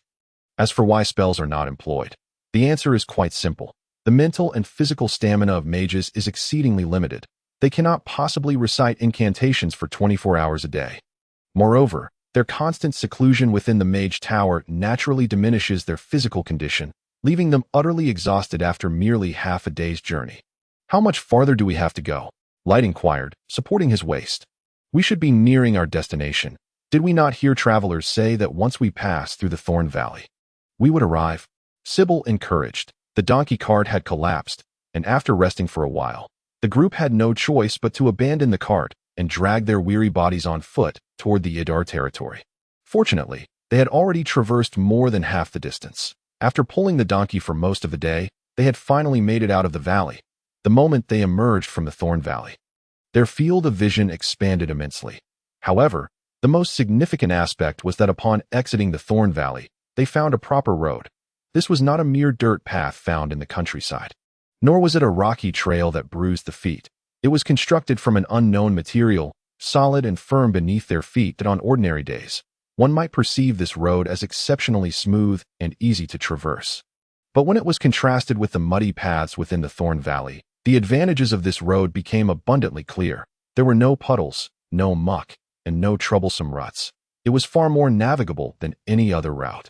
Such a remote, noble territory. And yet it boasts such a road. Even in the western part of the empire, you would not find this. Sybil exclaimed. If only they could construct such a road within the Thorn Valley, Watson agreed. Indeed, a cement road would not be laid in the Thorn Valley. This was a directive given specifically by Bruno.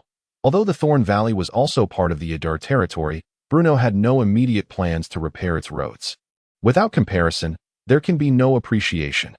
Only after the passing merchants had traversed the roads within the Thorn Valley could they truly appreciate the benefits of this cement surface, leading them to prefer a slight detour to visit Idar city first.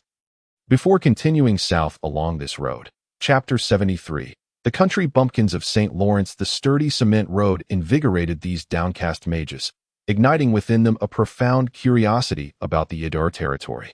Anil had not provided a detailed depiction of what the Idar territory was truly like in his letters. Hence, their imaginations and speculations regarding Idar had not ceased since their departure. Along the way, these mages, who had previously known little of life as tribulations, encountered numerous hardships and challenges, their experiences broadening their horizons to such an extent that they often felt trepidation towards the distant Idar territory.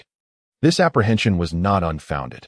Ever since leaving St. Lawrence, the roads had grown increasingly rugged as they traveled eastward, and the plight of the common folk had worsened. Consequently, these mages could scarcely envision what life in the far eastern Idar territory might entail. Ragged clothing, sleeping under the stars, such anxious sentiments peaked as they traversed the Thorn Valley. However, upon crossing into the lands of Idar, their original worries and sorrows dissipated almost instantaneously. The strength of a noble territory manifests in myriad ways. And even the road beneath their feet revealed that Idar was vastly different from other noble regions. Watson lay down on the road, sniffing and tapping it, then exclaimed in astonishment, "This is a building material I have never encountered before." Indeed, here lay roads that even St. Lawrence had never seen, and only in such a wondrous place could a grand mage choose to linger. End of note. Chapter 46. 9 individuals, accompanied by a donkey, hurried along the cement road, even the previously injured Light exhibiting a sense of eagerness. After all, they had been away from St. Lawrence for over several months, and now that they were within the bounds of Idar, excitement coursed through them. The group trudged along the newly constructed road, and after an indeterminate amount of time, they finally spotted tents set up by the roadside. The various tents were clustered closely together, with faint wisps of smoke rising from nearby cooking fires. As evening approached, the sounds of lively conversation could be heard from within the tents. Observing the smoke curling upwards, the bellies of the mage apprentices began to grumble. Light. Let us go forward and procure something to eat, Watson suggested, clutching his stomach. After such a long journey, they were all famished, having not eaten a single meal that day. However, Light, though equally hungry, replied, Do you not recall the territories we passed through? The common folk value their grain more than their very lives. At times, even when they wish to assist you, they must first ensure their own survival. With that, he rummaged through his pockets, finally producing 2 copper coins from his coat. I only have these 2 copper coins, Light said, wearing a pained expression. The others also searched their belongings, and after some time, they managed to gather a total of 16 copper coins, barely enough to equal a single silver shilling. Let us go. Perhaps we can purchase some food from the locals here if we can endure tonight. Tomorrow we should be able to reach Idar City to find Anil, Sybil said, leading the way toward the tents. Hello. We come from St. Lawrence, on our way to Idar City to visit a friend. Sybil happened to intercept a serf who was about to step outside the tent. As he spoke, he extended the copper coins they had painstakingly collected. We haven't eaten all day. Might we purchase some food here and take a moment to rest? St. Lawrence. The serf paused, then shook his head. I've never heard of it. I am merely a serf here, and I only know of the Idar territory. If you wish to exchange for food, I cannot decide that. You must speak with the captain of our production team, the one gnawing on bread by the bonfire. The group turned their gaze toward the bonfire within the tent. They then noticed a large pot of vegetable soup simmering over the flames, glistening with a sheen of oil, and beside the fire lay 2 or 3 large baskets filled to the brim with dark bread. That a multitude of people sat encircling the bonfire, heartily consuming their evening meal. Gazing at the abundant dark bread piled in the baskets, the traveling mages felt that the situation seemed quite incongruous. Such food, even for the common folk of St. Lawrence, would be considered a luxury, meant to be savored indoors. Yet here it lay casually stacked outdoors, seemingly unguarded against theft. At that moment, the individual referred to as the captain rose and approached Sybil and the others. I am the captain of the 4th production team in Idar territory, responsible for managing the serfs here. If you have any matters to discuss, feel free to address me. Serfs? You mean all the people here are serfs? The mage apprentices gasped in astonishment. Indeed, I am also a serf, the captain replied with a smile. What was the meaning of this? A group of serfs camped out in the wild without soldiers to guard them. Moreover, they possessed such an abundance of food. When did the serfs at the bottom of the Norman Empire begin to enjoy such privileges? A torrent of questions flooded Sybil's mind in an instant. He glanced at the pot of soup and the dark bread the captain held, feeling as though his own life was even less fortunate than that of the serfs in Idar City. Sensing the gaze of Sybil and the others, the captain said, If you have not eaten, please help yourselves. Our lord the count instructed us to provide assistance to those traveling to Idar City. We only have 16 copper coins, Sybil said, feeling somewhat embarrassed. You may keep those coins. According to the count's orders, any foreign merchants entering Idar City must obtain an entry permit at the southern gate, and each permit costs 3 copper coins. I fear that the money you have will not even suffice for the necessary permits. Sybil. Chapter 74. The country bumpkins of St. Lawrence, continued. Bruno received word early in the morning about the arrival of the mage apprentices. How many have arrived? He inquired with palpable excitement. He had eagerly anticipated the arrival of these distant mages. While it was clear that those willing to traverse great distances to reach Idar would not be renowned mages, they must certainly possess tenacity and determination. Perhaps these apprentices were not highly regarded or lacked exceptional talent, but that mattered little. Bruno had no need for them to chant spells on the battlefield. What Bruno required was for them to collaborate with Anil to conduct research, design and develop new enchanted weapons, and work towards popularizing and standardizing the application of magic arrays, using the power of magic to propel Idar into a new era of transformation. That was Bruno's objective. A total of 9 individuals, including 1 mage and 8 apprentices, List replied. The campsite of the 4th production team had become a necessary waypoint on the journey to Idar City, and for some time now, officials from the Idar Immigration Administration had been stationed there. Thus, when Sybil entered the camp to demand bread, the news of a group claiming to hail from the imperial capital of St. Lawrence had already been disseminated. Where are they now? They are making their way to Idar City and should arrive by noon today. List responded. Go inform Arnell, and then take these mages directly to him, Bruno instructed. Understood, my lord. Such a useful group of tools. mages and mage apprentices, of course, should be handed over to Arnell to be plunged directly into work. As for Adur City, well, we can allow these mages from afar to explore it later. After all, construction is rampant throughout Adur at the moment, and there is little to see. Therefore, Bruno felt entirely justified in this arrangement. In fact, he had already drafted the salaries for these mage apprentices, eagerly awaiting their arrival to implement them. A 6-day workweek, from 9 in the morning to 9 in the evening, with overtime paid separately. Bruno believed such compensation and work arrangements to be rather humane. After all, 996 is a blessing. Finally, after much anticipation, this sluggish group of mages had arrived, and it would be impossible to deny the excitement swelling within him. The design of enchanted weapons was certainly not a task that Arnell could accomplish alone. The addition of another mage meant an extra hand. Another perspective to consider. The adage that many hands make light work held true. With the inclusion of these mages and apprentices, the total number of mages and apprentices in the Adur territory would astonishingly surpass double digits, reaching a scale of 10. In times past, such a notion would have been utterly unfathomable. After all, this was no simple arithmetic. Currently, Arnell's workplace was not within the confines of Adur City. Therefore, before Light and the others could approach Adur City, they were politely escorted away by Adur soldiers to ensure the confidentiality and security of the enchanted weapon research. Arnell had relocated from Adur City some time ago, and, with the assistance of Bruno's dispatched guards, had constructed a series of temporary accommodations in the Almes Mountains. These houses, nestled halfway up the mountain, bore a resemblance to the mountain villas of a previous life. Though they lacked the grandeur of a castle, they were far more comfortable to reside in. Moreover, while the exterior of these residences appeared somewhat worn and unremarkable, the interiors were surprisingly well equipped, replete with all necessary amenities. Bruno had even reassigned the plump cook from the Lord's kitchen, renowned for her water bucket waist and formidable arms, to assist Arnell, an act that had caused Bruno considerable distress. Of course, more importantly, not far from these mountain villas lay the magical crystal mines of the Almes Mountains. Arnell had long coveted these magical crystals. The significance of magical crystals to mages is self-evident. They not only serve as vessels for storing free magical elements, but also greatly facilitate spellcasting.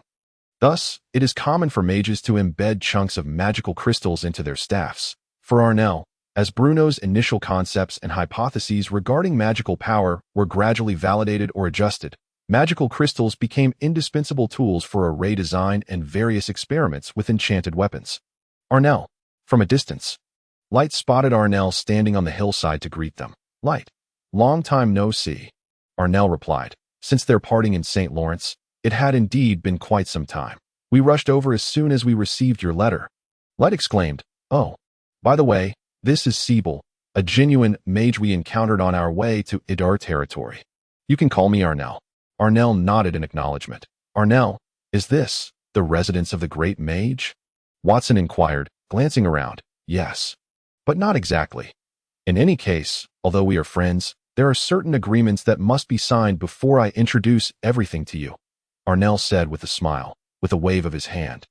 A guard presented a scroll containing the pre-drafted confidentiality agreement and employment contract for the Adur territory. While the agreement itself lacked the ability to enforce compliance, it is important to note that in this world, mages exist to serve the nobility. Thus, any employment agreements or other contracts between nobles and mages are subject to registration with the Mage Guild, and should a mage violate the terms of such a contract, they would face sanctions from the guild. For this reason, mages wishing to continue their careers within the Norman Empire typically refrain from violating agreements made with nobles. This is a confidentiality agreement, along with the employment contract for your positions as members of the Adur Territory Mage team, Arnell replied. So serious? Watson questioned. Naturally. When you come to understand what you will learn in the Adur Territory, you will grasp why I insist on this, Arnell stated earnestly. The individuals present merely glanced at the documents before signing their names. Aren't you going to read it carefully? Arnell asked. No need. I can hardly wait to see what you will show us. Chapter 75. The Adur School. Before long, Arnell led these freshly contracted old friends to tour his laboratory located in the Almes Mountains. This was a rather compact, independent structure, situated adjacent to Arnell's residence and the temporary quarters of the Adur guards. The table in the room was cluttered with disheveled blueprints, which represented Arnell's discarded drafts for array designs. This is paper. Light stared wide-eyed at the scattered sheets on the table, which were the latest products from the Idur paper workshop. The recently signed contracts had utilized the commonly used parchment of the nobility, thus failing to spark much surprise among the mage apprentices. However, the sight of the numerous sheets of thin paper piled on the table left everyone astonished. Yet another innovation not even seen in St. Lawrence. But Arnell did not elaborate on this to Light and the others, as their attention was swiftly drawn to other items in the room. Magical crystals scattered across the floor, along with many sheets adorned with peculiar patterns. And when Light witnessed a rock levitating in midair due to a floating array, his heart raced uncontrollably. Although this was merely the simplest levitation spell, Arnell did not wave a staff or chant incantations, yet. The rock remained suspended in the air with unwavering steadiness. A mage apprentice who had resided in St. Lawrence for a long time. Light understood precisely what this implied. It was a complete upheaval of the existing mage system. Is this what you refer to as an array? Light gasped, eyes wide with disbelief. Arnell nodded, visibly excited as he proclaimed, within the entire Norman Empire, Idur territory is the only place conducting research on arrays. You comprehend what this signifies. It means that everything we undertake is unprecedented. And if we succeed, we shall become the pioneers of an era far beyond those great mages. Arnell's words resonated powerfully with the apprentices who harbored dreams of becoming mages. Why had they left St. Lawrence? Why had they endured countless hardships to arrive in this remote Idur territory? It was not solely because Arnell claimed the presence of a great mage in Idur, but because they could see no hope of becoming official mages in St. Lawrence, in a place where mage towers loomed, and official mages were as common as fish in a river. These apprentices, whose talents were not exceptionally brilliant, found it exceedingly difficult to receive guidance from mentors and even harder to bridge the gap between mages and apprentices. The congregation of numerous mages undoubtedly birthed many dazzling new stars. Yet how many could see the gifted apprentices buried beneath the dust of history, stifled by the limitations of mage education resources? Therefore, upon witnessing the glimmer of hope emanating from Idur, these young apprentices had come, driven by fervor. Could it even herald the dawn of a new era? Light felt his hands tremble ever so slightly. Not just him, the other mage apprentices were equally awestruck by the revelations unfolding before them. Idur territory, arrays, great mages. As these words intertwined in their minds, a newfound hope for their futures began to blossom. Indeed, since the original path had become impassable, let them unite to carve out a brand new road. Even the possibility of establishing an entirely new school of thought looms on the horizon. The mage community of the Norman Empire is replete with numerous factions, each possessing distinct interpretations and methodologies regarding the arcane arts, often looking down upon one another, with none willing to yield. Take, for instance, Arnell's mentor, Grand Galvin, who is a prominent member of the renowned Ilran school. This school asserts that by refining the incantation of spells and the trajectory of wand movements, one can alleviate the mental strain experienced by the caster when conjuring magic. Due to their effective modifications to several spells, the Ilran school has emerged as a leading faction in the western part of the empire, attracting a multitude of mages and apprentices, simultaneously, in the northern duchy of Eric. There exists a lineage of mages known as the Eric school. The practitioners of this school have shifted their focus away from the spells themselves, instead dedicating their efforts to augmenting the power and intensity of the magic. They believe that since human mental capacity is inherently finite, it is far more prudent to wield one's limited mental energy to cast more potent spells, which led to the creation of an enhanced version of the fireball spell, the Great Fireball. Beyond these two primary schools, the Norman Empire is also home to numerous smaller and mid-sized magical factions, such as the Godzilla school, obsessed with hunting magical creatures, and the Saga school, which revels in casting spells upon themselves. These smaller factions lack a fixed mage tower as their emblem, and are scattered across the various corners of the empire. Of course, aside from these relatively conventional magical schools, there exist a few that revel in murder. And such mages are typically referred to as the Fallen. However, due to the strict prohibitions and severe crackdowns imposed by the Norman Empire, these factions have mostly faded into obscurity over the years, surfacing only occasionally to wreak havoc in a bid to reassert their existence, akin to terrorists of a bygone era. Arnell's words echoed in the ears of the apprentices, resounding with clarity. The notion of founding a new school. For these apprentices, who were not even formal mages, this concept seemed distant. Yet, they truly glimpsed the hope of establishing a new faction right here. Arnell had vaguely outlined the principles of drawing magic arrays to them, should they truly manage to further develop these arrays. The founding of a new school would not be an unattainable dream. The Adur School, a burgeoning faction dedicated to the crafting of magic arrays and the popularization of magic applications. Just the thought of it ignited a fire within their veins. Although they currently numbered only 10, the concept of magic arrays undoubtedly opened a new gateway into the world of the arcane in this realm. The number of individuals who successfully ascend to the status of formal mages rarely exceeds 1/5 of the apprentice population. This implies that if the study of magic arrays were to coalesce into a structured system, it would herald a boon for the vast majority of ordinary mages and apprentices. Chapter 76. The Colossus, the Holy City. Bethlehem as the common believers recruited by the church gradually arrived in Bethlehem under the watchful eyes of the private soldiers of various nobles. The long-anticipated construction plan for the Colossus finally commenced.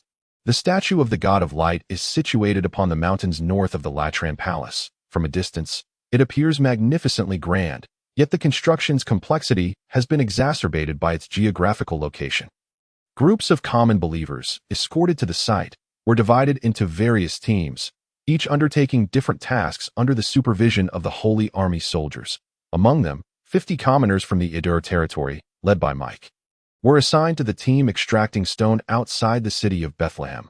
Bethlehem, revered as the place of the God of Light's descent, experiences little variation in its seasons, basking in nearly unbroken sunlight throughout the year. Although it is still spring, the air carries a hint of heat. Under the blazing sun, hundreds of commoners toil bare-chested, chiseling away at the mountainside under the watchful eyes of the Holy Army. The construction of the Colossus demands an immense quantity of stone. Thus, the workload of these commoners is substantial. They are roused from slumber by the soldiers of the Holy Army at the break of dawn and are not permitted to rest or dine until after sunset. Despite the intensity of their labor, the rations provided by the church for these stone-extracting commoners are woefully inadequate, leaving many unable to satiate their hunger as they work with empty stomachs. Consequently, within just a few days, several commoners have collapsed from exhaustion while chiseling stone. This is hardly surprising, as the plight of the common folk in this era is exceedingly harsh. Malnutrition and pallor are the most common afflictions.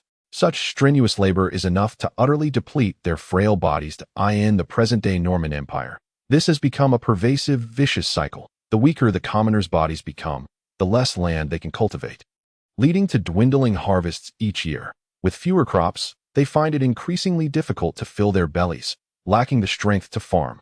Furthermore, the arbitrary taxes and labor imposed by their lords, coupled with the tithe, exacerbate the already dire circumstances of many common families in the Norman Empire.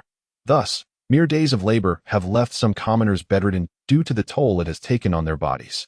Crack. A soldier of the Holy Army brought his whip down harshly upon the back of a commoner. Look at the speed of others. Now look at yours. You are constructing a colossus for the God of Light. No one is permitted to slack off, or else divine retribution shall befall you. The soldier chastised, gesturing toward another group nearby. Do you not feel ashamed when you see those Idarians? Indeed. The 50 common believers from Adur, led by Mike, did not appear to struggle with the task at hand, for they had amassed ample experience during the construction of the Hanging Gardens, knowing how to extract stone with greater efficiency and how to seize brief moments of respite during their labor. Moreover, since each commoner has a set quota of stone to extract daily, the Idarians often finish their work first, allowing even the supervising soldier to return home a bit earlier. As Mike finally completed his daily quota and prepared to return to the camp with the others, he noticed the commotion occurring nearby. Esteemed soldier. Just as the soldier was about to swing his whip once more, Mike's voice, neither too loud nor too soft, floated into the soldier's ears. The soldier turned to see Mike, one of the Idarians, smiling at him, his right hand tracing a cross over his chest. Do you need something? The soldier asked, somewhat brusquely. The God of Light teaches us to be kind to others and to refrain from engaging in enmity. And thus, Mike commenced his appeal. The soldier paused, his face reddening with indignation as he retorted, Finish your work and return to camp. Do not obstruct matters here. Mike promptly traced a cross over his chest and sincerely proclaimed, I wish to complete the task he could not. What? At that moment, not only was the soldier taken aback, But even the commoner being whipped was bewildered. Are you saying, you are willing to extract stone for this fellow? Indeed, the God of Light teaches us, enough, use this fellow's tools and get to work, the soldier snapped impatiently. Upon witnessing Mike volunteer to assist the other commoners, the Idarians were momentarily stunned. Yes, they recalled their lord's prior assertion that labor could redeem one's sins. Hence, if they aided in extracting stone, not only would they contribute labor, but they would also alleviate another's burden. Was this not a double redemption? A double delight? Consequently, this enthusiastic group of Idarian commoners began to eagerly seek out any unfinished work. The supervising soldiers of the Holy Army exchanged incredulous glances. They had never encountered such a peculiar phenomenon. These people, could they truly be mad? Yet, to label these Idarians as mad would be misleading. For the Idarians spoke incessantly of what the God of Light had instructed them. Even the seasoned soldiers of the Holy Army, who had long guarded the Holy City, had never heard such words attributed to the God of Light. Yet they could not help but admire the fervor these Idarian believers displayed for their faith. Indeed, to many of the Holy Army soldiers, the Idarians laboring here could hardly be described merely as followers of the God of Light. Perhaps fanatics would be a more fitting term. Thus, from that day forth, tales of the Idarians began to circulate quietly at the construction site outside the holy city of Bethlehem. Chapter 77. The St. George Medal and the Tithe Latran Palace. Side chamber, Des, the foremost individual beneath the Pope, Cardinal Camus Blanchard sat with narrowed eyes, listening to a bishop report on the revenues and expenditures of last year's tithe, according to the edicts of the Holy See. The tithe is predominantly collected at the onset by winter each year. By the time the tithes dispatched from the various noble domains reach Bethlehem, it is typically already spring of the following year. The tithes sent by the noble lords are mostly comparable in quantity, although there may be some losses during transit. They are generally negligible. Only Duke Eric from the northern regions of the empire has yet to contribute anything this year, a bishop whispered. He refuses to recruit manpower, and he adamantly declines to pay the tithe. Is Duke Eric now resolute in opposing the church? Camus Blanchard slowly opened his eyes, his expression one of displeasure. For several consecutive years, Duke Eric, stationed at the empire's northern frontier, has used the pretext of heightened military tensions in the north and the immense consumption of provisions to delay the collection of tithes. In recent years, he has sent not a single grain to the church. Perhaps, the Odin Empire's military has indeed been somewhat unsettled of late, a cardinal softly explained. Albad, Cardinal Camus Blanchard suddenly turned to the bishop who had spoken, saying, since you formally took charge of overseeing the northern diocese, the activities of heretics in the northern frontier have markedly increased, and the number of commoners adhering to the faith has dwindled. Pray tell, how have you managed the north? No sooner had Camus Blanchard's words echoed than a radiant light seemed to erupt around him, and his chair suddenly ignited in fierce flames. The once dimly lit hall was enveloped in the blazing light, reminiscent of a divine miracle descending from the God of Light, illuminating the entire chamber. Thud. Witnessing this scene, the bishops present fell to their knees in terror. Lord Blanchard, the bishop known as Albad, trembled, pressing his forehead anxiously to the ground. Securing Duke Eric's gold may prove quite challenging. Camus Blanchard's succinct remark shattered Albad's psychological defenses entirely. That a pale yellow liquid gradually soaked through Albad's robes. Where is the gold? Write it down. Camus Blanchard beckoned, and a servant approached, placing a roll of parchment and a quill before Albad. Albad looked up at Blanchard with pleading eyes. Spare my life, my lord. Write, the cardinal commanded in a grave tone. Faced with this, Albad grasped the quill with trembling hands, scrawling a lengthy list of place names. My lord, you may assign me to construct a grand statue. I would willingly toil alongside the commoners. Albad implored, pausing his writing. Cardinal Albad, guilty of blasphemy, is to be punished with the coffin sentence, publicly displayed at the Pope's Square, Camus Blanchard pronounced coldly, adding, furthermore, summon the Holy Army to bring forth the gold. Upon hearing the cardinal's decree, Albad's eyes widened in disbelief. The coffin sentence, also known as the coffin punishment, involves confining the condemned in a cage of insufficient size, rendering them immobile, and then suspending the metal cage from a tree or gallows, allowing crows to feast upon them. The condemned often do not die immediately, forced to watch as crows peck at their flesh, a torment that may endure for several days. My lord, you cannot do this. I have shed blood for the Holy See. I have rendered service to the Pope. You are merely a cardinal, You have no authority to judge me. I demand to see the Pope. Take him away to the coffin, Camus Blancard said with a furrowed brow. Immediately, several soldiers of the Holy Army dragged the screaming Albad away, leaving a trail of yellow liquid upon the floor. Inform Duke Eric that the payment of the tithe is enshrined in the Empire's code of law. Sanctioned by the Regent Council and His Majesty the Emperor, he must deliver the tithes forthwith, the cardinal commanded in a low voice. Yes, the other cardinals bowed their heads in agreement that I in the hierarchy of the Holy See. Beneath the Pope is the cardinal, followed by those responsible for the various dioceses of the Norman Empire. Although there are multiple cardinals, Camus Blancard is the only one authorized by the Pope to oversee the affairs of the Holy See. He waved his hand, dismissing the attending cardinals and bishops. Duke Eric of the Northern Empire has persistently resisted the collection of the tithe, repeatedly defying the Church's decrees, which has undoubtedly caused considerable vexation for the cardinal. The Northern Empire is already deeply influenced by the Ottoman Empire, with heretics frequently traversing the northern frontier, complicating the Church's expansion in that region. Furthermore, certain disreputable elements within the Church have turned a blind eye to these heretics, further impeding the Church's missionary efforts in the northern territories. However, Camus Blancard raised his hand, and after a moment, a flicker of flame appeared in his palm. This was the power he had acquired after entering the Bethlehem Star Cave for the 4th time. Believed to be a divine endorsement, inspired by this miracle, he firmly believed that the God of Light is the one true deity in this world, and that all other heretics ought to perish. How is the construction of the statue of the God of Light progressing? Camus Blancard casually inquired. No sooner had he spoken than Julian Gallia, the commander of the Holy Army clad in armor, emerged from behind a stone pillar in the hall. Esteemed Lord Blancard, the difficulty of constructing the statue far exceeds our expectations. Aside from the successful quarrying of stone outside the city, the progress of the other projects has faced various delays. Moreover, 3 common laborers have already perished from exhaustion over the past week. What? Blancard was not surprised by the loss of commoners, but rather by the sluggish pace of the project. Speak. What is the cause? Most of the commoners sent by the lords to work are forcibly conscripted, and many are aged men, making it exceedingly difficult to meet our original expectations. Additionally, the location of the statue's construction has been shifted from the Pope's Square to a mountain outside Bethlehem, effectively doubling the construction's complexity. I care not for the process. I demand results. The statue of the God of Light must be completed before the arrival ceremony presided over by the Pope in 3 years' time. If those quarrying the stone can fulfill their tasks, then so too can the other laborers. But Julian hesitated. Speak. Blancard fixed him with a stern gaze. The reason the quarrying laborers have been able to meet their goals is that among them are believers, who work with an almost frenzied fervor, their actions and words, exceedingly peculiar. Peculiar? In what manner? After much hesitation, Julian finally replied. It is hard for me to describe, Lord Blancard.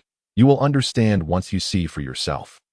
Outside the city of Bethlehem, at the quarry site, the myth of the Iderans has spread widely among these serfs, and nearly every commoner is aware that there exists a group of devout believers in the God of Light who toil tirelessly, undeterred by hardship, finding ways to complete even the most grueling tasks. Thus, at the end of each workday, the commoners from other noble domains spontaneously gather to attend lessons in the tents where Mick and others reside. These so-called lessons instruct the quarry workers on the proper techniques for chiseling stone, the timber and stone transporters on how to coordinate closely, and the builders of the statue on what precautions to take. The soldiers tasked with guarding the site have tacitly permitted the existence of such classes, as they too would face repercussions should the statue not be completed on schedule. However, that evening, the soldiers on duty were taken aback to encounter Cardinal Camus Blancard outside the commoners' tents. Lord Blancard, the soldiers greeted respectfully. Where are the Iderans? Take me to them, Blancard commanded as he approached the tents. He finally heard the voices emanating from within. What is happening here? He asked in a low voice. Teaching. A lesson. The soldiers stammered, frightened, for they had heard that Cardinal Albad was still hanging in the Pope's Square. You may depart for now, Blancard said, eager to discern the peculiarities of these Iderans. Yet, before he could enter the tent, the voices from within captivated his attention. Of course, beyond the essential points to bear in mind while working at the site, each attendee must also remember the teachings of the God of Light and sincerely internalize the guidance of the God of Light. For this is the crux of the matter. We were once believers. Yet we have been forcibly conscripted here. In that case, we would have been better off never having embraced this faith, a commoner retorted, just as Blancard intended to enter the tent to reprimand this outspoken commoner. He heard the Eidolon speak again. How can you speak in such a manner?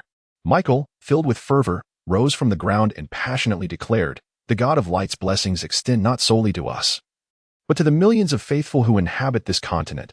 Once the grand statue of the God of Light is erected, it will not only be the people of Bethlehem who can behold the visage of the divine, but also the common folk surrounding Bethlehem, who will be able to appreciate the teachings of the deity. Our toil is dedicated to ensuring that more souls can bask in the radiance of the God of Light. How can one dare to complain about this? Once the statue is successfully completed, the God of Light will acknowledge our faith and sincerity as commoners, and your distant family will receive the deity's grace. The hardships you currently face are merely tests from the God of Light. If you cannot withstand such trials, how can you claim to be a believer of the God of Light? As I mentioned earlier, there are millions of believers within the empire. Why were we chosen to construct the statue? It is because the God of Light has sensed our faith and sincerity. Such a precious opportunity should not be squandered with nonsensical complaints. Michael resolutely rebuked. He paused for a moment and summarized, do you know why we, the people of Ruhr, can accomplish our daily tasks with greater efficiency in a shorter time? It is because we harbor the divine in our hearts. Only by truly dedicating our hearts to the deity can we discover the path beneath our feet under divine guidance. That is all I wish to convey today, that it is utterly incomprehensible that there are still those among you who desecrate the divine. Upon your return, you must reflect deeply. Only by genuinely believing in the God of Light will you receive his blessings. With Michael's words concluded, Cardinal Camus Blancard stood frozen outside. Among the commoners, there were indeed such sincere followers of the God of Light. This revelation lifted the gloom that had previously overshadowed Camus Blancard's heart. He was well aware of the plight of the commoners, and thus he was profoundly astonished by these Eidolon's interpretation of the God of Light. This person is called.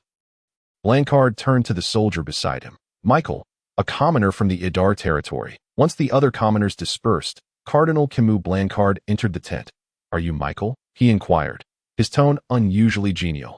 I humbly greet your eminence. The cardinal, Michael promptly bowed deeply. Do you know me? Camus Blancard asked. I do not know you, Michael replied, his demeanor a mix of trepidation and respect. However, inwardly, he could not help but scoff. You are clad in red. Who else in Bethlehem would dare don such attire besides the cardinal? It is worth noting that Michael was not merely one of the ruffians. He was once a personal guard of Count Bruno of Ruhr. He was the only one among this group of ruffians who retained his sanity and had not been brainwashed. Thus, although he thought so, he could never voice it. However, upon your entrance to this tent, I felt as if basking in a spring breeze, as if the God of Light had descended upon the world, warming my entire being and making my fatigue vanish in an instant. If it were not for the profound teachings of the God of Light embodied in your eminence, who else could possess such an aura? What did my Lord Count say? Flatter. Flatter vigorously, until I have everything I desire. Chapter 78. The St. George Medal and the Tithe, continued. Flattery is an exceedingly profound art. Although Bruno himself did not know how to master it, he was astounded by the high aptitude his personal guard, Michael, displayed in this regard. With just a slight nudge, Michael could elevate someone's spirits and bring them joy. Thus, Bruno reluctantly parted with his capable subordinate and sent him to Bethlehem along with the ruffians. In the Norman Empire, where both divine and royal powers held sway, there were only two paths to prominence: to flatter the emperor or to flatter the church. Among these two, Bruno evidently opted for the latter. After all, it was no secret that the 5 regents of the Regency Council had long been at odds with the emperor, and as a noble, Bruno would inevitably face pressure from whichever side he chose to stand with. This was not merely a matter of allegiance. It pertained to the future development of the entire Ruhr territory. Rather than gamble the fate of Ruhr, Bruno preferred to act as a fence-sitter, oscillating between the emperor and the regents as long as he could endure. Ruhr would one day become one of the most prominent noble territories in the eastern part of the empire, or indeed, the entire Norman Empire. As a transmigrator, Bruno had such confidence.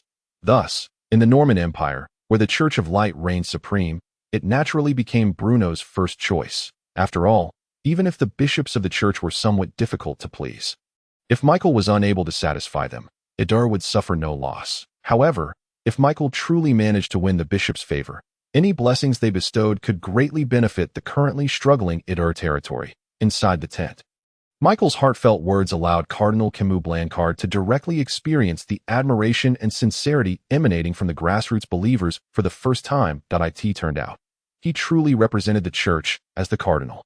And no wonder His Holiness had entrusted such an important position to him. That Michael's flattery brought a smile to the cardinal's face, and he began to feel a sense of goodwill towards this ragged commoner. I have heard that you workers from the Idar territory are the only group currently able to complete tasks on time, Camus Blancard inquired. Indeed. In fact, while fulfilling my own duties, I also strive to assist other workers in completing their labor. Unfortunately, my abilities are quite limited, and I am far from meeting the expectations. I hope your eminence can pardon my shortcomings, Michael earnestly replied.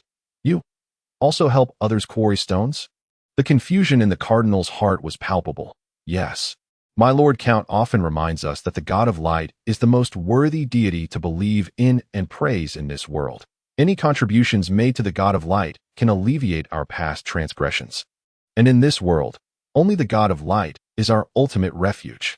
At this moment, Camus Blancard was left speechless and astounded. Such words were rarely spoken by an ordinary noble. However, in order to enhance the work efficiency of the other commoners, I now dedicate time each night to teach them how to mine and transport materials. Although immediate results may not be evident, I believe that the work efficiency of the other commoners will gradually improve. How did you Idarans acquire these skills? My Lord Count has stated that constructing the grand statue of the God of Light is of utmost importance to the entire Norman Empire and must not be approached with any bias. Assisting the church in erecting the statue is an undeniable responsibility of every noble in the Norman Empire. Thus, before we Idaran commoners came to Bethlehem to construct the statue, Count Bruno Stewart specifically had us practice all the skills that might be required for the statue's construction. From quarrying stone to transporting timber, and even the intricate details of construction, Bruno ensured we had hands-on experience with everything, so that we would not hold anyone back upon our arrival in Bethlehem. Hands-on experience. Indeed, my Lord Bruno even spent a fortune to construct a garden in the Idar territory to enhance our proficiency, with the true purpose being to better equip us for the church's statue construction. Unfortunately, it was also seized by soldiers from the Sorin territory, who repeatedly instigated conflicts at the border. You mean to say, your lord, Countador, spent a fortune to cultivate you? Camus Blancard found it hard to believe that the so-called Countador was indeed such a sincere believer of the church. Yes. Precisely because Lord Bruno invested a substantial amount of funds into the construction of the garden, the Sorin army seized the opportunity to invade, committing heinous acts. Yet, even after suffering such heavy losses, Lord Bruno did not cease our work. He led the soldiers in a bloody battle, repelling the Sorin invasion. Even the Count himself sustained severe injuries. However, perhaps the God of Light sensed his devotion. For Lord Bruno remarkably recovered under the Divine's protection, which further solidified our faith in the God of Light. Camus Blancard. Although this all sounded absurd, and Michael spoke as if he had rehearsed, the work efficiency of the Idaran commoners was evident, compelling the cardinal to reluctantly believe Michael's words. Countador truly is a loyal servant of the church. However, returning to the matter at hand. Where exactly is this Idar territory?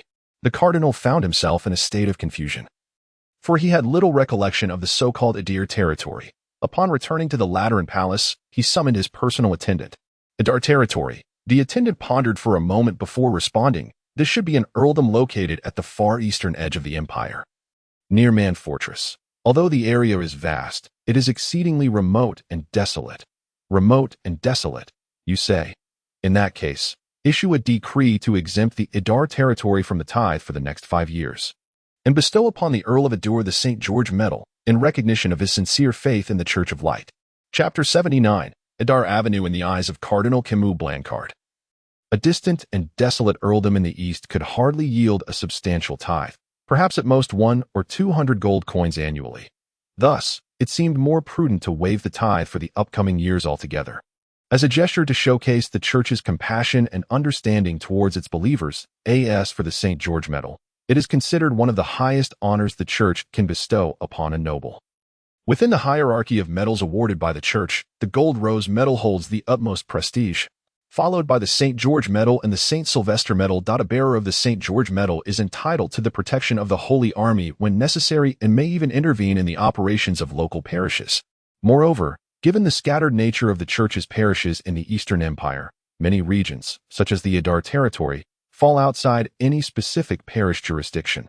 This implies that Earl Bruno Stewart of Idar, adorned with the St. George medal, stands as the sole noble with the authority to interpret the doctrines of the Church of Light within the entire Idar territory. Cardinal Camus Blancard was acutely aware of this fact. Yet the words of individuals like Mike left him profoundly shaken. It is indeed rare to encounter a lord with such unwavering faith in the God of Light. However, upon closer examination, a few could be found. Yet, what set Bruno apart was his ability to inspire the common folk within his domain to become devout followers of the God of Light. Thus, Camus Blancard decided to confer upon Bruno the St. George medal, hoping that he might foster greater faith in the God of Light among the populace, as for the common people of Idar, including Mike, who were engaged in the construction of the grand statue. They received special consideration from Camus Blancard. After all, sincere believers like Mike were indeed a rarity in these times. One could only wonder what sort of individual the Earl of Idar truly was. At that moment, the Earl of Idar, Bruno Stewart, whom the cardinal regarded as a genuine believer in the God of Light, was rather unceremoniously devouring a piece of pot pancake. This dish, a culinary specialty from Bruno's previous life, was made with eggs, cooked meat, and cilantro. Ideally, tofu should have been the primary ingredient, but having no knowledge of its preparation, Bruno opted for an alternative method using bean sprouts instead, although the method for making tofu was not exorbitantly priced in the system's marketplace.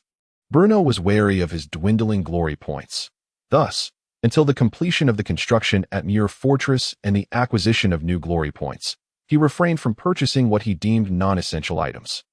Bruno was well versed in the process of sprouting bean sprouts. By soaking selected beans in warm water for approximately a day, they would swell and even begin to sprout white shoots. He then placed a piece of coarse burlap in a prepared container to shield the beans from light and absorb moisture, spreading the soaked beans evenly on top and covering them with cloth, by watering them morning and evening, and repeating this process over 4 to 5 days.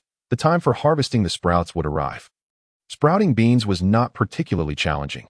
As long as moisture was maintained, light was avoided, and air was allowed to circulate, the sprouts would flourish. Thus, under Bruno's initiative, a bean sprout workshop was established in Idar city, dedicated to the cultivation of this easily obtainable vegetable, one that was uniquely associated with the Idar territory.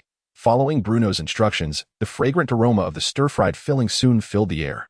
And when the chef wrapped the aromatic mixture in a pancake, a pot pancake was born, enticing all who caught a whiff. The castle's cooks had long since grown accustomed to the Earl's culinary innovations, and they marveled at his knack for inventing new dishes. Although Bruno's preference for using chopsticks to eat was somewhat perplexing, upon reflection, there was a certain wisdom in it. As Bruno savored his pot pancake, he noticed Lister approaching with a broad grin. My lord, what is it?" Bruno inquired between bites of his pancake. "The road has been completed, my lord. The thoroughfare connecting Idar city and Man Fortress is now finished." So soon, Bruno found it hard to believe. How could such a significant undertaking be completed in such a short time? Even with the aid of magic, this progress seemed astonishingly rapid. The members of the production team worked tirelessly through the night. Coupled with the extensive use of cement and the assistance of magical arrays, which naturally expedited the construction, if not for your requirement that the road accommodate at least 4 carriages side by side.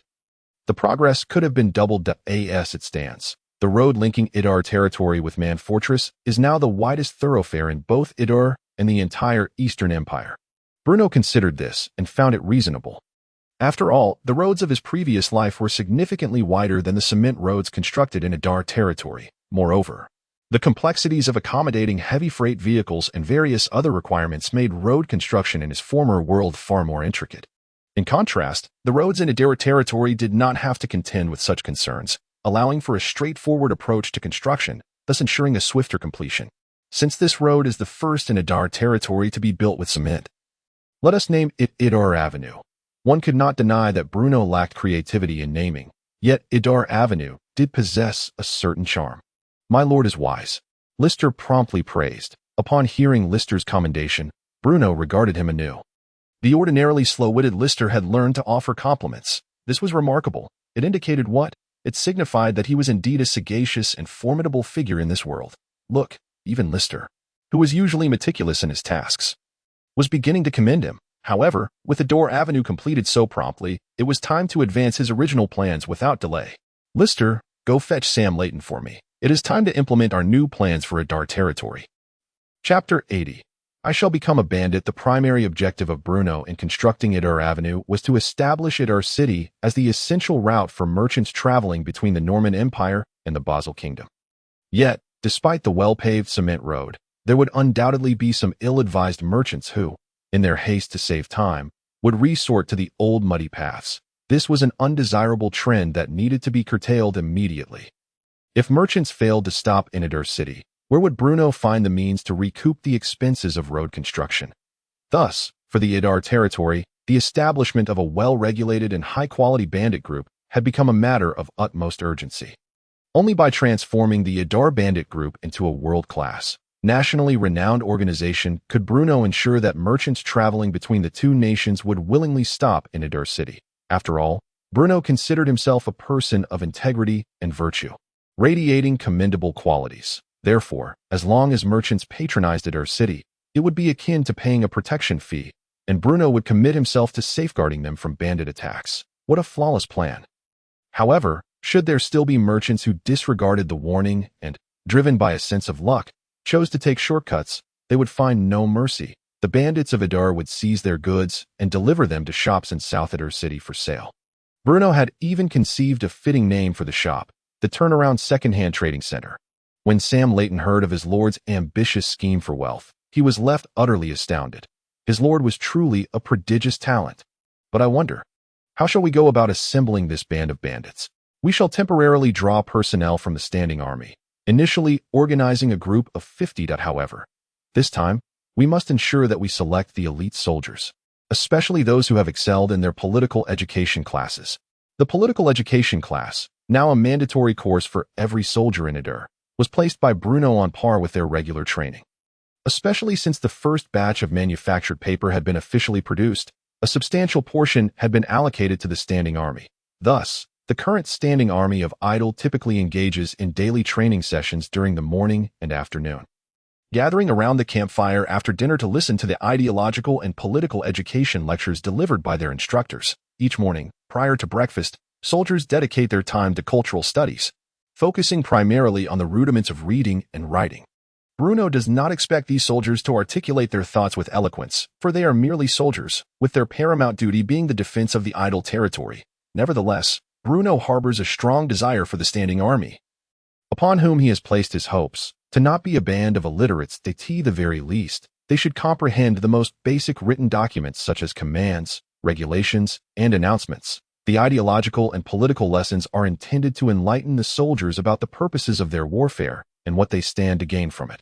In the past, Idle soldiers fought solely for the substantial annual wage of 3 gold coins. However, now, with the timely disbursement of their pay and the influence of these classes, they appear to have discovered other aspirations worth pursuing. They seem to understand that beyond their remuneration, there are far more significant elements to safeguard, such as their families, friends, and comrades beside them. Unlike the other citizens of Idle, these soldiers are acutely aware of the myriad changes occurring within the territory. The increase in wages and the enhancement of living conditions, be it in terms of diet or housing, are palpable experiences for them.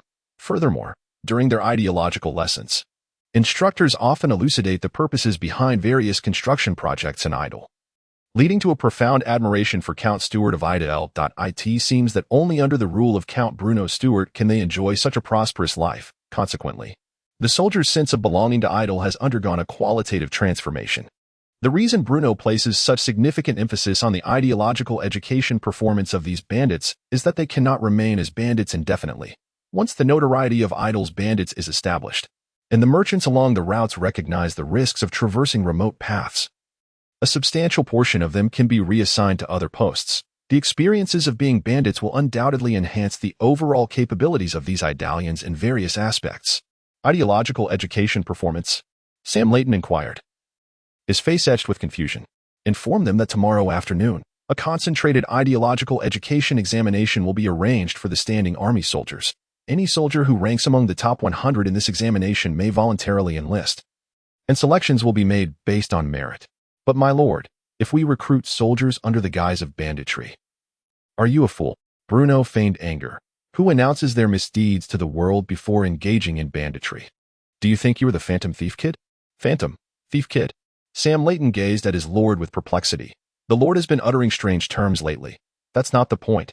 In any case, can't you slightly adapt your phrasing?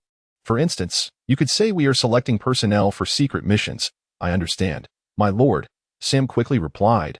Just as he was about to turn and leave, Bruno called him back. Hold on. When the soldiers are selected and then discover they are to become bandits, how will you explain that to them? Well, Bruno sighed in frustration. Thus, upon completing the recruitment, you must clearly explain to the soldiers that although they are temporarily designated as bandits in name, it is merely a means of safeguarding the idle territory. For the goods they seize come from the unscrupulous merchants of the Basel Kingdom, who are inherently selfish and unwilling to enter idle city or contribute to the development of the idle territory. Which is utterly disgraceful. The plundered goods will become the property of idle, aimed at enhancing the living standards of its residents. Moreover, these soldiers acting as bandits will not only receive their basic wages but can also earn performance bonuses based on the amount of goods they seize, thus obtaining greater financial rewards. Chapter 81. Shock. Upon his return to the idle territory, Merchant Cario found everything before him exceedingly unfamiliar. Unlike the muddy paths of Thorn Valley, the road beyond it was evidently in far better condition. Clearly a newly paved route, the pristine road was remarkably sturdy. Although Cario could not ascertain the materials used for its construction, he was astounded that the wagon traversed it without a hint of discomfort. Surely, such smoothness would be rare even on the roads near the imperial capital of the Norman Empire. It seemed that, just as he had previously speculated, the Stuart family, lying in wait in the eastern part of the empire, indeed wielded considerable power. Otherwise, how could such a road have been constructed? This thought rekindled a flicker of hope within Cario's previously despondent heart. According to Cario's original plan, he intended to complete one final transaction and then use his entire life savings to purchase the lowest rank of nobility with territory from a noble member of the Regency Council. The Norman Empire's regulation of low-ranking nobility was not particularly stringent, so as long as one had the right connections and offered an appropriate price, the noble lords residing in the imperial capital of St. Lawrence might sell a territory that happened to be unclaimed. The reasons for a territory being unclaimed varied. Most often, it was due to the original owner passing away without an heir, making such noble lands the most desirable choice, with numerous wealthy merchants vying to bid for them. Alternatively, some audacious noble council members, taking advantage of unclear administrative planning in certain regions, would secretly carve out territories from directly governed imperial provinces. Such territories and titles were often less expensive and usually went unnoticed. But if discovered, the consequences could be dire. After years of relentless pursuit, Cario finally established a connection with a noble council member, and thus he entrusted his life savings to that unfortunate noble. However, just as Cario was on the brink of achieving a social leap, he received word that this noble had been executed for illicitly partitioning royal assets. Upon hearing this news, Cario nearly fainted. Yet, in a stroke of fortune amidst his misfortune, although he had given his entire savings to that ill-fated noble, Cario had, for the time being, managed to avoid any repercussions. However, he could not remain in St. Lawrence any longer. At any moment, he risked being implicated. Thus, in his despair, Cario suddenly remembered the count residing in the eastern part of the empire and thought of sugar, sea salt. Perhaps he could make a comeback in the distant idle territory? With only a single servant and a wagon, Cario set forth toward Idle. Through the curtain of the wagon's window, Cario gazed at the vast lands of Idle in the fields located south of Idle City.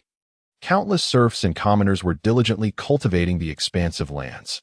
Unlike the stifling atmosphere of the empire's interior, every corner of Idle seemed to radiate a vibrant vitality. The commoners drove their plowing oxen across the fields, while behind the oxen, they pulled a peculiar implement, which appeared to be unique to Idle. Some serfs, having just finished their labor, walked along the roadside, and from a distance, their faces bore no signs of grievance or oppression.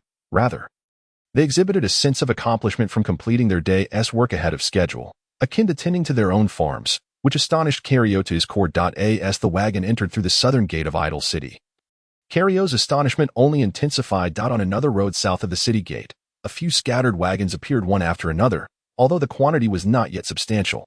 It was noteworthy that during Cario's last visit to the Idle territory, apart from his own caravan, there had not been a single wagon or merchant team. After spending 6 copper coins to secure temporary passes for himself and his servant, Cario finally entered Idle City smoothly. Clutching the small white paper stamped with the seal of the Idle Immigration Administration, Cario felt as if the city before him was shrouded in a mysterious veil. The transformation that had occurred within Idle City since his last visit was nothing short of revolutionary. Even the streets upon entering were widened by more than half, accommodating several wagons to travel side by side. Had Cario not previously known that this was the Idle territory located in the eastern part of the empire, he might have mistaken himself for being in a large city within the interior of the empire. However, unlike those large cities with their sordid and chaotic aspects, Idle City captivated Cario with its refreshing air the last time he visited. Moreover, the old dilapidated houses that once lined the streets have been demolished, replaced by a row of neatly arranged Norman-style buildings, many of which have opened their doors to patrons entering and exiting. Closest to the city gate is a newly opened tavern, the busiest establishment on this street. Driven by curiosity, Cario instructed his servant to watch over the carriage and stepped into the tavern. Unlike the disordered and clamorous taverns he was accustomed to, this one exuded a far more pleasant atmosphere.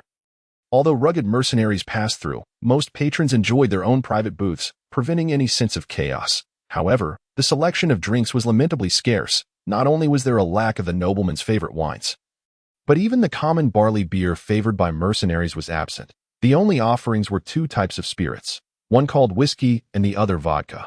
Both were, without exception, priced considerably higher than the usual fare. Faced with these unfamiliar names, Cario's curiosity only deepened. "A glass of vodka," he ordered, eager to discover how the libations of Idle differed from those elsewhere. Chapter 82. The attack a seemingly tasteless, colorless spirit was placed before him. "Sir, the spirits we serve here are of exceptionally high proof. Thus, I recommend you take small sips to avoid discomfort," the tavern servant advised. Cario waved his hand dismissively, signaling the attendant to withdraw. "Nonsense. I, Cario, have traversed the Norman Empire for years. What type of drink have I not encountered?" With a hint of curiosity, he lifted the glass as he would have with beer, and in one swift motion, gulped it down. The vodka initially felt refreshingly smooth, but moments later, it felt as though his tongue were being assaulted by a flurry of daggers, though he could not discern a specific flavor at first. A fiery sensation soon engulfed him, blazing from the root of his tongue down to his throat, as if he had swallowed a red-hot iron, leaving his face flushed. Cough, cough, cough. Cario, unaccustomed to such potent spirits, erupted into a fit of coughing almost immediately. For someone like him, who typically indulged in wines and beers not exceeding 10 degrees of alcohol, this 50-degree vodka was nothing short of overwhelming. The fact that he disregarded the servant's warning and downed a large gulp only intensified his discomfort, leaving his throat parched and feeling as if it were on fire. "Water, cough, water," the tavern attendant, having not strayed far, rushed back upon hearing Cario's violent coughing in recent days. He was not the only patron to mistakenly consider themselves seasoned drinkers, only to be humbled by the fierce potency of the spirits. It took Cario a considerable time to regain his composure, staring blankly at the glass before him. Initially, he felt as though he were succumbing to intoxication, but upon reflection, he began to appreciate the unique sharpness that ordinary drinks lacked. No wonder it was labeled as a spirit of such intensity. If this vodka was so distinctive, what might the more expensive whiskey be like? Filled with anticipation, Cario ordered a glass of whiskey. This time, he resolved to be more cautious and not down it in one go. He took a small sip, feeling a subtle spiciness on his tongue as it made contact with the liquid. As he savored the whiskey, he detected hints of aged oak intertwined with a smoky char and the sweetness of wheat, intensely rich upon entry, yet wonderfully complex upon swallowing. After consuming 2 glasses of spirits, Cario felt a warmth spreading through his stomach, enveloping his entire body in a cozy glow. His head began to swim, and in a daze, he found himself reflecting on his past, the hard-earned savings from his lifetime, carelessly abandoned in St. Lawrence. Another glass. Cario slammed his purse onto the table, the potent whiskey promising a temporary escape from his earlier worries and frustrations, granting him a moment of respite and tranquility on this continent. To Cario, Idle was indeed a realm replete with wonders. As Cario lost himself in his intoxication at the tavern, the lords and important officials of Idle gathered once more within the lord's castle. However, Unlike previous meetings, a grave expression clouded the faces of nearly all in attendance, including Bruno. The Cape Saltworks had been attacked by pirates. Upon hearing this news, the entire idle realm became agitated. The Cape Saltworks is undoubtedly the linchpin of Idle's economy. Presently, the salt industry there has become one of the most crucial economic pillars for the realm, yielding stable profits reaching thousands of gold coins annually from salt trade. And this amount has been steadily increasing alongside the expansion of the Cape Saltworks. Thus, when word of the pirate attack on the Cape Saltworks spread, tension gripped every attendee. After all, the construction of the Moor fortress and the paving of roads within Idle all require substantial financial backing. The Cape Saltworks plays an exceedingly vital role in this regard. It could be said that if the Cape Saltworks were to falter, the construction of both the Moor fortress and the roads within Idle would undoubtedly suffer greatly. Although the Idle Road connecting Man Fortress and Idle City has been completed, several other roads urgently await construction. This is a matter of considerable significance to the entire development progress of the Idle realm. Fortunately, amidst the misfortune, Idle did not sustain catastrophic losses during this attack. This was largely thanks to Bruno, who had previously stationed troops at the Cape Saltworks for its protection, even though the original guards had been reorganized into the Smuggling Enforcement Unit. Due to the importance placed on the Cape Saltworks, Old Fort did not reduce the number of stationed soldiers there. As a result, during this sudden assault, the pirates were unable to gain any significant advantage. The Idle realm suffered the loss of 8 serfs and 6 soldiers amidst the chaos, with several others wounded. Even in the Highland battle, where hundreds participated, Idle had only lost 3 soldiers. Therefore, this attack on the Cape Saltworks can be regarded as the most substantial loss Bruno has faced since his arrival. The pirates have dared to provoke us at our doorstep. Can anyone tell me why there are pirates in Idle? Bruno spoke in a grave tone. After all, in the memories of his predecessor, there was never a history of pirate raids on Idle, leading Bruno to lower his guard against maritime threats. Just think, if the pirates had targeted a fishing port with virtually no defenses instead of the Cape Saltworks, which had a stationed army, what losses would Idle have endured? If these pirates had broader ambitions, they could have easily sailed up the Idle River directly to Idle City. The glaring oversight in Idle's defense was nothing short of alarming for Bruno. Chapter 83. Captain Jack. As they observed the Count's ashen complexion, the gathered officials hung their heads in silence, too fearful to speak. For far too long, neither Bruno nor anyone present had regarded the threat from the sea with any seriousness. As the Idle realm had never experienced pirate incursions, thus, the sudden attack caught everyone completely off guard. Aside from the casualties among the soldiers, what are the details regarding other losses? Bruno inquired, turning to Old Fort, the former steward and current manager of the Cape Saltworks. Thanks to the soldiers' valiant resistance and the recent shipment of sun-dried sea salt, the Cape Saltworks has, in fact, sustained minimal losses aside from personnel casualties, Old Fort replied. The pirates who landed for the raid numbered around 80 to 90, with 3 pirate ships. However, the pirates likely did not anticipate that we had nearly 50 troops stationed at the Cape Saltworks, leading our soldiers to capture several pirates and even seize one of their ships. A pirate ship? Bruno exclaimed in astonishment. Previously, he had only heard that the Cape Saltworks had been attacked, but he was unaware of the precise circumstances until Old Fort's formal report. However, to say that they had directly seized a pirate ship seemed rather far-fetched. On one side were landlubbers without even a ship, while on the other were pirates with vessels that could maneuver swiftly. How could they possibly take a pirate ship? In response to the words of the Lord, it is indeed because the pirates did not anticipate that we would station troops at the Cape Saltworks, hence their negligence. When they dropped anchor, they did not stay far from the shore. As the situation on the battlefield turned out to be far more precarious than they had expected, by the time they realized the dire straits and planned to retreat, the tide had already receded, and one of their ships ran aground due to being too close to the shore. Upon hearing this, Bruno felt quite speechless. These pirates were rather unsophisticated. After all, they relied on their ships to traverse the seas freely, yet they displayed such a lack of respect for their livelihood. My lord, I have heard that a flood recently struck the northern part of the kingdom of Basel. Perhaps the losses suffered by the kingdom were so great that they had nothing left to plunder, which compelled these pirates to come to Myadar territory to rob. Bruno pondered thoughtfully, then inquired, did you just mention that the soldiers from the smuggling bureau captured a few prisoners? Yes, they have already been confined in the dungeons beneath the castle, and among them is the captain of the stranded pirate ship. Oh, separate those pirates for interrogation. We must ascertain where they come from. where they docked, and their purpose for coming to Ruhr. Bruno commanded, "As for that unfortunate pirate captain, I shall personally pay him a visit." In his previous life, Bruno had watched numerous films about pirates, having seen the Pirates of the Caribbean series no less than 3 times. Therefore, he was indeed quite curious about encountering a living pirate, but of course, this was contingent upon the pirate being securely bound and locked away, posing no threat to his personal safety. The dungeons of the Lord's castle were located 2 levels underground, typically devoid of many inhabitants, thus appearing quite desolate.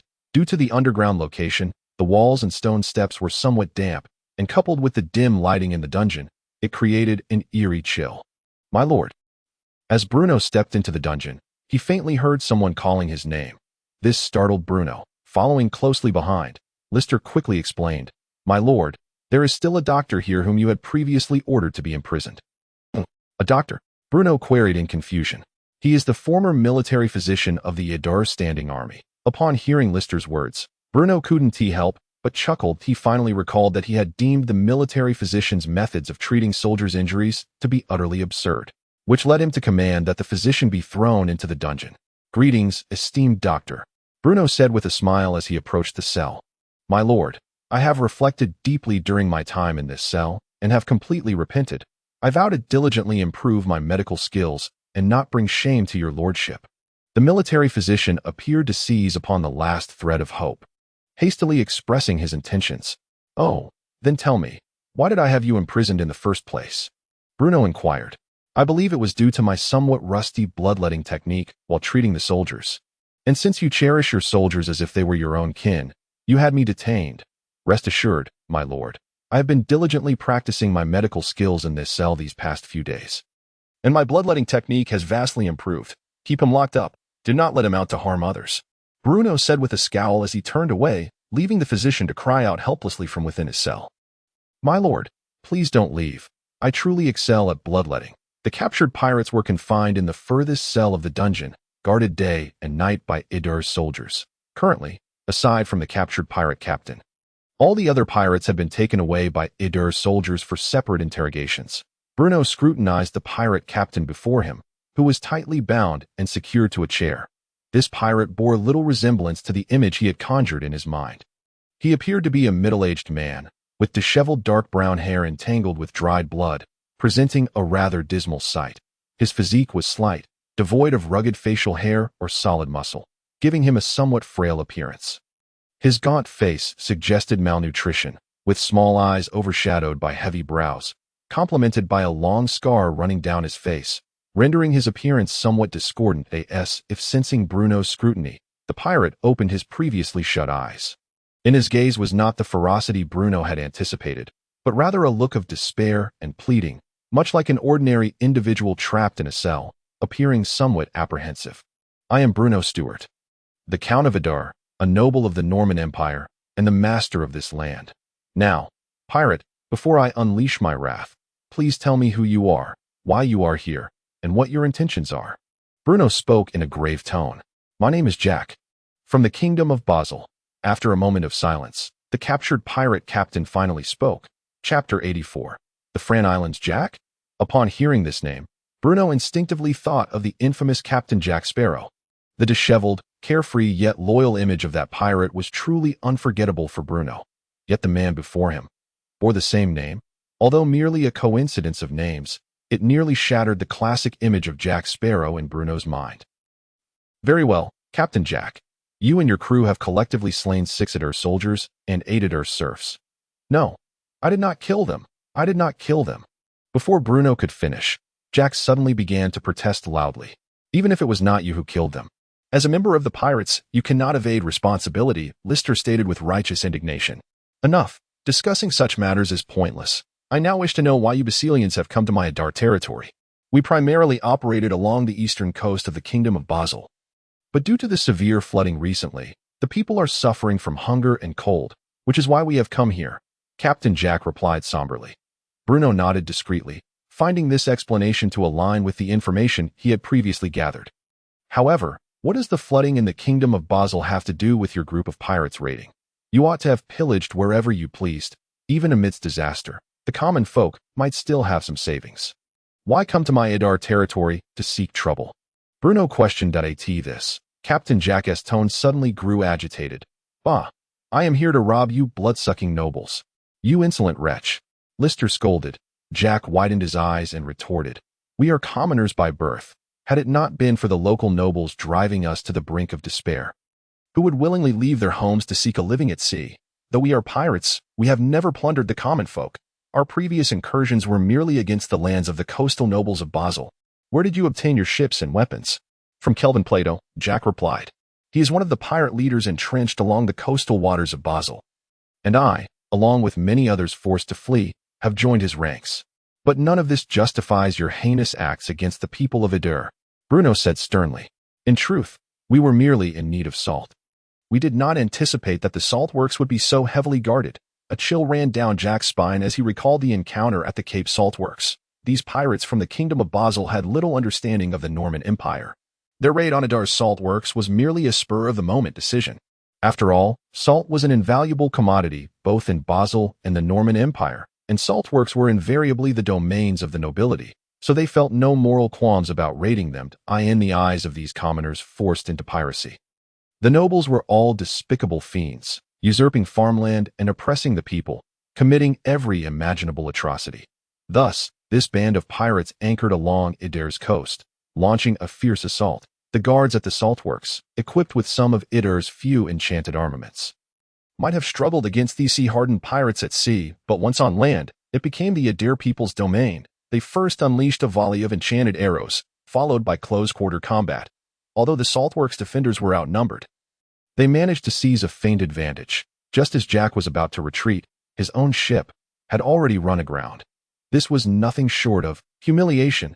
Jack, pale as death, gazed at Bruno, uncertain of how this noble would choose to deal with him. Where have the other pirates gone? Bruno inquired. Upon encountering Jack, who showed no intention of responding, Bruno took it upon himself to declare, the territory of Idir will only punish the principal offenders. As for the murderers of Idir's soldiers, I shall not spare their lives. However, for others, including you, if you are willing to cooperate, there may yet be a chance for survival. Is what you say truly the case? Jack's reaction was unexpected for Bruno. After all, these pirates had banded together solely for the sake of survival. As for Jack's claims of not plundering the innocent, Bruno regarded them merely as idle talk. Perhaps Jack harbored such thoughts, but under the pressure of the other pirates, how could he possibly adhere to his principles? The name Kelvin Plato was one Bruno had heard. He was a notorious pirate who dominated the coastal regions of the Kingdom of Basel. Would such a man truly care about the lives of innocents? Bruno certainly did not believe so. Therefore, tell me, what is the true reason for your arrival in the territory of Idir? Do not feed me nonsense about not plundering the innocent. While that may be your personal sentiment, it cannot possibly reflect your true intentions. If I tell you, will you spare my life? Jack finally revealed a hint of trepidation. Captain Jack, I believe you have no choice but to be forthright with me. Do you? Even if you choose not to divulge, can you guarantee that those pirates captured alongside you will remain silent? After a moment's hesitation, Jack admitted, we have discovered an unclaimed archipelago in the waters east of Idir, which we have named the Fran Islands. East of Idir, an unclaimed archipelago. At this revelation, Bruno's interest in the islands Jack described surged dramatically. No one could resist the allure of unclaimed lands, given the unique geographical position of Idir. It had become a fertile stronghold, yet this also meant it was difficult for Idir to expand and encroach upon neighboring territories. The Almes Mountains served as a natural barrier for Idir city, effectively isolating the inhabitants on the far side. Trade with the outside world was only possible through the Thorn Valley. Thus, the Fran Islands, as mentioned by Captain Jack, undoubtedly provided Bruno with an entirely new avenue of thought. Chapter 85. The fortress completion. Due to the separated interrogations of the pirates, they remained unaware of each other's responses. Consequently, under the coercion and inducement of the soldiers from Idir, they soon revealed the truth. The pirates' accounts were remarkably consistent, significantly enhancing the credibility of the Fran Islands' existence. This marked the first time Bruno had heard a description of the seas east of Idir from another's lips. Bruno had always possessed a peculiar sentiment towards the ocean. After all, during his previous life, the advent of the age of exploration opened a gateway for humanity, who had lived solely upon land, to discover new worlds, thus igniting a path of colonial plunder that would endure for centuries. While such unknown islands as the Fran Islands might hold no value for other imperial nobles, for Bruno, they represented the potential first step in his escape from Edur. The vast ocean might conceal countless perils, yet it could also harbor limitless treasures. Though this realm differed from Earth, the prospects of profit lurking within the ocean made Bruno's heart race with envy. The name Fran Islands was now indelibly etched in Bruno's mind. They must belong to the territory of Edur, and only to Edur.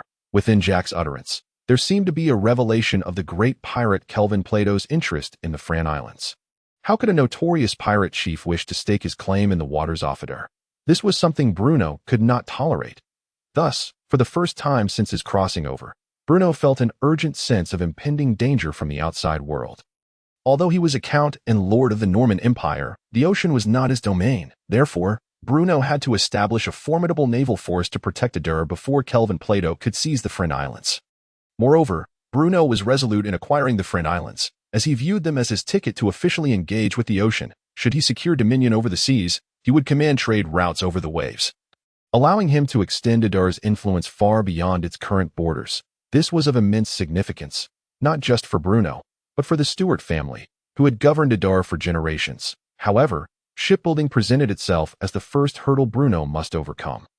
Edur possessed craftsmen capable of constructing vessels, yet their previous endeavors had been limited to crafting small fishing boats for catching sea fish, leaving them with little experience in the construction of the warships Bruno required.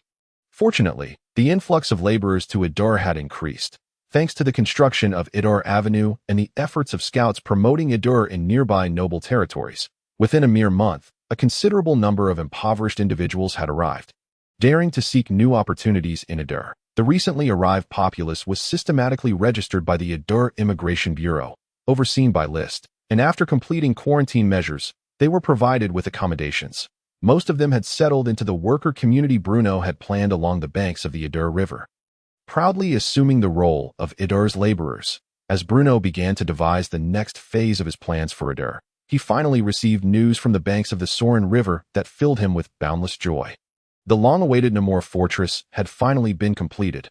Upon hearing this news, Bruno hastily made his way to the Sorin River, accompanied by List and others. It was as if fate had conspired to deliver him a boon at just the right moment. Though the craftsmen of Edur were inexperienced in constructing warships, the system's shop possessed blueprints for such vessels, varied and plentiful. The prospect of acquiring the glorious points as a reward from the system filled Bruno with delight. He could see the Namur fortress from a distance, its imposing presence exuding a sense of grandeur, contrasting sharply with the elegant serenity of the Sky Garden. The fortress's towering walls, coated in a layer of cement, appeared unyielding and impregnable. The fortress covered a vast area, and its architectural scale, along with the various defensive measures in place, far surpassed those of comparable imperial fortifications. If adequately staffed, it could be fortified from the ground up, with at least 3 walls separating the outermost perimeter from the inner sanctum, firmly rooted on the southern bank of the Sorin River, and with the tumultuous waters of the river rushing by to the north. It truly could be described as a natural barrier. It was said that the recently recovered Earl of Sorin could gaze upon the magnificent silhouette of the Namur fortress from his castle terrace, which only served to infuriate him further. What a pitiable man! When Bruno and his companions arrived at the Namur fortress, White Barrel was already waiting at the main gate with the workers responsible for its construction. "My lord," White Barrel greeted, his voice tinged with excitement. Unlike the construction of the Sky Garden, this was the first time White Barrel had overseen a marvel as the chief engineer of Edur, and he took great care in its construction. Aside from periodically inspecting the progress of the roads, he had spent nearly every moment at the construction site along the Sorin River. "Well done. I knew I had not misjudged you." Upon dismounting, Bruno praised him joyfully. "Thank you for your praise, my lord," White Barrel stammered, overwhelmed. The mere fact that his lord praised his work before even stepping inside the fortress spoke volumes. It represented the unparalleled trust of his lord. He had indeed not chosen poorly. At that moment, White Barrel was filled with gratitude, tears welling in his eyes. "I shall henceforth dedicate myself even more diligently to serving you, my lord," White Barrel choked out. In truth, Bruno's immediate praise upon arriving was prompted by a dialogue box from the system that flashed before his eyes. Wonder name: Namur Fortress. Wonder completion: SSS. Wonder coordinates: north of the Idar territory in the province of Exeter. Norman Empire, on the southern bank of the Sorin River, Chapter 86. Does the Count also practice magic? Following this was a series of delightful notification sounds. Task reward: 150 glorious points. Namur Fortress construction completed. Hidden gift received: another 150 points. The thought of his glorious points soon surpassing 3 digits filled Bruno with exhilaration. Previously, when he had only possessed single-digit glorious points, he could merely gaze longingly at the myriad goods within the system's shop. Unable to make a purchase, such was the plight of an empty wallet. However, once he had secured the magnificent 150 points, although he still found himself unable to afford the more extravagant items such as the concept group, he could indeed purchase essential items like the ship blueprints, which were currently of utmost necessity to Bruno. Bruno, ecstatic, the Muir Fortress, while not possessing the spectacular characteristics of the Sky Garden, had nonetheless granted him a hidden gift pack. Although Bruno was still uncertain about the nature of this so-called hidden gift pack, it was certainly better than nothing. Yet, he could not help but wonder what exactly this hidden gift pack entailed. Naturally, any shopping in the system's marketplace would have to wait until he returned to the lordly castle. Thus, filled with joy, Bruno, under the guidance of White Barrel, began to explore the newly established Muir Fortress. Previously, Bruno had only had a cursory glance at the fortress's exterior, which had struck him as particularly grand. However, upon entering the fortress, he truly began to grasp its formidable nature, surrounding the Muir Fortress. There was not a single tree or flower in sight, and the construction process had required minimal timber, effectively eliminating the potential for fire attacks. The fortress walls were exceedingly high, and walking along the narrow path between the 2 thick walls evoked a profound sense of insignificance. Not only the walls, but even the surface of the fortress was coated with a layer of cement, smooth and sturdy, exuding an air of reliability. The suggestion of Sam Layton. White Barrel had also added dozens of deep wells at various locations within the fortress to ensure a steady supply of water from the Sorin River in the event of war. The outermost walls of the Muir Fortress could even accommodate 8 individuals walking side by side.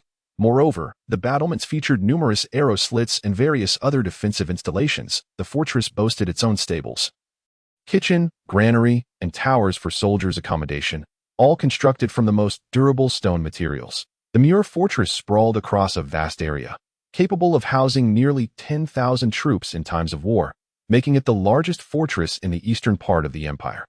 Were a noble from the empire's interior to construct a fortress of such scale, the emperor would undoubtedly take notice. However, the irony lay in the fact that the Idar territory was situated on the eastern border of the empire.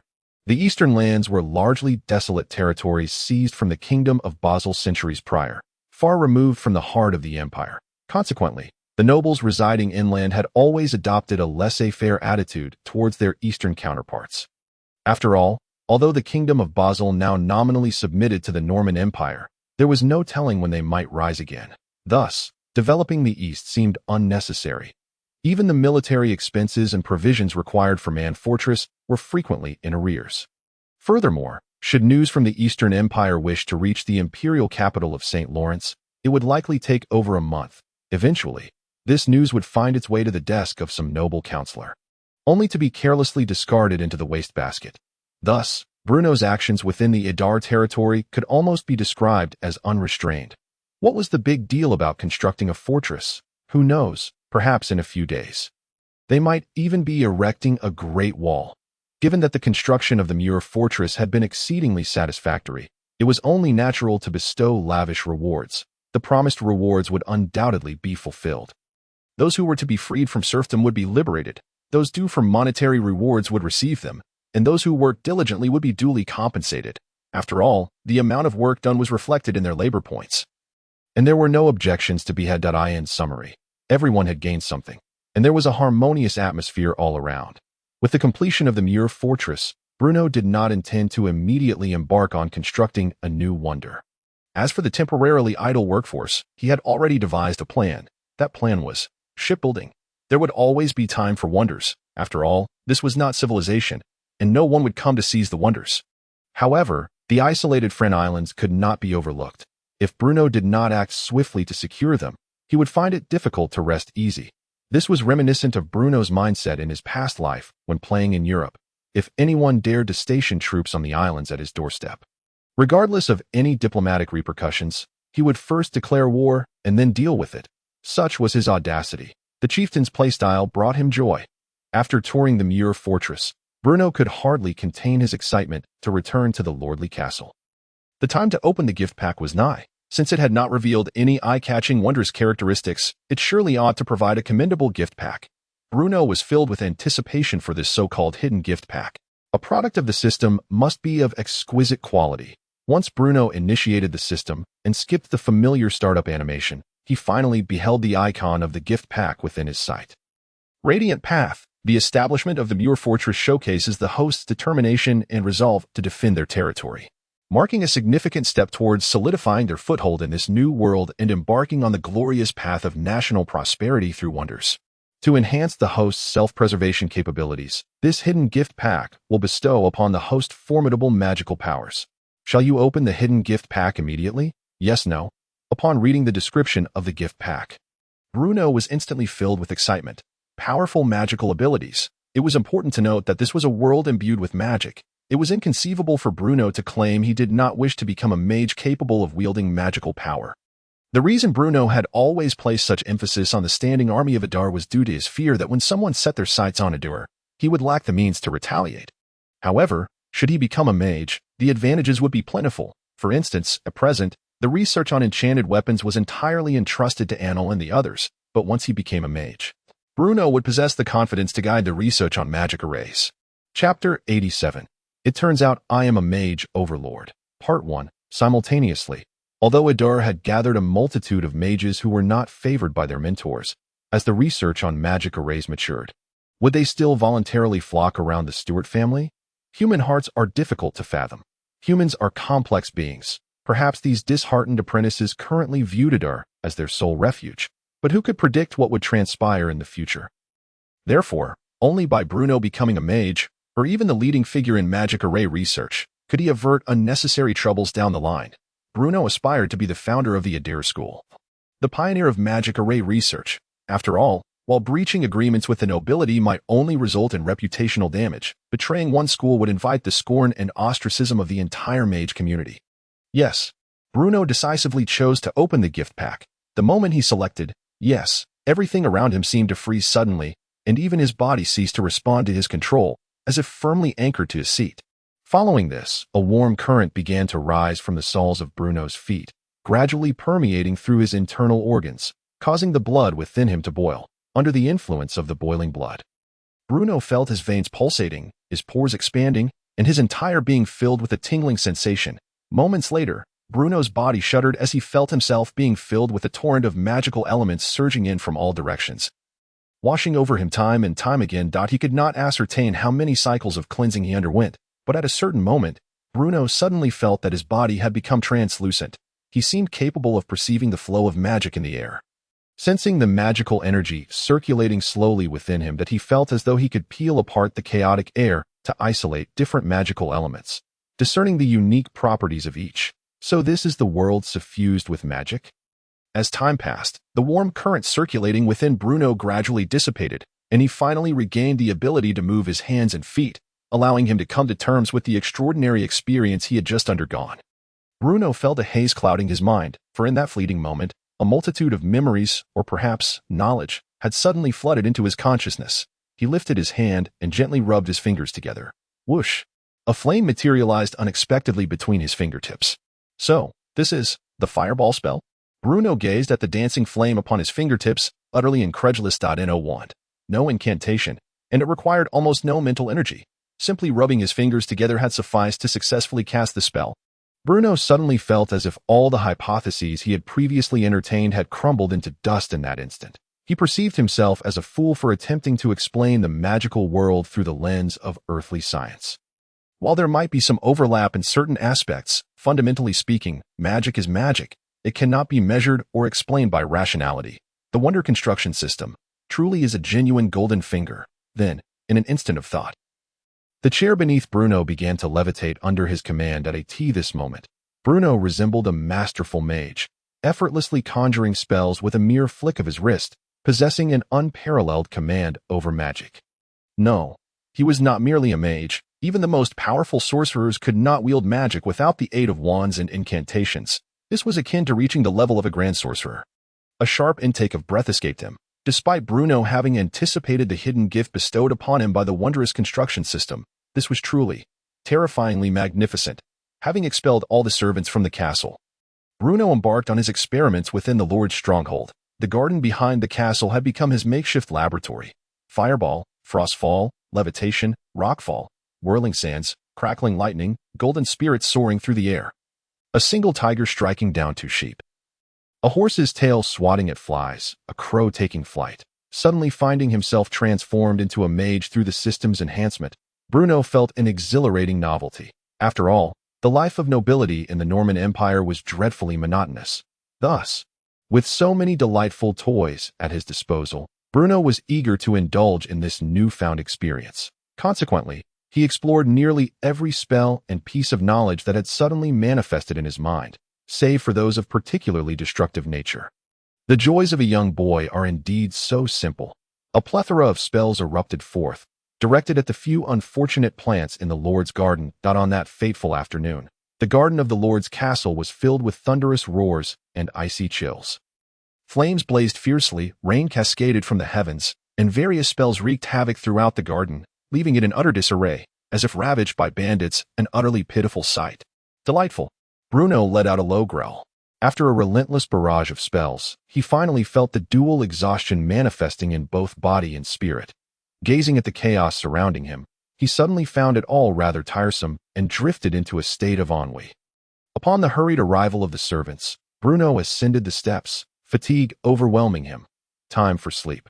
Meanwhile, the summoned servants stood wide-eyed in disbelief at the devastation within the castle garden, exchanging glances and shedding tears over their extended hours of labor. Simultaneously, far away in the Armis Mountains, Anil finally sensed a surge of magical energy emanating from the direction of Idur City. In the laboratory, nearly all the apprentice mages present instinctively lifted their heads.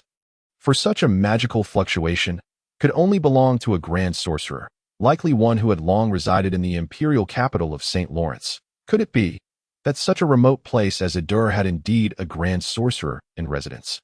The likes of Light and others cast puzzled glances at Anil. This was particularly perplexing, as Anil had previously confided that no grand sorcerer existed in the Idur territory. However, if there was indeed no grand sorcerer in Idur, then how could this current magical fluctuation be explained? Chapter 88. It turns out I am a magic maestro, Part 2. The magical fluctuation emanating from Idur City was not particularly strong. Yet it was remarkably persistent. The prolonged and unyielding magical waves left Anil almost certain that it belonged to an extraordinarily powerful mage, a being of grand sorcerer caliber.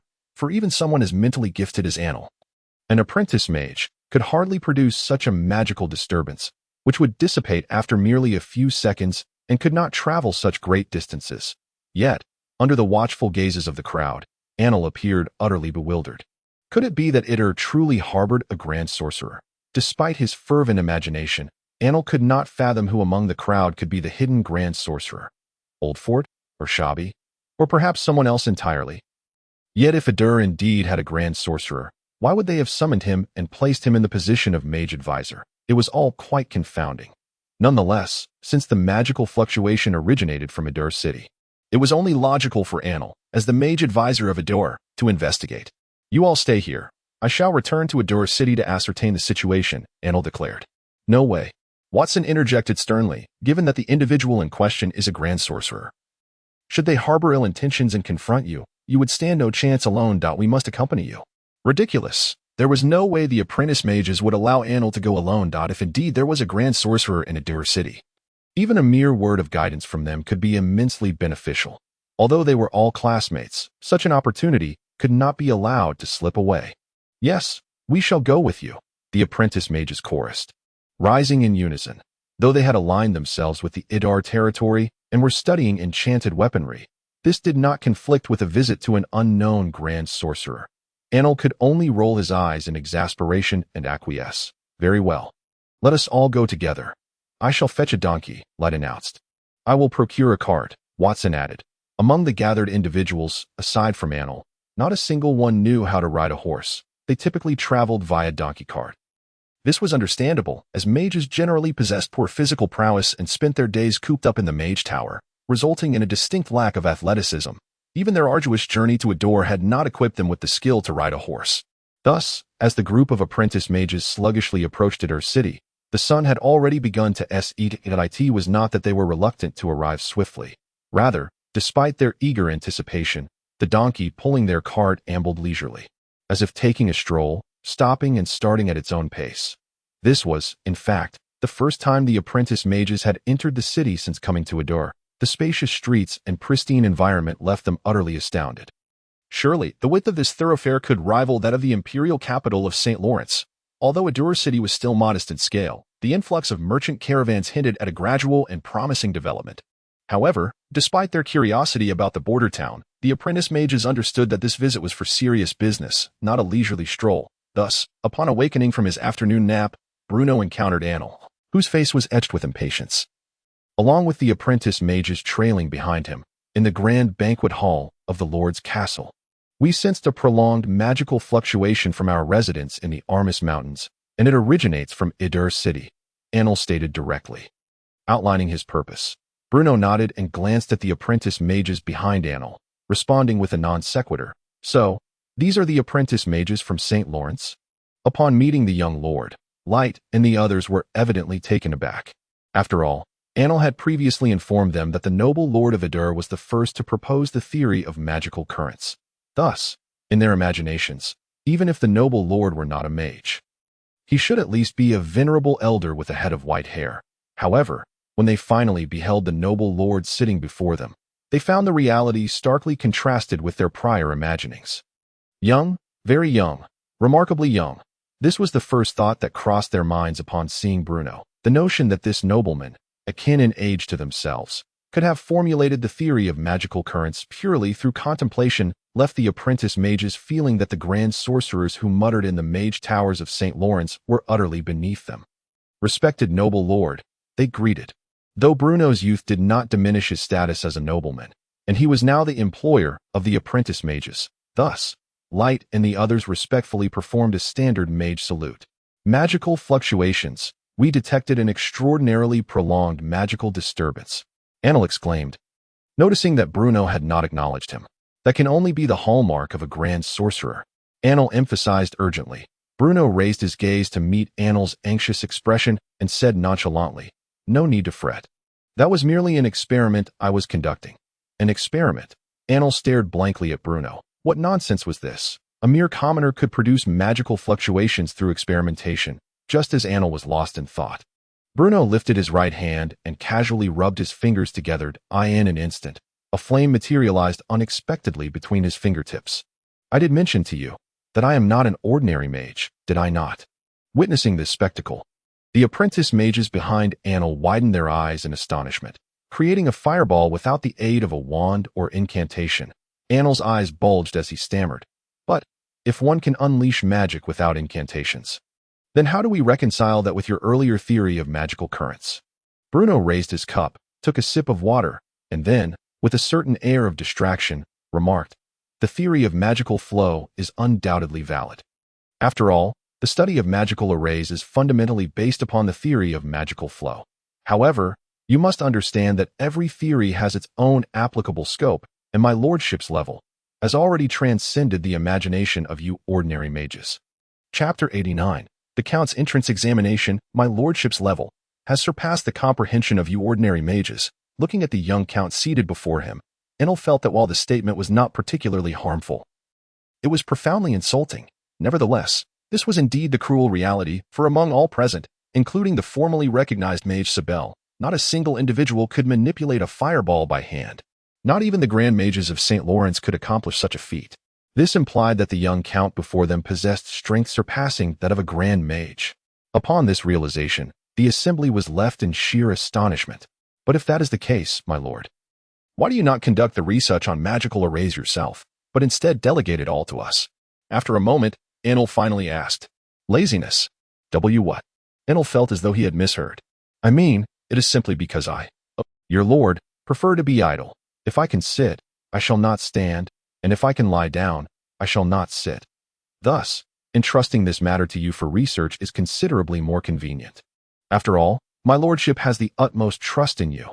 If I had known that completing the construction of that more fortress would allow me to become a mage, I would not have dragged you here to study magical arrays. Bruno thought to himself. Upon hearing Bruno's words, aside from Annel, who still felt a twinge of doubt, the other mage apprentices were moved to tears. Lord Bruno of Adur truly is their benefactor, for those of them who were unappreciated by mages and had ventured far from home. To receive such high expectations was profoundly touching. Thud. This was the sound of knees striking the ground, as Leighton suddenly knelt, for the first time.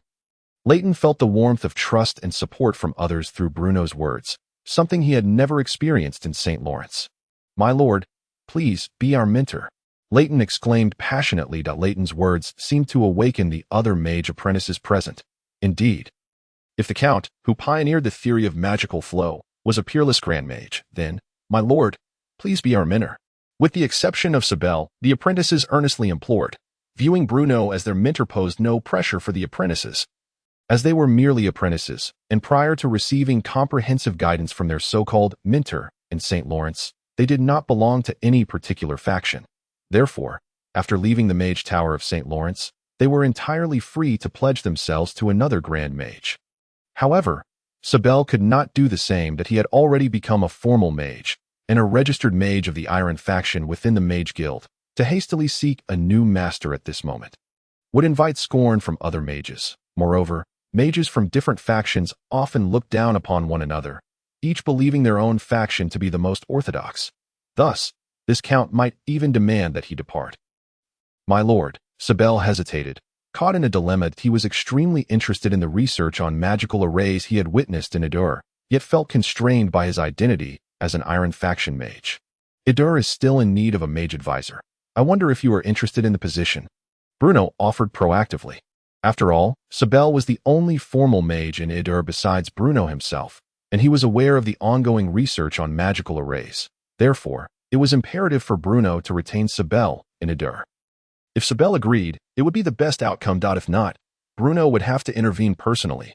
Upon hearing Bruno's words, Sibel appeared momentarily stunned. Was this Count recruiting him? At this moment, Sibel found it exceedingly hard to believe. After all, a new mage faction was gradually emerging in the eastern part of the empire, and yet, as an Iron faction mage, he might actually be able to remain here, as if reading the doubt in Sibel's heart. Bruno said, I have never believed that one mage faction monopolizing the field is a good phenomenon, including my own established theories. If possible, I would prefer Adur to become a melting pot of elite mages from various factions. The Iron faction has endured for many years in the Western continent due to its unique advantages, perhaps under its influence. My theories could be further refined. Upon hearing this, Sibel could not help but be moved, and he performed a formal mage's bow to Bruno in respect. I am willing to become the mage advisor of Adur, Sibel stated earnestly. Only then did Bruno turn his attention to the eager mage apprentices who wished to take him as their mentor. Although Bruno was internally excited, he cleared his throat and nonchalantly said, Becoming my student is not as easy as you think. Allowing you to participate in the most basic research on magical arrays is already a considerable privilege. However, if you truly wish to become my students, it is not impossible. Bruno suddenly shifted his tone. My lord, please give your instructions. I require you to collaborate in crafting an item for me. Should it be successful, I shall take you all under my wing. But if it fails, my lord, you can rest assured, we shall give our utmost to fulfill your task. Leighton was the first to respond. Yes, please instruct us. The others chimed in. After all, opportunities are often fleeting, and these apprentices, who had endured much hardship, were unwilling to let this imminent chance slip away. I need you to utilize the research results of magical arrays to create a batch of explosives, Bruno stated solemnly. Explosives? The mage apprentices exchanged puzzled glances. If we disregard the extraordinary power of magic, this world is still in the age of cold weapons. Thus, the term explosives was wholly unfamiliar to those present. Explosives, Bruno paused, attempting to explain, are a new type of weapon that uses certain magical materials as a carrier, inscribing relevant magical arrays or other structures upon it, and detonating at a predetermined time to unleash tremendous destructive force. Chapter 90, The Three-Masted Sailboat, Part 1. After listening to Bruno's explanation of the term explosives, The attendees felt an immense weight of pressure. For what Bruno described was a weapon that had never before appeared in this world. This weapon was unlike previously manufactured or researched enchanted weapons, which merely enhanced and upgraded existing arms. Explosives, on the other hand, had no precedents to draw upon. They would have to rely solely on the ingenuity and research of these mage apprentices, creating a brand new weapon from scratch. Was this truly the entrance examination bestowed upon them by the Count? After hearing Bruno's demands, Leighton could not help but grit his teeth. This was indeed an exceedingly arduous task. Furthermore, since explosives are consumables, minimizing the cost of production while developing them was equally crucial. Bruno paused, surveying the room, and then lowered his voice to add gravely, especially concerning the use of magic crystals, it is imperative to conserve them. In the entire Idar territory, I possess only one magic crystal vein. If I use one today and another tomorrow, would it not take merely a few hundred years to deplete? Leighton nodded vigorously, fully agreeing. In the process of creating explosives, the two most critical aspects are safety and control over the explosive power. You must implement thorough safety measures to prevent any explosions during development. Additionally, it is vital to manage the explosive power. It would be prudent to establish measuring standards to understand the varying methods of crafting explosives with different levels of potency. This is because, in certain unique situations, a lesser explosive power may yield better results than one that is excessively powerful. Bruno continued, while Annel, Leighton, and the others diligently recorded everything in their notepads.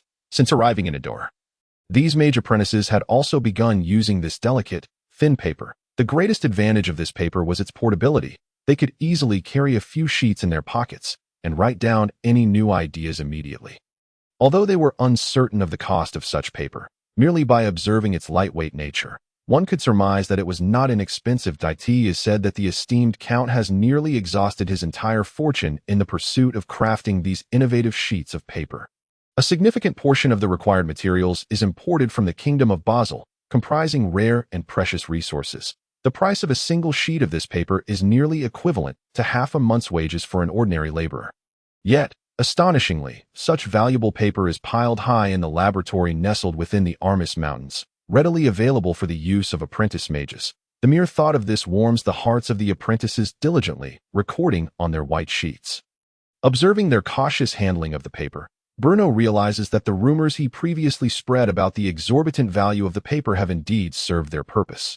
After all, in an era where literacy is exceedingly rare, writing is predominantly an activity reserved for the aristocracy or the mage community. Therefore, it appears that the potential clientele for this paper consists largely of the exceedingly wealthy. Thus, Bruno must first cultivate an image of the paper's extraordinary rarity before he can extract substantial sums of money from the miserly nobles. This strategy mirrors the marketing of whiskey and vodka in the Idar territory, where vodka caters primarily to passing mercenaries, merchants with a bit of disposable income, and other lower-class individuals with acceptable living conditions. In contrast, whiskey, priced significantly higher, is aimed at affluent merchants and noble lords from various regions. Through such marketing tactics, the liquor produced in Idar can yield greater profits. To be candid, is there a stark difference in the production cost of these two distilled spirits? Certainly not.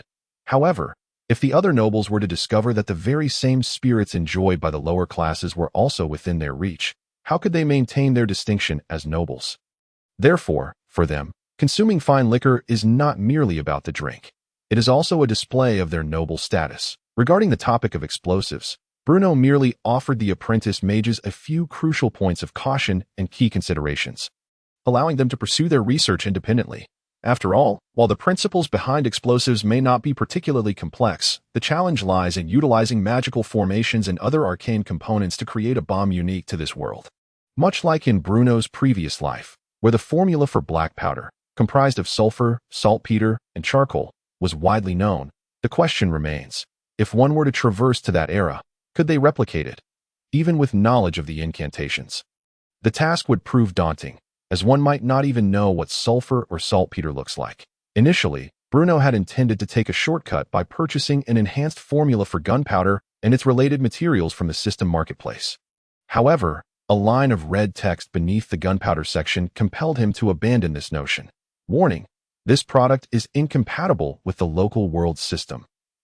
It was at this juncture that the magical realm revealed its distinctions from Earth to Bruno. Faced with the impossibility of employing earthly gunpowder, he was left with no choice but to entrust the task of bomb development to the apprentice mages. Simultaneously, Bruno resolved to bolster the security of the laboratory by dispatching additional guards to the Armis Mountains. Once he had sent the apprentices on their way, Bruno found a moment to reactivate the system. The completion of the Muir fortress had bestowed upon him a substantial bounty of 150 glorious points. Providing him with the confidence to explore the system marketplace, he had long coveted the array of items displayed within the marketplace, and the recent threat from pirate chief Kelvin Plato further necessitated his acquisition of reliable ship blueprints to defend against the pirates from the Kingdom of Basel. The system marketplace offered a diverse selection of shipbuilding blueprints, ranging from the simplest wooden vessels to the ironclad ships of the industrial era, all available for purchase. Naturally, Bruno's attention gravitated toward the ubiquitous, three-masted ship, characteristic of the Age of Sail. Chapter 91. The three-masted ship continued. Although the blueprints for ironclad ships available in the marketplace were undeniably tempting, Bruno was acutely aware that, for the current state of the Yadar territory, aiming for ironclad ship blueprints would be a lofty ambition. Setting aside the steam engine required as a power source, the mere steel necessary for constructing an ironclad ship was beyond Yadar's current production capabilities. After all, shipbuilding is not a simple matter of assembly. It demands a high level of productivity from the Yadar territory. Thus, amidst the plethora of enticing blueprints in the system marketplace, Bruno favored the three-masted ship, which had once thrived during the Age of Sail. In his past life, the emergence of the three-masted ship could be regarded as a pivotal milestone in maritime history, transforming the West's shipbuilding technology and altering its position in global trade. The subsequent Age of Discovery was inextricably linked to the advent of the three-masted ship. Moreover, many navigators and shipbuilders regarded the three-masted ship as possessing nearly perfect hull construction. Most importantly, the three-masted ship represented the best war vessel that could be built with the current technological capabilities of the Yadar territory.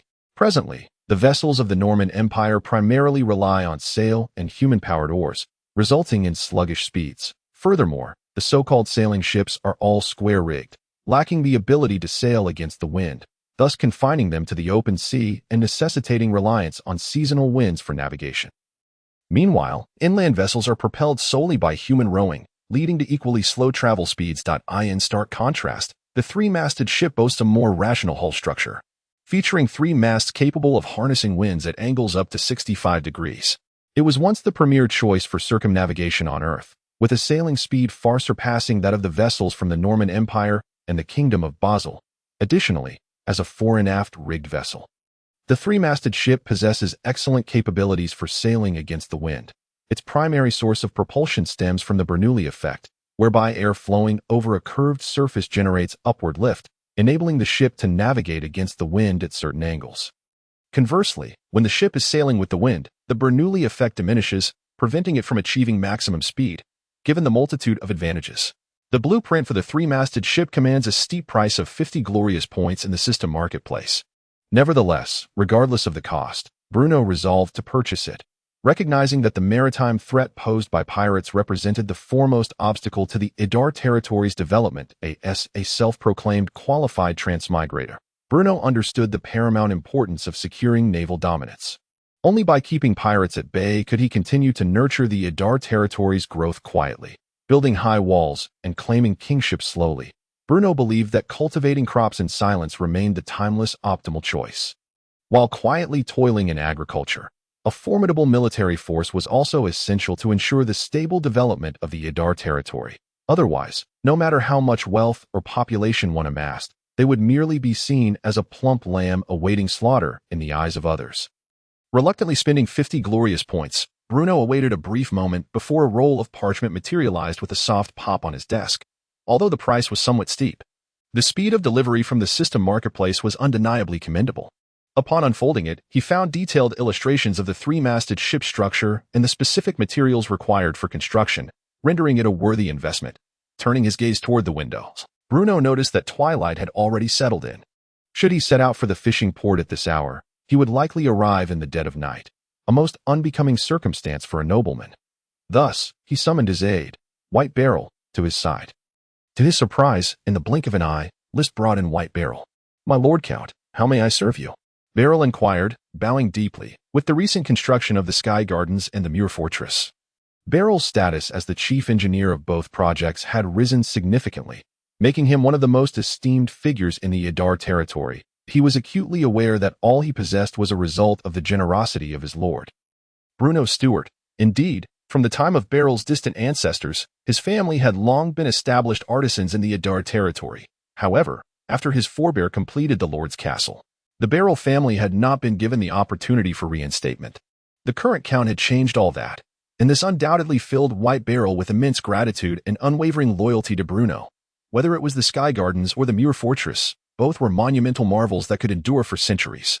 Such achievements were sufficient to render White Beryl the most lauded craftsman in the Beryl family. Consequently, he complied with Bruno's every command, following him devotedly.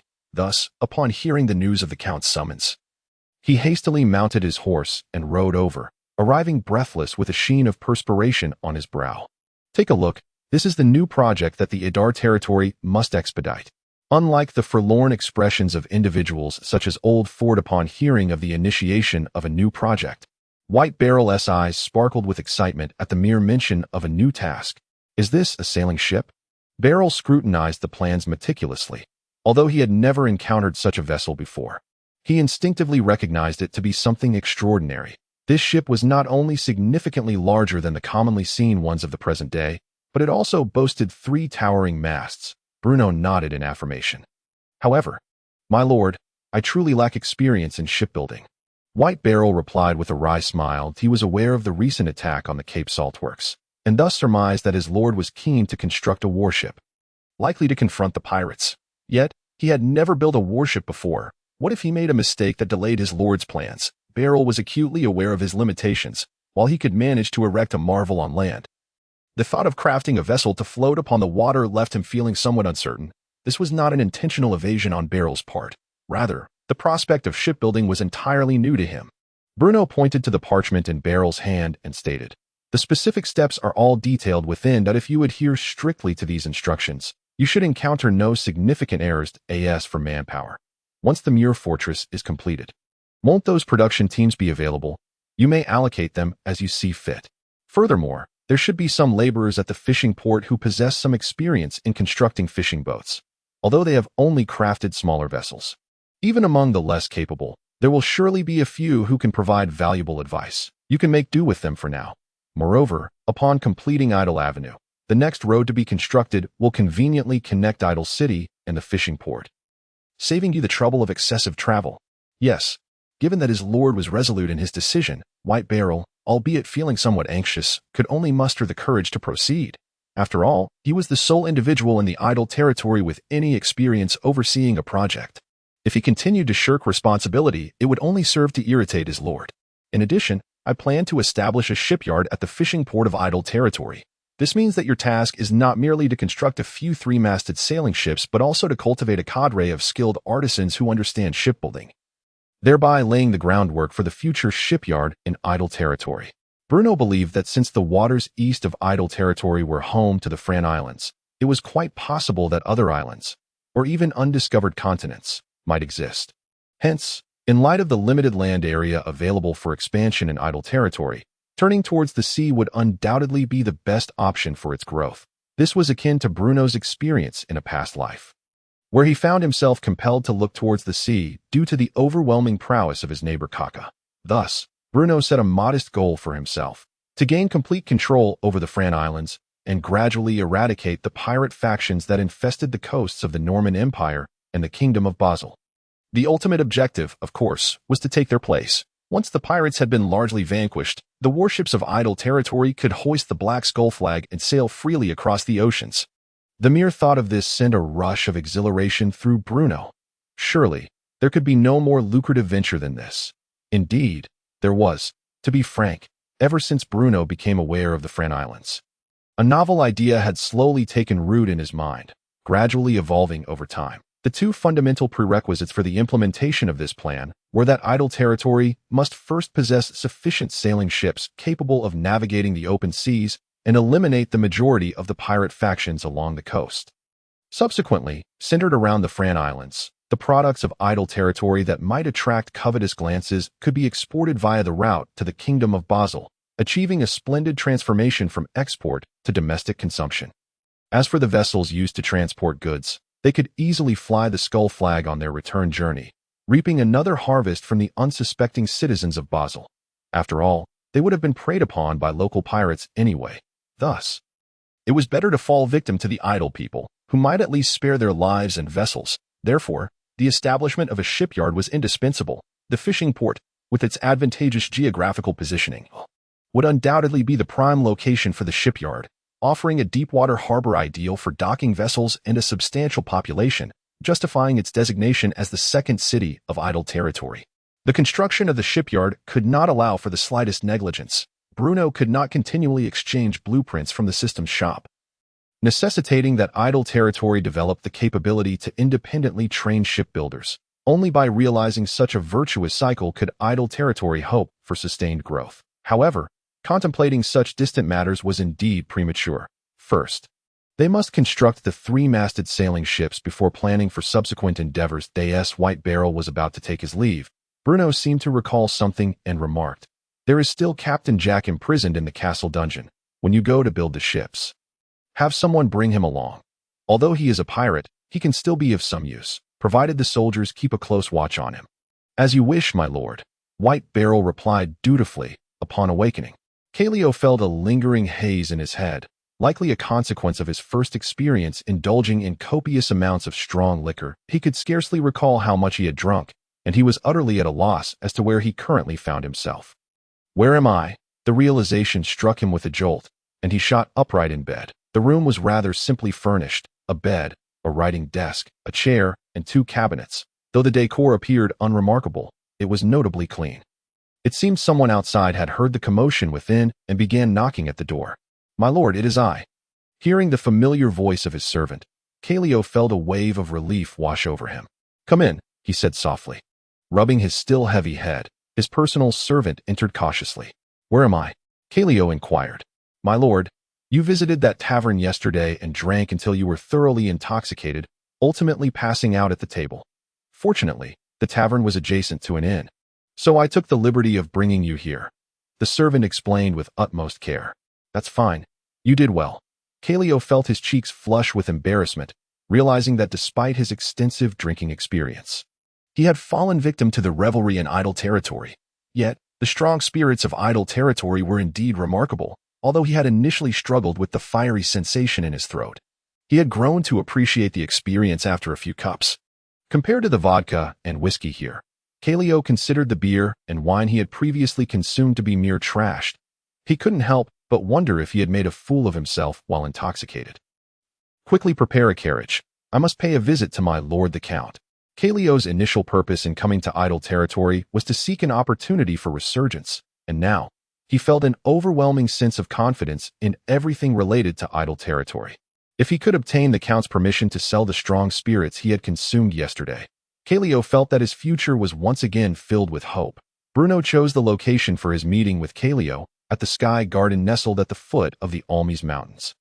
Since its establishment, the Sky Garden had failed to fulfill its intended purpose. Despite its breathtaking beauty, it remained unappreciated. However, as the seasons warmed and temperatures rose, Bruno gradually began to shift his activities towards the Sky Garden. This was because many flowers that had yet to bloom were now beginning to blossom, rendering the garden increasingly delightful to behold. Furthermore, unlike the cold and austere lord's castle, the environment here was evidently much more comfortable. As a nobleman, one must naturally seek comfort in all things. The Sky Garden was not merely a garden, it was equipped with a study, bedroom, banquet hall, and other essential rooms, qualifying it as a super-luxurious villa perched in the mountain gorge. Coupled with the streams and waterfalls surrounding the Sky Garden, the view was one of picturesque mountains and clear waters. When Calio, guided by the soldiers, laid eyes upon the spectacle of the Sky Garden, his astonishment was palpable. This was the first time the Sky Garden had been fully revealed to an outsider, dazzling Calio beyond measure. Previously, he had only heard tales of the grandiose Sky Garden being constructed in idle territory, consuming vast resources, yet he had never anticipated that a border earl could erect such a magnificent wonder in such a short time. Indeed, it was nothing short of a marvel in the eyes of Calio. The aerial garden before him was truly a spectacle to behold. After traversing numerous archways and ascending the spiral staircase, the salt merchant from the western part of the empire finally encountered Count Bruno, steward of Ruhr. Once again on the third tier of the aerial garden, after several months apart. Esteemed Count, Cario greeted. If you are still in search of purchasing sea salt or sugar, you might as well engage directly with Old Fort. There really is no necessity for you to make the trip here. Bruno replied with a hint of boredom that at the time when he learned of Cario's desire to pay a visit. Bruno had been occupied with his self-made fishing rod, angling in the stream adjacent to the aerial garden, indulging in a brief respite of retirement in this world, although entertainment was scarce in this realm. Now that paper had been produced, Bruno could have easily played cards to alleviate his boredom. Since his arrival in this world, Bruno's luck at cards had been abysmal. He had not won a single game. Regardless of his opponent, which had left him frustrated enough to consider flipping the table and leaving. Perhaps this was due to the fact that his advent into another realm and the acquisition of a system had temporarily depleted his fortune. My lord, I aspire to become the sole agent for sea salt in the Ruhr territory, Cario declared resolutely. Oh, Bruno finally straightened in his chair, scrutinizing him with keen interest. Although Ruhr was relatively remote, Cario was not the only salt merchant procuring goods from Ruhr. Even prior to the opening of Ruhr Avenue, besides Cario, at least 3 other itinerant traders were involved in transporting Ruhr's salt across the empire. With so much salt, do you truly believe you can consume it all? Furthermore, should you manage to do so, do you not fear being intercepted along the way, both goods and self? Bruno gazed at him with a bemused expression. Hearing this, Cario felt a twinge of anxiety as he replied, Therefore, I hope to secure a line of credit with you, my lord, to repay once I have sold the salt. Credit? Bruno's eyes widened. The audacity of this individual was astonishing. I can purchase at a high price, Cario quickly asserted, for the next half year. The price for Ruhr sea salt can be marked up by 20% from the current rate. Bruno shook his head, stating, Are you aware of the quantity of sea salt produced in Ruhr each quarter? Even if I were to agree to your request for credit, where would you sell this salt? The trade of salt has always been a substantial business. Each noble and merchant has their own established markets. If you intrude, you may find yourself robbed of both goods and life.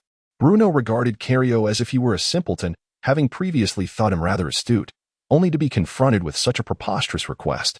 Noting Bruno's incredulity, Cario gritted his teeth, as if steeling himself, and finally spoke. In response to your lordship, I have heard that war is imminent in the northern borders of the empire. What? Bruno exclaimed in surprise. The northern borders of the empire bordered the Odin Empire.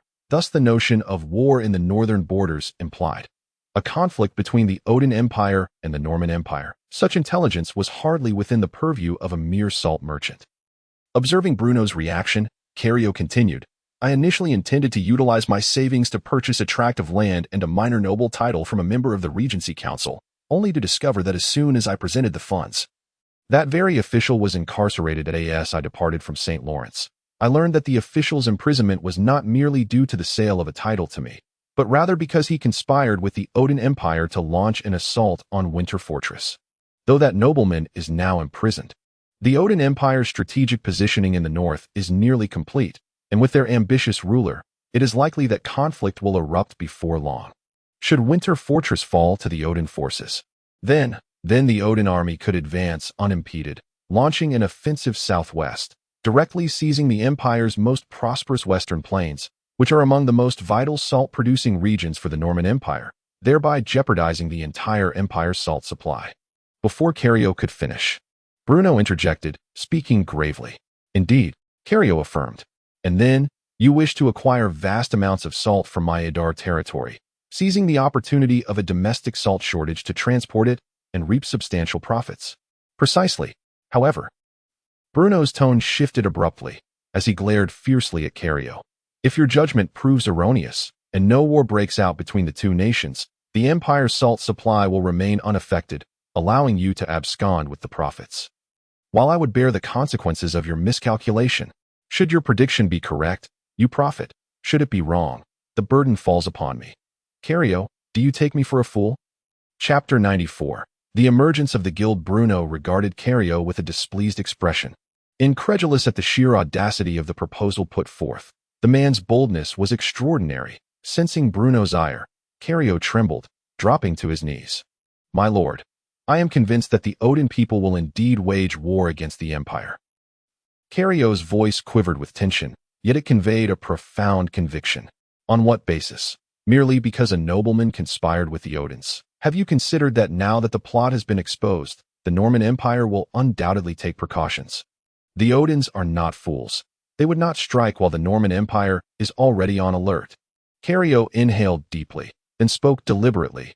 The Odins are currently purchasing grain at exorbitant prices from the Norman Empire. What? Bruno furrowed his brow. On my journey to Ruhr, I observed that the number of grain caravans heading north was substantial, and this year, the Odin Empire's grain purchases from the Norman Empire have exceeded any previous year, even with the current elevated grain prices. They have not ceased their acquisitions. My lord. You are aware that the main factor limiting the Odin's ability to invade the Norman Empire is the supply of food. Upon hearing Cario's explanation, Bruno found Cario's earlier assertion regarding the likelihood of war between the two nations to be somewhat more credible. The Odin Empire, situated to the north of the Norman Empire, experienced a relatively frigid climate, with only the southern border regions conducive to extensive grain cultivation, allowing for 2 harvests a year, while the vast majority of its territory remained unsuitable for farming, yielding only a single, meager harvest annually. Due to the harsh conditions, much of the Odin people's sustenance was derived from hunting wild beasts in the forests. Consequently, the average combat efficacy of the Odins was markedly superior to that of the Norman soldiers. One Odin warrior could easily overpower 2 imperial soldiers without breaking a sweat. In the eyes of most Norman nobles, the Odin Empire was perceived as a horde of uncivilized barbarians. Nonetheless, regardless of their disdain for this northern neighbor, the undeniable truth remained that the Odin Empire posed the most significant threat to the Norman Empire. Wars between the two nations were often instigated by the Odin Empire, as they sought to mitigate their surplus population through conflict. The Norman Empire, on the other hand, relied on the defensive stronghold of Winter Fortress to fend off incursions. Food was the most critical factor hindering the Odin's ability to launch an offensive. However, if the Odins were to secure an ample supply of grain, then this solitary limitation would be effortlessly overcome. If not for the prospect of war, Bruno could not fathom why the Odins would procure such vast quantities of grain. Thus, the more Bruno pondered, the more he became convinced of the high likelihood of an impending conflict instigated by the Odin Empire. Furthermore, my lord, do you recall that last spring, the price of iron ore in the Norman Empire surged, with numerous anonymous buyers discreetly acquiring it? At the time, I was somewhat perplexed. However, upon reflection, those anonymous buyers may very well be connected to the Odin Empire. As Bruno fell into contemplation, Cario continued to elaborate.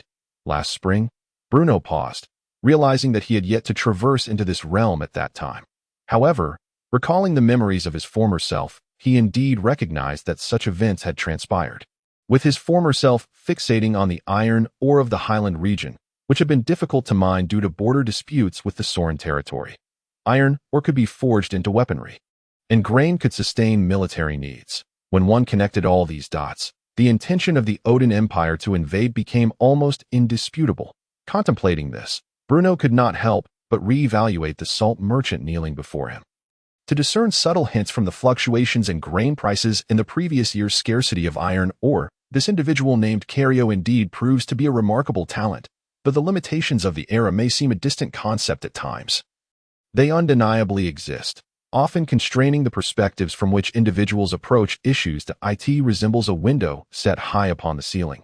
Rarely do people raise their heads to behold the vast cosmos beyond.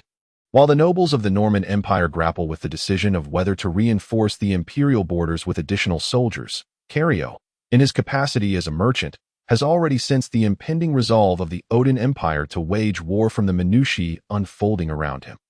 After all, the expenses incurred in acquiring iron ore and grain will likely only be offset by the spoils of war. At that moment, Bruno finally entertained the thought of recruiting Cario, observing that the Count seemed swayed by his words. Cario hastily added, "Thus, my Lord Count, seizing this opportunity would undoubtedly yield an unexpected windfall for the Idar territory. Moreover, you could dispatch soldiers to accompany me, ensuring both oversight of my actions and protection for the salt caravan." "You make a valid point. I am momentarily persuaded by your arguments," Bruno nodded, but followed up with, "However, while your reasoning holds merit, it does not imply that I must sell the salt to you. I could very well bypass you entirely and sell the salt from the Idar territory directly, thus eliminating the middleman and significantly increasing the profit margins." Upon hearing Bruno's response, Cario was momentarily taken aback. The reaction of the Count was clearly unexpected. Wait, this was not how the script was supposed to unfold. As a noble of the Empire, how could he engage in commerce personally? Although merchants in the Norman Empire do not occupy a lowly status, they are still considerably inferior to nobles. Otherwise, Cario would not have expended most of his savings to acquire a title. To the majority of nobles, engaging in trade personally is regarded as quite degrading. Cario could only gaze at Bruno with disbelief. My Lord Count, can't you maintain a semblance of dignity? What about your noble standing? Chapter 95. The formative stage of the Merchant Guild. This was a miscalculation. At this moment, Cario felt a profound sense of despair. Perhaps due to Bruno's unremarkable demeanor during their initial meeting, Cario had overlooked the rumors circulating in the marketplace. How could he have forgotten that the Count of Adar, Bruno's steward, has always been a maverick? Bruno smiled at Cario, relishing the situation, for he was not bound by conventional norms. What could Cario possibly do about it? Bruno has never paid heed to the so-called dignity that nobles often emphasize. What is dignity, anyway? Can it be consumed? Moreover, the original persona was inherently frivolous. If he suddenly decided to engage in trade, it would be entirely consistent with his character. Observing Cario's crestfallen expression, Bruno's spirits lifted. My Lord Count, I wonder about the salt trade. Cario hesitated. Would you be interested in working for me in the Adar territory? Bruno replied evasively. Upon hearing Bruno's words, Cario felt a jolt of realization and immediately raised his head. This Count, was he extending an invitation to him? Cario's mind raced at that moment. Should he decline, the Count would undoubtedly entrust the salt trade to someone else, and given Bruno's steward's past reputation, it might not be inconceivable for him to engage in commerce directly. Cario had laid bare his analyses and deductions to persuade Bruno. If the Count were to personally manage the trade, Cario would certainly be at a disadvantage. Furthermore, Cario had come to the Adar territory as a last resort. If Bruno rejected his proposal, he would be left to seek other avenues. Yet, if he accepted, the Adar territory, being one of the significant salt-producing regions in the eastern part of the empire, undoubtedly possesses a substantial output of salt, in addition to sugar and spirits, particularly spirits, while there may be no distinction between high and low alcohol content. As personal preference varies, the market for high-proof spirits is currently a blank canvas, ripe with potential. Moreover, most crucially, this Count of Adar appears to lack a reliable merchant to assist him, signifying that should he accept Bruno's offer, he would soon find himself in a position of considerable responsibility. Coupled with Cario's previous speculations about the Adar territory, as detailed in Chapter 26, he suddenly realized that accepting the Count's recruitment would yield numerous advantages. I am willing to serve the Count. Engaging with an astute individual typically requires little elaboration. After a moment of internal deliberation, Cario resolved to accept the Count's offer. After all, this represented his optimal choice at present. I intend to establish the Adar Merchant Guild, primarily to distribute goods produced in the Adar territory, Bruno stated. I understand. But may I inquire what specific responsibilities I would undertake? Cario quickly adapted to his new role. I plan to entrust you with the operational matters of the Adar Merchant Guild that I in its initial phase. Salt and sugar will serve as the primary commodities for trade. Of course, in addition to merely selling goods, you must also assess the actual circumstances of the Adar territory to develop stable trade routes and sales channels. Striving to penetrate external markets with salt and sugar, thereby laying a solid foundation for the future expansion of the Adar Merchant Guild. I comprehend, yet I am uncertain about the plan I previously mentioned. Cario hesitated before reminding him. Although Lord Bruno had already recruited him, he had yet to express any opinion on intervening in the salt market of other regions amid the conflict between the two nations. You should be aware that I am a rather cautious individual. Bruno reflected for a moment before responding. At this, Cario couldn't help but internally scoff. He had only ever heard of Bruno's outrageous methods, never of his caution. Under normal circumstances, I would not make such a decision lightly. But you are the individual I hold in the highest regard. From the moment you first arrived in the Adar territory to acquire salt, I recognized your exceptional demeanor and wished to have you on my team. However, I was concerned that the Adar territory's remote location might hinder your prospects. Now that you have voluntarily come forward, and your analysis is so compelling, we shall proceed according to your plan. Naturally, I will also have Sam Layton assist you, Bruno added. Were Cario to manage the entire operation independently, Bruno would undoubtedly harbor reservations. Given that Cario had only just been recruited and his loyalty remained uncertain. However, with Sam Layton and the soldiers of Idar providing support, Bruno felt considerably more at ease. The salt trade was indeed a significant enterprise, and Bruno needed to exercise caution. Upon hearing Bruno's words, Cario felt a wave of emotion wash over him. The Count had been observing him for quite some time. A sense of gratitude welled up within Cario. Indeed, he had not misjudged his choice in allies.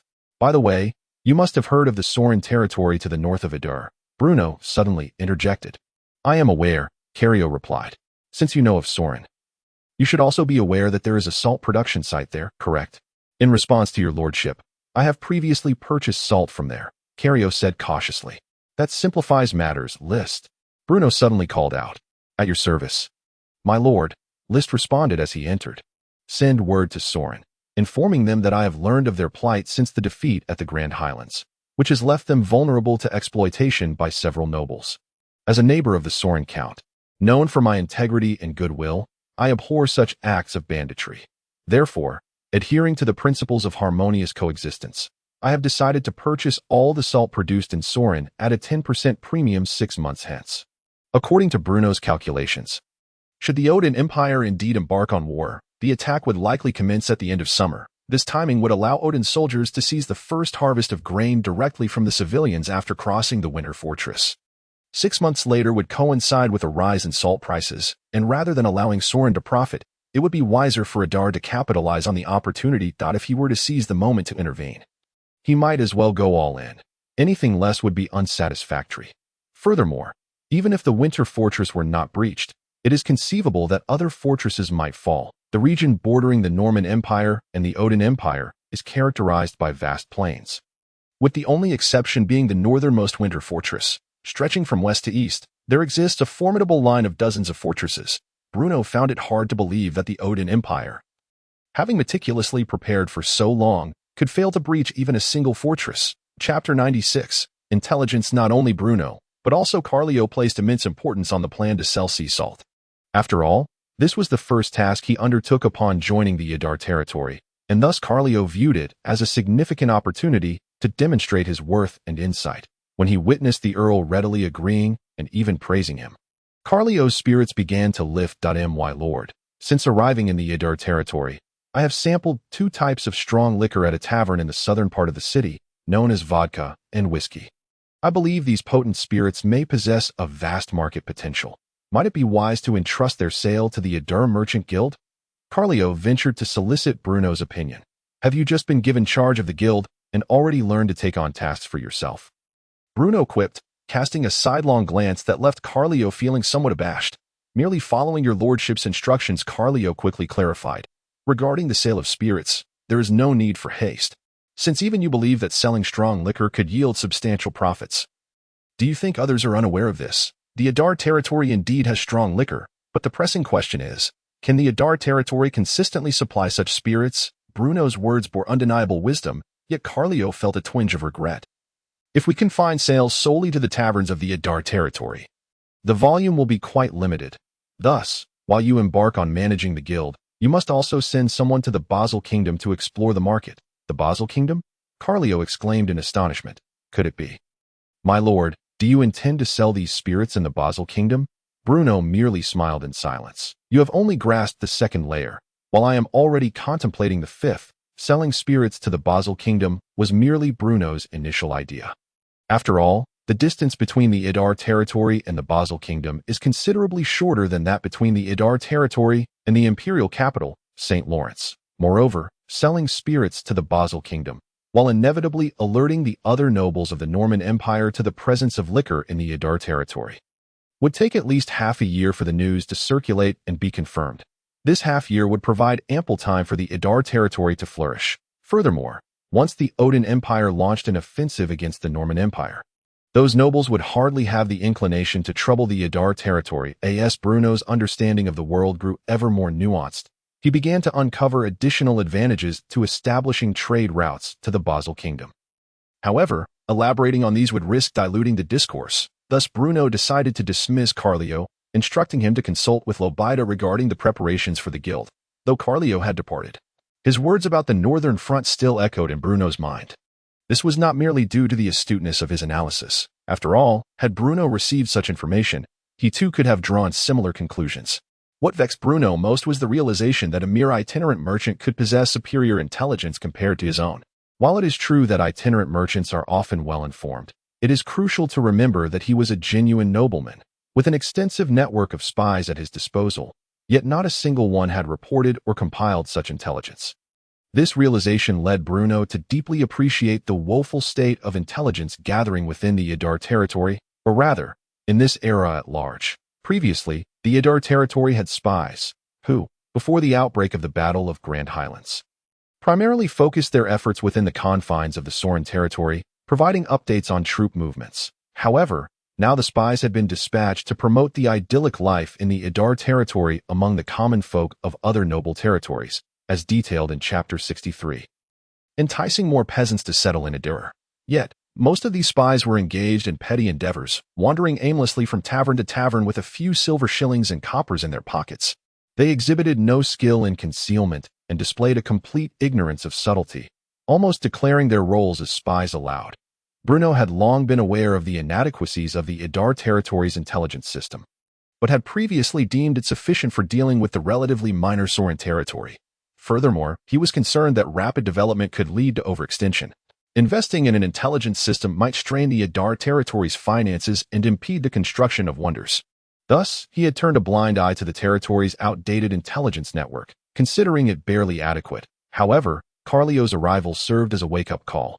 The Idar intelligence system truly required reform. Perhaps it could not be fully developed overnight, but the necessary training and foundational structure could certainly be implemented and established promptly. Progress must be made step by step, and building an intelligence system is not an endeavor that can be accomplished in a single day. Bruno was well aware of this. Moreover, as circumstances evolve, the dynamics between the Odin and Norman empires, while not directly impacting the Idar territory, would inevitably have indirect repercussions throughout the empire. Should the war situation continue to deteriorate, the Idar territory, as a vassal of the Norman Empire, might also find itself dragged into the quagmire of conflict. With the local threats posed by pirates and the grim circumstances unfolding in the northern regions of the empire, Bruno felt overwhelmed. Why must conflict arise when he merely sought the tranquility to construct wonders? List. Bruno called out at your command. Prepare a letter to the Regency Council, informing them that the Idar territory has suffered a long-planned attack from the Sorin territory, followed by incursions from pirates from the Basel Kingdom. The people of Idar have endured heavy casualties, with newly planted rice fields set ablaze, and many serfs tasked with boiling salt and seawater have been captured by the pirates. The situation in the Idar territory is dire. In summary, convey the utmost severity of our plight, and conclude by requesting assistance from the Regency Council, stating that we will accept any financial support for the serfs. Bruno instructed, since calamity had befallen them, it was imperative to report the situation's gravity. A more severe account might yield greater benefits, and there was no risk of loss. Furthermore, should the northern conflict intensify and necessitate the gathering of local lords with private armies for support, the Idar territory would possess a valid excuse to decline participation. I am in such dire straits, and yet you still wish to drag me into battle? Chapter 97. Candidates indeed, unlike the previous life that prioritized the individual. The current Norman Empire is a society rooted in nobility as fellow nobles. We are bound to encounter one another frequently. My own household remains in disarray, and you cannot simply compel me to march north to engage in warfare. While the nobles of the empire may engage in countless unsavory dealings behind closed doors, at least on the surface, there exists a semblance of dignity, an expectation of gentlemanly conduct, and the preservation of noble stature. Thus, Bruno's letter effectively served as a preemptive measure, clearly communicating to the Regency Council that he was currently enduring hardships, with his household in turmoil, and urging them not to call upon him for battle. After all, even though Bruno often claimed to be a minor noble, his title of Earl held significant weight, while he may not rival those whose fiefs are situated in the wealthy heartland of the empire. He still retained a measure of respectability. Having delegated the task of letter writing, Bruno found himself increasingly agitated by the matter of the intelligence system, although the establishment of an intelligence network may not yield immediate benefits. It is an essential step for the long-term interests of the Idar territory. From a military perspective, If the Idar territory could gain advanced knowledge of movements from various factions, it could strategically position its forces and even launch surprise attacks on enemy vulnerabilities in the event of external conflict. From a commercial standpoint, possessing timely information about various regions would allow for the exploitation of informational advantages, leading to greater profit and wealth. Moreover, Bruno only intended to lay the groundwork for the system, which would not require excessive funding or manpower.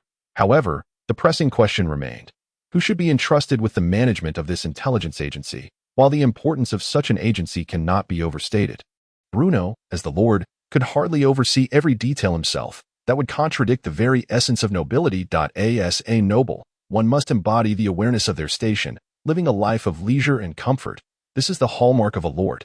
In this regard, Bruno believed he had performed admirably.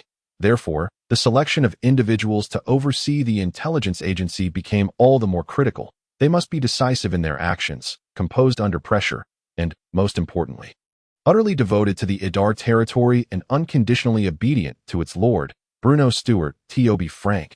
Bruno believed that Old Fort was the ideal candidate for this position. However, Old Fort, given his advanced age, bears nearly full responsibility for the operation of several vital pillar industries in the Idar territory, such as seawater salt production and the distillation of spirits. It would indeed be rather inappropriate to burden him further at this juncture. As for Shabi, Lobita, and List, each has their own duties and cannot spare the time to oversee the establishment of the intelligence system. Moreover, according to Bruno's vision, the head of the intelligence agency must possess military experience. After all, the influence of the military on an individual is profound and manifests in various aspects of life. With this in mind, Bruno instructed List to produce a list of the bandits in Idar. Indeed, it is the list of bandits. The bandits of Idar not only hail from military backgrounds, but also exhibit a high degree of loyalty to the Idar territory. During the initial selection of bandits, the ideological scrutiny of soldiers was a crucial step. Furthermore, in accordance with Bruno's earlier conception, the bandit Legion of Idar is indeed a promising source for the intelligence system. It occupies a critically important position within the overall armed forces of Idar. Currently, the military strength of Idar comprises the following components: Idar Standing Army, 300 men; Idar Royal Guard Cavalry, 100 men; Smuggling Control Bureau soldiers, 50 men; Idar Bandits, 50 men. Thus, the total armed forces of Idar amount to 500 men. With the 50 soldiers of the Smuggling Control Bureau being non-displaceable, in the event of war, Idar can mobilize up to 450 combatants. Do not be misled into thinking that 450 men is a small number. According to the normal military-to-civilian ratio in this era, during peacetime, the ratio of soldiers to ordinary citizens in the Norman Empire typically ranges from 100 to 100, due to a recent influx of outsiders. The population of Idar has reached approximately 20,000, suggesting that the army size maintainable by Idar should be between 200 and 600 men. If we also consider the aerial garden's miraculous trait of 15 increase in food production, the maximum feasible army size for Idar could be around 700 men, but this may still sound modest. It is certainly considerable among the various noble territories of the Norman Empire. After all, many nobles question the utility of maintaining such a large standing army during idle times, and if they had the spare funds, they might prefer to purchase a fair-haired, blue-eyed maid at a premium price from slave merchants. It is not necessarily for nefarious purposes. At the very least, it would be a pleasing sight. Upon reflecting on this, Bruno felt an overwhelming sense of righteousness, surrounded as he was by a group of burly men. Although there is a significant gap between 500 and 700 men, Bruno was not inclined to expand the standing army of Idar for the time being. This is because Idar has yet to recruit a navy. The thought of this immediately overwhelmed Bruno. Establishing a navy at this stage, given Idar's current population, would be somewhat premature if the benefits derived from overseas do not align with his initial expectations. The financial chain of Idar would become exceedingly strained. Yet, allowing pirates to occupy the Fran Islands and continuously harass Idar is something Bruno would not tolerate. Simply put, action must be taken. However, the number of personnel required for a navy is no trivial matter. It would need to consist of at least 200 to 300 individuals. This was one of the reasons Bruno opted to construct a 3-masted sailing ship, as it is one of the vessels requiring the fewest crew during the age of sail. Dispelling his wandering thoughts, Bruno finally focused his gaze on the list of Idar's bandits. At the top of that list was the name of the current leader of the bandits, Krayr. Chapter 98. Krayr's bandit career upon traversing Thorn Valley from west to east. One arrives at the territory of Idur. A few hundred meters beyond the valley's mouth lies a fork in the road. One path extends northeastward as a broad, smooth concrete road, while the other winds through the hills and forests as a rugged woodland trail. Beside these two roads stand two signs. One wooden sign indicates the route to Idur city, complete with a map leading to Manned Fortress. The other sign, painted in red, warns, "This road is frequented by bandits. Please proceed with caution." Becoming a traveling merchant is no easy task in this era, as there are no means of transportation capable of covering vast distances in a single day, as in the modern world. Completing a business transaction may require months, if not half a year, of travel. If goods are seized en route, it would result in significant losses. Thus, any merchant with a modicum of sense typically opts for the newly constructed concrete road. Although it may be longer, it is well paved, devoid of bandits, and offers the chance to rest in Idur city, making it the optimal choice in their eyes. Although the two signs were hastily erected and resembled the prank of a mischievous child, they dared not gamble. After all, they were mere steps away from the kingdom of Basel, and any misstep at this critical juncture would lead to regret. Of course, while most merchants and travelers heeded the path to Idur city, there were always a few who, emboldened, chose to brave the narrow trail. While the number of merchant convoys on the small road was scarce, they did exist. Some of these convoys, determined to take the risk, had hired a company of mercenaries for protection. Others simply ignored the warning on the sign, having never encountered bandits in Idur before. The trees beside the narrow path had grown lush in just a few weeks, and the warm spring sunlight filtered through the branches, illuminating the shadows of the forest. Krayr and his band of bandits lay hidden behind a low hill in the woods, keenly observing the situation on the road. Having been selected as the leader of this group of bandits through a rigorous screening process, Krayr had honed his skills in the art of robbery over the past 2 months.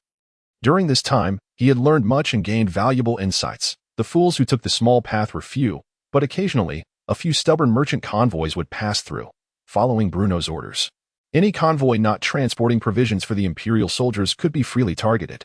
Consequently, over the past 2 months, the bandits had enjoyed a bountiful harvest.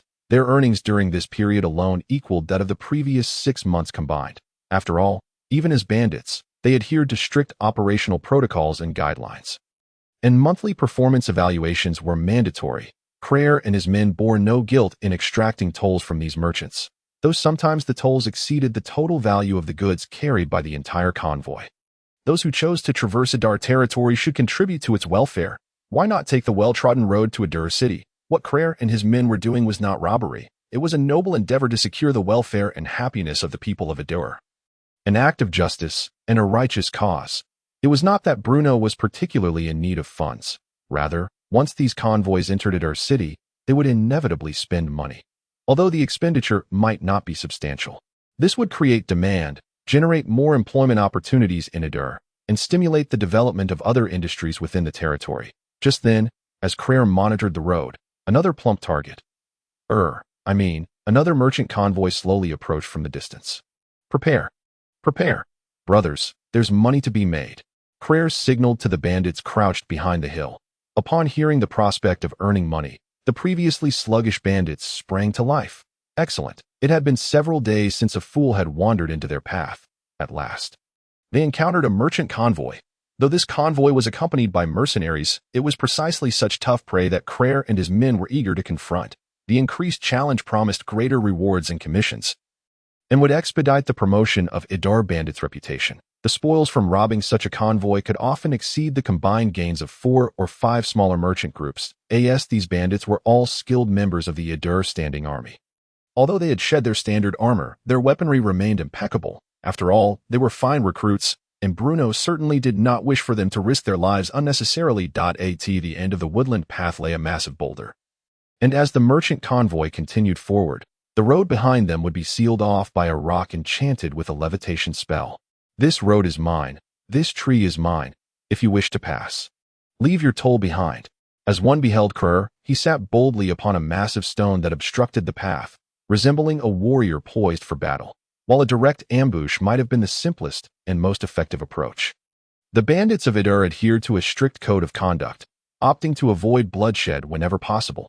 Their aim was solely to seize wealth, not lives. This was not due to Bruno's saintliness, but rather because he held no enmity with the passing merchant caravans, allowing them to part with some goods rather than inflict harm. Furthermore, it was likely that the merchants would learn to traverse the Ador highway in the future, and preserving their lives would enable them to contribute to the economy of Adar City down the line. To speak frankly, the mercenaries guarding these caravans were largely mere show, and upon witnessing the Adar bandits charging forth, they would quickly raise their hands and surrender. Observing the bandit blocking their path, the members of the caravan exchanged glances, realizing that the hastily erected signpost was no mere jest. At that moment, the remaining bandits emerged from the roadside, a formidable group of over 50, instilling a sense of intimidation. Given the presence of mercenaries within the caravan, the Adar bandits typically resolved matters through negotiation. Leave half your goods, and you may depart. Chapter 99. Chrysanthemum Cineraria. With the situation starkly defined, there was little need for cordial exchanges, and the caravan readily relinquished half of their cargo, fleeing with haste under the watchful eyes of the Adar bandits. The circumstances dictated that leaving behind half of their goods was a pragmatic choice, allowing them to at least recoup some of their investment, whereas stubbornly holding on could cost them their very lives. This tactic, taught by Bruno, was known as surrounding three to spare one, a strategy that leaves a glimmer of hope. It is well known that a cornered rabbit may bite, thus providing the caravan with a sliver of hope and the means for a resurgence would, paradoxically, erode the mercenaries' resolve to fight to the death. As Kerr watched the panicked caravan flee, he felt an increasing admiration for the Count, who, though far away in his castle, orchestrated events with remarkable foresight. To serve Lord Bruno Stewart was indeed a stroke of fortune from a past life. While Cray busied himself with tallying the spoils, Lister finally arrived, bearing Bruno's orders. Bruno had decided to appoint Kerr as the head of the Adar intelligence system, tasked with establishing a central intelligence agency, CIA, directly accountable to Bruno himself. The former deputy commander of the Adar Standing Army, Boromir Braun, would serve as Kray's aide, assisting in the preparatory work for the formation of the Adar Intelligence Bureau. Given the limited funding available for the intelligence agency, Bruno did not expect it to yield significant results in the short term. The primary objective of the Adar Intelligence Bureau was merely to construct its institutional framework and begin training competent spies. After Lister departed, Cray gazed at the appointment document adorned with the Stewart family crest, rendered speechless. In less than a year, Cray's life had undergone a dramatic transformation. From a lowly serf, he had risen to become a free citizen of Adar. Subsequently, he joined the Adar Standing Army and, due to his diligent training and outstanding performance in the Highland battle, was promoted to the leader of the Adar Bandit Legion. Now he found himself appointed by Count Bruno of Adar to be the highest official of the yet-to-be-established Adar Intelligence Bureau. Though Crayer had not previously heard of this nascent intelligence agency, he understood from the mere fact of reporting directly to Bruno how significant this position was. Within a year, he had ascended from the lowest ranks of serfdom to a position of real power in Adar. Such rapid elevation could only be described as soaring to great heights. In other regions of the Norman Empire, such a trajectory would have been utterly impossible. Thus, aside from those officials who had long enjoyed the favors of the Stewart family, who in the Adar territory was most loyal to Bruno? The serfs, particularly those who had been liberated to become citizens. As a former serf, Kerr was acutely aware that this seemingly dreamlike reality could only be realized in Adar. Hence, the notion of safeguarding Adar and remaining loyal to it was a sentiment deeply ingrained in the hearts of each individual. Just as Kerr was filled with astonishment and excitement at Bruno's decision, Bruno, accompanied by Shabi, sat unceremoniously in a field in the southern part of Adar. Nearby, a bewildered cook was diligently preparing a new dish according to the Count's earlier instructions. He began by plucking the feathers from a freshly slaughtered chicken and removing its entrails, then carefully breaking the bones at the joints while preserving the integrity of the bird.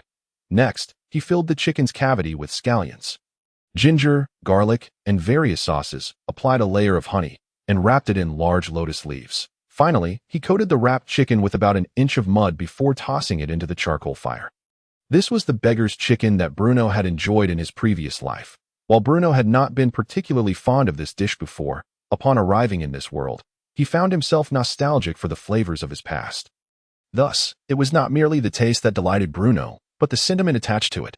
Although beggar's chicken may sound simple, Its preparation was far from easy. Novices could easily turn the wrapped chicken into charred remains.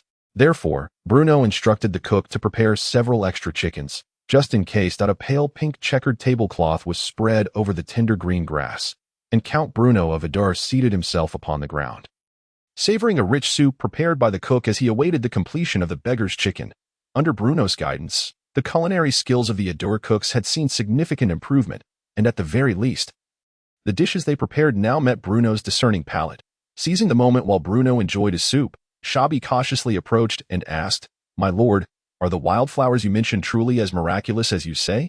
As he spoke, Shabi gestured toward a nearby hillside, where groups of serfs were diligently bending down to gather the freshly bloomed wildflowers. Indeed, as a diligent and industrious count, Bruno would never idly wander the outskirts of Adar without purpose. Enjoying some beggar's chicken was merely a side entertainment. Bruno's primary objective was to lead the serfs in gathering flowers in the fields. However, the flowers Bruno sought were not ordinary blossoms. They were Chrysanthemum cineraria. Chrysanthemum cineraria is a perennial herbaceous plant of the chrysanthemum genus, reaching heights of up to 60 centimeters. With short rhizomes and upright stems, it thrives in warm climates, flourishing in deep, fertile, loose, well-drained sandy loam. The most significant value of Chrysanthemum cineraria lies in its use as an agricultural insecticide and as a raw material for mosquito repellent. As the climate warmed and the crops in Adar flourished, pest infestations had gradually become a major concern for the citizens and serfs of Adar. The vast expanse of Chrysanthemum cineraria before them was a solution that Bruno had temporarily exchanged for in the system marketplace. Unlike the exorbitant price of the three-masted sailboat blueprints, the cost of Chrysanthemum cineraria was astonishingly low. The entire hillside of flowers had only cost Bruno a mere 5 glorious points, a mere fraction of the price of the ship blueprints. Chapter 100. Insecticide. The reason for the remarkably low price of Chrysanthemum cineraria, Bruno speculated, was likely due to its existing presence in this world. Since his arrival, Bruno had meticulously observed various aspects of this realm: its climate, vegetation, soil conditions, mineral types, and social culture, gaining a rough understanding of its intricacies. Aside from the existence of magic, the trajectory of social development and most biological species in this world closely mirrored those on Earth. Any differences were minuscule and almost negligible.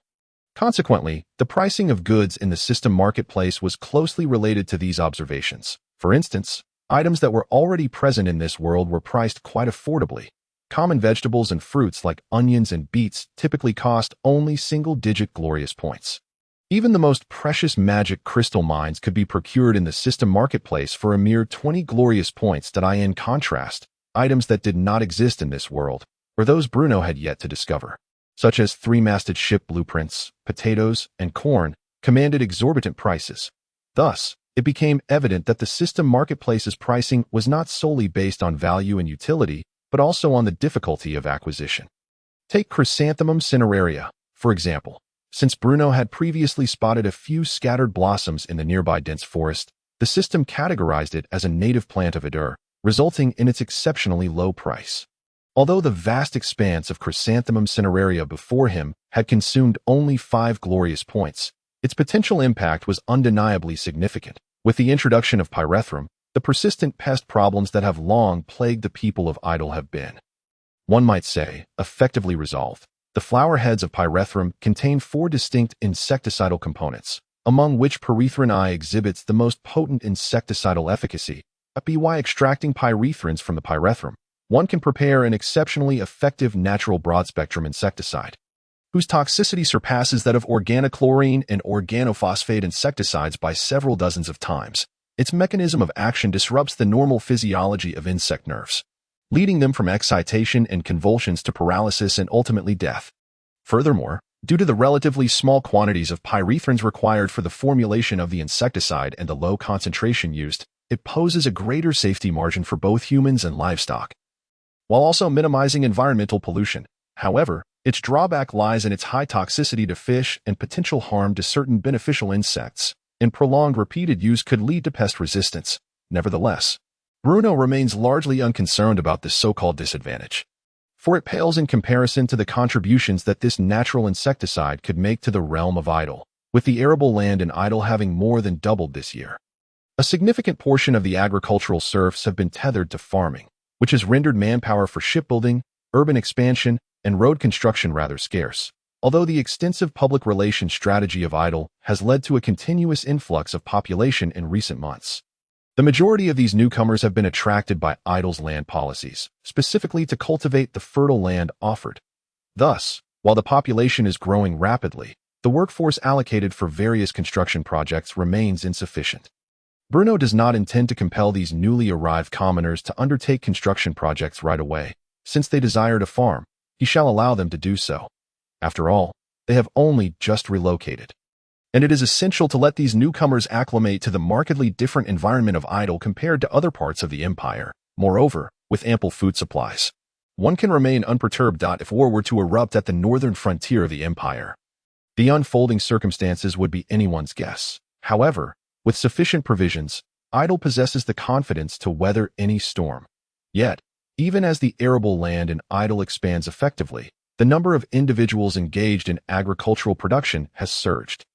The same area of land, which would require merely 2 individuals to farm on Earth in the previous era, now demands 3 to 5 here. The primary reason for the overwhelming manpower tied to the fields is the pest issue. In this age where magic exists yet druids are absent, pest control can only rely on human effort. To put it bluntly, it is dependent on the commoners and serfs manually extracting each pest. Does it sound incredulous? Yet, this is indeed the reality in idle. If it were merely a matter of controlling pests and a few crops grown in the yard, Bruno could accept such an approach. However, when applied to vast farmlands, this method proves to be exceedingly inefficient. Thus, the utilization of pyrethrum to create a natural insecticide represents the solution that Bruno has meticulously contemplated.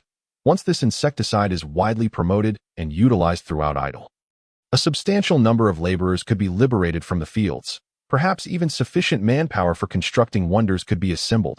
Of course, this is merely a fleeting thought of Bruno's. After all, the current financial constraints of idle do not permit such endeavors. Undoubtedly, the production of insecticides will elevate the agricultural development of idle to new heights.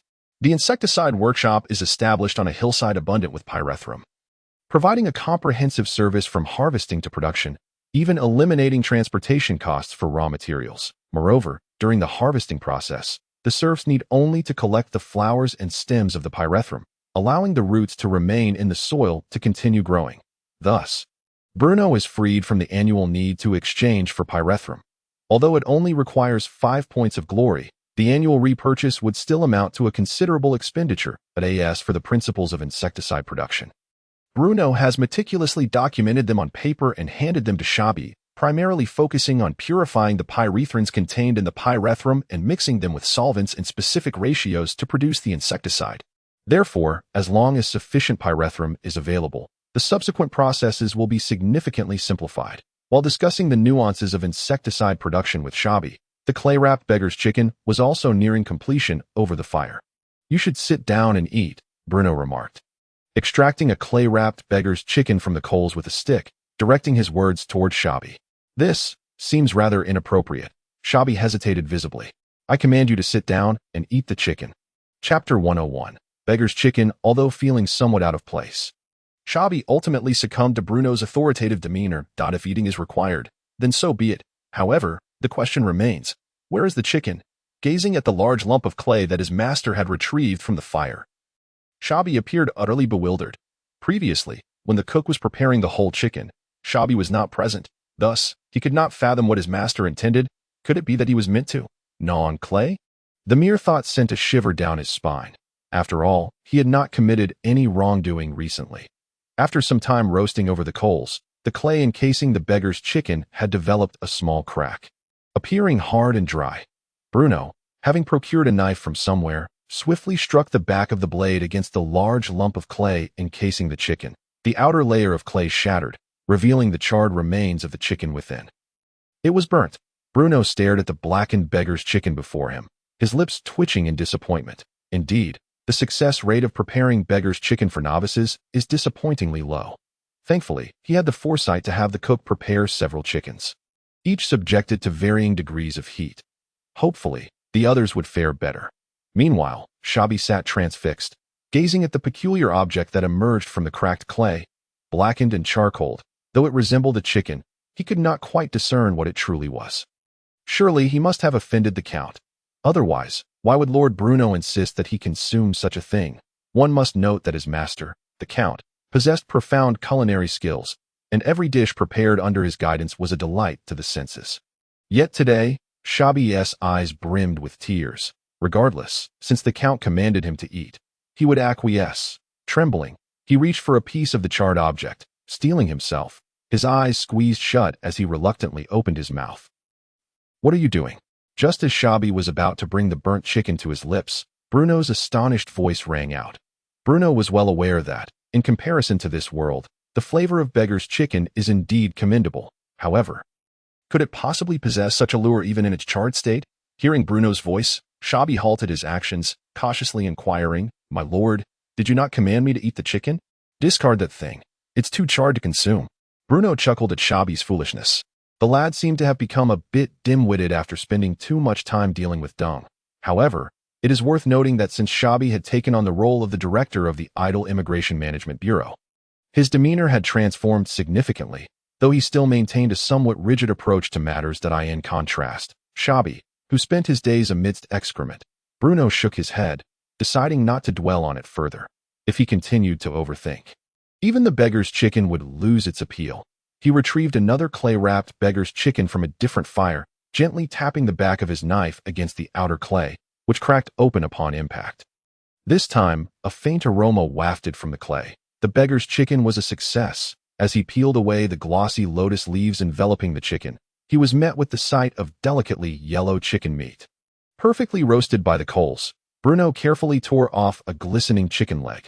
Though still hot, the enticing aroma tantalized his taste buds. After blowing on it a few times to cool it down, Bruno eagerly placed the beggar's chicken into his mouth. The tender meat, enveloped in honey and sauce, exuded an irresistible fragrance, compensating for any textural shortcomings. As the succulent chicken brushed against his tongue, the pure and savory flavor was undeniable, making it difficult to swallow.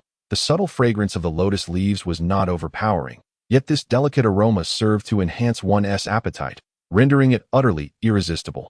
Observing Bruno savoring his meal, Shabby's throat involuntarily bobbed. It truly was delicious. It turned out that it was not the Count who held a grudge against him, but rather the cook responsible for the food. Although Shabby longed to indulge in a feast, he could not help but swallow hard as he watched Bruno savor his meal. How could he possibly dare to compete with his lord, the Count, for food? Yet, Bruno, unable to ignore the sight, kindly tore off a chicken leg for Shabby, acknowledging the diligent service he had provided in maintaining cleanliness. After all, Bruno believed that occasionally bestowing small favors upon his subordinates was a means of winning their loyalty. "Thank you, my lord. Thank you, my lord," Shabby exclaimed repeatedly, carefully receiving the delectable morsel. The fragrant roasted chicken was utterly enticing as he anticipated. He brought the glistening chicken leg to his mouth, and as he bit into it, the tender meat's exquisite flavor melded with the delicate aroma of lotus leaves, creating a culinary delight that far surpassed the usual chunks of black pudding his lord had previously bestowed upon him. Shabby devoured the chicken leg voraciously, even neglecting to chew the bones before swallowing. This, he thought, was the essence of happiness. "My lord," once Shabby had consumed the last morsel of chicken, he finally inquired, "What should be the distribution plan once the insecticide is produced?" "First, it should be distributed free of charge to our own serfs, as the majority of the harvest from their fields belongs to me," Bruno replied. "As for the common folk, there is no need to charge exorbitant fees. A mere 5 copper coins per household each quarter will suffice. However, should their landholdings exceed a certain threshold, additional fees will apply. You ought to contemplate the specific amounts and implementation details, then draft a document for my review at a later date." Bruno pondered for a moment before continuing. "Yes, my lord." Chapter 102. Navy. A single roasted chicken was quickly consumed by 2 individuals, with Bruno being the primary devourer. Since he observed the orderly harvesting of pyrethrum under Shabby's direction, he felt at ease. After all, this field of flowers had been acquired through his hard-earned merits, and he deemed it necessary to take a stroll around. Ultimately, Bruno was somewhat restless and could not idle away his days like a statue within the Lord's castle of Adair, listening indifferently to his subordinates' reports. Hearing was but a distant second to seeing, especially in an era when the populace was treated as mere fodder. It was vital for Bruno to step outside the castle and witness firsthand the living conditions of the lower classes in Adar. Moreover, he seized this opportunity to take a leisurely stroll, to gauge the sentiments of the people, and to breathe in the liberating air of Adar. As of today, more than half a month had elapsed since the pirate attack on the Cape Salt Works, and the fleeing pirates seemed to have been thoroughly intimidated, refraining from further assaults. The lower classes of Adar had gradually immersed themselves in their busy lives, treating the recent pirate raid as mere fodder for conversation. After all, the salt works suffered no significant losses, and the normal lives of the people of Adar remained largely unaffected. As for the fallen soldiers, Bruno had conducted a solemn funeral for them in the military camp and provided their families with a generous compensation package. However, he did not capitalize on this situation to incite public sentiment against the pirates, igniting the people's hatred. After all, if such propaganda were to take hold, how would the captured pirates be dealt with? An eye for an eye, a tooth for a tooth. It must be noted that the pirates captured by the soldiers of Adar were currently being utilized to construct warships for the realm. Whether they were pirate captains like Jack or the other captured scallywags, most possessed some maritime knowledge or shipbuilding experience, which would significantly aid in the construction of three-masted ships and the formation of the Adar Navy. Thus, with Bruno's tacit approval, they were escorted by White Barrel to the fishing port dock, ordered to assist in shipbuilding under the pretense of labor reform. Furthermore, Bruno had another reason for choosing to handle this matter discreetly. He hoped to recruit some of the pirates after their defeat. According to Captain Jack, not all pirates roaming the seas were ruthless villains. Many among them were destitute individuals who had lost their lands and had nowhere to turn for the current Adar. It was imperative to consolidate the pirate factions operating offshore rather than eliminate them entirely. Therefore, Bruno believed in eradicating only the most nefarious among the pirates while granting leniency to those with lesser crimes. Utilizing these familiar figures to gain control over the eastern waters of Adar. After all, it was unlikely that Adar could muster sufficient manpower in a short period. Moreover, after divulging information regarding the Fran Islands, the captured pirates were thoroughly cowed, becoming exceedingly compliant to any demands from the Adar people, engaging in open discussions. The leak of information concerning the Fran Islands had created an indelible rift between the captured pirates and their leader, Kelvin Plato. Even if Bruno were to agree to release them, they would likely not dare return to their former lives as pirates, for should they muster the courage to return, the most probable outcome would be a swift execution at the hands of Kelvin Plato. At this moment, their fates were irrevocably intertwined with Adar. If they performed admirably, aiding the soldiers of Adar and defeating the pirates, perhaps the Count might grant them clemency, allowing them a glimmer of hope. However, if the Adar forces were to falter, Kelvin Plato was known for his merciless treatment of traitors, employing a plethora of gruesome methods. When Captain Jack laid eyes on the ship blueprints in White Barrel's hands, he nearly gasped in astonishment. Even in his previous life on Earth, the design of a three-masted ship was regarded as one of mankind's greatest masterpieces. The three-masted vessel could undoubtedly be hailed as the culmination of countless human intellects during the age of sail. Every structure and even the positioning of each wooden plank was near perfection, symbolizing the aspirations of every maritime enthusiast yearning to set sail.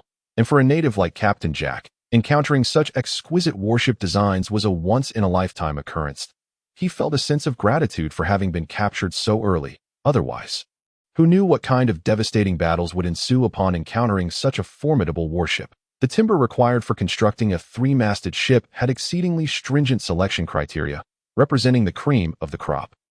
Fortunately, all the necessary wood could be sourced directly from the Almes Mountains, which could then be bundled and floated down the Adar River to the shipbuilding dock. This undoubtedly saved a significant amount of labor and resources for Adar, which was already stretched thin. It seemed that only when the insecticide was widely applied would the labor force in Adar gradually become more abundant. As the three-masted ship was being constructed with urgency, the Navy of Adar was also being formed. The Adar Navy comprised 200 combat personnel, most of whom were either locals or serfs residing along the coast. Indeed, serfs, due to the hasty establishment of the Adar Navy.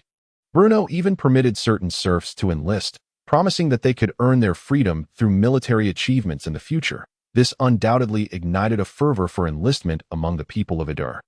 And for a time, the Navy garnered considerable attention, even overshadowing the regular army despite lacking combat experience. Though the Navy's personnel were currently limited, the number of individuals responsible for logistical support and ship maintenance far exceeded this figure. This was also part of Bruno's long-term strategy. Although times were tight now, if they could endure this period, future days would undoubtedly improve. After all, securing logistical support was secondary. Positions requiring ship maintenance and port upkeep needed to be cultivated as soon as possible. Chapter 103. The Sword and Shield of Idar. For reasons of confidentiality, the fishing port and shipyard of Idar were situated on either side of the mouth of the Idar River. On the northern bank, a significant area had already been earmarked by Bruno on the map for the establishment of the Idar Navy headquarters, which would include barracks, material warehouses, and various supporting facilities. Meanwhile, the southern fishing port was envisioned by Bruno to become the starting point for Idar's future maritime routes, gradually transforming into a large commercial and freight port. The grand shipbuilding endeavor was currently in full swing. And after a period of acclimatization, Captain Jack finally adapted to the efficiency of the Idar workers. What he had originally thought would take a week to complete, the Idar people could accomplish within 3 days without compromising quality. Although this is inextricably linked to the application of the anti-gravity array, the dedication and efficiency of the Idar workers astonished him greatly.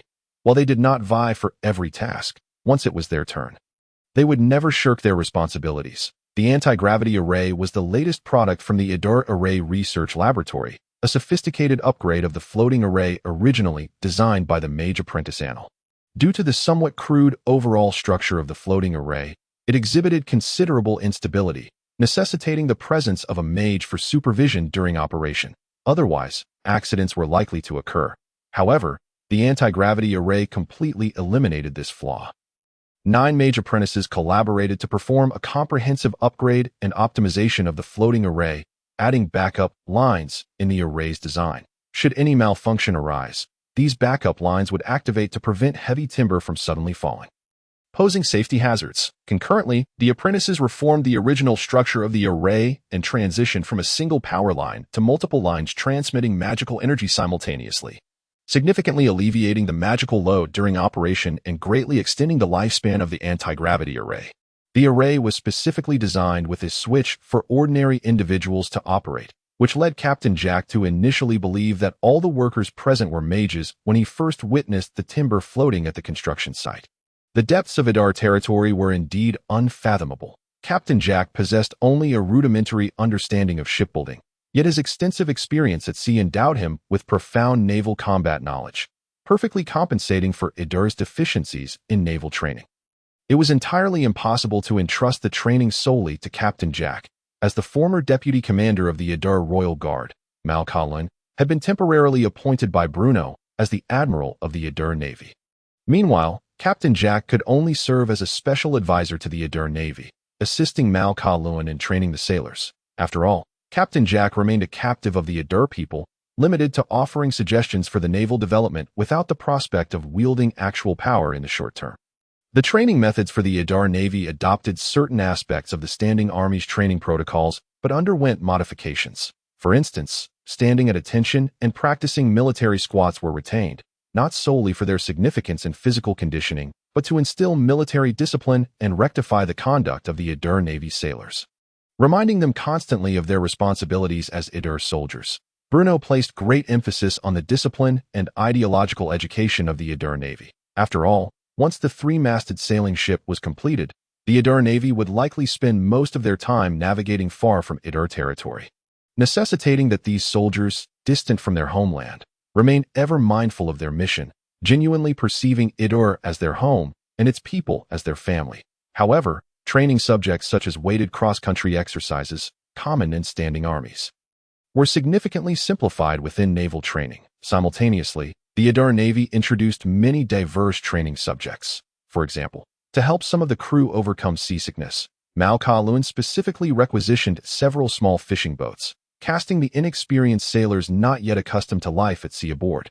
Then sailing towards the open ocean, the tumultuous waves, howling winds, and the cramped quarters filled with seasick sailors caused the small fishing boat to sway precariously on the sea.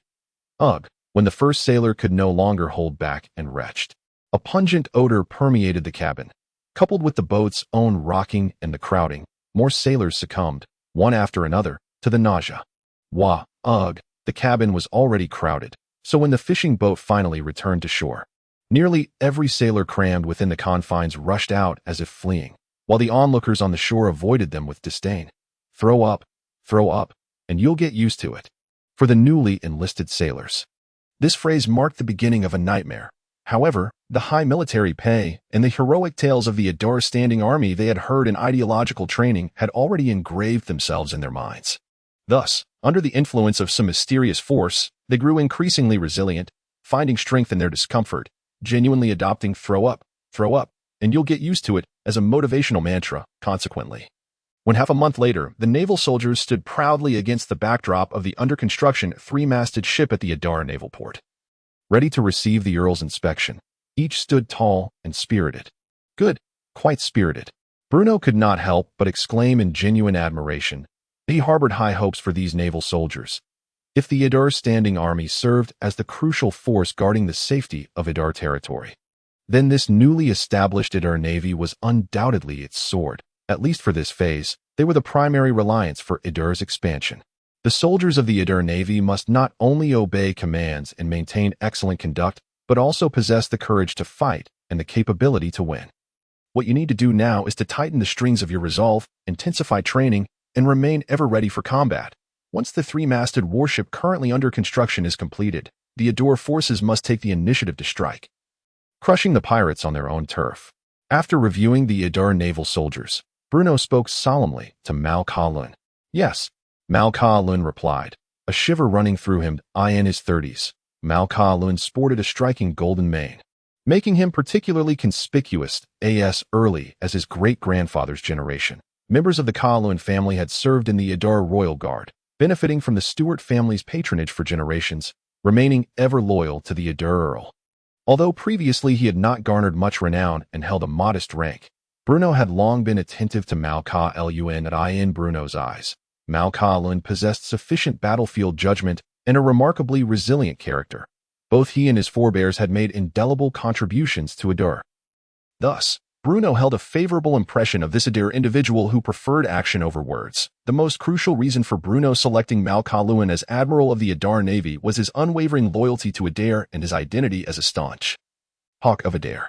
Given that Adar's forthcoming strategic direction leaned towards overseas expansion, it was only fitting to choose someone like Mal Ka-Lun, who maintained a hardline stance against adversaries. Originally, Mal Ka-Lun had harbored doubts regarding the Earl's decision to appoint him as admiral. Yet upon hearing Bruno's words, an undercurrent of excitement stirred within him. Sam Layton excelled in defense, but Mal Ka-Lun thrived in offense. The mere thought of leading the Adar Navy to confront the pirates entrenched in the open seas stirred an uncontainable exhilaration within him.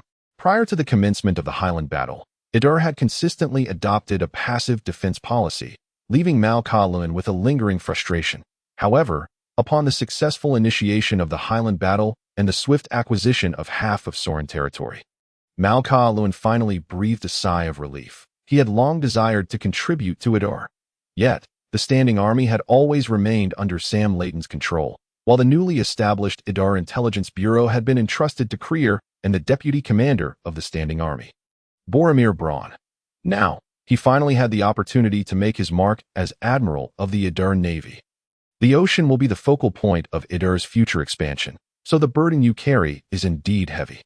However, you are not particularly familiar with naval combat, so if you find the time, consult Captain Jack for insights.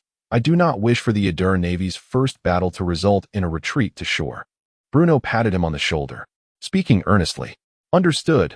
I will diligently learn and train the Adar Navy into a formidable force on the ocean for the Earl. Mal Ka-Lun promised excitedly. Do well. Bruno waved as he walked away.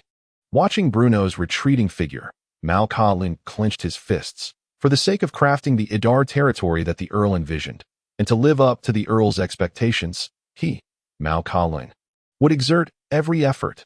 The first batch of magic crystal bombs had been successfully produced. When this news arrived from the Adar Array Research Laboratory located in the Almes Mountains, Bruno was so elated that he nearly leaped from his seat. This truly was cause for celebration. With the magic crystal bombs in their possession, Adar territory could be said to have forcefully kicked open the door to the era of firearms, though they had yet to officially step inside. It was already within reach. The excitement brought by the successful development of the magic crystal bombs equaled that of the sense of accomplishment felt during the construction of the wonders. In his previous life, Bruno had relished playing civilization, quietly cultivating land with the Qin, and then leveraging advanced technology and weaponry to obliterate the heads of invading foes, using the power of technology for overwhelming assaults. Similarly, when Bruno was engaged in playing Europa Universalis, he employed the same tactics. Should he inadvertently fall behind in technology, he would quietly access the console ADM, dip, mill, cache, a cheat code to comprehend. Thus, even a novice player like Bruno could unleash devastation upon the globe with his exceptional control skills. As the saying goes, I possess the gun, you provide the grain, my granary lies next door. Although the Principality of Idar lacks firearms at present, it is nonetheless rich in resources, holding both provisions and explosives. Regardless of how the Northern Front unfolds, it at least possesses a measure of self-preservation. The magic crystal bomb is the very source of Bruno's confidence. Consequently, upon receiving this news, Bruno promptly summoned Old Fort and List, dashing towards the Almes Mountains to AT this moment. The Idar Magic Array Research Laboratory has become the sole location in the Principality of Idar that boasts security even more stringent than that of the Lord's Castle or the Standing Army's barracks. Even the soldiers stationed here are unaware of what lies hidden within the dense forest they guard. As soon as he pushed open the laboratory doors, Bruno was greeted by the exuberant Annel and the dazed Watson, along with the expressions of the apprentice mages that ranged from shock to gravity. My Lord Count, we have succeeded. Upon seeing Bruno, Annel immediately exclaimed with uncontained joy, before Bruno could utter another word. Annel continued, we followed your guidance to experiment with the stability of various materials, utilizing heating arrays, temperature control arrays, compression arrays, and more. Given that magic crystals can hold vast amounts of magical elements, we endeavored to compress a quantity of magic far exceeding the crystal's capacity within them, subsequently inducing chaos within the stored magic through a traction array, and then further. Annel rambled on, while Bruno attentively listened. The principle behind the magic crystal bomb is not overly complex.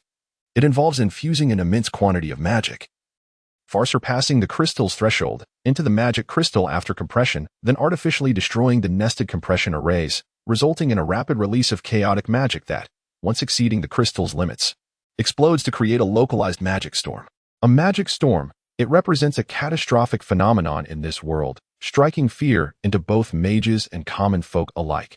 Given the inherent existence of magic in this realm, magic storms are indeed a natural disaster that claims lives annually.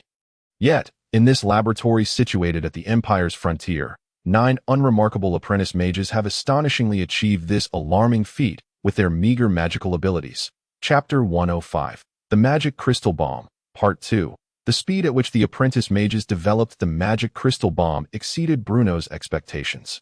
Originally, he had anticipated that, even with the benefit of his past experiences guiding the apprentices, it would take at least half a year or more to achieve a satisfactory understanding. Yet, merely a little over a month had elapsed since they commenced their research. Particularly remarkable was the compression array, which could forcibly inject magic far exceeding the crystal's capacity. Its value could easily rival that of the magic crystal bomb itself. Now that Bruno possessed considerable magical prowess, he could grasp the principles behind most arrays, yet the blueprints for the compression array felt akin to deciphering higher mathematics. It was as if he were perusing a chaotic dynamic, to put it bluntly. He comprehended nothing. Could it be that this cohort of apprentice mages were all prodigies, not only intellectually gifted but also endowed with unparalleled talent? Bruno gazed incredulously at the apprentices within the laboratory, questioning how this group, comprised of those neglected in St. Lawrence, managed to achieve such heights. Ahem. Seemingly attuned to Bruno's incredulity, Annel cleared his throat, deliberately drawing attention to himself. I must say, I, Annel, am. Just as Annel began, a sudden thought struck him, prompting a shift in tone as he gathered his thoughts and resumed. My Lord Count, while my progress in fundamental magic is rather slow, my relatively strong mental acuity enhances my logical reasoning abilities among the apprentices. And everyone here is quite diligent, each working earnestly. Bruno unceremoniously interrupted Annel, stating, Get to the point. No need for embellishments. Prior to Bruno's emergence as a formidable figure in magic, Annel had conversed with him casually. Owing to his noble lineage, however, following Bruno's receipt of system rewards and his subsequent display of magical prowess, Annel's demeanor shifted to one of utmost respect, often leaving him at a loss for words, which felt rather peculiar. Well, These arrays were primarily designed by me, and they were responsible for depicting various arrays according to my concepts, Anil said cautiously. After all, this count was about to become his mentor. Speaking too casually could leave a poor impression. Upon hearing this, Bruno regarded Anil with astonishment. This individual, once a mere-bred thief, possessed genuine talent. Despite Anil's slow learning of spells, his aptitude for array design was unexpectedly high. Indeed, when one door closes, another opens. Though Anil was slow to learn spells, his innate strength and mental acuity rendered him a natural master of array design. The Principality of Ruhr had struck gold. Naturally, while he thought this, he refrained from voicing it aloud. Bruno feigned a stern expression, casting a casual glance at Anil before nonchalantly stating, "Not bad. Keep up the good work." Just as Bruno conversed with Anil, the majority of the apprentice mages remained absorbed in the shock brought forth by the magic crystal bomb. The magic storm epitomized calamity in this world, yet here they were, having artificially created disaster within the Ruhr Magic Array Research Laboratory. Except for the carefree Anil, Watson, Light, and the other apprentice mages were utterly astonished, even horrified, by their achievements over the past days. Initially, they believed that their research into arrays could elevate the Ruhr school to a new echelon in the realm of magic. But once the first magic crystal bomb exploded in the Principality of Ruhr, their perspective shifted entirely. The rise of the Ruhr school and the widespread application of arrays would not merely transform the magical landscape. Its ramifications could seep into every facet of society, potentially altering the very nature of warfare and impacting dynastic transitions. In an era where battles were fought with swords and knives, who could have anticipated the might of bombs? Thus, the power of the magic crystal bomb had far exceeded the apprentices' expectations. Prior to this, they had only gleaned a rough concept of the bomb's destructive capabilities through Bruno's descriptions. However, it was only when they faced the magic crystal bomb directly and witnessed its explosive eruption that they truly comprehended the scorching waves of heat and the sudden onset of the magic storm. Due to their limited understanding of the magic crystal bomb, they had not distanced themselves significantly during their first attempt at detonation. Consequently, when the bomb exploded, the immense shockwave nearly knocked them off their feet, sending them sprawling to the ground as the magic storm erupted from the bomb. The surrounding magical energies became chaotic and irreconcilable. Thus, until the magic storm subsided, the apprentices struggled to harness the agitated magic in the air. The power of the magic crystal bomb was indeed terrifying. At this moment, the apprentice mages felt as though they were trapped in a dream, from the moment they stepped into the Principality of Ruhr in tattered clothing. Each unfolding event had been more astonishing than the last, all bordering on the absurd, from embarking on an entirely unfamiliar study of arrays to aspiring to become Bruno's disciples, and ultimately crafting the legendary magic crystal bomb with their own hands. Life is far more absurd than fiction. Even in the recently popular novel, The Flamboyant Mage's Romantic Pursuit, such an inspiring tale of triumph was nowhere to be found. Starting as an inconspicuous and inept apprentice, he rapidly ascended in just a few short months, becoming an integral participant in the research of magical formations and the development of magic crystal bombs under the esteemed guidance of the illustrious Count Bruno. Thus, one might say, if we were to follow the narrative structure of the quest for emotion, in a few days, they would inevitably return to St. Lawrence, masquerading as the underestimated. Chapter 106. The explosion light pressed his palms firmly against the armrests of his chair. Witnessing the successful research of the magic crystal bomb, he felt an overwhelming surge of excitement. He had long grown weary of the monotonous and dreary existence within the Mage Tower of St. Lawrence, where his sole occupation was to tirelessly clean the corridors, time and again. However, in the realm of Ruhr, he discovered the true value of his role as a mage apprentice, though the majority of the credit belonged to Lord Bruno, who provided the overarching concept and meticulous details for the creation of the magic crystal bomb. He too had a share in the success. He could certainly consider himself among the earliest members of the Ruhr school. Contemplating this, Light suddenly realized that embarking on this journey to Ruhr alongside like-minded companions may have been the wisest decision of his life. The spacious and luminous laboratory for magical formations, the precise research direction, and the collaborative efforts with his peers allowed Light to channel his magic through his staff, crafting one innovative magical formation after another, despite the myriad of challenges and setbacks they encountered. Facing repeated disappointments, Light believed this was indeed the essence of a mage apprentice's journey. Remaining in the Mage Tower to clean would certainly spare him from hardship, but what significance did such a life hold for him? Any ordinary person could fulfill that role, and demanding mage apprentices to engage in such menial tasks merely catered to the vanity of those grand mages. Light relished his current existence. Each morning, as the first light of dawn broke upon the eastern sky, he, along with the other mage apprentices, would struggle to rise from their beds and commence their morning laps around their dwelling. This was one of the requirements set forth by Bruno. Due to their habitual confinement within the mage tower, the apprentices had become exceedingly frail, to the point where even a minor ailment could render them bedridden, which was detrimental to the apprentices' prolonged engagement in magical formation research. Thus, under Bruno's directive, regardless of the day's arduous tasks, they were required to partake in a certain amount of exercise each morning to bolster their rather pitiful physical condition. After all, the medical standards of this world were rather primitive. Regardless of the ailment, bloodletting was the prescribed remedy. While mages could sense and manipulate the ambient magical energies of nature, their physical conditions were not markedly different from those of ordinary individuals. They did not possess longevity, nor were they immune to ailments, and indeed, there were unfortunate souls who met their demise due to bloodletting by physicians. Thus, in Bruno's eyes, mages represented the most precious and irreplaceable resource of the Adur realm. And losing one to a common cold would undoubtedly hinder the progress of magical formation research. Adjacent to the Magical Formation Research Laboratory lay a vast and level testing ground, the very site where the first magic crystal bomb of Adur met its explosive fate. The testing area bore the charred remnants of a large expanse, scorched black by the fierce flames, with several trees shattered during the explosion of the magic crystal bomb.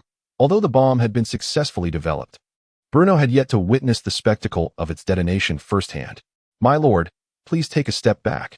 The power of the magic crystal bomb is immense," Anil cautioned as he carefully extracted a fist-sized magic crystal bomb from a tightly sealed wooden box. Addressing Bruno with utmost respect, according to the apprentices, the bomb's potency was closely linked to the magical energy contained within the crystal and the efficiency of the compression formation. Therefore, under the current technological conditions, a larger bomb would yield a more formidable explosion. The fist-sized bomb Anil retrieved was designed in accordance with Bruno's earlier mention of a grenade. As per the Count's specifications, this grenade can be operated by ordinary soldiers. They can activate the switch located on the protruding part of the grenade surface to dismantle the compression formation within, thereby releasing a substantial amount of magical energy in a brief span. Naturally, to afford the soldiers ample time to throw the magic crystal grenade, there will be a delay of over 5 seconds after the switch is activated, Anil explained to Bruno. This was indeed Bruno's first encounter with the physical manifestation of the magic crystal bomb. Unlike grenades on Earth, this magic crystal grenade resembled a flawless work of art. The crystal itself emanated a faint blue luminescence, and the intricate patterns etched upon it shimmered subtly within that azure glow. Once Bruno had retreated to a safe distance, Anil, without employing any magic, flipped the switch on the surface of the grenade and hurled it forcefully. Moments later, with a sudden, thunderous roar, the magic crystal grenade detonated upon striking the distant ground. The explosion was akin to divine retribution, as a disorienting wave of light radiated outward from the center of the blast. A burst of flames erupted, accompanied by a scorching wave of heat, igniting the nearby trees in an instant. The power of the magic crystal grenade was evidently far greater than Bruno had previously anticipated, possibly enhanced by the infusion of magical energy, surpassing even that of grenades on Earth. "You have passed your assessment," Bruno finally proclaimed after a brief pause. The mage apprentices froze momentarily before kneeling in excitement on the ground. "Master," they chorused in unison. Though Bruno had not directly participated in the research of the magical formation, he possessed a clear understanding of its principles. The distances and angles between different lines could significantly influence the operation of the formation, and the potential interactions between lines could yield unpredictable effects. Thus, every line within the formation had its optimal position, and varying structural combinations could produce different outcomes. To optimize the formation, intricate mathematical calculations were essential. For the people of this era, determining the optimal operational pathways of a formation through mathematical computation was undoubtedly a daunting task. However, for Bruno, with just 10 brilliance points, he could redeem mathematical knowledge spanning from elementary school to university level within the system's marketplace. Thus, as their mentor, Bruno was more than capable of guiding them. Chapter 107. Weak, pitiful and helpless, while Bruno busied himself testing the explosive power of the magic crystal bomb in the testing grounds of the Almes Mountains and was preoccupied with managing his underlings. A piercing and mournful scream suddenly sliced through the air above the Lord's castle, a sound imbued with despair so profound that it sent shivers down the spines of every servant within the castle, leaving them trembling. Bruno had previously informed the servants that a special experiment would take place in the castle's dungeon that day. To be honest, given the servants' limited experience, they could not fathom the nature of the experiment. However, hearing Bruno's casual remarks, they assumed it would not be particularly extraordinary or bizarre. Yet, no one could have anticipated that, after Bruno departed the castle, the so-called experiment would unleash such harrowing wails throughout the castle during the day, imparting an eerie and foreboding atmosphere. The cries echoed like that of a slaughtered pig, hoarse and shrill, piercing the hearts and lungs of all who heard. It was no wonder the Count had chosen to leave today. The servants, unaware of the existence of the Idur Magical Formation Research Laboratory and the magic crystal bomb in the Almes Mountains, instinctively believed that the Count's departure was an attempt to escape the cacophony of screams. They could only speculate about the unimaginable tortures endured by that unfortunate soul. Having gone through such an ordeal, even if they managed to cling to life, their days would surely be numbered. However, it was said that the individual conducting the experiment was acting on the Count's orders, leading one to wonder, could the Count truly possess such a hidden side? Yet, if the Count relished such sounds, why would he choose to leave the castle? The thoughts of nobility were, indeed, inscrutable to the common folk. As the servants pondered this, another hoarse and sorrowful scream emanated from the dungeon, causing them to shudder once more. What? At that moment, within the depths of the Lord's castle dungeon, another unfortunate soul was firmly restrained with the assistance of two soldiers. Two specially selected soldiers, possessing extraordinary psychological resilience, stood on either side of the unfortunate creature. Firmly restraining its limbs with their hands, it struggled desperately, howling and twisting with all its might. Yet, it proved utterly futile, as the soldiers only tightened their grip further. With eyes filled with despair, it pleaded silently, its tear-laden gaze seemingly having lost all hope for life. Although the soldiers enforcing the punishment felt a chilling dread and trepidation, it did nothing to alter the tragic fate of the unfortunate being. Doug Batalov crouched on the ground, his hand gripping the small knife now slick with a sheen of perspiration. A former medic for the soldiers of Idur, he could not fathom why the esteemed Count had suddenly cast him into the dungeon.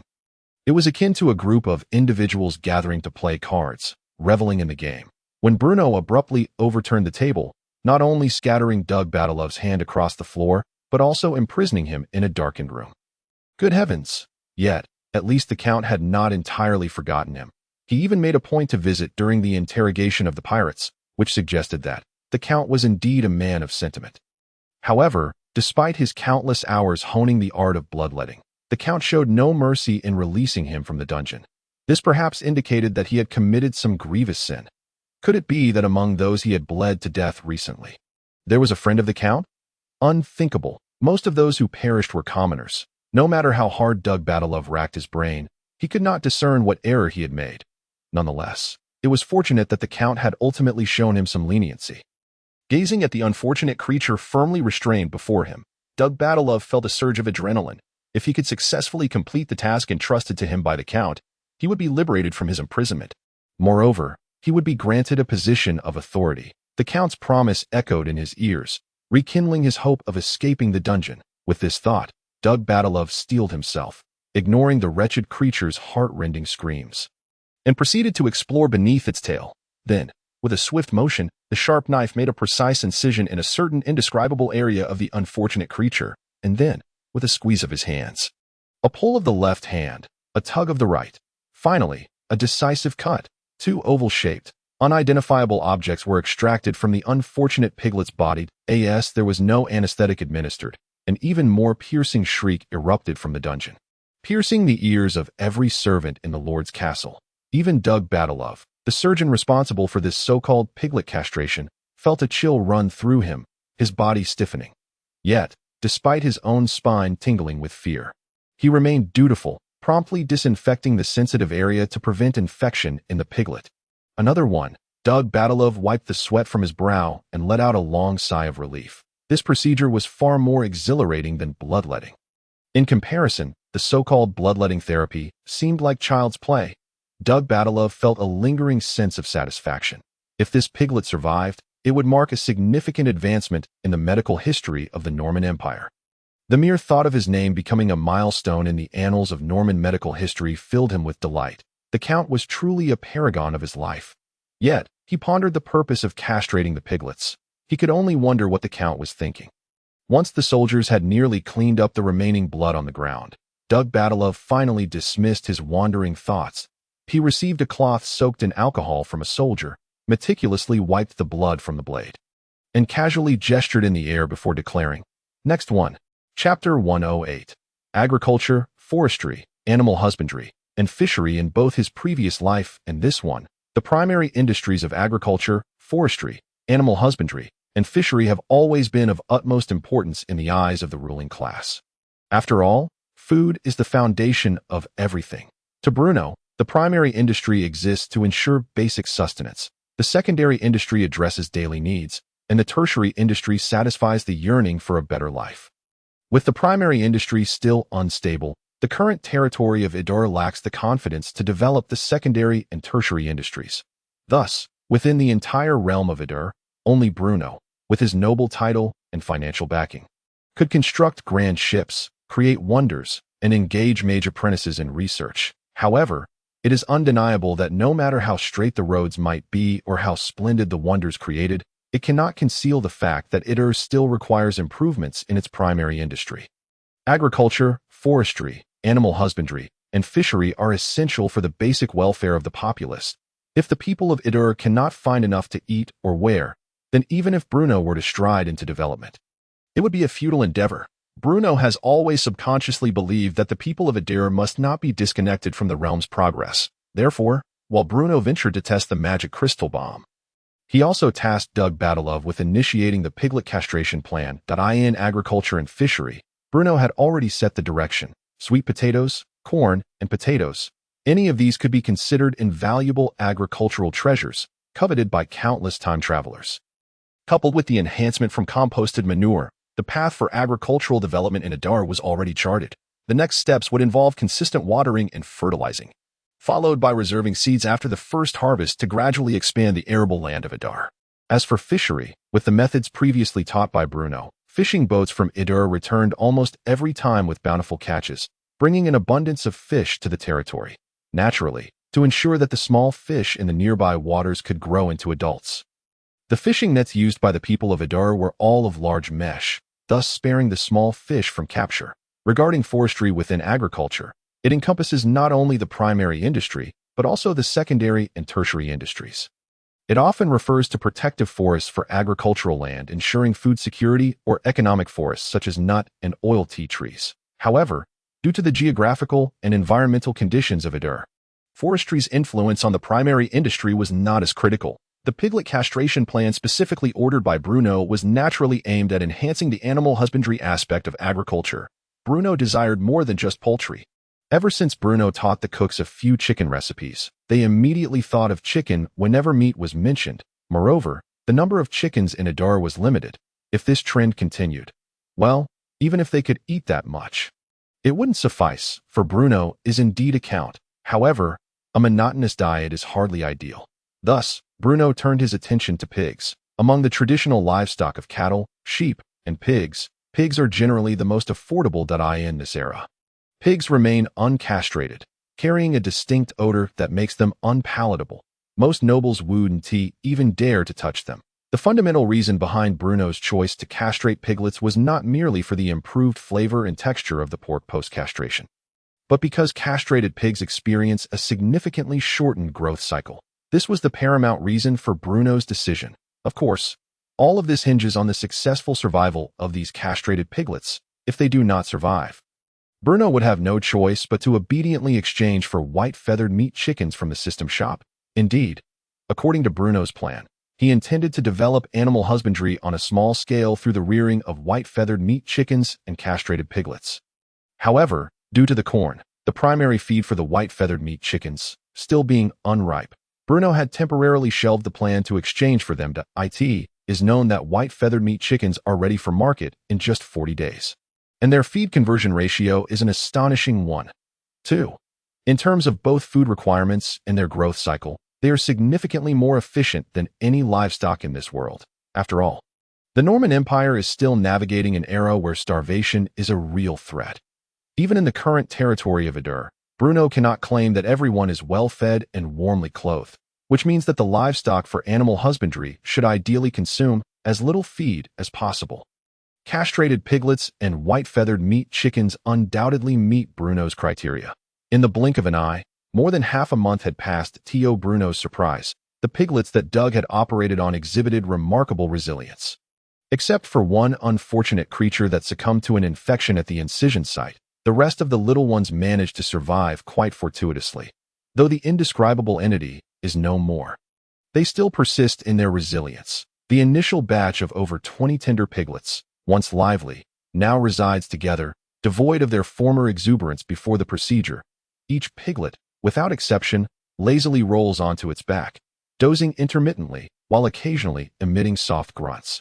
When hunger strikes, they merely flip over, take a few steps, and feast voraciously. These piglets, the cycle of eat, sleep, and relieve themselves is nothing short of a dream come true. Furthermore, following their castration, even when two little boars congregate, they no longer engage in the sporadic skirmishes of yore. Fighting is utterly tedious. Nothing compares to the joy of eating. Thus, they remain tranquil in their pen, indulging in their meals and drinks. Their previous harrowing experiences long forgotten.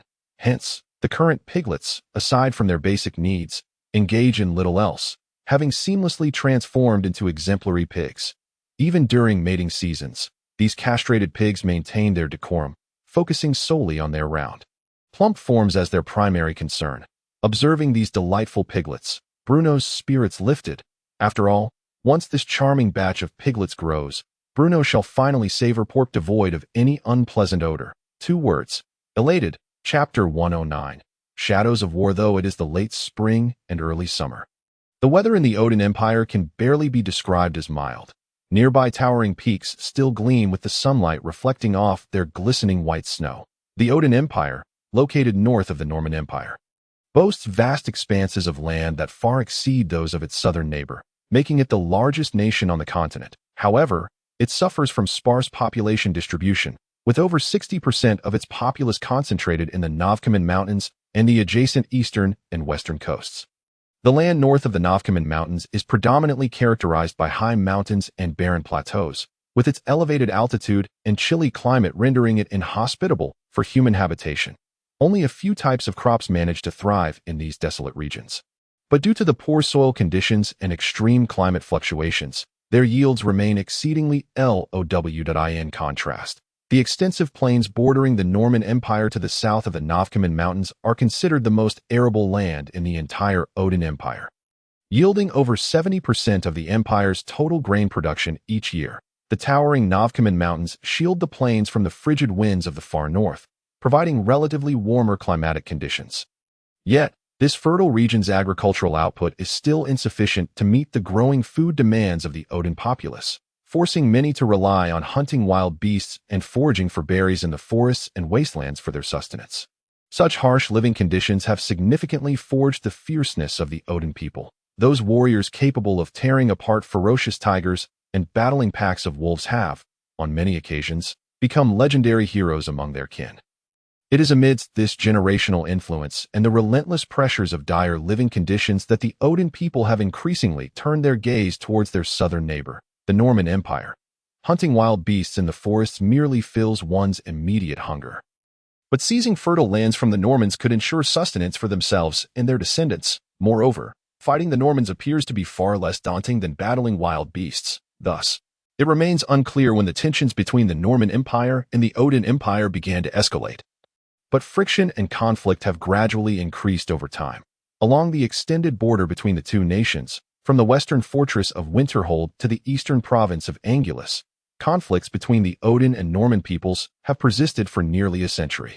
For generations, each Odin monarch has viewed southern expansion as the primary means to demonstrate their achievements, repeatedly mobilizing troops to breach fortifications and invade Norman territory, plundering and pillaging to amass wealth. As for the Normans, Each successive emperor has prioritized adorning their opulent palaces, dismissing the northern Odin Empire as merely a realm of barbarians.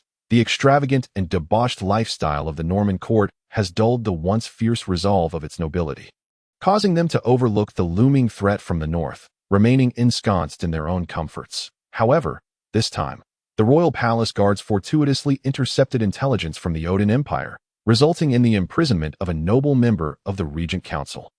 The contents of this intelligence alarmed the nobles of St. Lawrence, leading them to realize that the current ruler of Odin seems no longer content with mere raids within the empire. The Odin people desire land. They seek vast expanses suitable for cultivation, and this has finally crossed the line for those imperial nobles who have long turned a blind eye.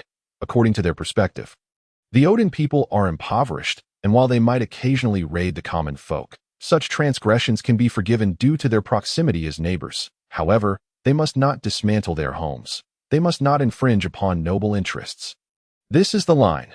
Thus, almost overnight, a sense of foreboding swept through the imperial borders, with the clouds of war looming ominously between the two nations. Most noble lords in the northern regions of the Norman Empire have received orders from St. Lawrence. And one after another, noble private armies began to gather at Winterhold. Meanwhile, those soldiers directly under the emperor's command have commenced extensive mobilization within the empire's territory, just as the Norman Empire prepares for the impending war. The Odin army is already poised for action.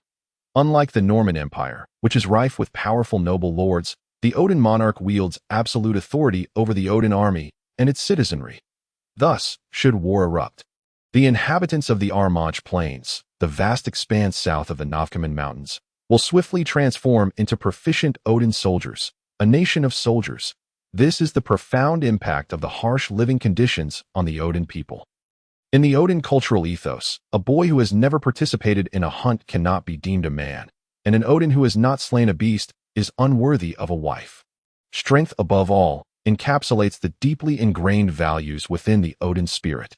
While the high mountains and barren plateaus north of the Navkaman Mountains bring desolation and starkness to the Odin Empire, they also provide the finest warhorses in the world. Consequently, each year, the Odin Empire utilizes the highland horses tamed from the northern wastelands to exchange for substantial quantities of grain and resources from the Normans. Armed with their cavalry, the Odin people, who can seamlessly transition from farmers to soldiers, boast combat capabilities rivaling those of the Norman military, coupled with an unparalleled ability for rapid movement, a tactical advantage the Normans lack. It is through these strengths that the Odin people have achieved overwhelming victories in their conflicts with the Norman Empire over the years, acquiring the resources and food they require while managing their excess population. Although this may sound cruel, it is within this grand strategy that the physical prowess and combat skills of the Odin people have flourished, transforming them into the foremost adversaries of the Norman Empire over nearly a century. One might say that if not for the 14 fortresses, including Winterhold, firmly anchored in the northern lands of the Norman Empire, the Odin people would have long since marched into the capital of St. Lawrence. Chapter 110, The Day War Descends, Part 1. At the southern foothills of the Navkaman Mountains, the Armage Plains, days pass unnoticed, and the tender green of the leaves gradually deepens into an intoxicating emerald hue, reminiscent of a dancer's flowing skirt, swaying gracefully in the warm summer breeze. With the arrival of summer, the temperatures in the northern reaches of the empire begin to rise. Logically, summer should be the most hospitable season for human habitation in the northern frontiers of the empire. With gentle breezes caressing the face, refreshing yet warm, carrying the fragrance of blossoms and the dampness of the earth, invoking a sense of clarity and tranquility. Gazing upward, one sees the towering peaks of the Navkaman Mountains. Looking downward reveals fields of golden crops, the heavy heads of wheat bowing under their own weight, interspersed with vibrant green grass and the rich brown of dirt roads, resembling a magnificent oil painting.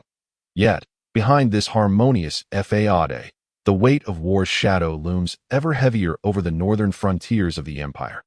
Despite this year's favorable weather and bountiful harvests, the food produced by the Odin Empire falls woefully short of sustaining the rapidly increasing population. The grain output of the entire Armage Plains accounts for 70% of the empire's total. Yet it can barely support less than 60% of the Odin populace. Various signs indicate that such a significant food deficit will precipitate a catastrophic famine throughout the Odin Empire. The transfer of class conflicts arising from insufficient food supplies has become the most pressing issue facing the Odin Empire at this juncture, on the 27th of April in the year 537 of the new calendar. The youngest monarch in the history of the Odin Empire, Aelio O'Sullivan, unexpectedly revoked all powers from Marshal Portia Mariano and appointed himself as the supreme commander of the Odin Empire's military. Subsequently, on the 6th of May in the same year, King Aelio O'Sullivan issued an order for over 10,000 imperial guards stationed north of the Novcom Mountains to cross the mountains and regroup on the Armage Plain. This decisive action swelled the total number of Odin forces on the Armage Plain to a staggering 40,000.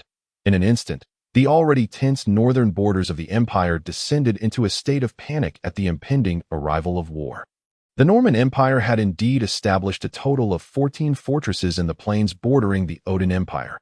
However, the garrisons within these fortifications numbered no more than 2,000 at most, and barely over 1,000 at the least. Even the largest fortress in the far north, Frost Fortress, could only muster a mere 3,000 troops when all these disparate soldier counts were combined. They amounted to just over 20,000.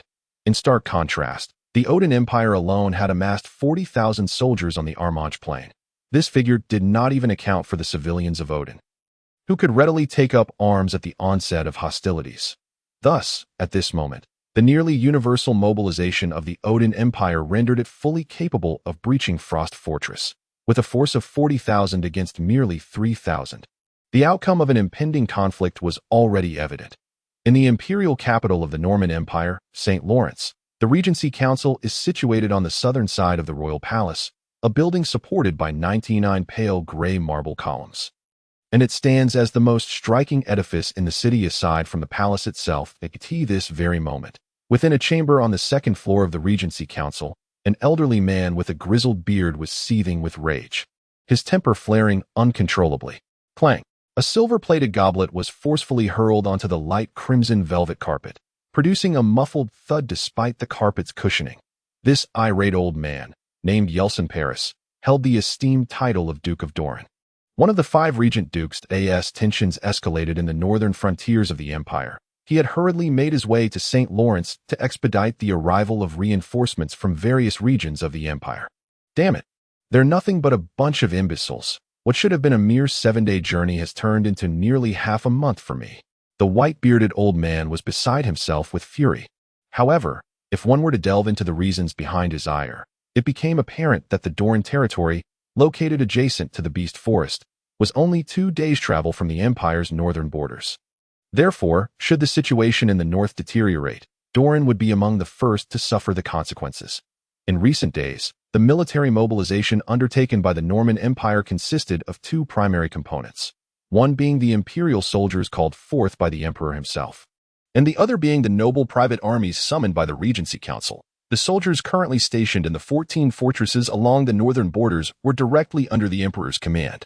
Meanwhile, the Regency Council had issued a rallying call to the majority of noble lords, urging them to dispatch a portion of their troops to assist. Almost every noble house complied, sending forth their armies. However, the pace of these noble private armies was rather sluggish. Although they donned gleaming armor, rode majestic steeds, and carried vibrant banners, their progress could only be described as tortoise-like. What should have been a 7-day journey stretched into over half a month. While those noble private armies, which would normally have taken a month to arrive, leisurely ambled along, indulging in feasting and merriment. Most of these delaying noble private armies hailed from the southern territories of the empire, taking a nonchalant attitude towards the conflict in the north, as they had never faced the pressures posed by the Odin people to them. The presence of northern noble private armies and imperial soldiers at the front was deemed sufficient, and they felt no urgency to join the fray. Moreover, there were lords like Bruno, who had not dispatched any soldiers to assist. The squeaky wheel gets the grease, since the letter penned by Bruno reached the Regency Council, albeit briefly resting on some councillor's desk before being discarded into the waste bin. It nonetheless alerted the Regency Council to the unsettled state of the idle territory. Additionally, news of the papacy's decision to exempt the idle territory from tithes had reached St. Lawrence, further convincing the nobles of St. Lawrence of the dire plight faced by the idle territory. The situation in Idle was indeed grim, to the extent that even the distant papacy in Bethlehem was aware of its desolation. Chapter 111. The Day War Descends, Part 2. In truth, Duke Yeltsin Paris had anticipated the lackadaisical behavior of the noble private armies from the Southern Empire when it pertains to their own interests. They would rush to curry favor, yet when it does not concern them, they would retreat far away. The nobles were a breed that sought profit while evading harm, and Duke Yeltsin was acutely aware of this. However, he had always presumed that these nobles possessed at least a modicum of intelligence. Without the skin, how can the hair attach? Would those nobles situated in the Southern Empire truly believe they could remain unscathed when the Northern Front fell to ruin? Such naivety. In previous times, the noble private armies might not have held great significance, for at any moment, the soldiers directly under the emperor's command would serve as the backbone of warfare. Yet this time, although the emperor had initiated large-scale troop movements within the Norman Empire, not a single regiment was headed directly to the Northern Front. The strife between the royal family and the Regency Council had persisted over the years. Yet it had never escalated to such heights as in recent times. The current emperor, Raphael Alexander, had long harbored a disdain for the 5 elderly members of the Regency Council, for their growing power meant a corresponding suppression of his own authority. However, even with his prior conjectures, Duke Yeltsin could never have anticipated that the emperor's soldiers would contemplate abandoning the Northern Front entirely, opting instead to engage the Odin forces within the empire's interior. This decision would subject the nobles of the Northern Front, particularly those like Duke Yeltsin, to immense losses. They might even lose the very capital needed to negotiate with the emperor, in Duke Yeltsin's view.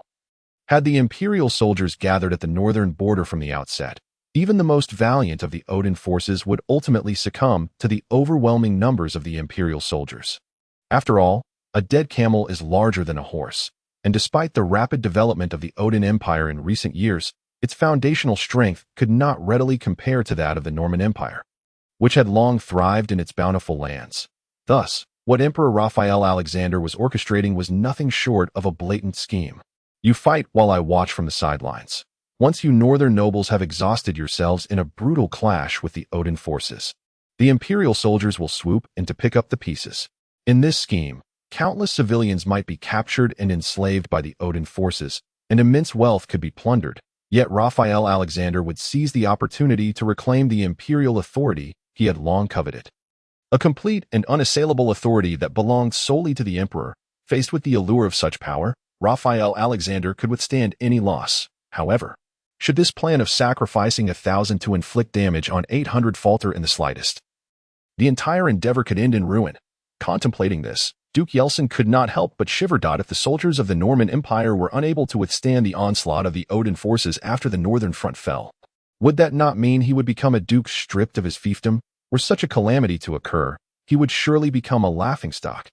Thus, at this moment, Duke Yeltsin found himself devoid of any alternative. His only course of action was to expend every effort to thwart the advance of the Odin forces, to wear down their fighting strength. Initially, Duke Yeltsin had harbored no confidence in his ability to repel the Odin assault. For the Marshal of the Odin Empire, Portia Mariano, was a battle-hardened general, revered as the empire's foremost warrior. However, recent reliable intelligence had revealed that the seasoned champion of the Odin Empire was dismissed by the young monarch just before war was to commence. Not only that, but the young king had also bestowed upon himself the title of Supreme Military Commander of the Odin Empire, in the eyes of not just Duke Yeltsin, but the majority of nobles within the Norman Empire. This was nothing short of a farce. In what world does a king grant himself a title? Therefore, following the astonishing maneuvers of King Aelio O'Sullivan, Duke Yeltsin found himself, albeit faintly, imbued with a sense of confidence. Perhaps, if one exerts oneself to the utmost, it might indeed be possible to keep those dim-witted Odin men at bay. Of course, if the noble private armies assembled can withstand the invasion of the Odin people, that would undoubtedly be the most favorable outcome. However, should they fail, it is conceivable that the excessively inflated power of the Regent Council may, indeed, be significantly curtailed. Under the looming threat of the Odin, the nobles of the northern frontier unexpectedly united, through the persuasive efforts of Duke Dolan in the imperial capital of St. Lawrence and the mobilization by Duke Eric in the northern border. The northern nobles of the empire finally formed a defensive alliance. The private soldiers of each noble territory were hastily organized and stationed in various fortresses to alleviate the manpower shortages at these strongholds. Simultaneously, Many nobles opened their long-sealed treasuries, dispatching carts laden with gold coins and provisions to the 14 fortresses along the border, hoping that the soldiers could fend off the barbaric invaders from the north. Thanks to the fervent support from the various noble territories, the number of imperial soldiers defending the northern frontier finally exceeded 30,000, barely providing the strength to engage in battle. On May 28, 537 of the new calendar, the king of the Odin Empire, Aelio O'Sullivan, officially waged war against the Norman Empire, launching a fierce assault on the 14 fortresses situated in the northern frontier, although the Odin Empire held a decisive numerical advantage.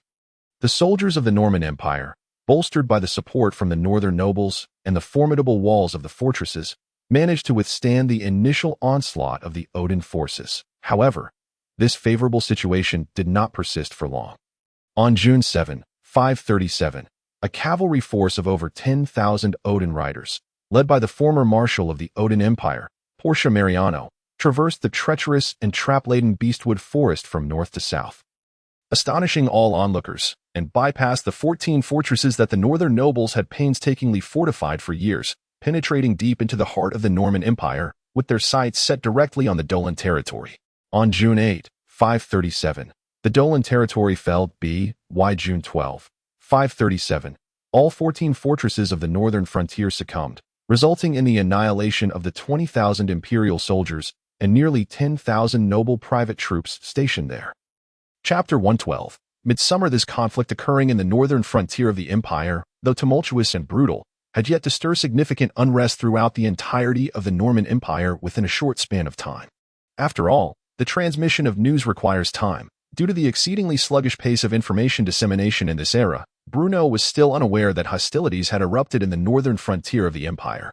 It was precisely this urgency that drove Bruno to hastily establish an intelligence system, aiming to address the prevalent informational deficiencies among the various noble territories. He did not seek to uncover family secrets or imperial clandestine matters in a short period, but rather aimed to be informed of news from across the empire and the latest battlefield developments from the northern front in the shortest time possible. To fulfill Bruno's requirements, Claire, the head of the intelligence agency, had been expediting the selection of personnel and the establishment of a framework. Should everything proceed smoothly, the Adar Intelligence Bureau was expected to become operational within a year. In fact, after months of preparatory work, the first batch of candidates for the Adar Intelligence Agency had nearly been finalized, with the remaining task being systematic training per Bruno's directives.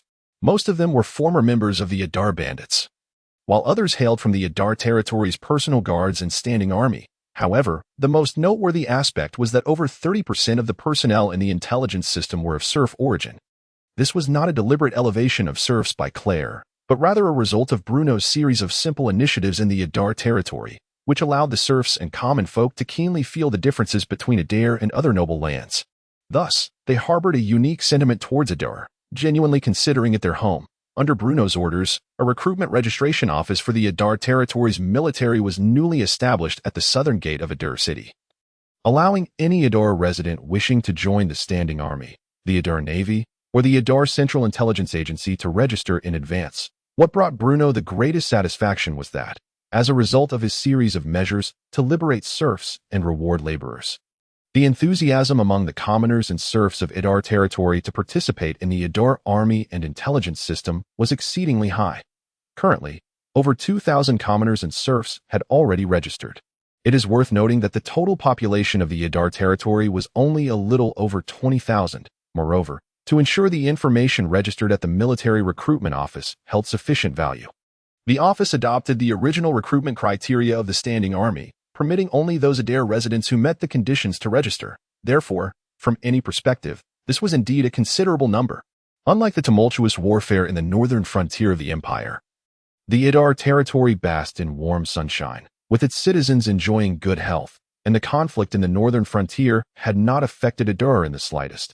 Outside Adar city, the crops in the fields had borne heavy heads of wheat, and the freshly planted corn was thriving, producing numerous large and tender ears, showcasing a particularly promising growth. Although sweet potatoes and potatoes were hidden beneath the soil, the lush vines above ground indicated their vigorous growth underground. The insecticide made from pyrethrum had begun large-scale application within the Adar territory, finally eradicating the pests that had plagued the Adar people for years. while a few stragglers remained, they were of little concern. Initially, although the Lord had publicly claimed that such a potion could prevent and control pests, the populace remained skeptical, as pests were notoriously prevalent across every field on the continent during this era. Thus, in the common folks' minds, pests were deemed unavoidable and could only be eradicated through manual labor. Furthermore, while the price of several copper coins was affordable for the commoners, it was still not considered cheap. If the purchase turned out to be ineffective, it would result in a needless financial loss. Money was hard to come by, and one could not squander it. However, such thoughts did not persist for long. Just a few days later, they were astonished to discover that after the serfs sprayed the insecticide in the Lord's fields, the pests vanished without a trace. Some of the serfs were even reassigned to work elsewhere, and if they labored diligently, even serfs could earn a few copper coins as rewards, it turned out. This insecticide truly possessed such efficacy. If so, then in comparison to the 5 copper coins price, this insecticide was indeed quite economical. The commoners may be of low status, but they were not foolish now. With Idar territory in need of laborers and actively recruiting workers, if they used insecticide in their own fields, they would certainly gain a significant amount of free time. Although they lacked formal education, they possessed ample strength. By utilizing their newfound time to engage in labor, they could easily recoup the costs of the insecticide and even earn a little extra money. Money is indeed a wonderful thing. Even if one could earn just 1 or 2 copper coins more in a week, it would accumulate to a considerable sum. The greatest virtue of the commoners was their willingness to endure hardship. Therefore, with the widespread application of insecticide, more and more Adair residents were liberated from the fields. While they still had farmland to tend to, the hours available for labor were limited. Yet, the sheer number of these commoners was overwhelming. Even rotating shifts of 2 a day was feasible. Consequently, with the influx of new laborers, the pace of construction projects in the Idar territory suddenly accelerated, prompting Old Fort to procure a new cement workshop to keep up with the road repair progress. Speaking of road construction, after months of efforts, the progress of road construction in the Idar territory was already over halfway completed. In addition to the Idar Avenue connecting the Idar territory with Man Fortress, the roads linking Idar City to the fishing port and Idar City to Namur Fortress had also been completed. The roads currently being constructed in the Idar territory certainly fell short of the standards of the previous life, but these cement roads would not be used for vehicles, nor would they bear heavy loads in the short term. Thus, they were entirely adequate. Chapter 113. Warships completed, preparing for battle. The verdant spring swiftly passed, and the scorching sun poured down on the streets of Idar City, warming the air throughout. The passing commoners and serfs mostly walked along one side of the street, as only there could they find a rare patch of shade. This was thanks to Bruno's earlier renovation plans for several main roads in Idar and Shabi's relentless efforts in waste collection. Otherwise, the area beneath the walls would have been so filthy that no one could walk there. Bruno's renovation of the main thoroughfare has alleviated the concerns of passers-by regarding the risk of falling debris. For, after all, it was once a cluster of dilapidated houses, where one could never be certain when something might plummet from above. Such transformative changes have undoubtedly won the admiration of the townsfolk, significantly enhancing Bruno's stature among the people of Idar. Consequently, according to data from the Idar Public Opinion Research Institute, Idar's Central Intelligence Agency, under these initiatives, Bruno's popularity within Idar has steadily risen, securing him the top position. With the arrival of summer, Bruno has recently vacated the lordly castle situated within the city of Idar. In strict terms, the Lord's castle in Idar cannot truly be considered a proper fortress. A genuine fortress is typically constructed in strategically advantageous locations, such as mountaintops, cliffs, or islands and rivers, to provide essential defensive measures and ensure the Lord's safety. However, due to nearly a century of relative peace in the Norman Empire, resulting in a burgeoning population and the formation of cities, many lordly castles have emerged within urban areas. Despite their urban settings, these castles have retained their original appearance, making residency therein rather difficult to articulate. As the weather warms, the allure of the aerial gardens becomes increasingly enchanting, with vibrant flowers mingling amidst lush greenery. While meandering streams flow gracefully through the gardens, the few drifting wooden boats and a handful of domesticated creatures have rendered the aerial gardens a rare haven of tranquility and elegance within the Idar territory, naturally becoming Bruno's preferred retreat for the summer. Thus, since the onset of summer, Bruno has resided within the aerial gardens, indulging in the pleasures of aristocratic life. He has been waking up at his leisure, counting wealth until his hands cramp. Under the leadership of Carleo, the Idar Merchants Guild has been expanding systematically, leveraging the abundant sea salt produced in Idar to solidify its monopoly in its established markets. Coupled with the sales of sugar to various nobles and the distribution of spirits within Idar city, the guild has generated significant revenue for Bruno over the past few months. During this period, Idar has not embarked on the construction of any new marvels, and the expenses associated with building a three-masted ship are considerably less than those required for large-scale monumental constructions, thereby finally replenishing the treasury of Idar. As the fortunes of Idar continue to flourish, Bruno has received a letter from the holy city of Bethlehem. Cardinal Camus Blancard expresses deep sympathy for Idar's encounters with external aggression and conveys his respect and admiration for Count Bruno Stewart's unwavering faith in the God of Light. He extols the workers from Idar as the most devout of believers and the most diligent of laborers. Cardinal Camus Blancard is profoundly moved by the sincere faith of those Idarians who traveled to Bethlehem to construct the colossal statue. And thus, with the Cardinal's permission, the Church has decided to bestow upon Count Bruno Stewart the Order of St. George, exempting the Idar territory from tithes for the next 5 years. Upon reading the letter, a wave of joy surged through Bruno. His previous arrangements have finally borne fruit. He has transformed the once unruly ruffians into the most sincere of believers, and he has sent his trusted confidant, Mike, from his personal guard, to accompany them to Bethlehem. Bruno did not seek accolades from the Vatican. His initial hope was simply to hear from Mike about his experiences in Bethlehem upon his return. Religion is an exceptionally sensitive topic at any time and place, and thus Bruno approaches it with utmost caution. The first thing he needs to ascertain is whether the Church plays a positive or negative role in this world. After all, in the vast majority of web novels Bruno has read in his previous life, the Church invariably emerges as the ultimate antagonist against the protagonists. Yet, unexpectedly, before Mike's letter arrived, the missive from Cardinal Camus Blancard had already reached him. The Order of St. George. According to the hierarchy of honors bestowed upon nobles by the Church, the most esteemed is the Golden Rose, which is likely reserved for emperors or dukes, while the Order of St. George follows closely behind. Bruno is aware of the significance of the Order of St. George. In the absence of a cardinal, possessing this honor makes Bruno the Church's representative in Idar. He has little interest in privileges such as the protection of the Holy Crusaders, as there are none in the eastern part of the empire. However, among the numerous rights granted to holders of the Order of St. George, the one that excites Bruno the most is the authority to interpret ecclesiastical texts. This presents an intriguing opportunity for Bruno. After all, in his previous life, the advent of Protestantism spread across Europe like wildfire, did it not? Moreover, the Church has exempted Idar from tithes for the next 5 years. While the current tithes in Idar are not substantial, the future 5 years could prove quite different. As a time traveler, Bruno possesses a modicum of confidence. He had no intention of paying the full amount of taxes to the Church, and now his refusal to pay tithes becomes entirely justifiable. Just as Bruno peruses the letter, a breathless white barrel rushes over from a distance, his face alight with excitement. "My Lord Count," White Barrel exclaims, "the ships.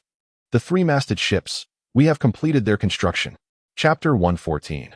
O Light, purify them. After months of labor, the 2 three-masted ships that Idar has been diligently crafting have finally been completed and launched into the water.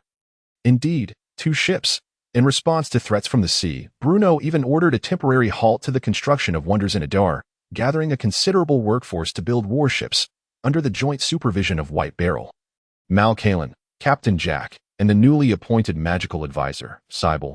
These 2 three-masted vessels, upon which Bruno has pinned high hopes, are now neatly docked in the naval port of Idar. Typically, constructing warships requires wood to be air-dried for at least 2 years, and the assembly of the hull and ribs necessitates a year of natural drying before planking can be applied. However, with the assistance of the magical advisor Cybele, the hulls of these 2 three-masted ships have been imbued with magic.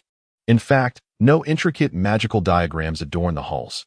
Rather, they have merely been treated with the enchantments commonly applied by every wizard to envelopes, easily achievable by any sorcerer. The presence of magic significantly slows the rate of wood decay due to seawater, greatly extending the vessel's operational lifespan. This once again allows Bruno to appreciate the convenience of magic. After all, waiting for the wood to dry naturally would mean that by the time they were ready, it would be far too late to confront pirates. At this moment, A multitude of Adar naval soldiers has gathered in the military port north of the estuary of the Adair River. Surprise, joy, excitement.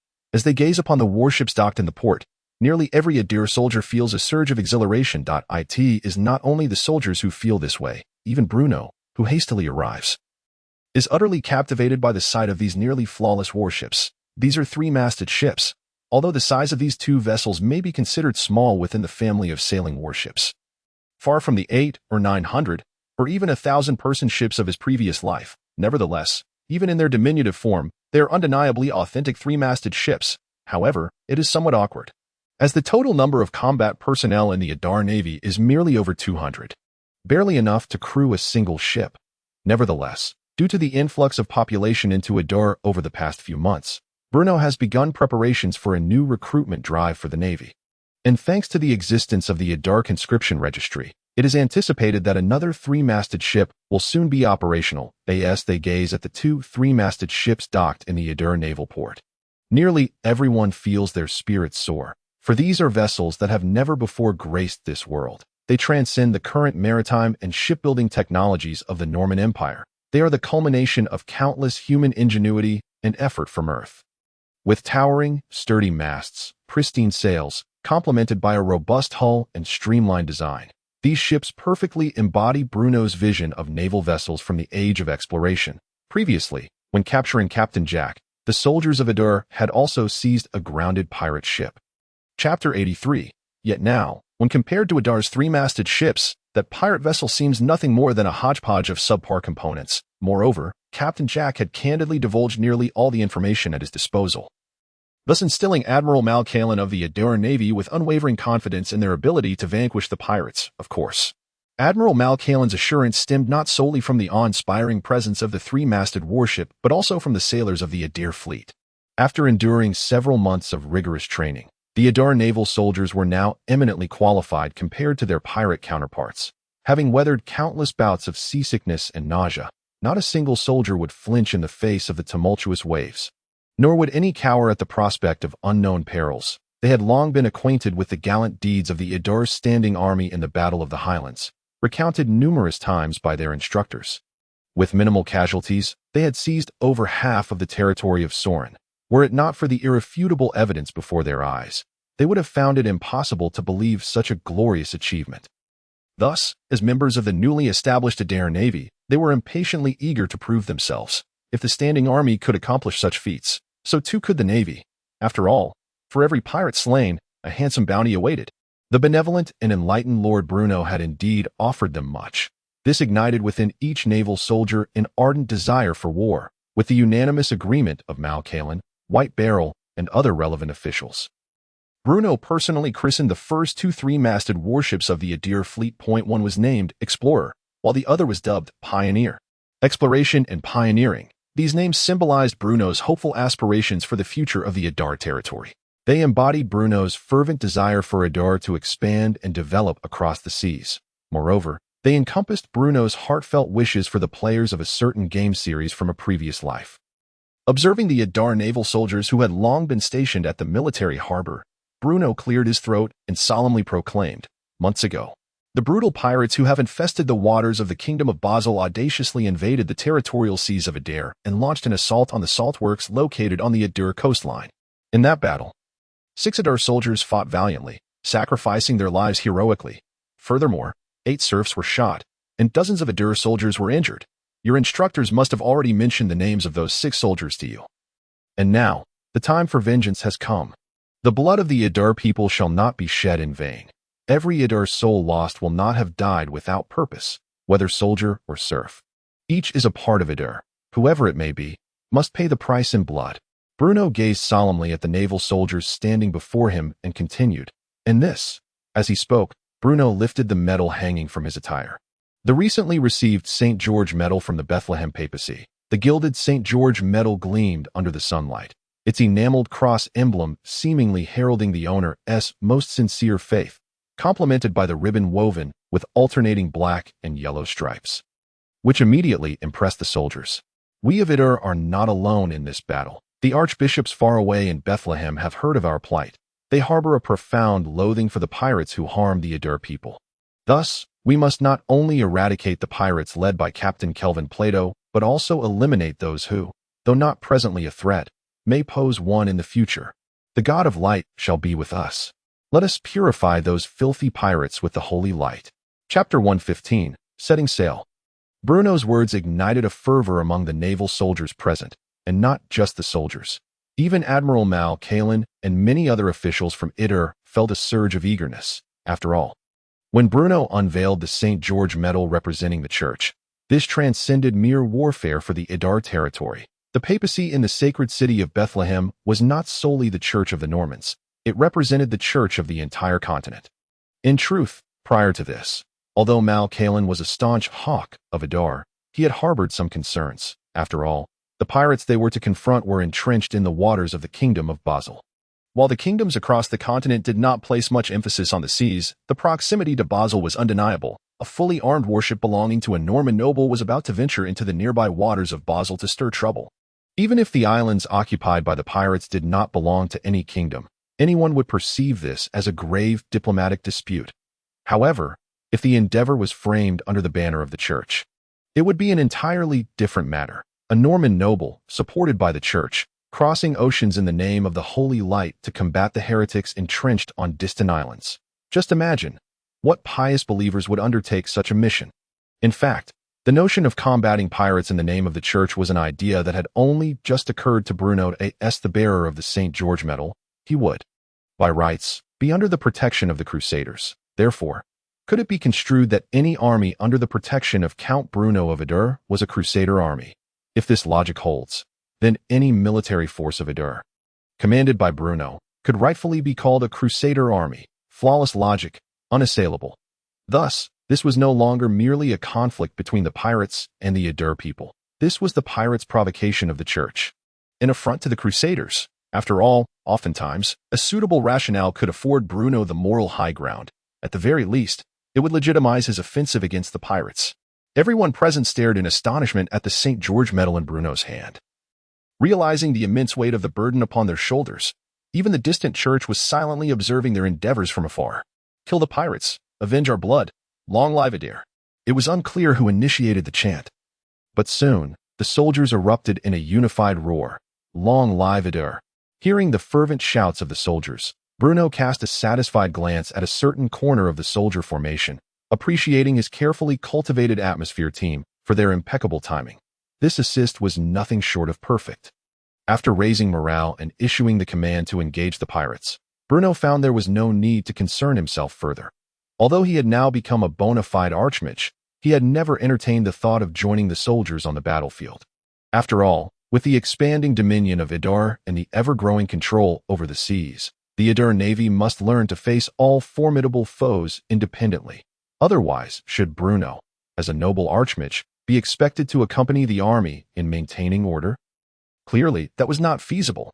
Rather than charging into battle under the banner of an archmage, Bruno preferred to remain within Idar, rallying support for his soldiers. As his understanding of the world deepened, Bruno felt increasingly aware of his own limitations. Who could say if there existed beings of greater power than archmages somewhere on the continent? Trees that stand out in the forest are bound to be toppled, compared to the unpredictable nature of magic. Bruno would rather be an unremarkable noble lord, tending to his lands in peace. Thus, professional matters should be entrusted to professionals, and Bruno believed that under the leadership of Admiral Mal Kalin and Captain Jack, the Idar naval soldiers would undoubtedly deliver a satisfactory outcome. Speaking of Captain Jack, after observing him over these past days, both Bruno and Mal Kalin had formed a fairly comprehensive understanding of Jack's character and temperament. Furthermore, Captain Jack had unreservedly shared invaluable information regarding the pirate leader Kelvin Plato's ships, crew numbers, weaponry, and other pertinent details, thus rendering his loyalty sufficiently credible. Hence, with Mal Kalin's deliberate promotion, Captain Jack had become a reformed former pirate. Having repented upon being captured by the Idar forces, now resolved to start afresh. Moreover, Jack would serve as the Navy's guide, leading the Idar naval forces directly to the heart of the pirate stronghold, Coral Island. Consequently, the Idar naval soldiers begrudgingly accepted Captain Jack's presence. The three-masted warship Pioneer officially set sail a week after its launch. After all, the Navy soldiers required time to acclimate to their brand-new vessel. Although they had engaged in numerous simulations beforehand, the warship they trained on was merely a captured, stranded pirate ship, a far cry from the freshly launched three-masted warship. Moreover, only by standing upon the deck of the three-masted ship could the soldiers truly grasp the magnitude of the vessel they now possessed. In an instant, the pride of every naval soldier as a member of the Idalian people was palpable. It is said that the western part of the empire is the true land of affluence. However, the Idalian territory in the east of the empire is by no means lacking. Not only were the soldiers occupied with familiarizing themselves with the warships and engaging in constant drills, but the logistical personnel of the Idalian navy were equally industrious. They not only prepared an abundance of weaponry for the valiant sailors of Idle, but also ensured that the soldiers were well stocked with ample provisions of grains and vegetables. After all, unlike the land-based armies that engage in warfare, the navy's expedition, regardless of victory, would not return in a short span of time. Finally, on this fateful morning, under the watchful eyes of Bruno and numerous Idalian officials, the three-masted warship Pioneer, led by Admiral Malkalin of the Idalian Navy, officially set sail from the naval port, heading towards the kingdom of Basel, their destination, the lair of the notorious pirate Kelvin Prado.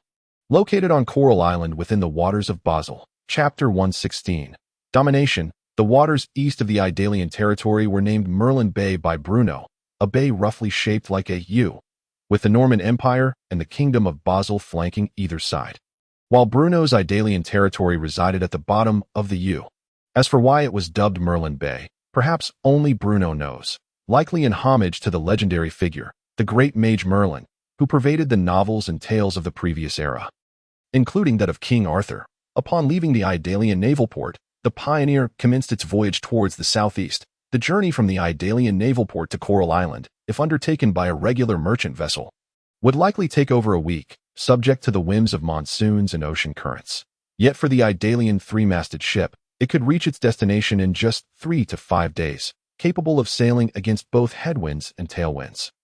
During this time, the soldiers of Idle could continue to explore and practice, becoming familiar with the ship's structure and operation. Captain Jack provided the Idalians with detailed maps of the waters near the kingdom of Basel, along with information regarding the territorial divisions of various pirate factions. The Coral Island pirates, led by Kelvin Prado, occupied the closest island to Idle, boasting a considerable area and a deep-water harbor suitable for mooring vessels, thus serving as Prado's stronghold. The pirates that prowled the waters of the kingdom of Basel were primarily composed of 4 factions, with the Coral Island pirates, led by Kelvin Prado, being the second largest in scale and strength.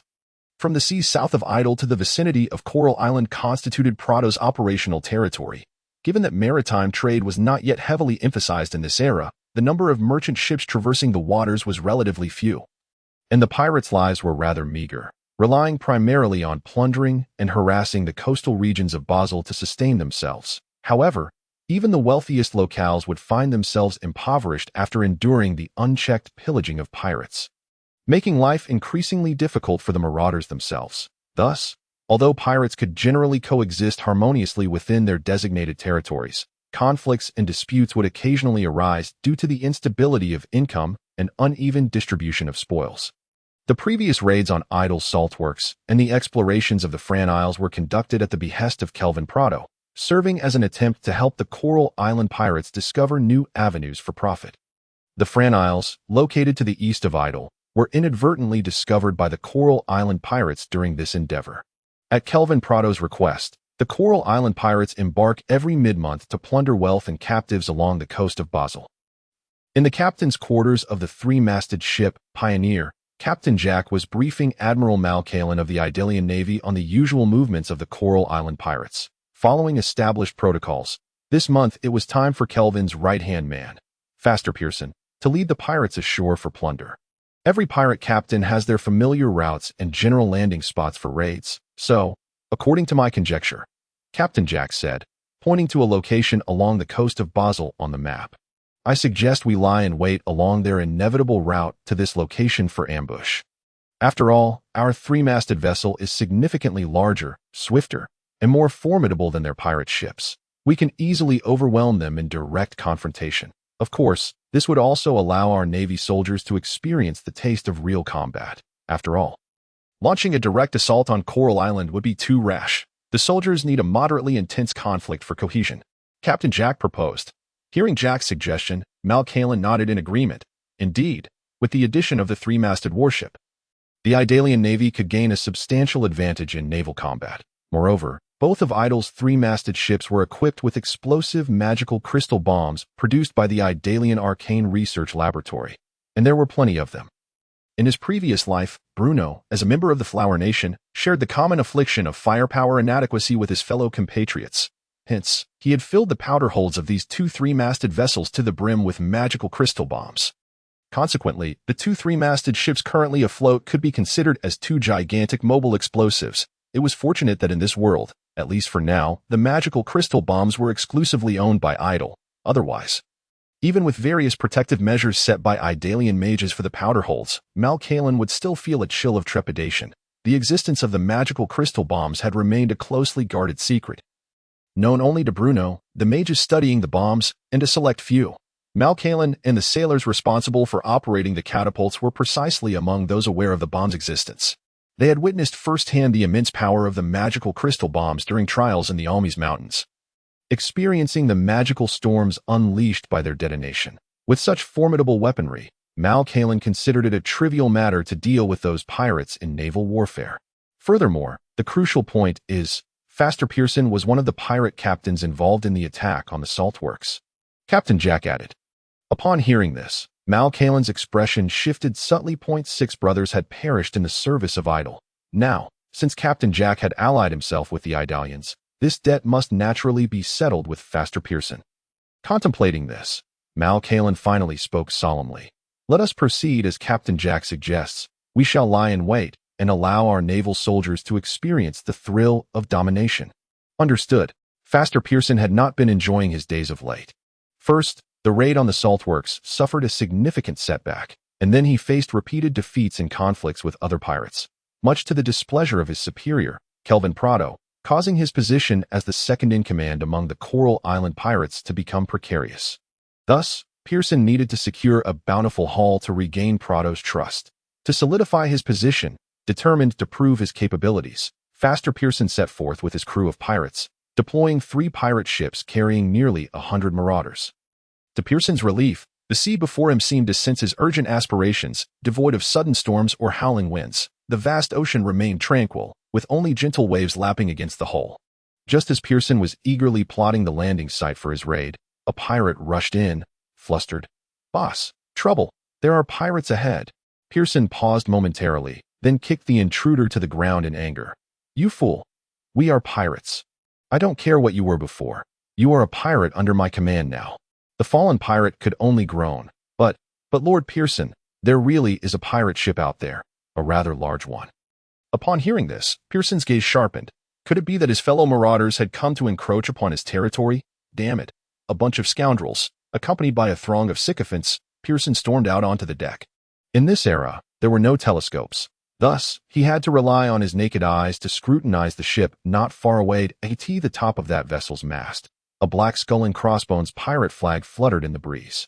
Infuriatingly, it was indeed a pirate ship. Yet, something felt off. Pearson suddenly realized the issue. The ship's size seemed to be a considerable magnitude larger than his so-called pirate ship. Moreover, he had never before encountered a vessel of such stature in the waters of the Kingdom of Basel. Indeed, that is Kelvin's trusted subordinate, Pearson's pirate ship. Upon the deck of the three-masted ship, Captain Jack gazed solemnly at the 3 pirate vessels in the distance and remarked, "I never anticipated that this time he would lead his entire crew of pirates out in force." "Out in force?"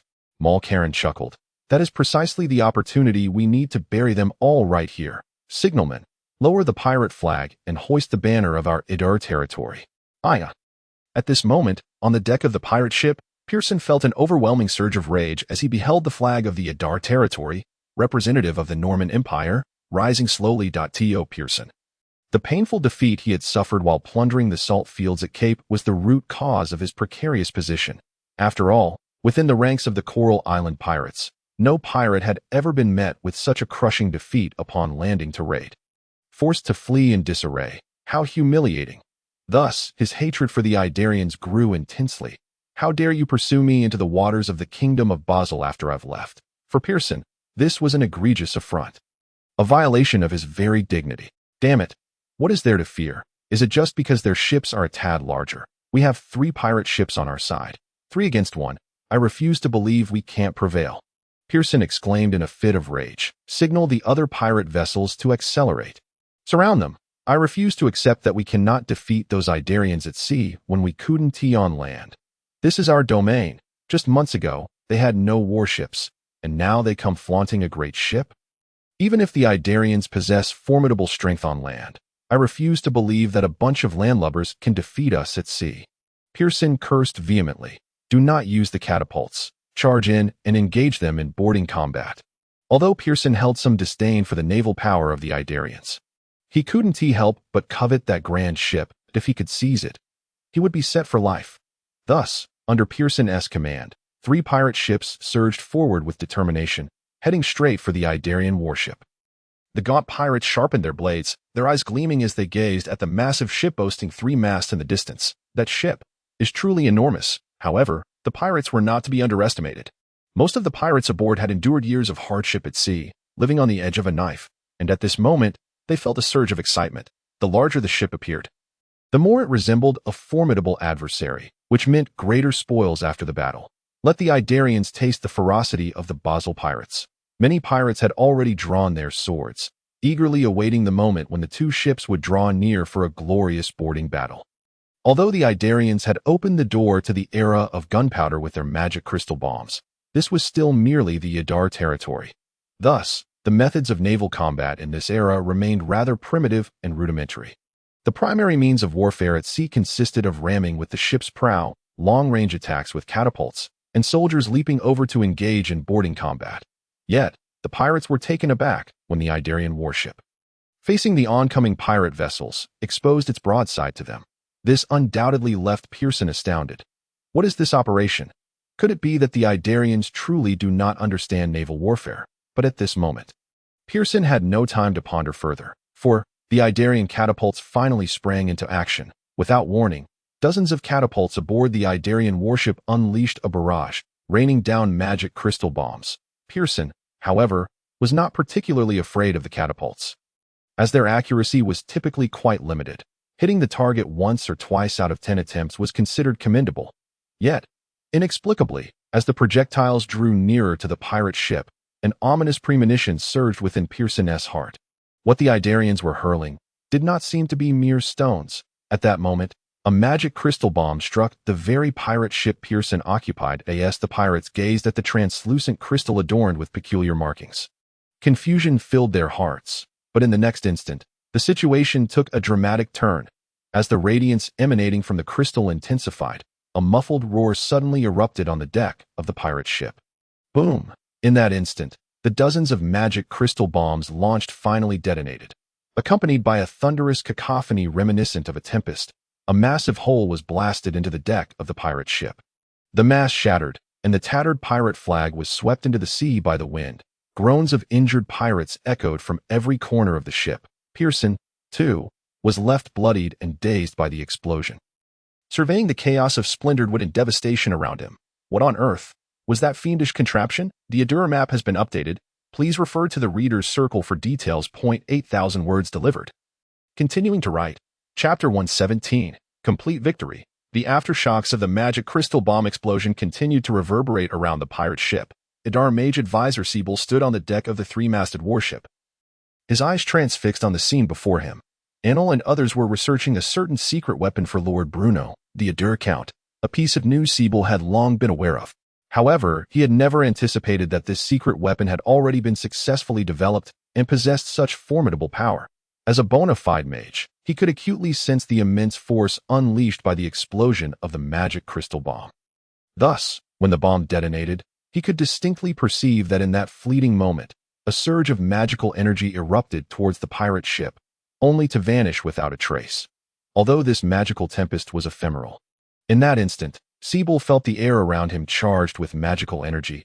If he had been in the midst of casting a spell, the turbulent surge of magical energy would have undoubtedly disrupted his incantation.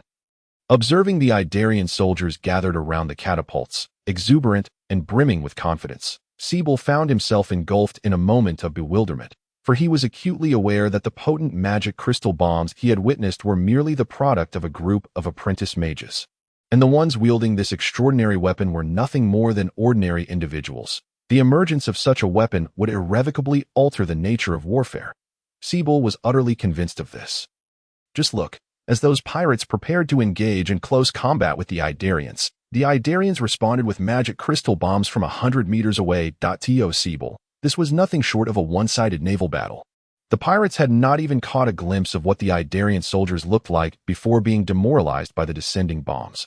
Although the pirates were accustomed to teetering on the brink of life and death, they at least understood the peril they faced in the past. Yet, at this very moment, confronted by the Idarians 100 meters away, a sense of helplessness washed over them. The pirates were utterly oblivious to the nature of the Idarian weaponry. This was a war completely under the control of the Idarians. One side possessed the ability to launch devastating strikes from 100 meters away, while the other held mere melee weapons.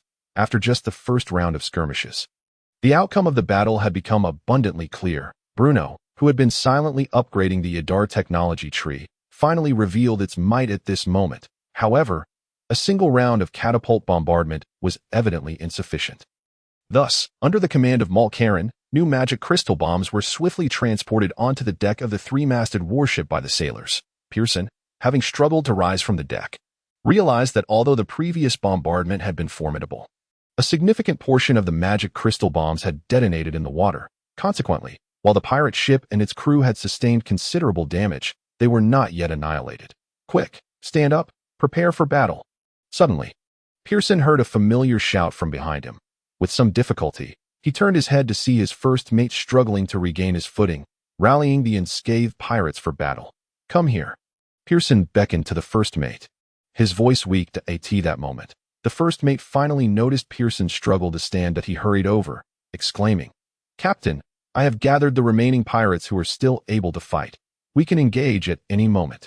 Pearson regarded his first mate with a complex expression. This was the very first mate he had personally selected. With great effort, Pearson extended his hand and struck the first mate squarely on the head. A pirate. How could he not have mastered the essential skill of bullying the weak and fearing the strong? Truly infuriating. Idiot. Pearson spat, nearly expending all his strength in his furious reprimand. What are you doing? Has your head been kicked by a donkey? The armaments of the Idarians far exceed ours by countless magnitudes. Is it not tantamount to seeking death by charging in now? Retreat. Immediate retreat. The Idarian vessels are immense and will surely find it difficult to maneuver, moving at a sluggish pace, as long as we escape the reach of their catapults. We shall be safe. Pearson commanded without hesitation. Upon hearing Pearson's words, the pirates on the deck visibly sighed in relief. What a farce! They could not even catch a glimpse of the enemy. Would they simply charge in to meet their demise?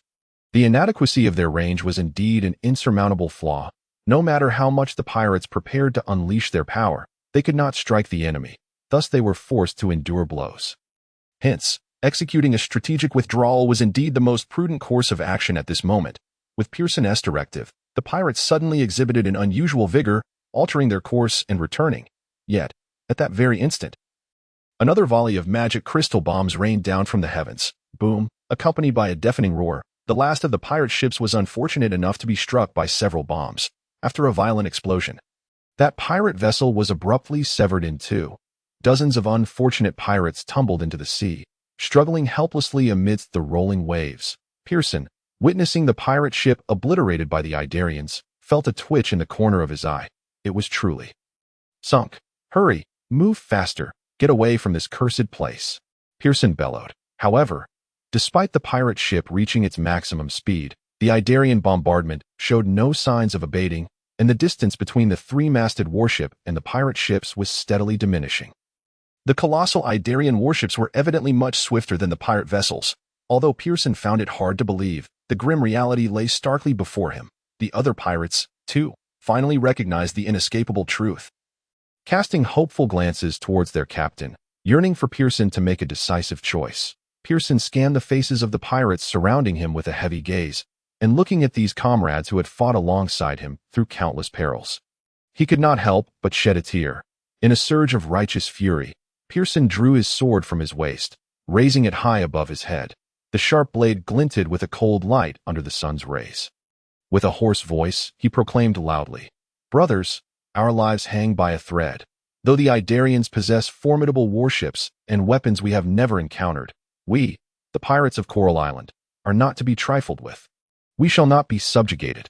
Brothers, turn the ship around and do what we ought to have done long ago," Pearson asserted resolutely. Moments later, the two battered pirate ships, under the astonished gaze of the Idarians, pivoted once more. The white flag hoisted high upon the mast billowed defiantly in the sea breeze. Chapter 118, Landing on Coral Island. On the deck of the three-masted warship, Pearson, bound hand and foot by the Idarian naval soldiers, gazed in shock at Captain Jack, who stood before him. Captain Jack, alive, seeing the previously captured Captain Jack vibrant and standing right in front of him, ignited a spark of hope within Pearson. Perhaps, if he pleaded earnestly, the Idarians might show him mercy. Yet, the ideal was grand, the reality stark. Before Pearson could utter a word of appeal, he was struck unconscious by Mal Collin's club and dragged into the ship's hold. "The Count has stated that the Idarians only require a guide," Mal Collin remarked casually, swinging the hefty club in the air. Upon hearing Mal Collin's words, Captain Jack's face flushed with embarrassment. Damn it, this fellow always knows how to hit a sore spot. During Captain Jack's time in the Idarian territory, training naval soldiers, he had become all too familiar with Mal Collin's penchant for mocking him about this. Was it cowardice? No, it was prudence. As the first battle at sea for the Idarian naval soldiers, this outcome was quite commendable. Not only had they captured dozens of surviving pirates, but they had also seized two battered pirate ships, while the Idarian naval soldiers had suffered no casualties, although much of the advantage stemmed from the use of magic crystal bombs. Weaponry is indeed a crucial measure of military strength. The most significant aspect of this war was that it provided soldiers with a relatively easy first-hand experience of combat, which would be vital for their subsequent training and future coordination on the battlefield. The captured pirates were swiftly ushered into the makeshift prison prepared in the hold of the three-masted warship. While Pearson himself was undoubtedly a notorious figure, following Bruno's instructions, he was to be brought back to the Idarian territory for judgment. The other pirates were similarly ordered to bind themselves and were cast into the lowest tier of the ship. In Mal Collin's view, the simplest solution would have been to eliminate these pirates outright, especially since the Idarian soldiers were soon to launch an assault on the pirates' stronghold on Coral Island. However, before departing, Bruno had specifically instructed Mal Collin, outlining numerous post-war matters, which led Mal Collin to abandon his original course of action. Bruno harbored a deep nostalgia for the former 9th Production Team. That unit, composed entirely of Idarian ruffians, had achieved remarkable efficiency under Shabby's tutelage, yet they had been dispatched to Bethlehem, which seemed a shame. Nevertheless, even though the members of the 9th Production Team had departed, the name of the 9th Production Team still resonated, and its spirit remained. Thus, Bruno earnestly hoped that the captured pirates might become the new members of the 9th Production Team and willingly carry on the fine tradition of diligent, unpaid labor. Set sail. Our next target is Coral Island. Observing the soldiers around him, who were brimming with anticipation, Mal Collin finally issued the command. However, this time, the ships did not move swiftly. Apart from the colossal, three-masted warship, the two recently captured pirate vessels trailed slowly behind. According to Admiral Mal Collin's strategy, since Coral Island was the pirate stronghold, he intended to have the majority of the Idarian naval soldiers board the pirate ships as they approached Coral Island, thereby achieving a surprise attack. Meanwhile, the sailors remaining on the three-masted warship would provide naval fire support for the landing troops. Captain Jack wholeheartedly endorsed this plan. After all, the pirates who had long occupied the waters near the Kingdom of Basel had rarely faced a formidable foe at sea, making the defenses of Coral Island exceedingly lax. Even though the number of pirates slightly exceeded that of the Idarian naval soldiers, they likely were not a match for the Idarians. Thus, after a period of rest and reorganization, under the luminous moonlight the following night, hundreds of fully armed Idarian naval soldiers finally boarded the two pirate ships that had once belonged to the Coral Island pirates, entering the harbor of Coral Island. On the shore of Coral Island's port, two drunken sentries were engaged in idle banter. "Why has Lord Pearson returned so soon?" Pirate A exclaimed in astonishment, gazing at the pirate ship docking not far away. "Pearson? Impossible! Did he not just set off to plunder?" Pirate B bellowed, taking a hearty swig of fresh ale. Pirate B patted Pirate A on the shoulder, chuckling, Old A, you must be drunk. But that is indeed Lord Pearson's pirate ship. Just look behind you. Pirate A rubbed his head, which was feeling hazy from the drink, uncertainly insisted. Where is it? Let me see. Pirate B finally staggered to his feet from the railing, but he then perceived a multitude of shadows rushing towards him, as if countless figures were charging at him. Wait. Just as Pirate B was about to speak, he spotted a sharp dagger lunging directly at him. In the next moment, with a sickening thud, the cold blade pierced through Pirate B's warm abdomen. In and out it went, crimson blood gushing forth, and before he could react, he collapsed to the ground, the cup he had been clutching slipping from his grasp and shattering on the ground. Shortly thereafter, the fully armed Idarian soldiers, under Mal Collins's command, effortlessly seized control of the port of Coral Island. The pirates, bereft of their port, found themselves trapped like fish in a barrel. The three-masted warship, which had been lingering outside the harbor, finally entered, and at Mal Collins's command, dozens of catapults were activated once more. Unlike the difficulties of targeting in the open sea, launching bombs at the pirate stronghold on Coral Island required little precision. A single bomb thrown would inevitably result in unfortunate pirates being obliterated. In an instant, the sounds of explosions echoed continuously throughout Coral Island, and those pirates who had managed to approach the port were dispatched by the Idarians as easily as slicing through vegetables. Fortunately, Bruno is not present. Otherwise, he would undoubtedly berate Mal Colin with fervent indignation, exclaiming that the magic crystal bombs are not to be utilized in such a manner. Each magic crystal bomb under the jurisdiction of the Idar territory is meticulously crafted by the diligent hands of apprentice mages wielding their wands. Even though these apprentices have clearly defined roles and exhibit remarkable proficiency in drawing magical arrays, their daily output is limited to a mere 20 or so bombs. After all, they cannot remain ensconced in the laboratory throughout the day, as Bruno has mandated that they allocate substantial time to explore new innovations. With 2 rounds of bombardment, the entire daily output of the Idar territory is expended, even if they were to engage in direct confrontation with the pirates. The losses would not be overly significant, for, faced with the invading Idarians on Coral Island, the pirates have long since lost their fighting spirit. Within a modest castle at the heart of Coral Island, the notorious pirate Kelvin Plato, lost in deep slumber, is abruptly roused by the thunderous sounds emanating nearby. Yet, as he feels the warmth and softness beside him, he hesitates momentarily. Perhaps it is merely thunder. The vigorous activities of the previous night have left him profoundly fatigued, rendering him half awake and half asleep. Boom! It is only when another thunder-like explosion occurs nearby that Kelvin springs out of bed. Ignoring the woman who continues to murmur in her dreams, he hastily grabs a garment and dons it before pushing open the grand entrance of the small castle. What he witnesses next is a sight he has never encountered in his life. Toward the direction of the Coral Island port, thunderous explosions echo intermittently, and the bright, blinding flames nearly paint the pitch-black night sky crimson, dimming even the stars above. For a moment, Kelvin stands frozen at the door, bewildered by the unfolding chaos. After all, since he has occupied Coral Island over the years, it has never been engulfed in the flames of war. Even when different pirate factions occasionally clashed, those disputes remained confined to the vast ocean. This is terrible. A pirate stumbles over, panting heavily. The Idarians, it's the Idarians. They are attacking, coming from the port aboard Lord Pearson's pirate ship. What? Kelvin's expression shifts to one of alarm. But who are the Idarians? Indeed, this reflects the truest essence of Kelvin's inner turmoil, for prior to this moment, he had never even heard the name, Idarians. It must be Lord Pearson. He suffered setbacks while plundering the Idarian salt fields. The pirate adds hastily, Pearson? In an instant, Kelvin's anger ignites. Damn! Couldn't T. Pearson have ascertained the enemy's background before embarking on his raid? Yet, regardless of what he might say now, it is too late. Kelvin must grit his teeth and instruct. Quick! Inform the others that anyone who kills an Idarian soldier will receive. Before Kelvin can finish his sentence, a crystalline object descends from the sky, crashing directly at his feet, upon seeing the translucent crystal glowing with a faint blue light. The messenger pirate's expression shifts dramatically. What is this? Kelvin, oblivious to the pirate's sudden fear, bends down to examine the crystal, even tapping it with his finger. Lord Kelvin the pirate trembles and collapses onto the ground. Pointing shakily at the faintly glowing crystal, what's wrong? Kelvin furrows his brow. In the next instant, an intense, blinding light erupts at his feet.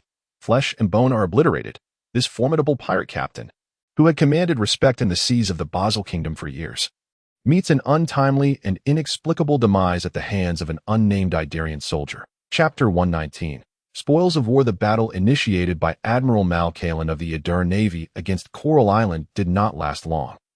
Particularly after the Idarian soldiers seized the Coral Island port under the cover of night and commandeered the pirate ships docked there, the pirates on Coral Island became utterly trapped, with the port occupied and their vessels detained. The Idarian soldiers almost completely severed the pirates' avenues of retreat. Thus, the pirates were left with two choices: surrender or fight to the death. If the foes facing the Idarian navy were the zealous holy army blessed by divine favor, or the simple-minded Odin folk, perhaps they would muster a final desperate resistance. However, at this moment, the adversaries of the Idarian navy are pirates, and not just any pirates, but a group of cowardly rogues who prey on the weak. Therefore, the pirates are devoid of fighting spirit, retreating cautiously while awaiting orders from their captain, Kelvin. Indeed, the pirates on the front lines battling the Idarians remain oblivious to the fact that their leader, Kelvin Plato, has already perished, killed by a magic crystal bomb thrown by the Idarians. Even the Idarians hurling the bombs are unaware that they have slain the opposing captain. The residences of the Coral Island pirates are primarily clustered around the port. So as the night wears on and the bombardment ceases, the Idarians begin to scour the streets of Coral Island, seeking out the pirates hiding in their lairs. Indeed, the streets, under Kelvin's management over the years. The architecture of Coral Island has taken on a semblance of order. If one were to disregard the pirates' identities, it resembles a modest town amidst the vast sea. The war concludes at dawn. The body of Kelvin Plato is discovered outside the castle on the island by a fleeing pirate. Due to its proximity to the explosion, his form is rendered unrecognizable, fragmented beyond comprehension. Yet this pirate recognizes, without a doubt, that the lifeless figure before him is none other than his captain, Kelvin Plato. When this news spreads, the resolve of the pirates crumbles utterly, even though a few die-hard loyalists of Kelvin attempt to resist.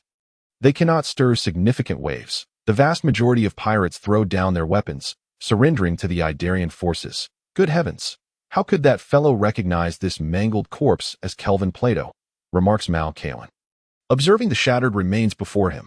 Perhaps it's the iron skull ring he wore on his finger. Captain Jack points to a severed finger lying amidst the grass, having once served under Kelvin. Jack quickly identifies the ring, which had always adorned Kelvin's hand, nodding in acknowledgement of Jack's assertion. Malkalin reflects on the tragic fate of the fallen captain. He wonders which sailor's magic crystal bomb brought about Kelvin's demise. That sailor surely deserves a reward upon their return. Following this meticulously planned campaign by the Idarians, the pirates of Coral Island have effectively been swept away. Next, Malkalin must attend to the spoils of war, beginning with the captured pirates, along with those taken prisoner a day prior during the naval battle. The Idarian navy now holds nearly 200 pirate captives. However, not all of these captives will be sent to the Idar territory, according to the plans and arrangements made by Bruno before the expedition. Following their victory, Captain Jack will, with the support of the Idar territory, assume the mantle of leadership over the Coral Island pirates, acting as the proxy for the Idarian Count Bruno Stewart. He will assist in overseeing and controlling the waters surrounding Coral Island and the former domain of Kelvin Plato. Therefore, to expedite Captain Jack's ascension to power, he will select a significant number of the captured pirates who appear relatively agreeable, while the others, particularly those led by Pearson, who have attacked the Idar territory, will be sent to face justice in the Idar lands. Yet, the Idarians have captured more than just these pirates. Due to the pirates' long-standing raids along the coast of the Basel Kingdom, Coral Island is rife with numerous peasants and commoners who have been forcibly abducted. Their numbers may even reach 400 or 500. Observing the terrified expressions and trembling bodies of these innocents, Malkalin feels a wave of dismay. Though he is indeed a commander of the Idar forces, he is at a loss as to how to handle these blameless civilians. After all, the Idarian navy has only one three-masted ship available for transport, making it impossible to ferry all these innocent people to the Idar territory in one go. Moreover, the Idarians had not anticipated the presence of so many civilians and serfs on Coral Island, thus failing to devise a plan beforehand. If you do not have a satisfactory plan for these serfs and civilians, might it be wise to allow them to remain on Coral Island for the time being? Captain Jack suggests, given the extensive damage to both the buildings and the port from last night's fierce battle, it would be prudent to let them stay and assist in repairing the many structures on Coral Island. Are you aware of the policies that Lord Idle implements towards serfs and commoners? Mal Kalin spoke in a low voice. I understand, Captain Jack promptly assured. I shall certainly adhere to Lord Bruno's will. I will not allow these commoners and serfs to continue to live in fear as they have in the past. Upon hearing this, Mal Kalin nodded, acknowledging that, until a more suitable arrangement could be made, these serfs would have no choice but to remain on Coral Island. Aside from the captives, the soldiers of Idle had seized the most substantial spoils of war, which were indeed gold coins. The wealth plundered by the pirates predominantly came from the coastal regions of the Kingdom of Basel, but a significant portion was derived from the few merchant vessels that passed through. Although the number of merchant ships was limited, and they typically employed a sizable crew of sailors and mercenaries, this merely implied that once a pirate successfully raided a merchant ship, the rewards would be bountiful. Moreover, with Coral Island lacking venues for expenditure, under Captain Jack's leadership, Mal Kalin unearthed thousands of gold coins from the cellar of Kelvin's modest castle. For the Lord of Idle, this could undoubtedly be considered an unexpected windfall. At the very least, it would sufficiently compensate for the expenses incurred in constructing the three-masted warship. Of course, the recent battle provided Idle not only with a gain in population and wealth but, more importantly, with a strategic foothold overseas. The geographical location of Coral Island signified that henceforth, Idle would possess a naval base situated within the territorial waters of the Kingdom of Basel. This was particularly crucial for Idle's expansion strategy. Furthermore, the pirate ships docked in the harbor, under Captain Jack's command, would establish the first foothold for Idle in the vast ocean, effectively blocking the remaining pirates of Basel from encroaching upon Idle's territory. Chapter 120. The nobility of Basel. The morning sun had yet to reach its zenith, and the sea breeze blowing ashore carried with it a hint of damp saltiness, despite the soldiers before him having endured an entire night of battle. Not a trace of fatigue could be discerned upon their faces. This marked the first occasion that the naval soldiers of Idle had set foot upon land beyond their own domain, and it stirred a sense of exhilaration not only among the lower-ranking soldiers, but also in Admiral Mal Kalin. Every endeavor has its first time, and this is the Idle Navy's most precious debut. Crates filled with gold coins were being transported from Kelvin's castle by the soldiers of Idle. Though heavy to carry, their hearts brimmed with joy, even though the majority of the sea's spoils would be deposited into the treasury of Idle.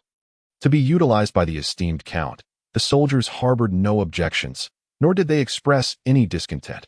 After all, the instructors responsible for enlightening the naval soldiers had long made it clear that the Count was a diligent and industrious individual. And once these coins and spoils were entrusted to his care, they would invariably be allocated to the most pressing needs of Idle. The Count, in collaboration with various officials, would devise the most suitable plans for their utilization. However, regardless of how they were spent, the beneficiaries would include these very soldiers and the people of Idle. Looking further afield, the measures recently implemented by Idle, such as pest control, the renovation of Idle City, and the collection of refuse, have greatly benefited the families and friends of these soldiers. More immediately, it is thanks to the Count's support that the soldiers of Idle are now equipped with new three-masted warships and numerous magical crystal bombs. Without the Count's unwavering backing, they would scarcely have access to such splendid provisions. Had it not been for the Count's ardent support, today's battle would have been far more arduous, and the casualty count would likely have escalated by at least threefold. Furthermore, the military pay in Idle is quite generous in comparison to the rest of the empire, leaving the soldiers with little room for other concerns, just as Admiral Mal Kalin was busy tallying the spoils of this engagement. An Idle soldier approached. Sir, there is a person claiming to be a noble from Basel who wishes to see you. A noble? Mal Kalin paused momentarily. He claims to be a Basel nobleman, imprisoned in Kelvin's dungeon, the soldier added. Deep within the castle of the pirate leader Kelvin lies a dungeon.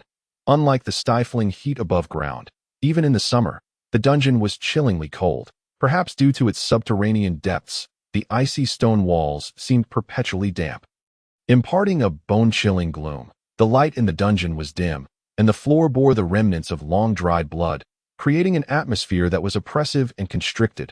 Hallen, clad in a noble's tattered robe, had become so disheveled that mud and blood stained his face and body. Wrapped in a damp straw mat, he huddled in the far corner of his cell, shivering on the wall beside him. He had etched 14 lines with a stone, signifying that he had now spent 14 days in the dungeon. The days in the dungeon were devoid of light, and he could only count the passage of time by the infrequent meals delivered by pirates. Achoo! Valley Hallen rubbed his slightly swollen nose and inadvertently sneezed. He was a noble from the kingdom of Basel, who had merely been following his father's orders to lead a few guards by ship to the Odin Empire to procure Highland horses from the far northern ice plains. Little did he anticipate that he would encounter a pirate raid en route to the Odin Empire. This was unexpected, while the pirate factions, such as those from Coral Island, wield considerable influence along the coasts of the kingdom of Basel. This primarily impacts the common folk, as a noble. One could typically ensure safe passage with a modest bribe. Yet, Valley Hallen was taken aback to find that this time, the pirates had acted against convention. Despite having taken the money he offered, they still reneged on their word and captured him. This thought filled Valley Hallen with a profound sense of injustice. These despicable pirates truly lack any sense of honor, however, unlike other foolish nobles in this world. Valley Hallen had gleaned from the pirates' words the true reason behind his capture. The issue of succession.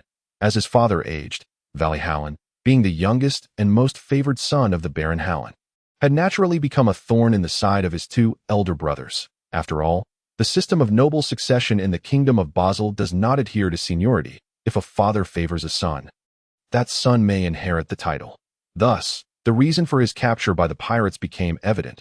Perhaps it was due to a substantial bribe from his beloved brothers. However, it seemed that either his brothers had not offered enough, or Kelvin intended to exploit Valley Hallen further. Consequently, for the time being, Valley Hallen's life remained intact. Yet, just last night, though confined in the dungeon, he could faintly hear the booming sounds from outside, along with intermittent cries of battle.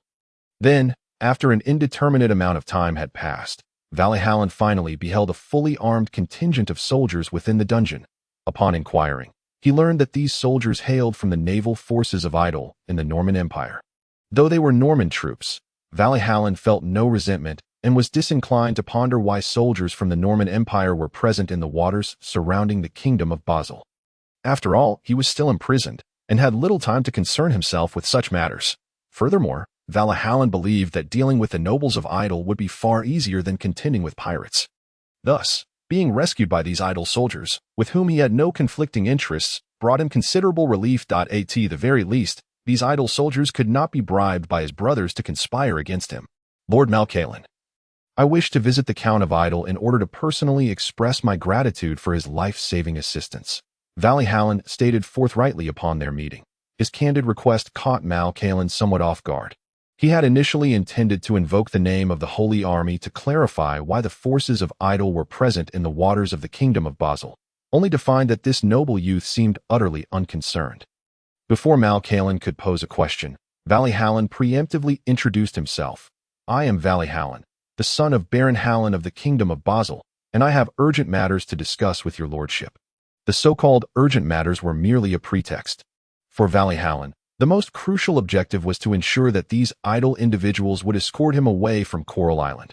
However, he was reluctant to return to his father's territory, as he had no idea what schemes his two beloved brothers had devised for him. The current circumstances were decidedly favorable for Valley Hallen at this very moment. In the minds of his two elder brothers, Wally Herring had long been subjected to the most gruesome fate at the hands of pirates. Given this grim notion, it might be preferable for such thoughts to linger in their hearts. Regarding the suggestion put forth by Wally Herring, Malkalin found himself unable to conjure any reasonable grounds for refusal. After all, he was a nobleman, and after being rescued by the Idar people, it was only fitting that he personally express his gratitude to the Idar territory, in accordance with noble etiquette. Thus, Malkalin consented with a nod and prepared a room for Wally Herring aboard the three-masted warship. The Idar army led by Malkalin did not linger long at Coral Island. After thoroughly plundering the spoils, the three-masted vessel departed from the Coral Island dock early the following morning. Wally Herring stood curiously on the deck, surveying his surroundings. After a bit of grooming, Wally Herring finally presented himself to the world in a manner befitting a noble. Ultimately, he was merely a lad who had just turned 17. A youthful visage bore a slender scar, a mark left by a sword during his confrontation with the pirates, which, rather than marred his appearance, added an air of resolve. Yet, had that blade been a fraction closer, Wally Herring's fate would have been sealed. As a nobleman, Wally Herring considered himself quite well versed in the ways of the world. Yet as he surveyed the Idar warship he was aboard, curiosity about the distant Idar territory in the Norman Empire began to stir within him. After all, how many men could resist the allure of a three-masted vessel? Although most individuals of this era had yet to cast their gaze upon the ocean, the sleek, streamlined form of the ship was nonetheless unforgettable. Leaving an indelible impression, the three-masted ship surged forward, cutting through the waves towards the Idar territory, as the howling sea breeze swept across the deck, dissipating the warmth of the morning sun, while E. Herring gazed deeply at the silhouette of Coral Island gradually vanishing from view. His hands gripping the ship's railing tightly, rendered speechless. Basel, I shall return, and of course, to my two beloved brothers. Chapter 121, The Dawn of Industry, Part 1, as Malkaluan led the Idar Navy to a resounding victory. The Idar territory experienced yet another surge in population. However, this latest influx bore no relation to the prior propaganda efforts of the Idar region, due to the looming threat from the Odin Empire. The northern nobility relentlessly conscripted commoners into the military, prompting many from the northern territories to flee into the interior regions of the empire. Consequently, since the onset of summer, the influx of outsiders into the Idar territory surged unexpectedly, catching Bruno somewhat off guard. These refugees from the northern empire initially journeyed southeast, entering the Valens plains situated in the eastern part of the empire. Yet, with the arrival of such a multitude of people came the pressing need for sustenance, prompting the nobles residing in the Valens plains to drive these destitute individuals further south. After all, they lacked the resources and land to support these impoverished souls. The nobles in the territories south of the Valens plains were equally unwelcoming, continuing to expel the unwelcome refugees in all directions. Thus, a small fraction of these unfortunate souls were conscripted back to the north as soldiers, while others were persistently driven away by various noble lords. In essence, they were merely instructed to avoid lingering in the lands of nobility, from the Ed River to Heisenberg, from Heisenberg to the Dale Hills, and ultimately southward to the Sorin territory. Eventually, under the relentless pressure of numerous nobles, these displaced individuals reached the banks of the Sorin River during the height of summer. Compared to the nascent days of the Sorin River port, the number of ferries had doubled, and the staff of the Idar Immigration Administration had expanded twofold, resulting in over 30 official subordinates under Lister's command. Yet, despite this expansion, the northern bank of the Sorin River remained crowded with a significant number of refugees from the Northern Empire awaiting passage. With their numbers steadily increasing over time, Bruno, ever the opportunist, welcomed these newcomers with open arms. Since his arrival, population growth had been the most significant constraint on the development of the Idar territory. A burgeoning population necessitated a commensurate increase in food supply, yet, paradoxically, the Idar territory was currently abundant in provisions. The triumvirate of potatoes, sweet potatoes, and corn was on the verge of ripening. This foretold the most bountiful harvest in the history of the Idar territory.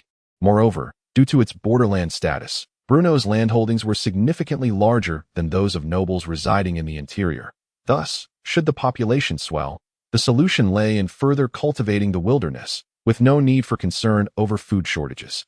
However, regardless of how many refugees gathered along the banks of the Sorin River wishing to enter the Idar territory, the Idar Immigration Administration could not immediately permit their entry en masse.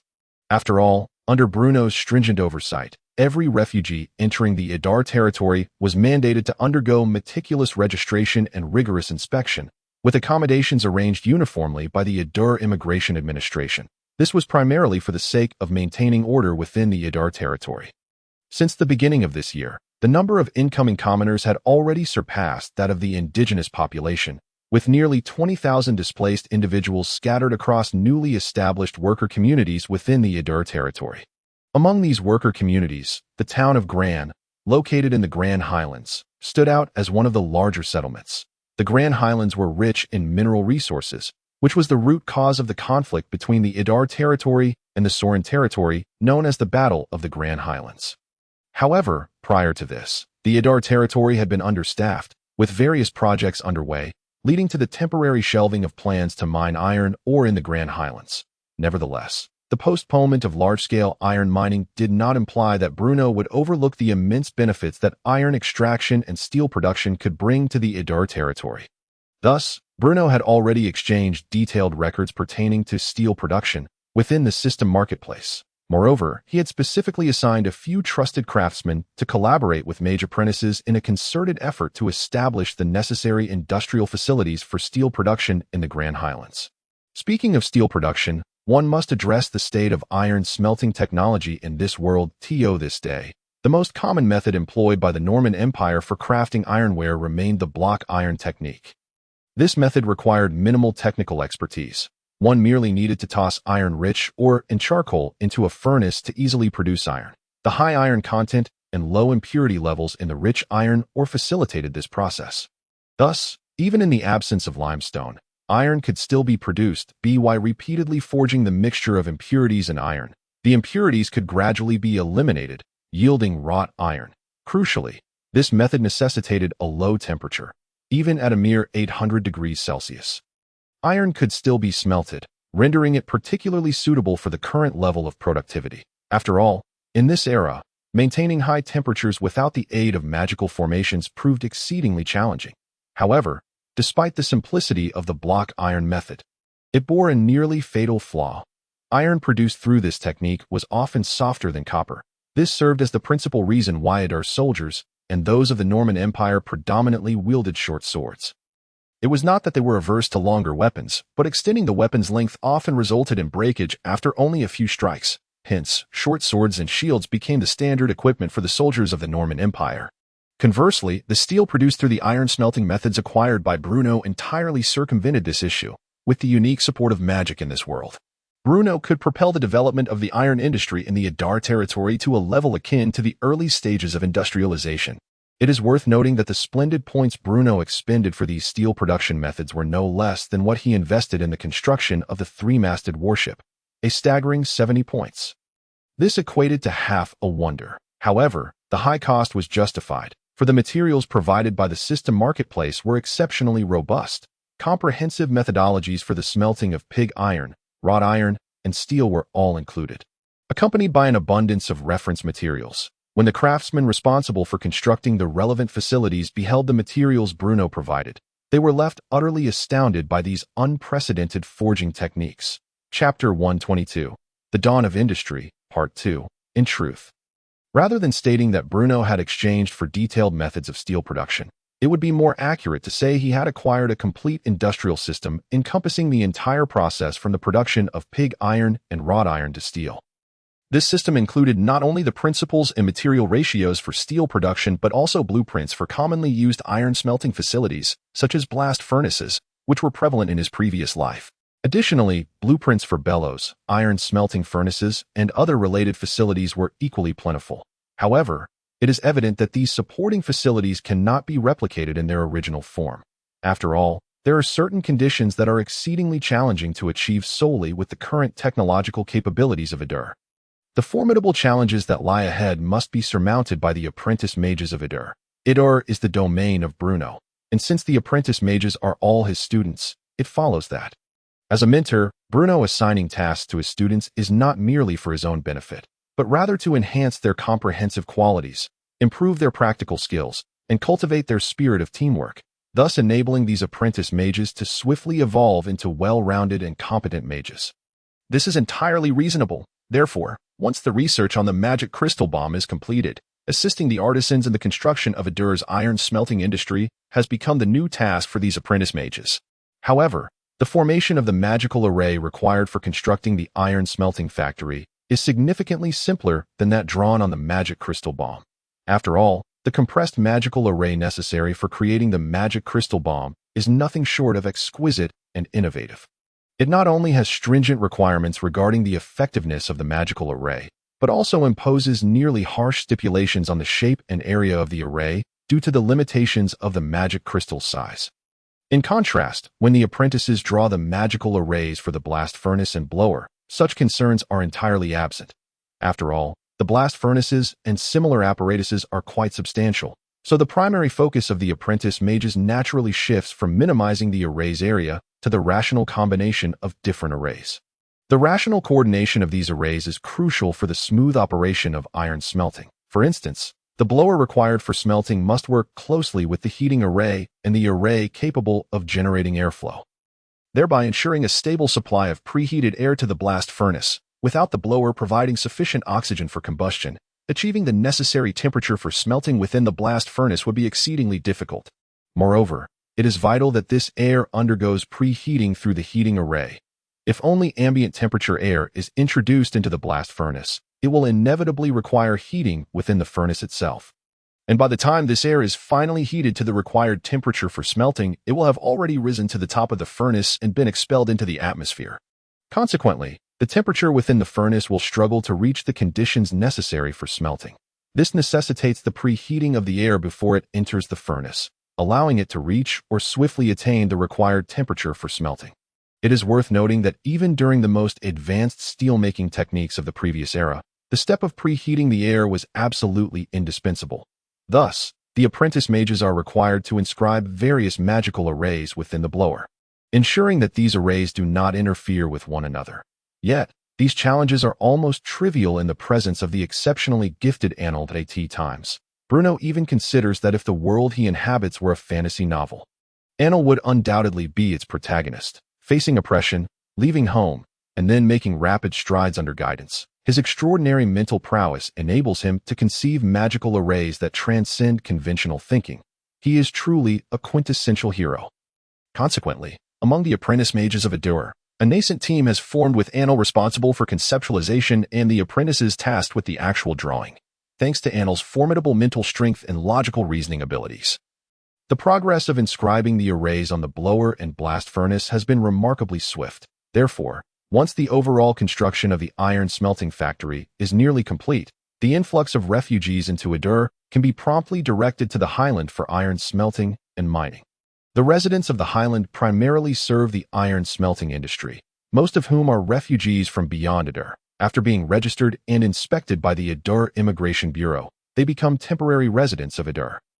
Bruno has implemented a labor point system akin to that of production teams for these temporary residents. Only after their labor points reach a certain threshold and they have resided in Ruhr for over a year can they apply to the Ruhr Immigration Bureau to become formal residents. Enjoying the same privileges as the citizens of Ruhr, their main task is to exploit the abundant mineral deposits located in the highland and provide sufficient labor for the Ruhr iron smelting factory.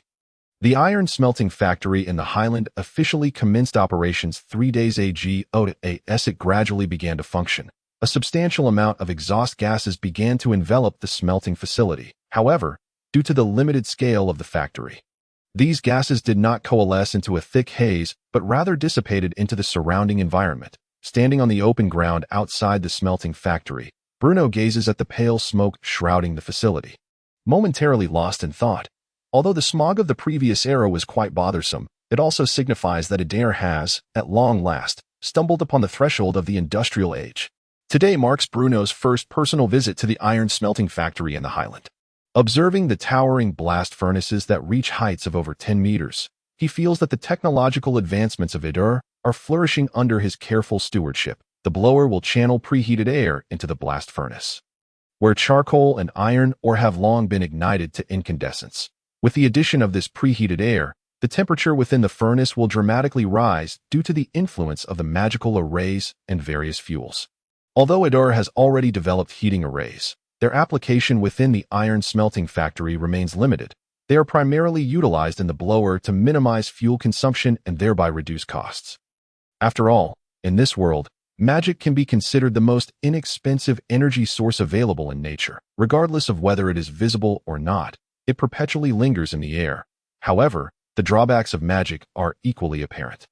The magical elements in the air are relatively sparse, insufficient to sustain the substantial magical consumption of a blast furnace, making it challenging to heat the furnace to the required temperature. Consequently, traditional fuels like coal are still employed for heating the blast furnace.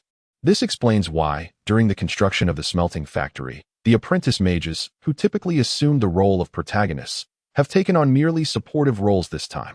Thus, until a method for collecting and harnessing magic on a large scale is discovered, the primary function of the magical arrays inscribed on the blast furnace is to maintain a stable temperature within the furnace and mitigate heat loss after being subjected to the intense heat of the blast furnace. The molten or transforms into liquid iron. At this point, workers cautiously open the movable valve located at the bottom of the furnace, allowing the incandescent liquid iron to flow through pre-installed pipes. Once the slag is filtered and the liquid iron is cooled, it yields blocks of pig iron. The remaining liquid iron is directed into specially designed refining furnaces, Subsequently, a water-powered circular stirring device is employed to agitate the molten pig iron, accelerating the reaction between impurities like carbon, silicon, and manganese with the oxygen in the air, thereby gradually eliminating the carbon-based impurities contained within the liquid iron. Following a few simple steps of subsequent forging and refining, a batch of quality steel is produced. The distinction between steel and iron primarily lies in their carbon content. Pig iron contains over 2.0 carbon, while steel contains less than 2.0 due to its high carbon content. Pig iron is both hard and brittle, exhibiting almost no plasticity. In contrast, steel with a carbon content below 2.0 possesses excellent plasticity and offers superior physical and chemical properties, including high strength, good toughness, resistance to high temperatures, corrosion resistance, and impact resistance. Though the steel produced through this method is certainly incomparable to the steel Bruno encountered in his previous life, it stands out in its own right in this era. After all, the ability to produce such high-quality steel is likely unique to Adur. Once steel is available, there will be a qualitative leap in the weaponry of the soldiers of Adur, as well as in the construction of the region's infrastructure. This also implies that the weapons of Adur soldiers will gradually evolve beyond the soft short swords, branching out into other directions. In fact, Bruno has long been dissatisfied with the short swords wielded by Adur soldiers. While these standard-issue short swords from the Norman Empire are double-edged and effective for slashing, they are limited to that function and require considerable effort to wield. Therefore, Bruno intends to manufacture a batch of knives instead. Although knives have only a single edge, they are far more agile than short swords, suitable for chopping, slicing, thrusting, and piercing, while requiring significantly less effort to inflict harm upon enemies, making them easy to carry. Most importantly, equipping soldiers with lighter knives aligns perfectly with Bruno's forthcoming plans for the soldiers' weaponry. Chapter 123. The Armament Deployment Plan. The armament deployment plan concerning the Adur army had been a matter of contemplation for Bruno during this period. Once the crystal stone bombs were developed by the apprentice mages at an astonishing pace, Bruno immediately felt that his previous notions about enchanting blades and arrows were exceedingly rudimentary. Most importantly, this realization did not reflect the brilliance of his strategic mind, facepalm. Consequently, with the application of crystal stone bombs, Bruno began to conceive new ideas. After all, if these adept apprentice mages could produce crystal stone bombs, what else could they not create? With the crystal stone bombs already at hand, it was imperative to expedite the development of the magical artillery. Otherwise, relying solely on catapults to hurl bombs would be rather meager. Moreover, the mere range of 100 or 200 meters afforded by catapults could not fully harness the long-range striking power that crystal stone bombs could provide. Caliber is justice, and range is truth. This maxim has always resonated deeply with Bruno. Only through the widespread application of magical artillery within the Adur military could they possess an extraordinary deterrent force. This would ensure that Bruno's Adur domain would remain unyielding against any external threats. Although news regarding the northern front had yet to arrive, the sight of countless fleeing civilians indicated that the current situation was far from optimistic. Therefore, Bruno had to prepare thoroughly in advance. At the very least, to possess sufficient strength to defend the Adur domain. In addition to magical artillery, Bruno also aspired to manufacture magic energy rifles, given that crystal stones inherently possess the capacity to store magical energy. If they could be infused with magic in advance and subsequently activated through a trigger-like magical array when necessary. Alternatively, by segmenting the crystal stones into numerous tiny particles and employing a specific magical field to unleash the explosive power of these minuscule crystal stones. Just the thought of this made Bruno's blood surge with excitement. The mere contemplation brought him immense pleasure. Imagine, while soldiers from other regions were struggling with mere bread, the soldiers of Adur could charge forward wielding magic energy rifles, unleashing a torrent of firepower. How exhilarating that would be. Of course, the so-called magic energy rifles were merely a vision of Bruno's for the future, their reliability and practicality yet to be determined. However, magical artillery was a tangible reality. After all, if crystal stone bombs existed, how far could magical artillery be? Furthermore, should the deployment of magic energy rifles indeed come to fruition, with magical artillery wreaking havoc from several kilometers away, magic energy rifles providing comprehensive coverage from a few hundred meters, and portable, sharp blades delivering lethal strikes at close quarters. This was the armament scheme that Bruno envisioned for the soldiers of Adur, and one of the reasons he wished to replace short swords with lighter military knives. As for why he thought of it with his toe, it was primarily due to the previous idea of enchanting weapons being so utterly disappointing. If this scheme also fell short of perfection, Bruno would naturally find solace in that. After all, what kind of absurd notion was it to have Annel enchant arrows? Why not enchant the bows directly? Chapter 45. Wagner was originally a commoner from the Sorin domain. Yet he was among the earliest refugees to arrive in the Idur domain, after the disastrous Battle of the Grand Highlands, where the Sorin domain faced utter defeat, and due to the Count of Sorin's extensive conscription of commoners into the army. Wagner, along with his pregnant wife, made his way to the Idur domain via the Sorin River port. Upon arrival, like others, he was apprehensive, fearing that the Count of Idur would be a difficult figure to deal with. However, when he first passed through the Sorin River port, he sensed the distinct nature of the Idur domain. The officials here showed no trace of arrogance or prejudice towards them, the lowest of the low. And not only were they willing to engage in conversation, but they also did not demand any money from him. This was exceedingly rare in any other noble domain. After all, the oppression of lower nobility by their superiors, and the exploitation of commoners and serfs by officials, was a common narrative within the Norman Empire, having become the norm. Little did Wagner know that following Bruno's direct orders to deal with several arrogant officials as a warning. The political landscape among Idur's officials had undergone a complete transformation. After a week of quarantine at the central isolation point of the Idur domain, Wagner was finally permitted entry into Idur, where he, along with other refugees from the Sorin domain, was settled in the worker community located in the Grand Highlands, Grand Town.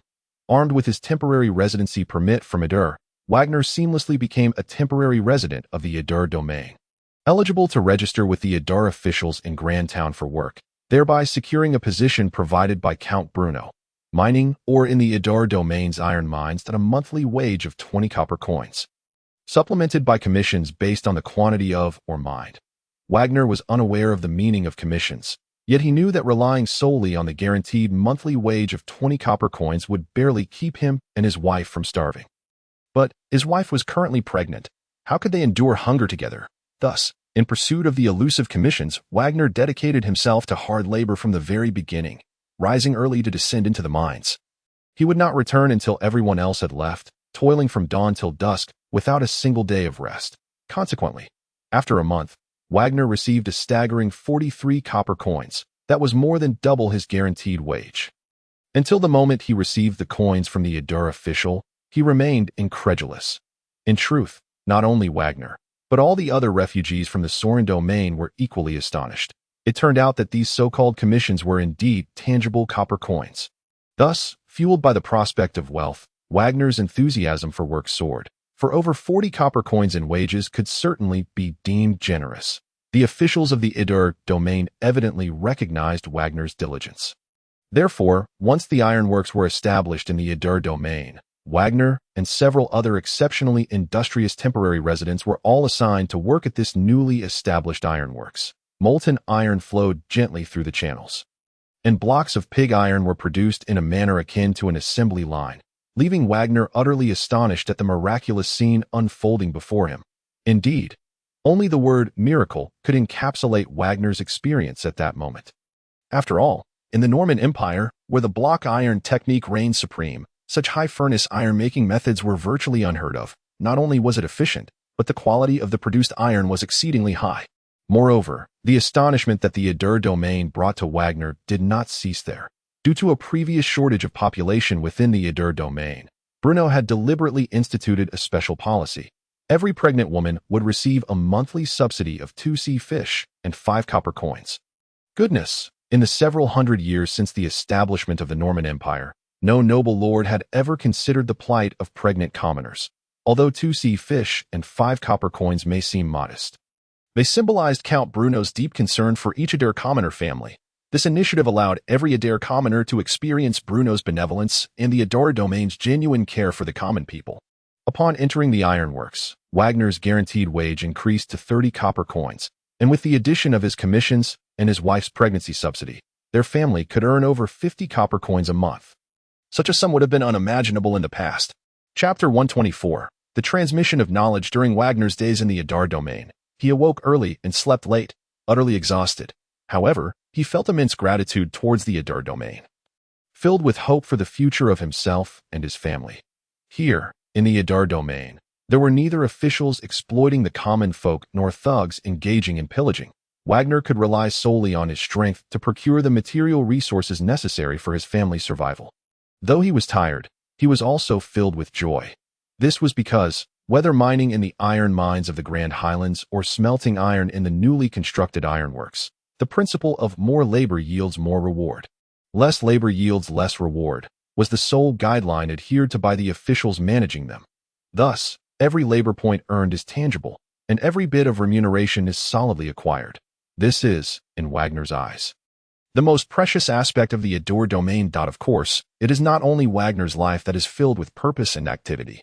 The lives of the mage apprentices who previously participated in the construction of the ironworks are also exceptionally fulfilling. To put it differently, once the 9 distant mage apprentices formally established their mentor-student relationship with Count Bruno of Idar, their daily lives transformed into a whirlwind of productivity. The morning exercises were naturally retained. For the physical condition of these apprentices was woefully inadequate. Bruno did not wish for this frail group to encounter any misfortunes. The creation of magic crystal bombs also continued unabated. For although Bruno had traversed to another world, the fear of insufficient firepower had long been etched into the depths of his soul, profoundly influencing his decisions across all facets. This was precisely why, when dispatching Admiral Malkalin to Coral Island, he ensured that the ship was laden with an abundance of magic crystal bombs. After all, magic crystal bombs had become the most relied upon resources of the Idar domain. Thus it was only logical to produce as many as possible. There was no such thing as too much. In his previous life, the journey of the flourishing nation had been fraught with setbacks and sorrows. The myriad pressures borne by the rabbits kept Bruno perpetually vigilant, for he did not wish to encounter similar oppression in this world. After all, compared to those noble rabbits who fought for their country and people, his political acumen was still lacking. The successful development of magic crystal bombs undoubtedly opened a familiar door for Bruno. Thus, regardless of the multitude of tasks assigned to the mage apprentices, dedicating an entire morning to the production of magic crystal bombs was always prioritized by Bruno.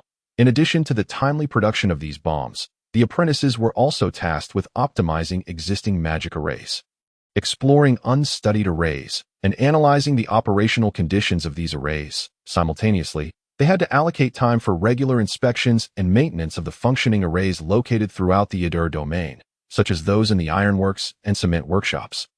Furthermore, they would occasionally visit their mentor, Count Bruno of Idar, during their spare time. The apprentices, too, were quite pleased to become the second batch of tools under Bruno's command, following Annel. Therefore, as qualified tools, the mage apprentices naturally possessed the awareness of their roles. Rising at around 6 in the morning and retiring late at night had almost become their daily routine. Although initially, the apprentices found it somewhat challenging to adapt, under the splendid future that Bruno envisioned for the Idar school. They exhibited unparalleled creativity and determination. Persevere to the end, never admit defeat. Today's madness, tomorrow's glory.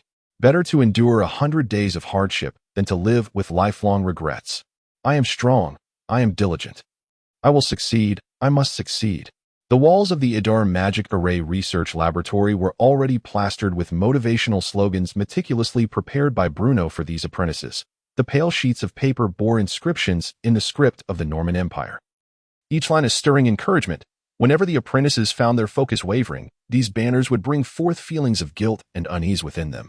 Indeed, Count Bruno provided such excellent living conditions and opportunities to engage deeply with magic and array research. How could they not cherish it? If they failed to make full use of every moment, it would be a disservice to the Count, to the soldiers of the Idar domain, and to every individual within it. Thus, spurred on by these slogans, and under the trusting gaze of Bruno, the apprentices' task completion speed gradually became more efficient and swift. That, of course, Bruno, as a morally upright and just young man of the new era, would never impose any tasks upon the apprentices. Everything was entirely voluntary. However, while the apprentices' self-discipline was commendable, it did have a minor drawback.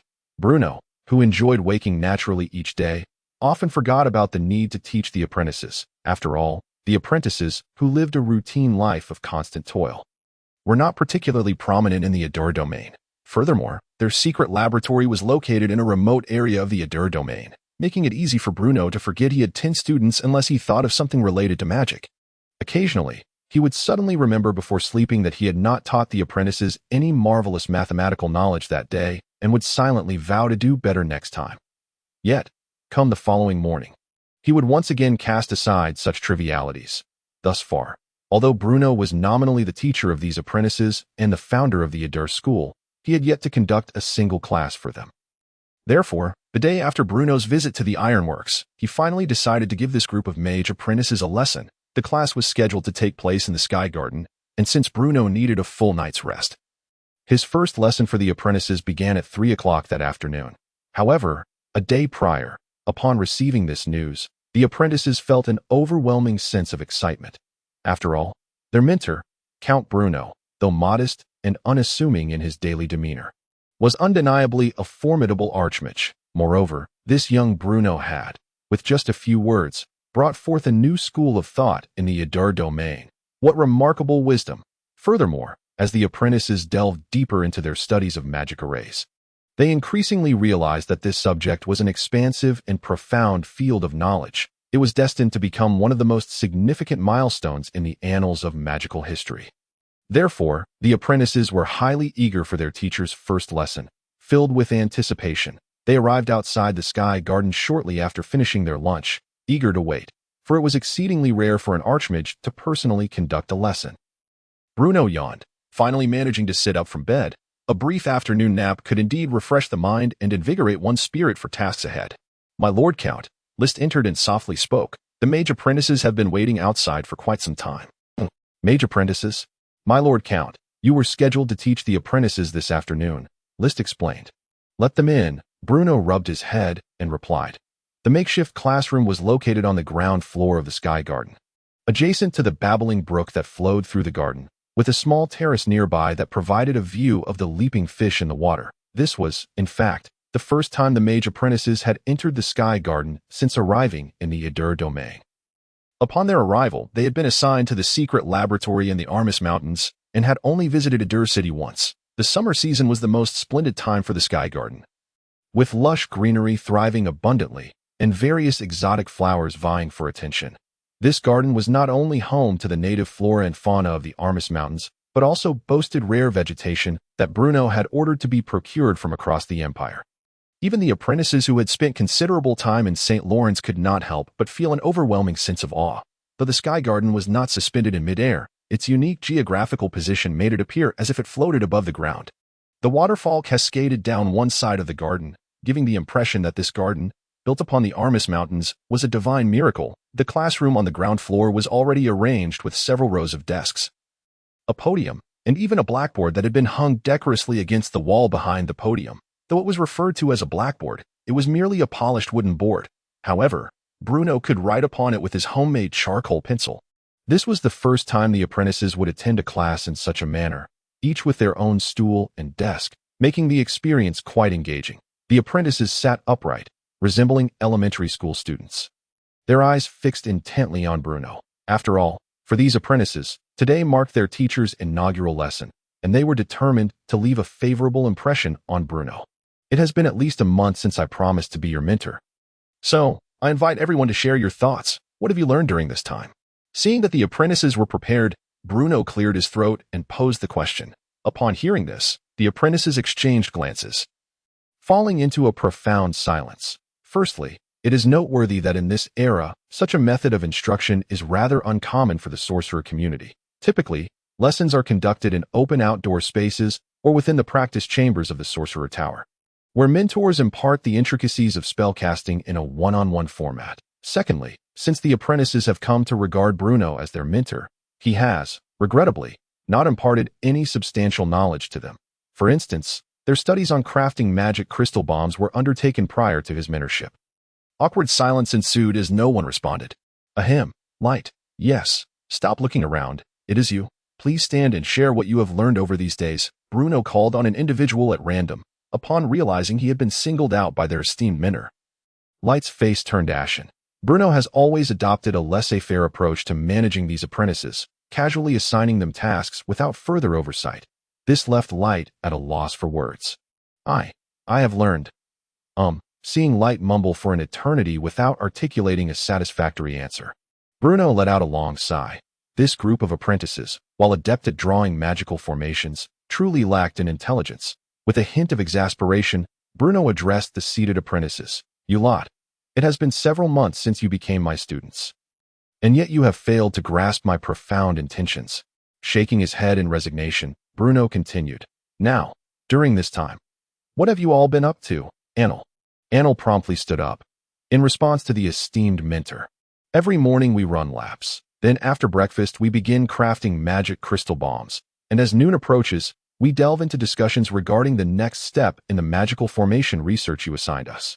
In the evenings, we attempt to optimize the existing formations, and on weekends, we venture out to examine the functionality and feedback of the formations located throughout the idle territory. Excellent.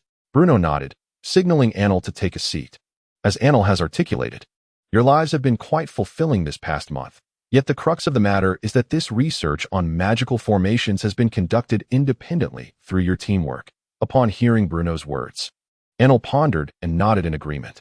I merely assigned you tasks without instructing you on what to do or what not to do. Bruno paused before continuing. But what is the reason for this?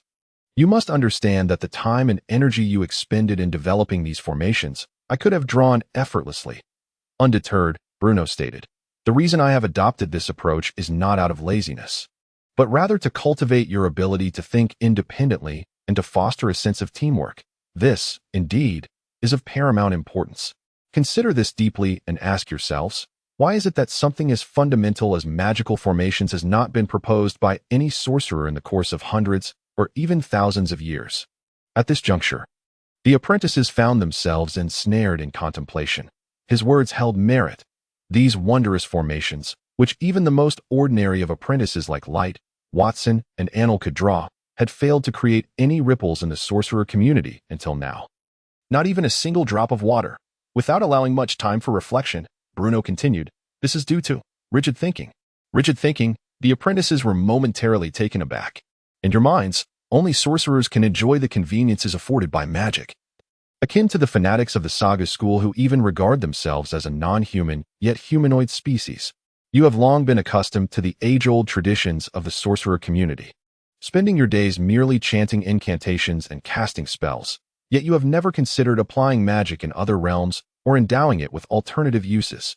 And this is precisely why I seek to nurture your capacity for independent thought. In my view, a person's life truly begins only when they learn to think. Reflect on this. Bruno concluded. Finally, silence enveloped the classroom, for what Bruno stated was an undeniable reality. The sorcerer community, with its millennia of tradition, had never witnessed a novel idea akin to magical formations, not even the simplest of them. Before Bruno's proposition, such concepts had never graced this world. The only semblance of a connection to magical formations was the magical seals frequently affixed to correspondence. The drawing of magical formations is not particularly difficult. One might even consider it simple. Yet the challenge lies in how to simplify the complex formations and maximize their efficacy. Before I forget. Bruno was about to take his leave when an idea struck him. He withdrew a thick tome from behind him. The apprentices focused intently on the cover, which bore the 4 grand characters, elementary mathematics. Contained within are merely the tip of the iceberg of my acquired knowledge over the years. As for this elementary mathematics, I shall leave it to you for self-study. Should you encounter any content that proves difficult to comprehend, feel free to write it on the blackboard, and I shall happily elucidate. What a farce. Bruno would never personally teach mathematics. That would require far too much mental exertion. Furthermore, the tome he presented to the apprentices had been meticulously stripped of answers and detailed explanations beforehand. Thus, when the apprentices faced challenges, Bruno could seamlessly showcase his foresight, maintaining his esteemed status as a master of magic. Chapter 125. The Great Lighthouse. While Bruno was expounding on the significance of independent thought to the apprentices, a throng of serfs had already gathered along the southern bank of the idle river estuary, eager to enlist for the construction of a new wonder. The scorching sun blazed down upon the land, drenching the foreheads and backs of the serfs in sweat. Yet this did nothing to dampen their enthusiasm for signing up to build a marvel. Indeed, after months of rest and development, the idle territory was poised to embark on the construction of another wonder. With the population of the idle territory steadily increasing and the 3-masted sailing vessels completed, Bruno finally possessed the requisite funds and manpower to create a new spectacle. Therefore, when word spread that the Count was to commence the construction of a wonder, the serfs of Idle were once again ablaze with excitement. This was due to the widespread acclaim of Bruno's lenient policies towards serfs, which had been meticulously promoted. Each construction of a wonder signified that a handful of industrious serfs would be liberated by their benevolent lord. This represented a significant leap from serfdom to civilian status. The liberated serfs would then face two choices. They could opt to receive a parcel of land generously provided by Count Bruno, thereby becoming free farmers residing in the Idle territory, or they could receive a house within the territory along with a financial guarantee from the Count, allowing them to continue laboring in production teams and earning significantly more than they had as serfs. While the treatment and policies towards serfs in the Idle territory may not be deemed harsh within the empire, they are certainly not exemplary. After all, the current Norman Empire could be characterized as an era of decline. The exploitation of serfs by noble families has reached unprecedented levels, with their standards for oppression steadily diminishing. Thus, while the Idle territory may not impose severe restrictions on serfs, their lives remain quite arduous. However, in comparison to other nobles, Bruno's treatment of serfs can be regarded as remarkably benevolent. Coupled with the halo of policies that liberate serfs, the Idle territory stands out distinctly. Through these measures, Bruno undoubtedly stirs within the serfs a fervent desire to transition to civilian life, thereby maximizing their labor efficiency. Through the construction of wonders and the liberation of serfs, the serfs found hope, and Bruno acquired a workforce that would never slack off. This is a classic win-win scenario. Although, beyond the construction of wonders, Bruno had also instituted regulations allowing for the acquisition of liberation through labor, such as road building and farming. The number of serfs eligible for liberation through these projects paled in comparison to those involved in the construction of wonders. Without wonders to build, these projects would indeed be appealing. However, once the news of the wonders' construction spread, the other options became inconsequential. Indeed, though the location for the wonders' construction had just been determined, the serfs were already impatiently lining up to enlist. However, this time, the wonder Bruno intended to build was not the Alhambra palace that previously stood alongside the Namur fortress. After completing the first task assigned by the wonder construction system, build the Hanging Gardens, Bruno was presented with two new wonders to construct, Namur Fortress and Alhambra Palace.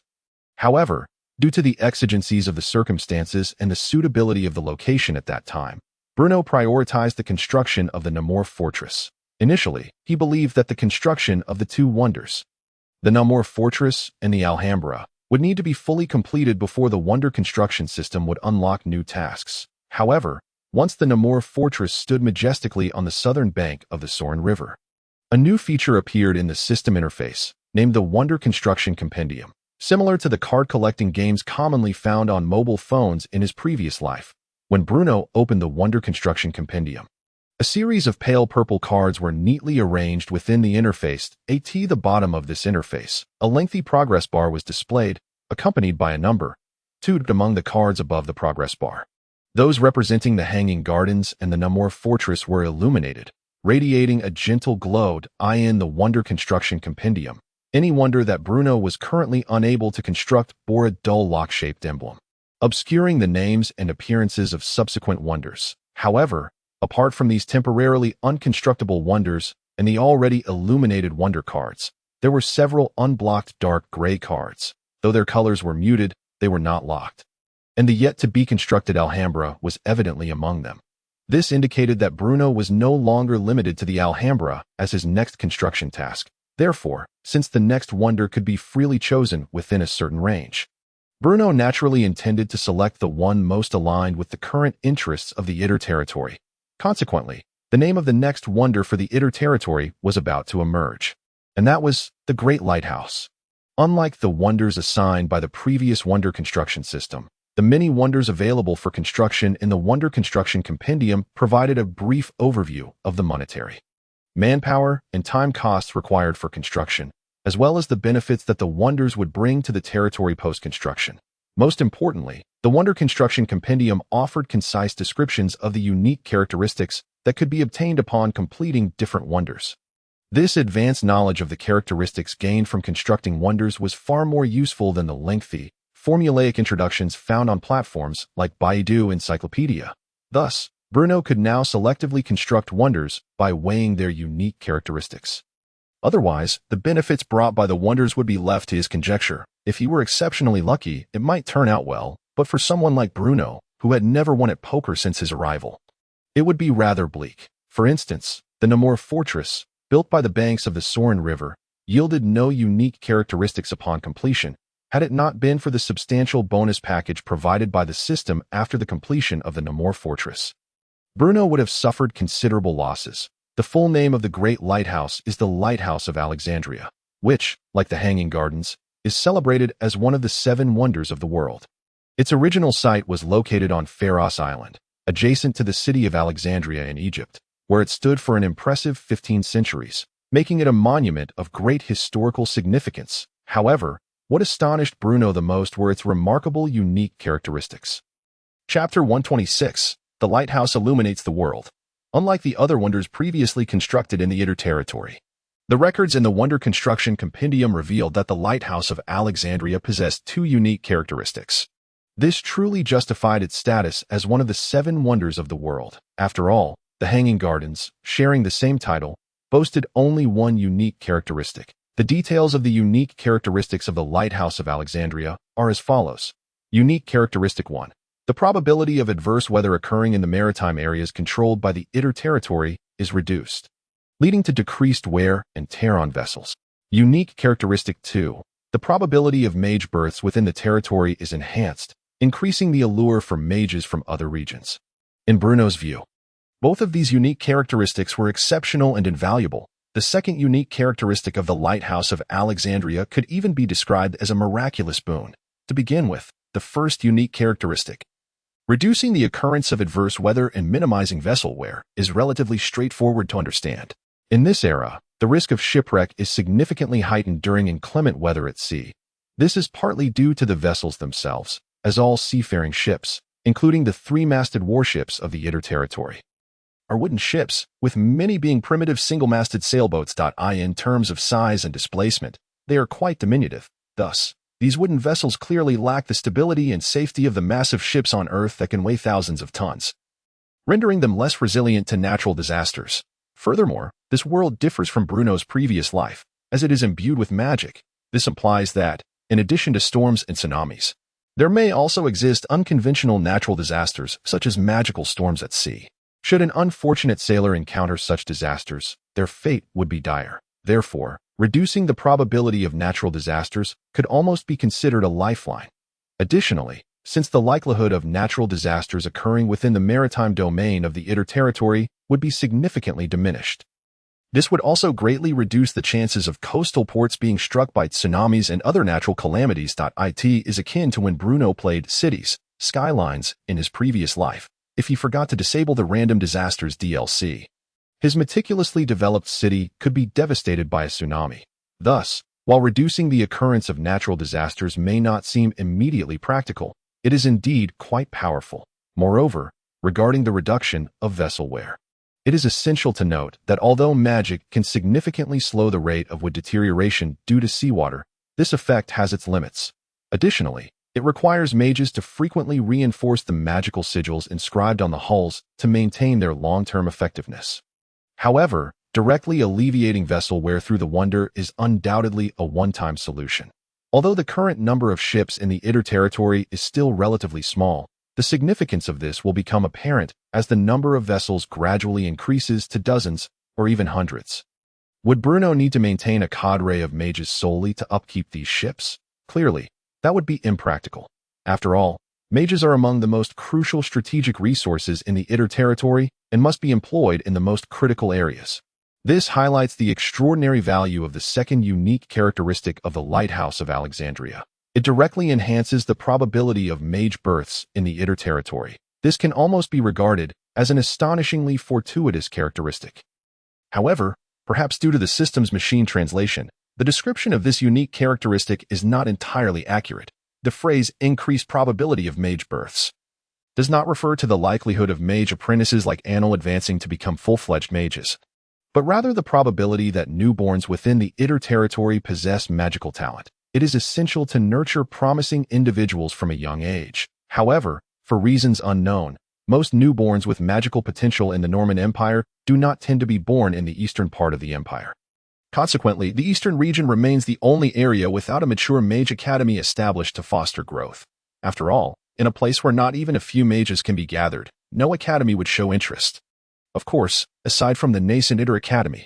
Therefore, although the unique characteristic of the Lighthouse of Alexandria may not yield immediate effects, there is still the characteristic that enhances the allure for mages as a safety net. Since there is no immediate way to increase the number of mages within the Inter Territory, attracting mages from elsewhere is an excellent alternative. After all, the current apprentices in the Inter Territory are not locally sourced. With two remarkable unique characteristics and the financial capability to undertake the construction of this wonder, the Lighthouse of Alexandria emerges as the optimal choice for the third wonder of the Inter Territory. After all, in Bruno's view, the Inter Territory, as a beacon of reform and innovation in this world, should illuminate the globe.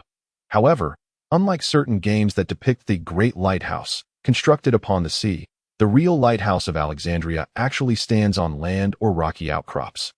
The earthly Lighthouse of Alexandria was erected on a rock located at the eastern tip of Pharos Island, while the Inter Territory's Lighthouse of Alexandria will rise along the coastline on the eastern side of the territory. To the south of the estuary of the Inter River lies a massive rock formation not far from the shore, which, according to the Wonder Construction System scanning, boasts a geographical compatibility of over 96% with the original construction site of the Great Lighthouse. Thus, this location has become the most ideal site for Bruno to construct the Lighthouse of Alexandria. The actual height of the Lighthouse of Alexandria is a matter of dispute, yet the construction system for wonders has provided blueprints designed with a height of 90 meters.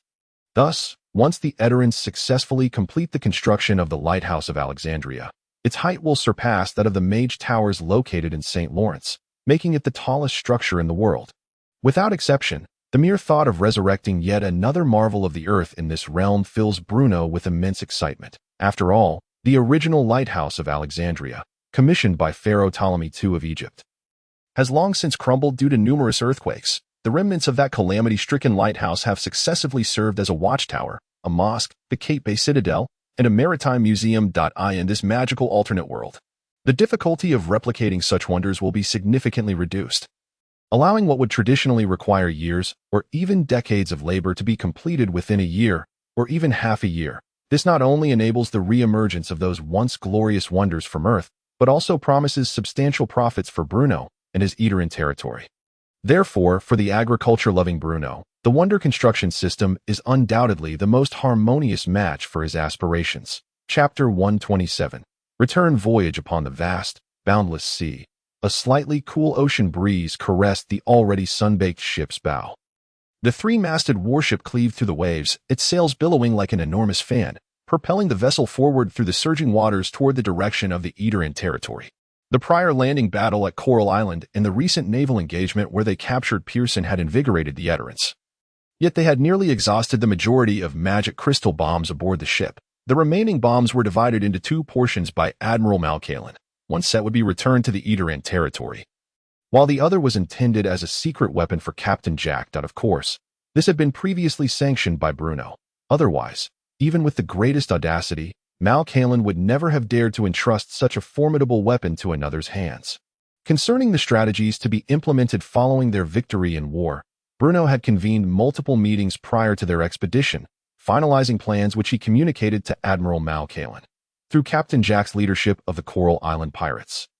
And by providing him with a degree of military support, we shall swiftly stabilize the existing influence of the Coral Island Pirates, laying the groundwork for the gradual annexation and erosion of other pirate factions residing in the waters of Basel. This encapsulates the control strategy the Eterans intend to execute in the Basel Sea. As this region, including Coral Island, is perilously close to the Kingdom of Basel. Consequently, if Bruno were to dispatch Eteryn naval soldiers for large-scale takeover and patrols, even under the banner of the Holy Army, it would not be a simple endeavor. For the Kingdom of Basel, should you engage in combat near my shores under the guise of the Holy Army, I might as well turn a blind eye. However, if you linger after the fighting has ceased, that would be rather excessive, though the Kingdom of Basel has historically placed little emphasis on maritime affairs, resulting in a naval force that is nearly non-existent. it remains a kingdom. At the very least, a few wooden sailing vessels could be mustered. Given that this war could be characterized as a swift resolution, the naval forces of the Kingdom of Basel had yet to receive any news or make any reactions. However, should the Eaterin ships linger here indefinitely, they are bound to eventually encounter the naval forces of the Kingdom of Basel. Bruno, who has consistently adhered to a philosophy of cautious development, does not wish to attract attention too soon.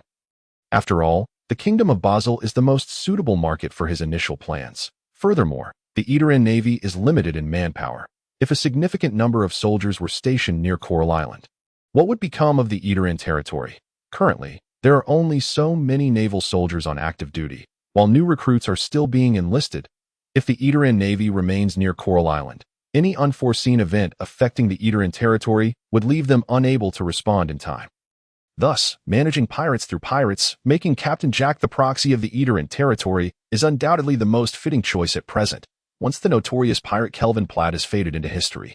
If Captain Jack wishes to smoothly take over the territories previously held by the Coral Island pirates, he must have some form of leverage. The pirate factions adjacent to the Coral Island pirates will undoubtedly seize upon this valuable opportunity. For those pirates, even if they cannot wholly absorb the Coral Island pirates in one fell swoop, they may still manage to snatch away a juicy morsel. The Eaterin territory is, without question, Captain Jack's greatest support.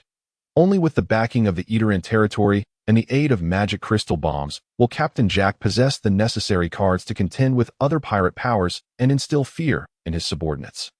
Unlike the brutal and ruthless Kelvin Platt, Captain Jack was merely one of many unremarkable pirate captains under his command. Moreover, as Captain Jack is but a refugee who fled from the Kingdom of Basel, he is inherently less experienced and respected than those captains who had long followed Kelvin Platt. This is precisely what Bruno desires, for it is only such a person who can realize that only by aligning with the Eaterin territory can he achieve the status and identity he yearns for.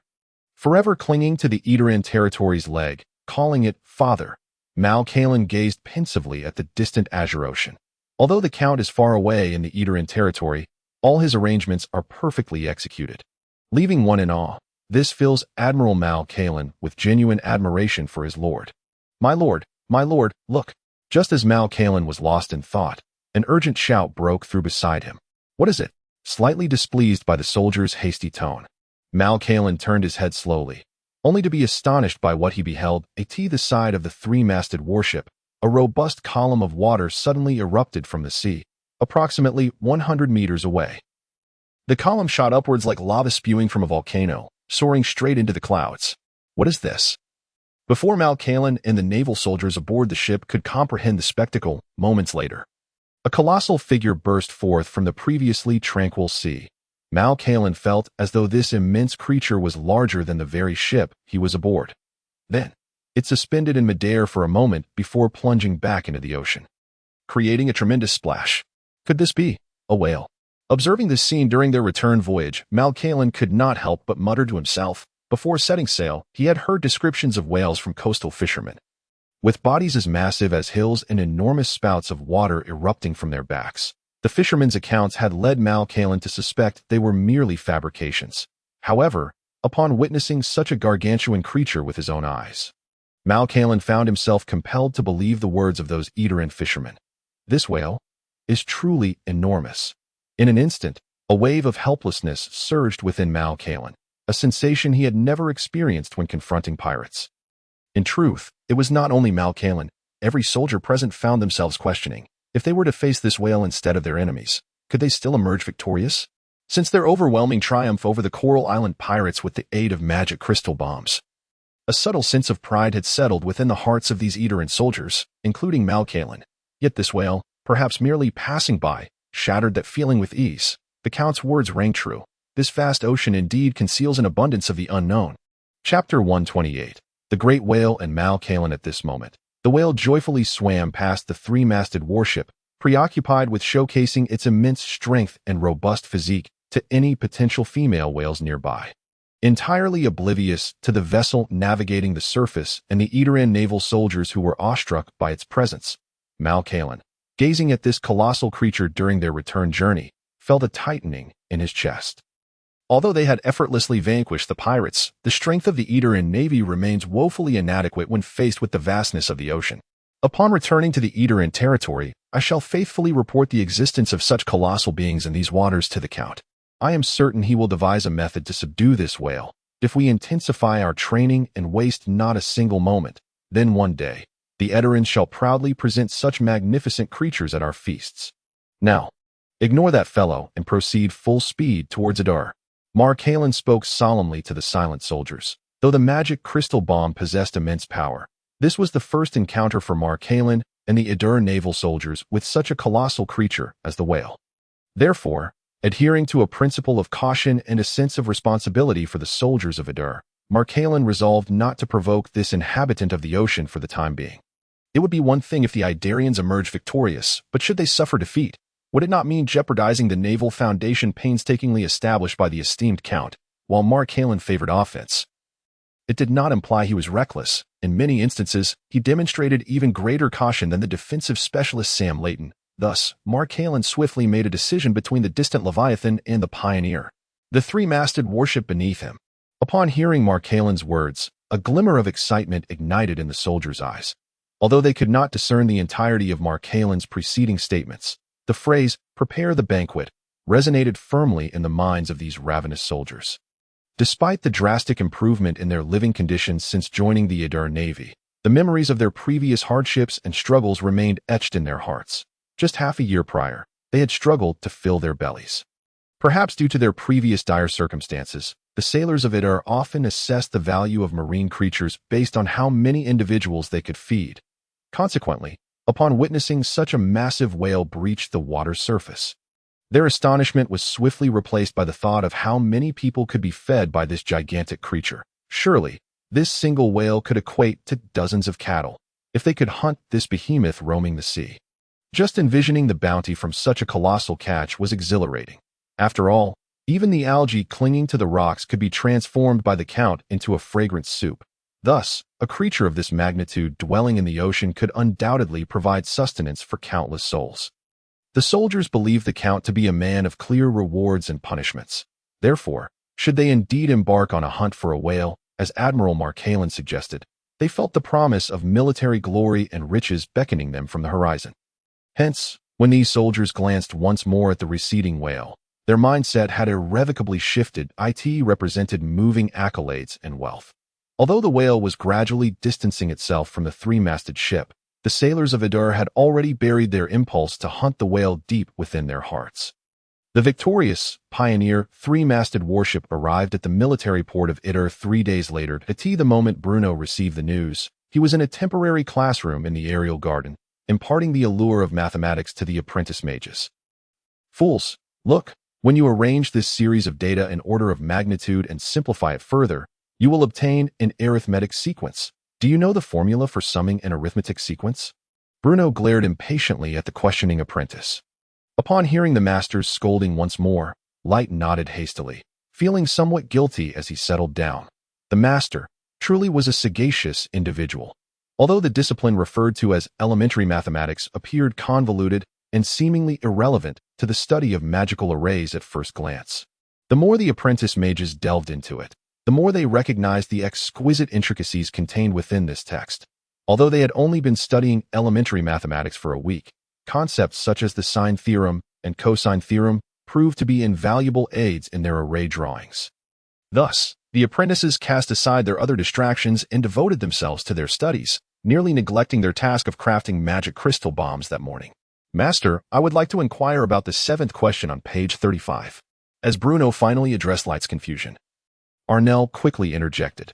Bruno nodded and flipped open the book to page 35, only for his expression to gradually stiffen. For the answer to the 7th question was simply one word: slight. Observing Bruno's change in demeanor, Arnell cautiously remarked, "Master." Crack. Bruno slammed the book on the lectern. "Such a simple question, and you dare tell me you cannot solve it?" Bruno exclaimed, exasperated. Well, do not offer me any nonsensical explanations. Light cannot grasp the arithmetic sequence because he lacks intelligence. Do you possess an even lower intellect? Arnell hastily shook his head. Hearing himself pointed out, Light quickly lifted his head, glanced around, and then promptly buried his face in his desk, feeling insulted to be unable to solve such a straightforward proof. I shall punish you to run 2 extra laps every morning. You may cease when you finally comprehend it. Bruno declared sternly. Oh, in truth, he merely wished to point out that none of the apprentices could solve that question. Why was misfortune solely befalling him? Crying. Just then, Lister knocked and entered. My lord, Marcalin and the Idur naval soldiers have returned. Returned? Bruno exclaimed with delight. Did they win or lose? Despite appearing confident and unconcerned on the surface regarding this expedition, Bruno's heart was in turmoil. After all, this was the Idur Navy's inaugural battle, although bolstered by the magic crystal bombs during a previous lifetime. Had not a certain power faced humiliation when invading an African nation with its formidable ships and modern weaponry? Thus, Bruno's heart was gripped by anxiety, fearing an unfavorable report. They won. Lister quickly replied. Who won? Bruno reiterated, seeking confirmation. You won, my lord. The Idur Navy triumphed. Lister exclaimed excitedly. Well done. It was only at that moment, upon hearing the affirmative answer from Lister, that Bruno finally exhaled in relief. Prepare the steeds.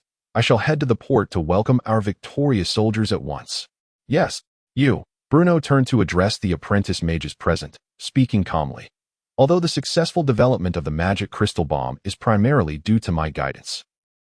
I, Bruno, have always been a man of clear rewards and punishments. I have observed the considerable time and effort you have devoted to the development of the magic crystal bomb, and thus, this victory in war undoubtedly bears your contributions as well. Therefore, you shall accompany me to the port to welcome them. Understood, master, the apprentice mages promptly agreed. However, Arnel shall remain here for now, as there is still a problem left unsolved, Bruno added with a smile. Upon hearing this, the previously elated Arnel had no choice but to sit back down in disappointment. Subsequently, after Bruno departed with the other apprentice mages, Arnel was left in the classroom to continue grappling with that challenging proof. It truly was difficult. Even as Arnel racked his brain, he could not conceive of any further methods to solve the problem. Just then, it seemed as if a hand had patted his shoulder. And upon turning, he discovered it was Lister, who had earlier gone to prepare horses for Bruno. Arnel, have you perceived the Count's deeper intentions? What? Deeper intentions? Arnel asked, somewhat puzzled. Do you not recall what the Count mentioned in the first lesson? Independent. Thinking? Arnel queried uncertainly. Precisely. Among these apprentice mages, the individual the Count values most is you. Otherwise, why would he provide detailed answers to the questions posed by others, but not explain yours? This is because the Count aims to cultivate your habit of independent thought. Lister spoke earnestly. Is that so? Arnel exclaimed in enlightenment. Therefore, you must not disappoint the Count's earnest efforts. Rest assured, I, Arnel, shall not let the Count down. I will strive diligently to study and think independently. Arnel declared resolutely. That is good. I shall take my leave now. Take care. Arnel responded absent-mindedly, and then, when he again turned his gaze to that question on page 35 of the elementary mathematics textbook, he felt an invigorating surge of confidence and motivation. After all, he was the individual most valued by the Count. On the way to the port, Lister struggled to catch up with the already mounted Bruno and the 9 apprentice mages riding their 9 donkeys following behind him. Indeed, although the apprentice mages were compelled by Bruno's fervent insistence to engage in physical training and horsemanship each morning, they remained ensnared by the allure of donkeys, merely transitioning from riding in donkey carts to riding donkeys themselves. However, this could be considered a modest achievement. Have you relayed everything I told you to Anil? Bruno inquired of List. I have. Anil promptly responded. What did he say? He assured me that he would not disappoint the expectations of the Count. He will strive diligently and think independently. Upon hearing this, Bruno nodded in satisfaction. After all, if such words were perpetually issued from his own lips, their motivating effect would diminish over time, as everyone would grow accustomed to them. Yet, if conveyed indirectly through someone close, such as List, their impact would undoubtedly be much greater. Well done. Bruno commended. You truly are one of my most valued individuals. List, although merely a little over 2 weeks had passed. Upon his return to the Idur territory, Mal Kalin perceived the transformations taking place within. Along the southern bank of the estuary of the Idur River, numerous temporary tents had been erected, with throngs of commoners and serfs bustling in and out. What has transpired? Mal Kalin's aide murmured. It must be that the Count intends to construct another marvel. Mal Kalin speculated. The scale of the encampment near the estuary could accommodate thousands, suggesting that only the endeavor of erecting a wonder would mobilize such a multitude of laborers. A marvel, given its coastal location. Could it be intended for our navy? The aide exclaimed with delight. After all, the Count had already built a fortress for the standing army of Adur, which had certainly piqued the interest of the Adur navy. Perhaps. Mal Kalin finally allowed a hint of a smile to grace his features. The Count has arrived. At that moment, a soldier called out, and Mal Kalin beheld Bruno dismounting, followed closely by the apprentice mages alighting from their donkeys.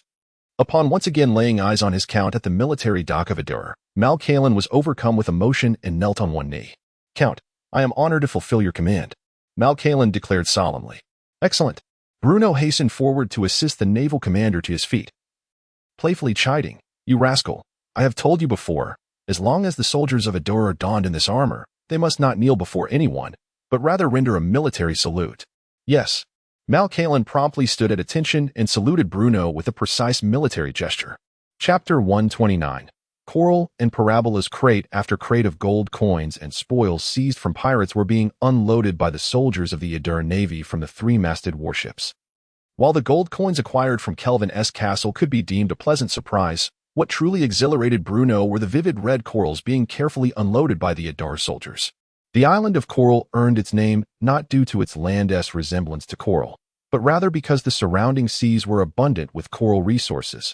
Moreover, the corals flourishing around the island were predominantly of the gemstone variety, exuding a striking crimson hue.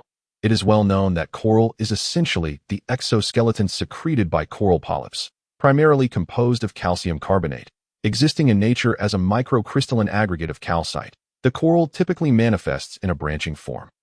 Adorned with longitudinal stripes, its colors vibrant and beautiful, rivaling the rarest of terrestrial flora. Furthermore, as corals thrive beneath the waves, their acquisition poses a greater challenge compared to terrestrial flowers, thus naturally becoming the favored adornment of the nobility in this era. Coral pendants, bracelets, and necklaces crafted from coral have always been sought after by the aristocrats of the continent. The Norman nobility's passion for coral jewelry can be traced back over a century, as they commonly believed that the vivid red coral symbolized the dispelling of evil and the prevention of calamities, while wearing such ornaments was said to possess hemostatic and heat-dissipating properties. Hence, among the myriad corals, those displaying shades of red, pink, and orange are typically regarded as gemstone-grade corals, commanding a market value significantly higher than ordinary coral. Consequently, the gemstone-grade coral has been dubbed red gold by the Normans. Of course, the highly coveted and expensive corals are not solely limited to those that exhibit red hues. Black coral, white coral, and even the exceedingly rare blue coral are often cherished by the nobility. Ultimately, the varying colors of coral are intricately linked to the trace elements absorbed from seawater during their growth. For instance, if corals absorb a substantial amount of iron during their development, they usually present a red hue. If they predominantly absorb iron, yet also a small quantity of magnesium, they manifest a pink or pale white luster. And if they absorb magnesium without excessive impurities, they may appear white. Pure white corals harvested from the deep sea are regarded by many as the finest among corals. Their worth rivaling that of typical gemstone-grade corals that in the Norman Empire. The western seas serve as the primary coral harvesting grounds. Although the waters near Adur contain some coral resources, the corals growing along the eastern coast of the Norman Empire, including those in Adur, are generally of inferior quality, marred by natural blemishes such as wormholes, cracks, and chicken foot marks, rendering them virtually worthless. However, the corals harvested from the vicinity of Coral Island are exceptionally precious. For instance, the piece of vivid red coral being delicately transported ashore by the soldiers represents the most coveted bull's blood red, signifying unparalleled elegance and opulence. Thus, in comparison to these seized corals, the other spoils appeared rather drab. Moreover, with Captain Jack successfully seizing control of Coral Island with the support of Adur, such exquisite corals would only proliferate. This heralds a new source of wealth for Adur, as the soldiers busily transported the spoils. The naval commander Mal Kalin, under Bruno's personal welcome, arrived at the aerial garden to report on the events of the recent conflict. The intelligence regarding the pirates of Coral Island provided by Captain Jack has been immensely beneficial by ambushing the pirates along their navigational routes. The Adur Navy successfully captured the pirate captain, Fast Pierston, who orchestrated the raid on the saltworks. Fast Pierston, he is the mastermind behind the saltworks attack. Indeed, I have already ordered the soldiers to escort him to Adur.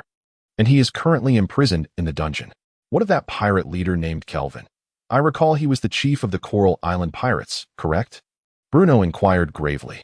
He is dead. Callan responded rather unsteadily. This was due to the directive Bruno had issued prior to the expedition, instructing him to escort the pirate leader Kelvin Plato to Idar for trial. Yet, who could have anticipated that the scoundrel would meet his demise from a magic crystal bomb? Dead, before we landed on Coral Island. We first employed magic crystal bombs to conduct extensive bombardment of the structures on the island, and then Kelvin was killed by the magic crystal bomb, Callan hurriedly explained. Upon hearing this, Bruno nodded. The chaos of battle was ever-changing. And if Kelvin Plato had simply run afoul of fate, it was an unfortunate circumstance. Wait, Bruno suddenly realized something. What did he mean by conducting extensive bombardment with magic crystal bombs? Those were the very magic crystal bombs that several apprentice mages had tirelessly labored to create. Could they not have been used more sparingly? Did you just say you conducted extensive bombardment with magic crystal bombs? Indeed, Callan, oblivious to the change in Bruno's expression, continued to expound on the course of the conflict. After the Idar Navy soldiers eliminated the pirates under Piers Tun's command. Following a brief respite, I ordered the soldiers to commandeer the recently captured pirate ships and, under the cover of night, sail towards Coral Island, swiftly seizing control of the pirate port located at the southern tip of the island. Therefore, I thought, since the pirates had become proverbial fish in a barrel, why not use magic crystal bombs to dampen their spirit, thereby reducing casualties among our soldiers? Hence, I instructed the soldiers to operate catapults for a large-scale indiscriminate bombardment. Bruno's lips twitched in irritation. Just to quell the pirates' morale, you resorted to bombarding them. Why had he never realized before that you were such a profligate? Harlan continued. What took us by surprise was that Kelvin Plato was directly killed by a magic crystal bomb thrown by the soldiers. Subsequently, the battle turned overwhelmingly in our favor, and we successfully occupied Coral Island, capturing nearly 100 pirates. Well done. Moreover, in this battle, how many magic crystal bombs did you expend? At this moment, Bruno still harbored a glimmer of hope. Perhaps the so-called large-scale bombardment that Harlan spoke of was merely to embellish their prowess. And it was possible that only a small fraction of the bombs had been used. Approximately 2/3, I suppose. The remaining bombs were, per your instructions, reserved for Captain Jack to intimidate the pirates of Coral Island, while the rest were brought back. What does only 2/3 mean? The once hopeful Bruno now wore a smile that was more painful than tears, although the consumption of magic crystal bombs exceeded Bruno's expectations. He could not condemn this, for the tides of battle shift rapidly. Since Bruno had granted Harlan the authority to lead the troops, everything that transpired during the war would follow Harlan's strategies and thoughts. Furthermore, Harlan's actions aimed to minimize soldier casualties. Thus, while it stung, Bruno realized that if he had been in command, he might have made the same decision. The aftermath of the battle was largely conducted as per your directives. With the support of magic crystal bombs and the Idar territory, I believe Captain Jack will soon stabilize the pirates of Coral Island and enable Idar to control the waters around Coral Island, monitoring all that occurs in the Basel waters. However, on our way back to Idar, we encountered a giant whale. A giant whale? Yes, the kind of enormous whale that fishermen speak of, capable of spouting powerful jets of water. If there are no impending war tasks, I personally hope to allow the soldiers to attempt hunting the giant whale, for its sheer size indicates that capturing it will not be an easy feat, thereby providing an opportunity for soldiers to practice coordination. Upon hearing Harlan's suggestion, Bruno nodded slightly. Whales can indeed be considered treasures from head to tail. Their massive bodies not only provide ample whale meat but also yield whale oil and other related products. Whale meat constitutes about half of the whale's weight and, aside from serving as fodder or fertilizer, can be processed for human consumption, being rich in protein and highly nutritious. Additionally, the oil contained within whales can be used to produce soap and refined lubricants, as well as for candle making. Most importantly, from a blue whale weighing around 120 tons, one can extract over 40 tons of oil. To acquire a comparable amount of oil from other animals would require thousands of fully grown pigs. Of course, aside from these basic uses, if a sperm whale were hunted and found to be suffering from digestive issues, the waste extracted from its gastrointestinal tract could be transformed into a high-grade spice known as ambergris in the previous era. This substance, when freshly obtained from the whale, appears as a deep gray waxy material, emitting an unbearable odor. However, upon drying, it takes on an amber-like hue. When ignited, it burns with a faint blue flame, exuding a delightful fragrance. Whale skin is supple, covered with a slight fuzz, and can be fashioned into clothing and bags. Whale fins can be utilized for making umbrellas. Whale ovaries serve as a potent medicine. Whale feces and bone meal can be converted into fertilizer. Moreover, whale bones, baleen, and liver also have significant uses, making the potential benefits of hunting a whale for the Adar territory immensely substantial. I will consider the matter of whale hunting. However, returning to the recent battle. How did the magic crystal bombs perform? Or rather, were there any shortcomings in the first batch of magic crystal bombs? The power of the magic crystal bombs is extremely formidable, even surprisingly effective. The only drawback is that when using a catapult to launch them, the hit rate is somewhat low. Typically, at sea, out of 10 bombs thrown, only 2 or 3 inflict effective damage on the target. What? Upon hearing Mark Harlan's words, Bruno leaped up from his seat. Did you just say that out of 10 bombs thrown, only 2 or 3 can harm the enemy? Bruno confirmed once more. Indeed, Mark Harlan responded, somewhat lacking in confidence. The fact that only 1 or 2 out of 10 magic crystal bombs could effectively damage a target implied a significant waste due to poor accuracy. Wastefulness is shameful at any time, especially when it involves the precious and potent magic crystal bombs. How did the soldiers aim? Bruno suddenly inquired. Mark Harlan was clearly taken aback by Bruno's question and, without much thought, replied, naturally, they estimate the distance to the enemy's warship and then project based on their training experience. Upon hearing Mark Harlan's explanation, Bruno suddenly realized. Indeed, he had been so focused on urging the mage apprentices to study basic mathematics that he had overlooked the soldiers operating the catapults. Those soldiers need not delve deeply into their studies. A basic understanding of functions and parabolas might significantly enhance the hit rate of the magic crystal bombs. Clearing his throat, Bruno addressed Mark Harlan. Gather all the naval soldiers responsible for operating the catapults in Adar. I intend to conduct concentrated training for them in the coming days. They must quickly learn the principles of parabolas to improve the accuracy of the magic crystal bombs. Parabola. Upon hearing yet another new term from Bruno, Mark Harlan looked utterly bewildered. This is a concept that can enhance the hit rate of the magic crystal bombs. Bruno explained. Chapter 130. Observations of the Adar Territory Valley. Harlan was filled with curiosity regarding the Adar Territory before him. In truth, from the moment he boarded the 3-masted warship at Coral Island, he had been captivated by everything unfolding before his eyes. A noble from the Basel Kingdom and a former pirate captive, Valley Harlan was acutely aware of the formidable strength possessed by the pirates who had long ravaged the seas of the Basel territory.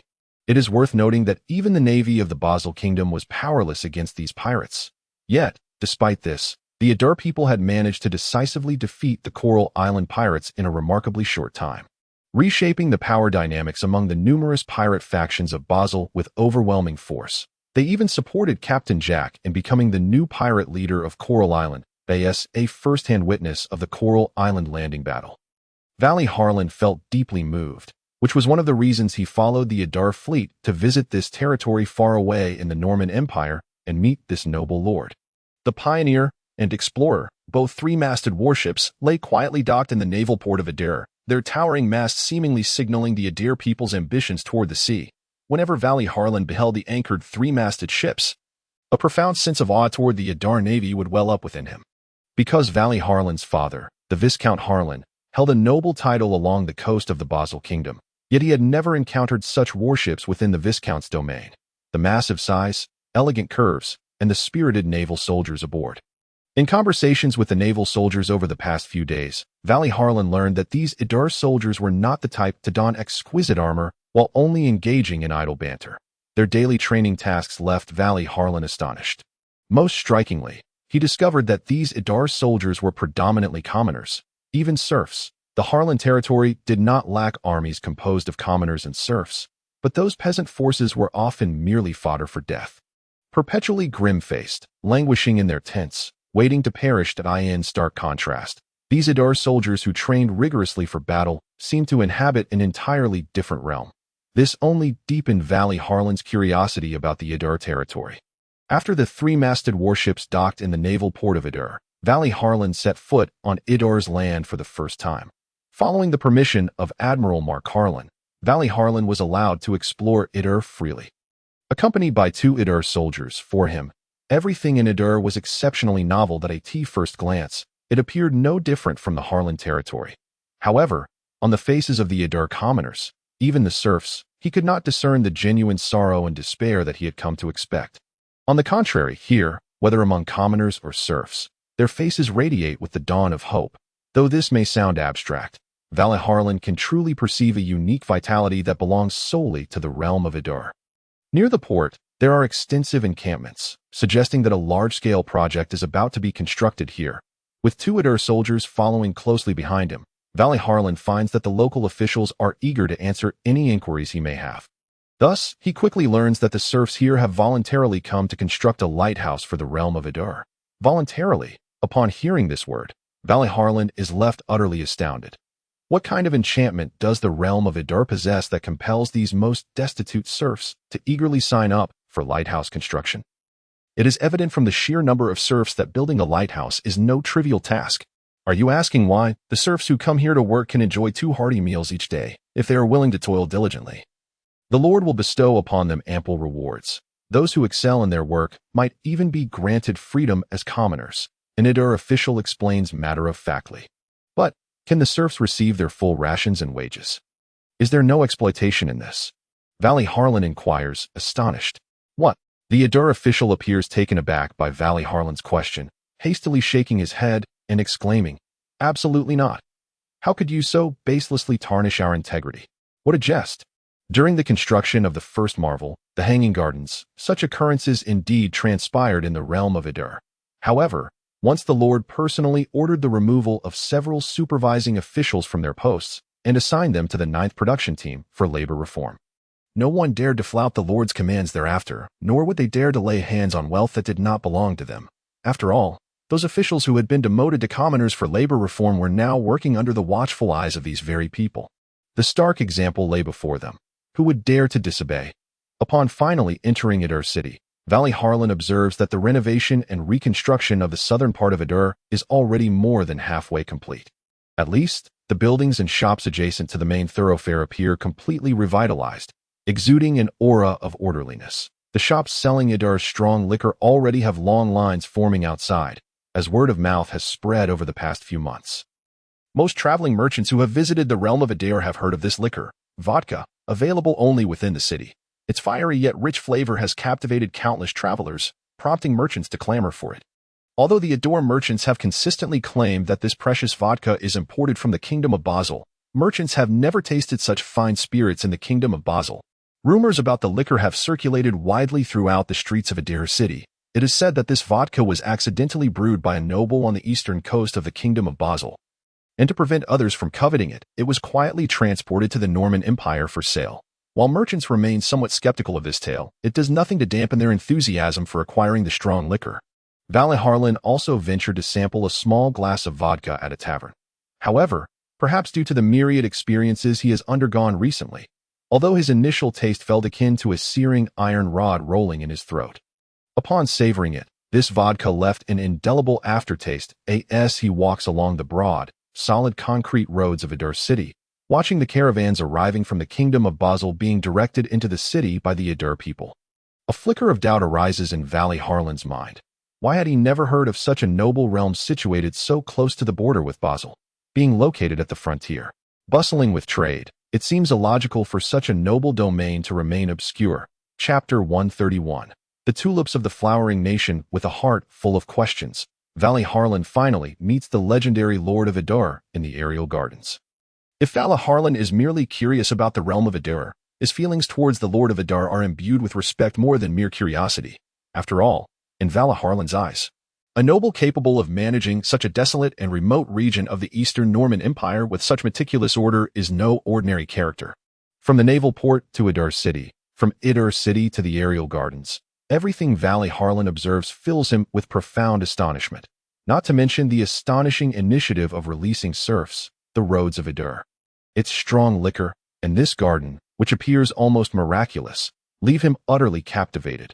Guided by the Ruhr royal guards through archways and ascending staircases, when Valle Harlan finally stands before the young Lord of Ruhr, he feels as if his eyes might pop from their sockets in disbelief. Young, remarkably young, and strikingly handsome. This is Vala Harlan's first impression of Bruno. He can scarcely fathom that this young lord, perhaps only slightly older than himself, is capable of managing his domain with such meticulous precision. No, it seems inadequate to merely describe what he has seen in Idr as orderly. In Vala Harlan's view, the realm of Idr is nothing short of a miracle. Although this miracle is still in its nascent stage, the future of Idr holds boundless possibilities. Esteemed Lord of Idr, Vala Harlan bows respectfully to Bruno. Though he is the son of a viscount from the kingdom of Basel, a noble in his own right, he is merely the son of a viscount. In contrast, the young man before him is a bona fide count, and one with formidable military prowess at that. It is likely that even the nobles of the Norman Empire are unaware of the true strength of this Idr count. When the Coral Island landing battle erupted, Vala Harlan was imprisoned in a pirate's dungeon, yet the series of explosions reverberating from above still sent shivers down his spine, for in his understanding, no weapon in this world possesses such overwhelming power. While some powerful mages can unleash similarly potent spells, none have demonstrated the capacity to create explosions with such persistence. Thus, the truth is singular. The Idr people possess formidable weapons capable of effortlessly causing explosions. To this day, Vala Harlan vividly remembers the scene he encountered upon leaving the dungeon. Ruins and devastation lay before him, with Idr soldiers scouring the wreckage of Coral Island for surviving pirates and collecting their spoils. The Coral Island pirates, what kind of formidable enemy have they provoked? You are Vala Harlan, a noble from Basel. Bruno appraises the young man before him with a smile. Malkalin had already reported Vala Harlan's situation in detail to Bruno. Otherwise, without Bruno's permission, how could Vala Harlan traverse the realm of Idr unimpeded? Yes, Vala Harlan replies with measured humility. You are quite astute, aware of your desire to visit the realm of Idr. Bruno remarks suddenly. Indeed, even if Vala Harlan had not expressed his desire to Malkalin to visit Bruno, it is likely that the Idr soldiers would have invited him back once they realized his intentions. This is because, during the assault on Coral Island, the Idr forces employed a substantial number of magic crystal bombs. Therefore, as a witness to this war, Vala Harlan undoubtedly witnessed the immense power of the magic crystal bombs and is aware that the Idr people possess such formidable weaponry. Naturally, having seen the devastating power of the magic crystal bombs, Vala Harlan must be brought to the realm of Idr for Bruno's assessment. After all, although the existence of the magic crystal bombs is no longer a secret among Idr's navy, only a select few are privy to this knowledge. Thus, until Bruno decides the next course of action for the realm of Idr, it is prudent to keep the information regarding the magic crystal bombs under wraps. As for how long this secrecy can be maintained, that is beyond Bruno's control. My lord, everything in the realm of Idr is astonishing, Vala Harlan sincerely praises. If that is the case, then stay here from now on. Bruno responds to Harlan's words. Vala Harlan, gulp, could it be that this lord has not discerned that his words were merely pleasantries exchanged among nobles? Although Vala Harlan had anticipated such an outcome, it is still rather direct. I do this for your own good, Bruno continues. After all, for you at this moment, the realm of Idr is likely the safest place to be. Even if Vala Harlan did not speak, the pirates captured by the soldiers of Idr had long divulged the reasons for Vala Harlan's abduction, which were nothing more than the typical disputes over inheritance rights among nobles. Aware that Bruno was already well acquainted with his background, Vala Harlan ceased to conceal his intentions. My lord Count, if you could assist me in obtaining a title, henceforth, the Harlan territory shall follow your lead. Previously, Vala Harlan had not harbored particularly strong aspirations for his father's title of Viscount, but after being imprisoned by those fearsome pirates, his perspective began to shift. Only by securing the Viscountcy of Harlan could he hope to ensure his own safety. Otherwise, given the character of his dear brothers, his future appeared bleak. Thus, he resolved to fight for it. In Vala Harlan's view, if he could garner the support of this young count, his chances of obtaining a title would significantly increase. After all, his father had always favored him. What he lacked was merely power and strength. If he could hire soldiers from the Idr territory to bolster his position, the Viscountcy would be within his grasp. Moreover, the count before him was certainly not one to settle for the status quo. Otherwise, who would take the time to venture into the kingdom of Basel to slay pirates and support his confidants? Although Vala Harlan was unaware of the count's true intentions, he recognized that with the backing of the Coral Island pirates at sea and the support of the Harlan territory on land, The benefits for Bruno would be immense. Consequently, Valley Harlan felt a degree of confidence in the terms he had proposed. Very well. Indeed, as Valley Harlan anticipated, Bruno readily acquiesced without much contemplation. However, if you wish for my assistance in obtaining a title, you must first prove your abilities to me. Otherwise, how can I be certain this will not be a losing venture? Bruno's tone shifted, growing serious. Please, go ahead. As long as it is within my capabilities. I shall do my utmost, Valley Harlan responded hastily. Observing the youthful and innocent visage of Valley Harlan, Bruno finally smiled and said, "Help me plant flowers." What? Valley Harlan rubbed his ears, feeling as though he had misheard. You heard correctly. Help me plant flowers. Bruno affirmed, adopting a serious demeanor. I can allocate a group of serfs for your use. The moment you cultivate 10,000 acres of tulips in the Adar territory, that is when I shall assist you in obtaining the viscountcy. Chapter 132. Tulips equivalent to gold in his 17 years of life. Having surveyed the histories of various nations across the continent, Valley Harlan had encountered countless implausible justifications for war, heard of many sordid noble scandals, and witnessed numerous outrageous demands. Yet, amidst all this, Bruno's request still left him momentarily speechless. He had never before encountered such a preposterous proposition, the notion that the cultivation of 10,000 acres of tulips would equate to assistance in securing a viscountcy. Valley Harlan scrutinized the count before him, desperately seeking any hint of jest on Bruno's face. Prior to Bruno's proposal, Valley Harlan had envisioned numerous possibilities, such as demanding exorbitant sums of money after supporting him to become a viscount, or allowing Adar's warships and merchant vessels to dock in the ports, or perhaps compelling him to perform some humiliating act that would leave him vulnerable. However, when the condition of planting 10,000 acres of tulips sprang forth from the Count's lips, Valley Harlan found himself engulfed in confusion. Who am I? Where am I? What am I doing? Valley Harlan's mind raced as he endeavored to connect the cultivation of tulips with the assistance in obtaining a title. Yet, he was met with futility. There was simply no correlation between the two. They were entirely independent events.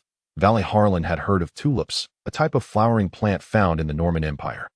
Although the cultivation of tulips was not widespread and their numbers were relatively few, they had long been favored as ornamental plants among the nobility. The flowers were robust and upright, their leaves elegantly beautiful, exuding a subtle fragrance. Nearly every noble lord in the Norman Empire would have a few tulips adorning their gardens. However, despite the tulips' popularity among the aristocracy, this did not imply that their prices were exorbitant. Unlike sugar or coral necklaces, tulips could neither satisfy the nobles' appetites nor enhance the grandeur of noble women. Most nobles simply preferred not to see their gardens appear barren, thus casually adding a few tulips. Furthermore, there were many more splendid and precious flowers than tulips, so, despite their scarcity, few chose to cultivate them specifically. Yet, here was this count, boldly demanding that he cultivate 10,000 acres of tulips. When did the act of planting flowers become synonymous with acquiring a title? Before Valley Harlan could utter a word, Bruno jovially draped an arm around Harlan's shoulder and enthusiastically began to outline his plans. Tulips are a marvelous thing. Just think, why do I choose to plant tulips over any other flower? Indeed. Why? Valley Harlan inquired. Bruno pointed towards the flower bed by the window, where a few blooming tulips were planted, and remarked, "Come, let me enlighten you. These tulips, you see, possess more than just the common colors we see today. Most of the tulips available in the market are merely red and yellow. The usual hues. True, but do you know the language of flowers? The language of flowers." Valley Harlan blinked, somewhat bewildered. Although the nobility of this era had begun to cultivate gardens filled with exotic blooms, the concept of flower language had yet to emerge. You see, this is where tulips stand apart.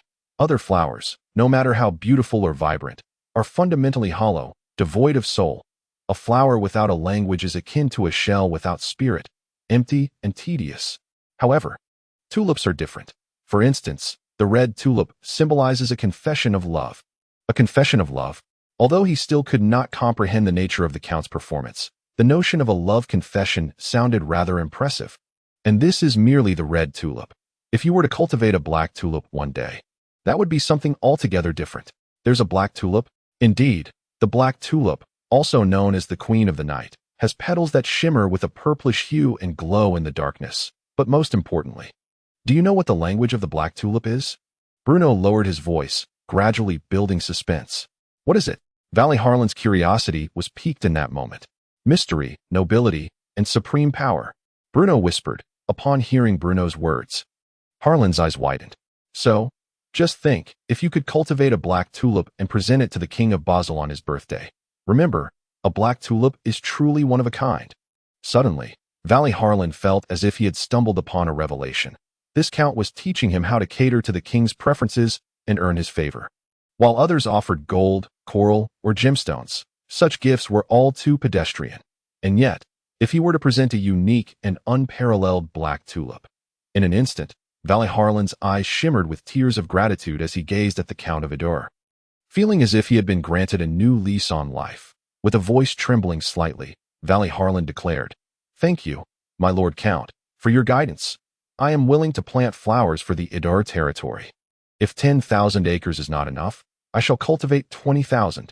Bruno appeared momentarily taken aback, but nodded in agreement, saying, "I have already spoken to Shabi. You may go to him to request the necessary manpower." "Thank you, my Lord Count," Valley Harlan exclaimed, bowing enthusiastically before dashing out with fervor. Sitting in his chair, Bruno pondered for a moment and muttered to himself, "I haven't finished my statement, and besides, when did I ever give him advice?" Thus, Bruno had to reorganize the thoughts he had initially intended to convey. Presenting the black tulip to the King of Basel, and then, the attending nobles will witness their king laughing heartily because of a single tulip. At that point, the tulips from Ruhr will become in high demand, their prices soaring, and fortunes amassed. Wealth can indeed persuade even the most stubborn of souls, with a substantial hoard of gold coins. Only then does Ruhr's nobility show a genuine interest in assisting you in securing a title. Chapter 133.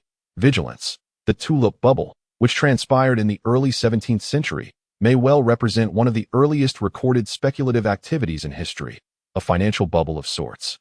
Although as early as 1608, a Frenchman exchanged jewels valued at 30,000 livres for a single tulip bulb, this pales in comparison to the immense bubble that emerged in the Netherlands.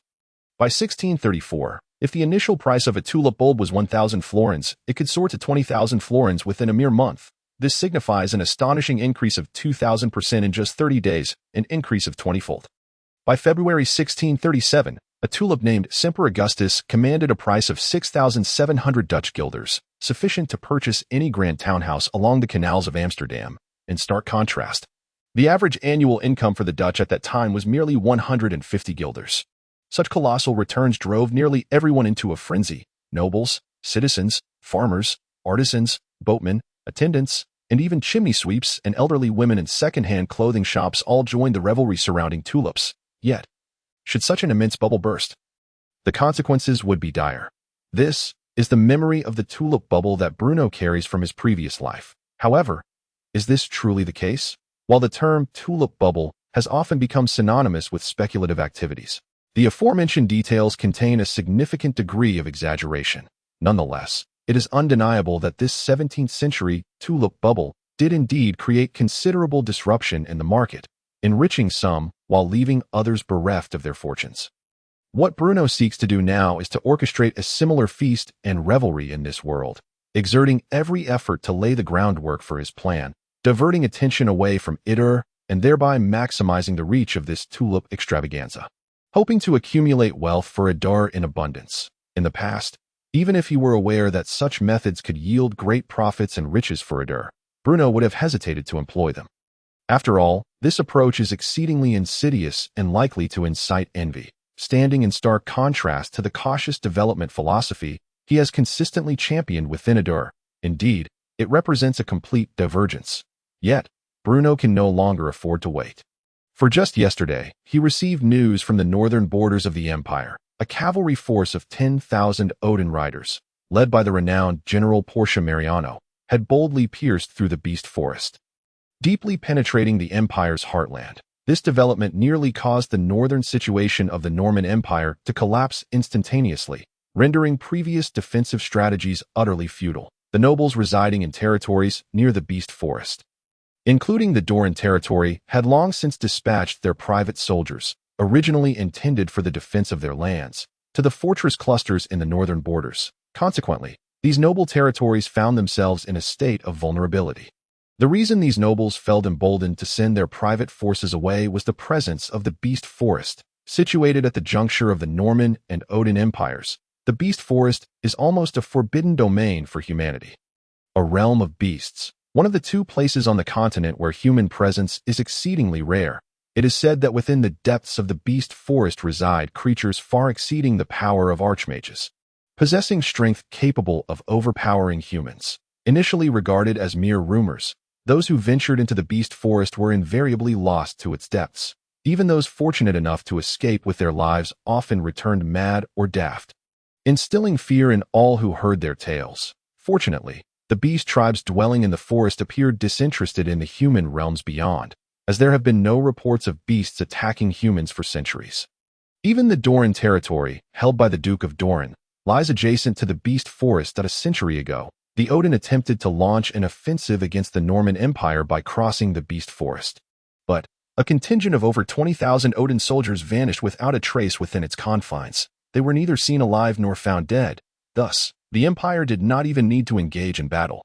They effectively accomplished the task of depleting their population and conserving resources. Consequently, the Norman Empire had come to regard the Beast Forest as a natural barrier against the Odin. Yet this time, the Odin cavalry seemed to treat the Beast Forest with utter disregard, traversing it freely, raising suspicions of an insidious plot long in the making. Why could the Odin cavalry navigate the Beast Forest with such ease? This question lingered in the minds of all noble lords, including Bruno, who were privy to the developments of the northern conflict. However, since the Odin have shattered the existing northern defenses and their passage through the Beast Forest has become an established fact, the Norman Empire's focus on why is now too late. What they ought to concentrate on is what to do next. For under the relentless onslaught of the Odin, not only has vast swathes of Norman territory fallen into their hands, but the noble class of the Norman Empire has also suffered grievously. Those like Duke Doran, who had relocated to St. Lawrence early on, fared relatively well, while others, such as earls and viscounts who reacted more slowly, have nearly all become captives for future negotiations with the Odin. As for those of lower rank, such as barons and knights, they have all become victims of the Odin's blades. Even the soldiers who surrendered in the northern fortresses were ruthlessly slaughtered by the Odin.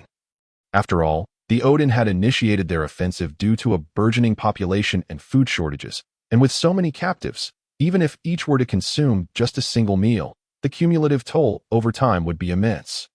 Moreover, the supplies sent by the northern nobles to the front lines had barely been utilized before falling into the hands of the Odin, leaving even the need for scavenging behind. Nonetheless, even if the conflict in the northern borders were to continue to escalate, it would still take a year or more for it to reach Idar. After all, Idar and its surrounding eastern territories of the empire are widely recognized as wild and untamed lands. Who would willingly expend effort to attack the east? Furthermore, the weak carcass of a once mighty steed still surpasses a mere horse, although the Odin's current offensive is formidable. Should it come to a contest of population and resources with the Norman Empire, they would still be considerably outmatched. Thus, even as the situation in the northern borders deteriorates, it is of little consequence to Idar. However, what truly astonishes Bruno and gradually heightens his vigilance is the reaction of His Majesty, the Emperor of St. Lawrence. When the Empire's most elite soldiers were swiftly mobilized by St. Lawrence, they did not rush to aid the north. Instead, they began to assemble in the central regions of the Empire, evoking a sense of watching the struggle unfold from a distance. This, above all, is what raises Bruno's alarm. Furthermore,